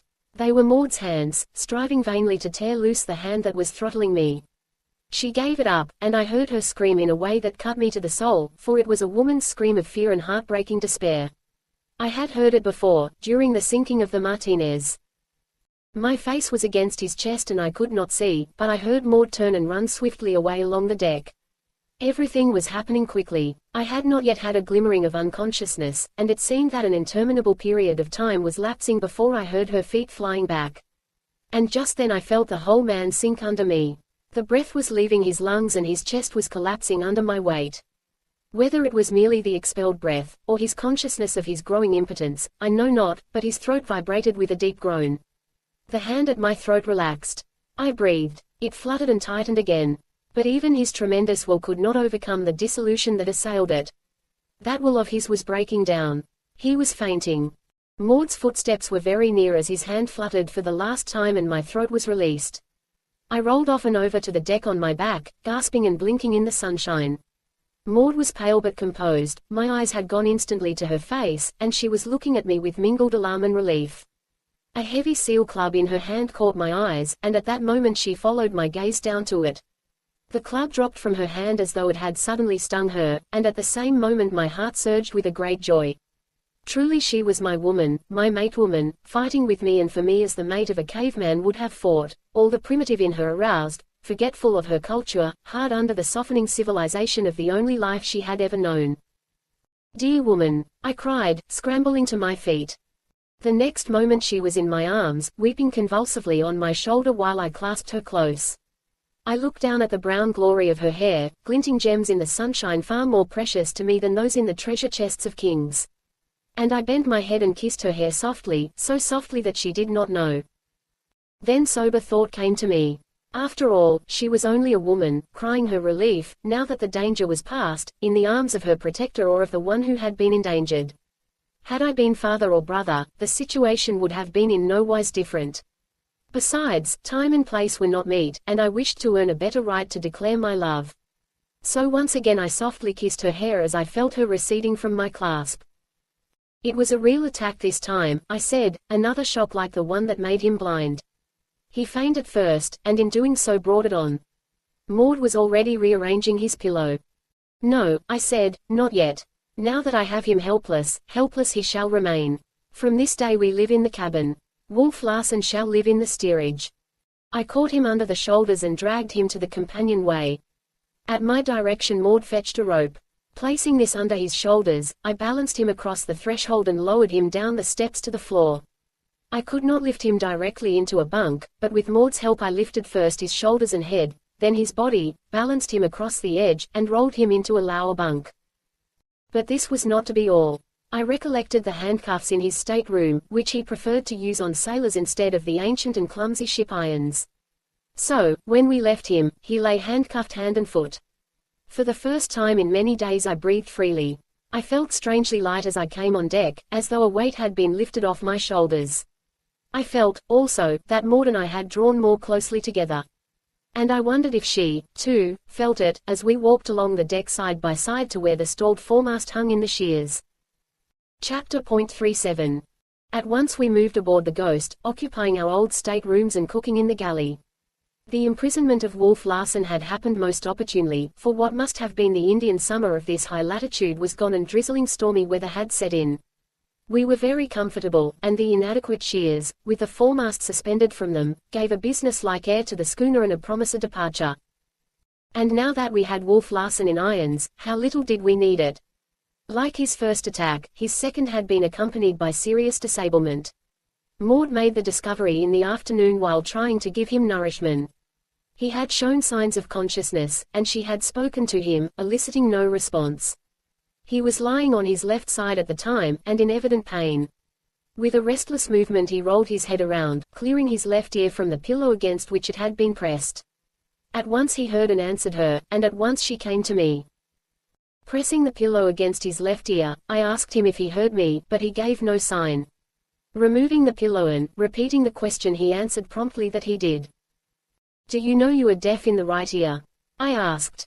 Yes, he answered in a low, strong voice, and worse than that. My whole right side is affected. It seems asleep. I cannot move arm or leg. Feigning again, I demanded angrily. He shook his head, his stern mouth shaping the strangest, twisted smile. It was indeed a twisted smile, for it was on the left side only, the facial muscles of the right side moving not at all. That was the last play of the wolf, he said. I am paralyzed. I shall never walk again. Oh, only on the other side, he added, as though divining the suspicious glance I flung at his left leg, the knee of which had just then drawn up, and elevated the blankets. It's unfortunate, he continued. I'd like to have done for you first, Hump. And I thought I had that much left in me. But why? I asked, partly in horror, partly out of curiosity.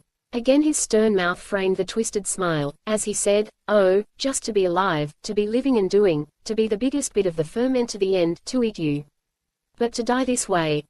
He shrugged his shoulders, or attempted to shrug them, rather, for the left shoulder alone moved. Like the smile, the shrug was twisted. But how can you account for it? I asked. Where is the seat of your trouble? The brain, he said at once. It was those cursed headaches brought it on. Symptoms, I said. He nodded his head. There is no accounting for it. I was never sick in my life. Something's gone wrong with my brain. A cancer, a tumor, or something of that nature, a thing that devours and destroys. It's attacking my nerve centers, eating 'em up, bit by bit, cell by cell, from the pain. The motor centers, too, I suggested. So it would seem, and the curse of it is that I must lie here, conscious, mentally unimpaired, knowing that the lines are going down, breaking bit by bit communication with the world. I cannot see, hearing and feeling are leaving me, at this rate I shall soon cease to speak, yet all the time I shall be here, alive, active, and powerless. When you say you are here, I'd suggest the likelihood of the soul, I said. Bosh, was his retort. It simply means that in the attack on my brain the higher psychical centers are untouched. I can remember, I can think and reason. When that goes, I go. I am not the soul. He broke out in mocking laughter, then turned his left ear to the pillow as a sign that he wished no further conversation. Maud and I went about our work oppressed by the fearful fate which had overtaken him, how fearful we were yet fully to realize.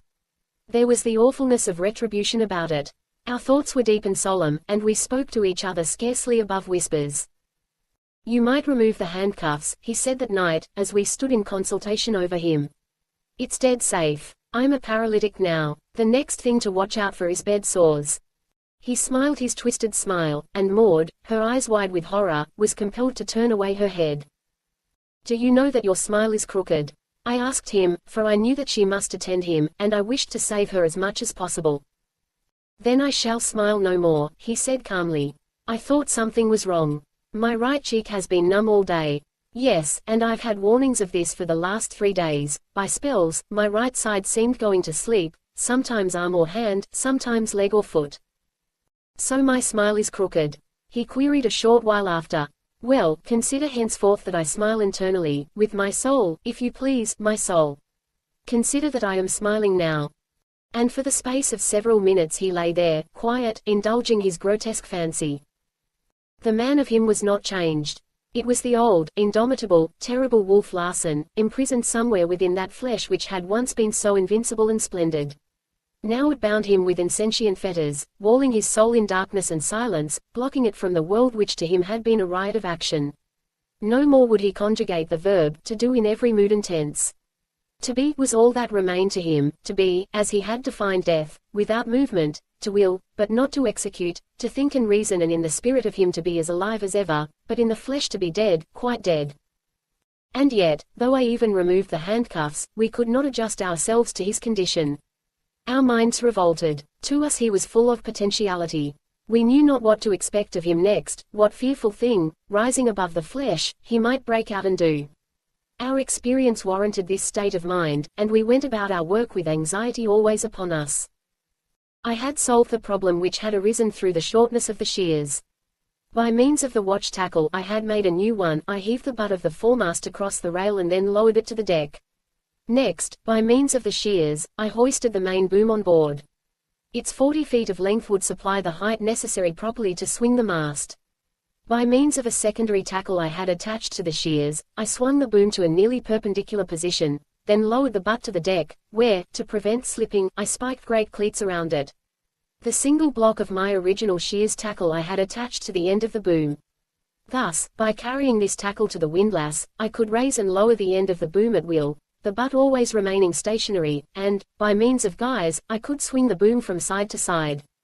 To the end of the boom I had likewise rigged a hoisting tackle, and when the whole arrangement was completed I could not but be startled by the power and latitude it gave me. Of course, 2 days' work was required for the accomplishment of this part of my task, and it was not till the morning of the 3rd day that I swung the foremast from the deck and proceeded to square its butt to fit the step. Here I was especially awkward. I sawed and chopped and chiseled the weathered wood till it had the appearance of having been gnawed by some gigantic mouse. But it fitted. It will work, I know it will work, I cried. Do you know Dr. Jordan's final test of truth? Maud asked. I shook my head and paused in the act of dislodging the shavings which had drifted down my neck. Can we make it work? Can we trust our lives to it? Is the test. He is a favorite of yours, I said. When I dismantled my old pantheon and cast out Napoleon and Caesar and their fellows, I straightway erected a new pantheon, she answered gravely, and the first I installed was Dr. Jordan. A modern hero. And a greater because modern, she added. How can the old world heroes compare with ours? I shook my head. We were too much alike in many things for argument. Our points of view and outlook on life at least were very alike. For a pair of critics we agree famously, I laughed. And as shipwright and able assistant, she laughed back. But there was little time for laughter in those days. What of our heavy work and of the awfulness of Wolf Larsen's living death? He had received another stroke. He had lost his voice, or he was losing it. He had only intermittent use of it. As he phrased it, the wires were like the stock market, now up, now down. Occasionally the wires were up and he spoke as well as ever, though slowly and heavily. Then speech would suddenly desert him, in the middle of a sentence perhaps, and for hours, sometimes, we would wait for the connection to be re-established. He complained of great pain in his head, and it was during this period that he arranged a system of communication against the time when speech should leave him altogether. One pressure of the hand for yes, two for no. It was well that it was arranged, for by evening his voice had gone from him. By hand pressures, after that, he answered our questions, and when he wished to speak he scrawled his thoughts with his left hand, quite legibly, on a sheet of paper. The fierce winter had now descended upon us. Gale followed gale, with snow and sleet and rain. The seals had started on their great southern migration, and the rookery was practically deserted. I worked feverishly. In spite of the bad weather, and of the wind which especially hindered me, I was on deck from daylight till dark and making substantial progress. I profited by my lesson learned through raising the shears and then climbing them to attach the guys. To the top of the foremast, which was just lifted conveniently from the deck, I attached the rigging, stays and throat and peak halyards. As usual, I had underrated the amount of work involved in this portion of the task, and 2 long days were necessary to complete it. And there was so much yet to be done, the sails, for instance, which practically had to be made over. While I toiled at rigging the foremast, Maud sewed on canvas, ready always to drop everything and come to my assistance when more hands than 2 were required. The canvas was heavy and hard, and she sewed with the regular sailor's palm and 3-cornered sail needle. Her hands were soon sadly blistered, but she struggled bravely on, and in addition doing the cooking and taking care of the sick man. A fig for superstition, I said on Friday morning. That mast goes in today. Everything was ready for the attempt. Carrying the boom tackle to the windlass, I hoisted the mast nearly clear of the deck. Making this tackle fast, I took to the windlass the shears tackle which was connected with the end of the boom and with a few turns had the mast perpendicular and clear. Maud clapped her hands the instant she was relieved from holding the turn, crying, "It works! It works! We'll trust our lives to it." Then she assumed a rueful expression. "It's not over the whole," she added. "Will you have to begin all over?" I smiled in superior fashion, and, slacking off on one of the boom guys and taking in on the other, swung the mast perfectly in the center of the deck. Still it was not over the whole. Again the rueful expression came on her face, and again I smiled in a superior way. Slacking away on the boom tackle and hoisting an equivalent amount on the shears tackle, I brought the butt of the mast into position directly over the hole in the deck. Then I gave Maud careful instructions for lowering away and went into the hold to the step on the schooner's bottom. I called to her, and the mast moved easily and accurately. Straight toward the square hole of the step the square butt descended, but as it descended it slowly twisted so that square would not fit into square. But I had not even a moment's indecision. Calling to Maud to cease lowering, I went on deck and made the watch tackle fast to the mast with a rolling hitch. I left Maud to pull on it while I went below. By the light of the lantern I saw the butt twist slowly around till its sides coincided with the sides of the step. Maud made fast and returned to the windlass. Slowly the butt descended the several intervening inches, at the same time slightly twisting again. Again Maud rectified the twist with the watch tackle, and again she lowered away from the windlass. Square fitted into square. The mast was stepped. I raised a shout, and she ran down to see. In the yellow lantern light we peered at what we had accomplished. We looked at each other, and our hands felt their way and clasped. The eyes of both of us, I think, were moist with the joy of success. It was done so easily after all, I remarked. All the work was in the preparation. And all the wonder in the completion, Maud added. I can scarcely bring myself to realize that that great mast is really up and in, that you have lifted it from the water, swung it through the air, and deposited it here where it belongs. It is a Titan's task. And they made themselves many inventions, I began merrily, then paused to sniff the air. I looked hastily at the lantern. It was not smoking. Again I sniffed. Something is burning, Maud said, with sudden conviction. We sprang together for the ladder, but I raced past her to the deck. A dense volume of smoke was pouring out of the steerage companionway. The wolf is not yet dead, I muttered to myself as I sprang down through the smoke. It was so thick in the confined space that I was compelled to feel my way, and so potent was the spell of Wolf Larsen on my imagination, I was quite prepared for the helpless giant to grip my neck in a stranglehold. I hesitated, the desire to race back and up the steps to the deck almost overpowering me. Then I recollected Maud. The vision of her, as I had last seen her, in the lantern light of the schooner's hold, her brown eyes warm and moist with joy, flashed before me, and I knew that I could not go back. I was choking and suffocating by the time I reached Wolf Larsen's bunk. I reached my hand and felt for his. He was lying motionless, but moved slightly at the touch of my hand. I felt over and under his blankets. There was no warmth, no sign of fire. Yet that smoke which blinded me and made me cough and gasp must have a source. I lost my head temporarily and dashed frantically about the steerage. A collision with the table partially knocked the wind from my body and brought me to myself. I reasoned that a helpless man could start a fire only near to where he lay. I returned to Wolf Larsen's bunk. There I encountered Maud. How long she had been there in that suffocating atmosphere I could not guess. Go up on deck, I commanded peremptorily. But, Humphrey, she began to protest in a queer, husky voice. Please, please, I shouted at her harshly. She drew away obediently, and then I thought, what if she cannot find the steps? I started after her, to stop at the foot of the companionway. Perhaps she had gone up. As I stood there, hesitant, I heard her cry softly, "Oh, Humphrey, I am lost." I found her fumbling at the wall of the after bulkhead, and, half leading her, half carrying her, I took her up the companionway. The pure air was like nectar.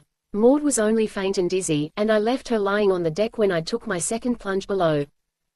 The source of the smoke must be very close to Wolf Larsen, my mind was made up to this, and I went straight to his bunk.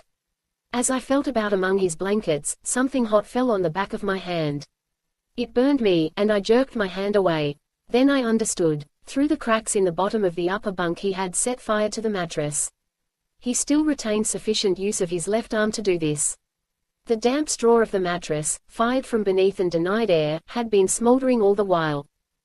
As I dragged the mattress out of the bunk it seemed to disintegrate in midair, at the same time bursting into flames. I beat out the burning remnants of straw in the bunk, then made a dash for the deck for fresh air. Several buckets of water sufficed to put out the burning mattress in the middle of the steerage floor, and 10 minutes later, when the smoke had fairly cleared, I allowed Maud to come below. Wolf Larsen was unconscious, but it was a matter of minutes for the fresh air to restore him. We were working over him, however, when he signed for paper and pencil. "Pray do not interrupt me," he wrote. "I am smiling. I am still a bit of the ferment, you see," he wrote a little later. "I am glad you are as small a bit as you are," I said. "Thank you," he wrote. "But just think of how much smaller I shall be before I die. And yet I am all here, Hump," he wrote with a final flourish. "I can think more clearly than ever in my life before. Nothing to disturb me. Concentration is perfect. I am all here and more than here." It was like a message from the night of the grave, for this man's body had become his mausoleum. And there, in so strange sepulchre, his spirit fluttered and lived. It would flutter and live till the last line of communication was broken, and after that who was to say how much longer it might continue to flutter and live? Chapter 38. "I think my left side is going," Wolf Larsen wrote, the morning after his attempt to fire the ship. "The numbness is growing. I can hardly move my hand. You will have to speak louder. The last lines are going down. Are you in pain?" I asked. I was compelled to repeat my question loudly before he answered, "Not all the time." The left hand stumbled slowly and painfully across the paper, and it was with extreme difficulty that we deciphered the scrawl. It was like a spirit message, such as are delivered at séances of spiritualists for $1 admission. "But I am still here, all here," the hand scrawled more slowly and painfully than ever. The pencil dropped, and we had to replace it in the hand. When there is no pain I have perfect peace and quiet. I have never thought so clearly. I can ponder life and death like a Hindu sage. And immortality? Maud queried loudly in the ear. 3 times the hand essayed to write but fumbled hopelessly. The pencil fell. In vain we tried to replace it. The fingers could not close on it. Then Maud pressed and held the fingers about the pencil with her own hand, and the hand wrote, in large letters, and so slowly that the minutes ticked off to each letter. BOSH. It was Wolf Larsen's last word, Bosch, skeptical and invincible to the end. The arm and hand relaxed. The trunk of the body moved slightly. Then there was no movement. Maud released the hand. The fingers spread slightly, falling apart of their own weight, and the pencil rolled away. Do you still hear? I shouted, holding the fingers and waiting for the single pressure which would signify yes. There was no response. The hand was dead. I noticed the lips slightly move, Maud said. I repeated the question. The lips moved. She placed the tips of her fingers on them. Again I repeated the question. Yes, Maud announced. We looked at each other expectantly. What good is it? I asked. What can we say now? Oh, ask him. She hesitated. Ask him something that requires no for an answer, I suggested. Then we will know for certainty. Are you hungry? She cried. The lips moved under her fingers, and she answered, yes. Will you have some beef? Was her next query. No, she announced. Beef tea. Yes, he will have some beef tea, she said, quietly, looking up at me. Until his hearing goes we shall be able to communicate with him. And after that? She looked at me queerly. I saw her lips trembling and the tears swimming up in her eyes. She swayed toward me and I caught her in my arms. Oh, Humphrey, she sobbed, when will it all end? I am so tired, so tired. She buried her head on my shoulder, her frail form shaken with a storm of weeping. She was like a feather in my arms, so slender, so ethereal.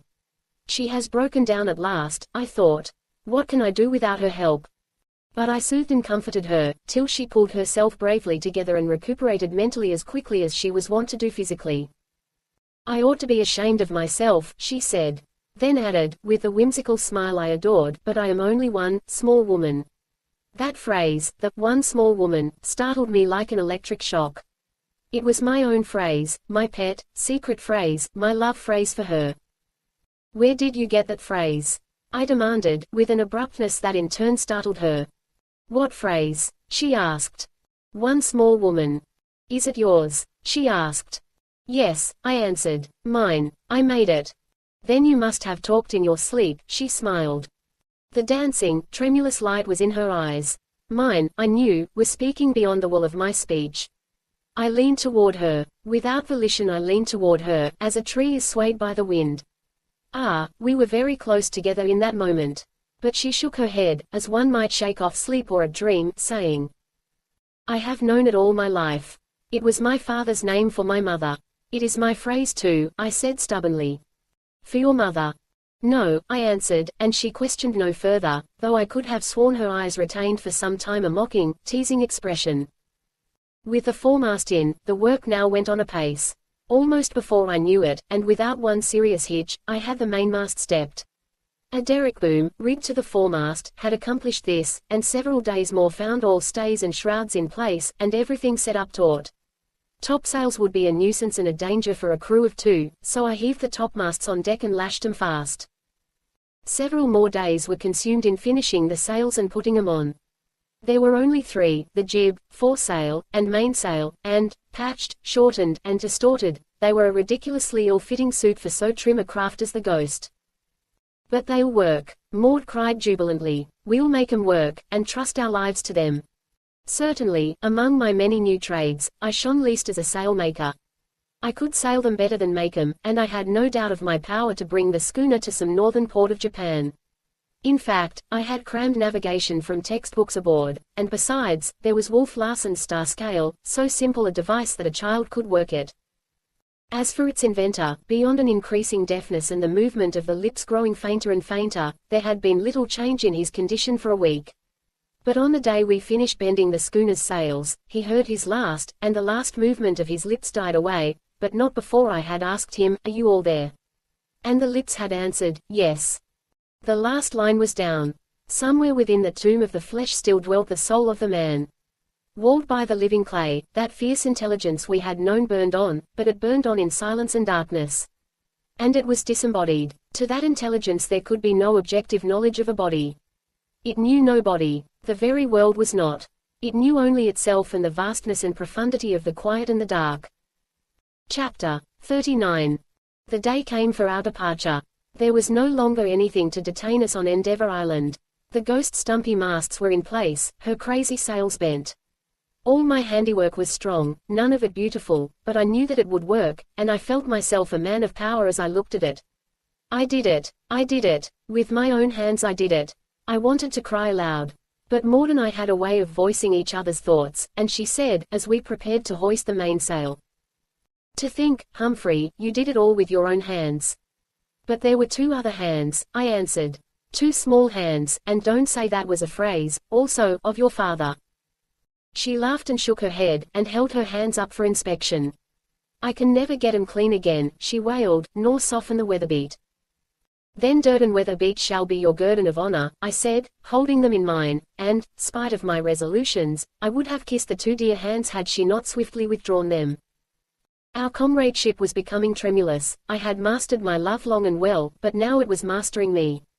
Willfully had it disobeyed and won my eyes to speech, and now it was winning my tongue, ay, and my lips, for they were mad this moment to kiss the two small hands which had toiled so faithfully and hard. And I, too, was mad. There was a cry in my being like bugles calling me to her. And there was a wind blowing upon me which I could not resist, swaying the very body of me till I leaned toward her, all unconscious that I leaned. And she knew it. She could not but know it as she swiftly drew away her hands, and yet, could not forbear one quick searching look before she turned away her eyes. By means of deck tackles I had arranged to carry the halyards forward to the windlass, and now I hoisted the mainsail, peak and throat, at the same time. It was a clumsy way, but it did not take long, and soon the foresail as well was up and fluttering. We can never get that anchor up in this narrow place, once it has left the bottom, I said. We should be on the rocks first. What can you do? She asked. Slip it, was my answer. And when I do, you must do your first work on the windlass. I shall have to run at once to the wheel, and at the same time you must be hoisting the jib. This maneuver of getting underway I had studied and worked out a score of times, and, with the jib halyard to the windlass, I knew Maud was capable of hoisting that most necessary sail. A brisk wind was blowing into the cove, and though the water was calm, rapid work was required to get us safely out. When I knocked the shackle bolt loose, the chain roared out through the hawse hole and into the sea. I raced aft, putting the wheel up. The Ghost seemed to start into life as she heeled to the first fill of her sails. The jib was rising. As it filled, the Ghost's bow swung off and I had to put the wheel down a few spokes and steady her. I had devised an automatic jib sheet which passed the jib across of itself, so there was no need for Maud to attend to that, but she was still hoisting the jib when I put the wheel hard down. It was a moment of anxiety, for the Ghost was rushing directly upon the beach, a stone's throw distant. But she swung obediently on her heel into the wind. There was a great fluttering and flapping of canvas and reef points, most welcome to my ears, then she filled away on the other tack. Maud had finished her task and come aft, where she stood beside me, a small cap perched on her wind-blown hair, her cheeks flushed from exertion, her eyes wide and bright with the excitement, her nostrils quivering to the rush and bite of the fresh salt air. Her brown eyes were like a startled deer's. There was a wild, keen look in them I had never seen before, and her lips parted and her breath suspended as the Ghost, charging upon the wall of rock at the entrance to the inner cove, swept into the wind and filled away into safe water. My first mate's berth on the sealing grounds stood me in good stead, and I cleared the inner cove and laid a long tack along the shore of the outer cove. Once again about, and the Ghost headed out to open sea. She had now caught the bosom breathing of the ocean, and was herself a breath with the rhythm of it as she smoothly mounted and slipped down each broad-backed wave. The day had been dull and overcast, but the sun now burst through the clouds, a welcome omen, and shone upon the curving beach where together we had dared the lords of the harem and slain the Holushiki. All Endeavour Island brightened under the sun. Even the grim southwestern promontory showed less grim, and here and there, where the sea spray wet its surface, high lights flashed and dazzled in the sun. I shall always think of it with pride, I said to Maud. She threw her head back in a queenly way but said, Dear, dear Endeavour Island. I shall always love it. And I said quickly. It seemed our eyes must meet in a great understanding, and yet, loath, they struggled away and did not meet.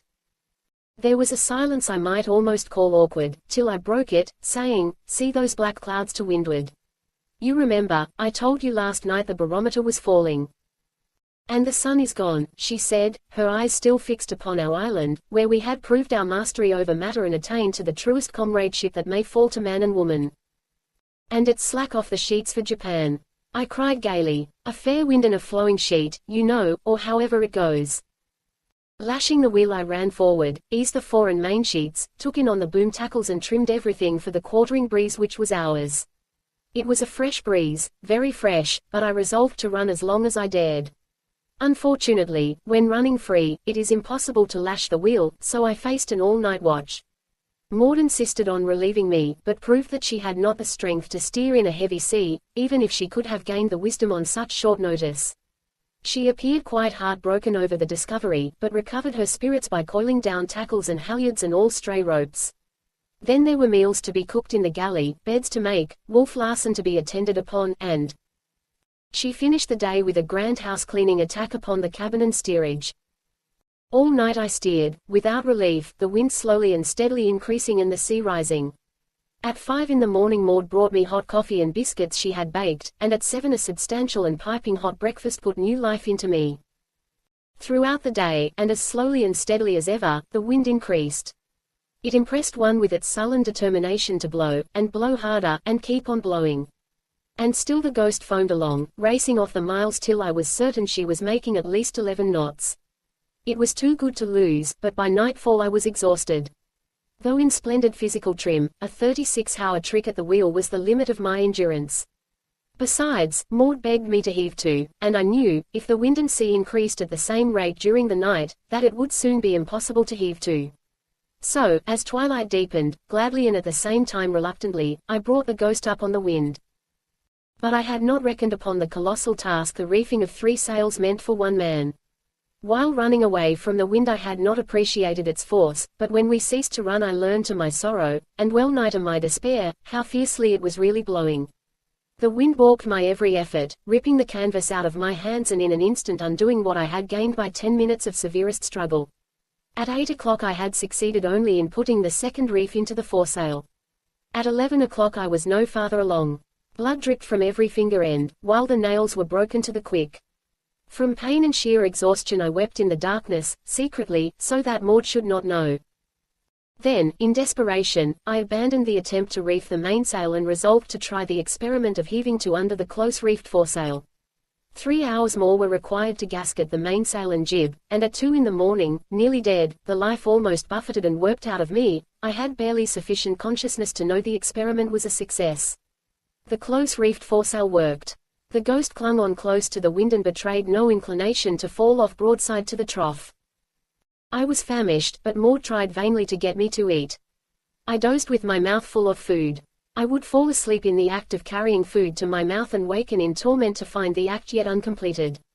So sleepily helpless was I that she was compelled to hold me in my chair to prevent my being flung to the floor by the violent pitching of the schooner.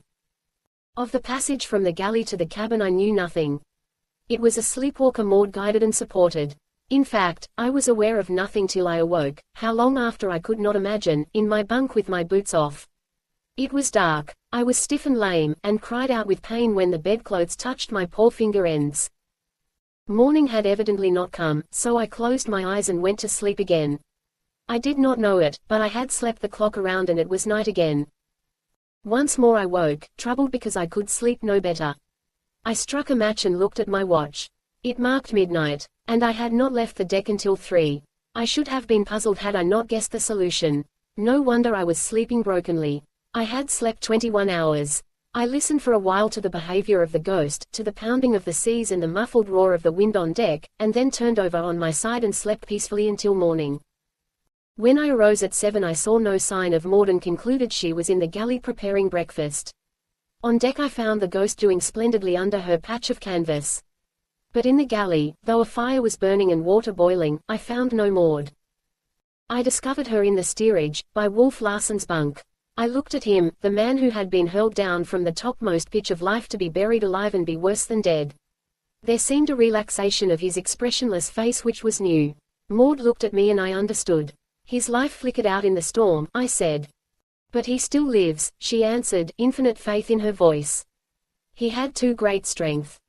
Yes, she said, but now it no longer shackles him. He is a free spirit. He is a free spirit surely, I answered, and, taking her hand, I led her on deck. The storm broke that night, which is to say that it diminished as slowly as it had arisen.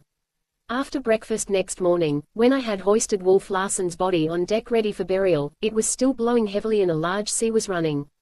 The deck was continually awash with the sea which came inboard over the rail and through the scuppers. The wind smote the schooner with a sudden gust, and she heeled over till her lee rail was buried, the roar in her rigging rising in pitch to a shriek. We stood in the water to our knees as I bared my head. I remember only one part of the service, I said, and that is, and the body shall be cast into the sea. Maud looked at me, surprised and shocked, but the spirit of something I had seen before was strong upon me, impelling me to give service to Wolf Larsen as Wolf Larsen had once given service to another man. I lifted the end of the hatch cover and the canvas-shrouded body slipped feet first into the sea. The weight of iron dragged it down. It was gone. "Goodbye, Lucifer, proud spirit," Maud whispered, so low that it was drowned by the shouting of the wind, but I saw the movement of her lips and knew. As we clung to the lee rail and worked our way aft, I happened to glance to leeward. The Ghost, at the moment, was uptossed on a sea, and I caught a clear view of a small steamship 2 or 3 miles away, rolling and pitching, head on to the sea, as it steamed toward us. It was painted black, and from the talk of the hunters of their poaching exploits I recognized it as a United States Revenue cutter. I pointed it out to Maud and hurriedly led her aft to the safety of the poop. I started to rush below to the flag locker, then remembered that in rigging the Ghost I had forgotten to make provision for a flag halyard. "We need no distress signal," Maud said. "They have only to see us. We are saved," I said, soberly and solemnly. And then, in an exuberance of joy, I hardly know whether to be glad or not. I looked at her. Our eyes were not loath to meet. We leaned toward each other, and before I knew it my arms were about her. "Need I asked. And she answered, "There is no need, though the telling of it would be sweet, so sweet." Her lips met the press of mine, and, by what strange trick of the imagination I know not, the scene in the cabin of the Ghost flashed upon me, when she had pressed her fingers lightly on my lips and said, "Hush, hush. My woman, my one small woman," I said, my free hand petting her shoulder in the way all lovers know though never learn in school. "My man," she said, looking at me for an instant with tremulous lids which fluttered down and veiled her eyes as she snuggled her head against my breast with a happy little sigh. I looked toward the cutter. It was very close. A boat was being lowered. "One kiss, dear love," I whispered. "One kiss more before they come. And rescue us from ourselves," she completed, with a most adorable smile, whimsical as I had never seen it, for it was whimsical with love. The end.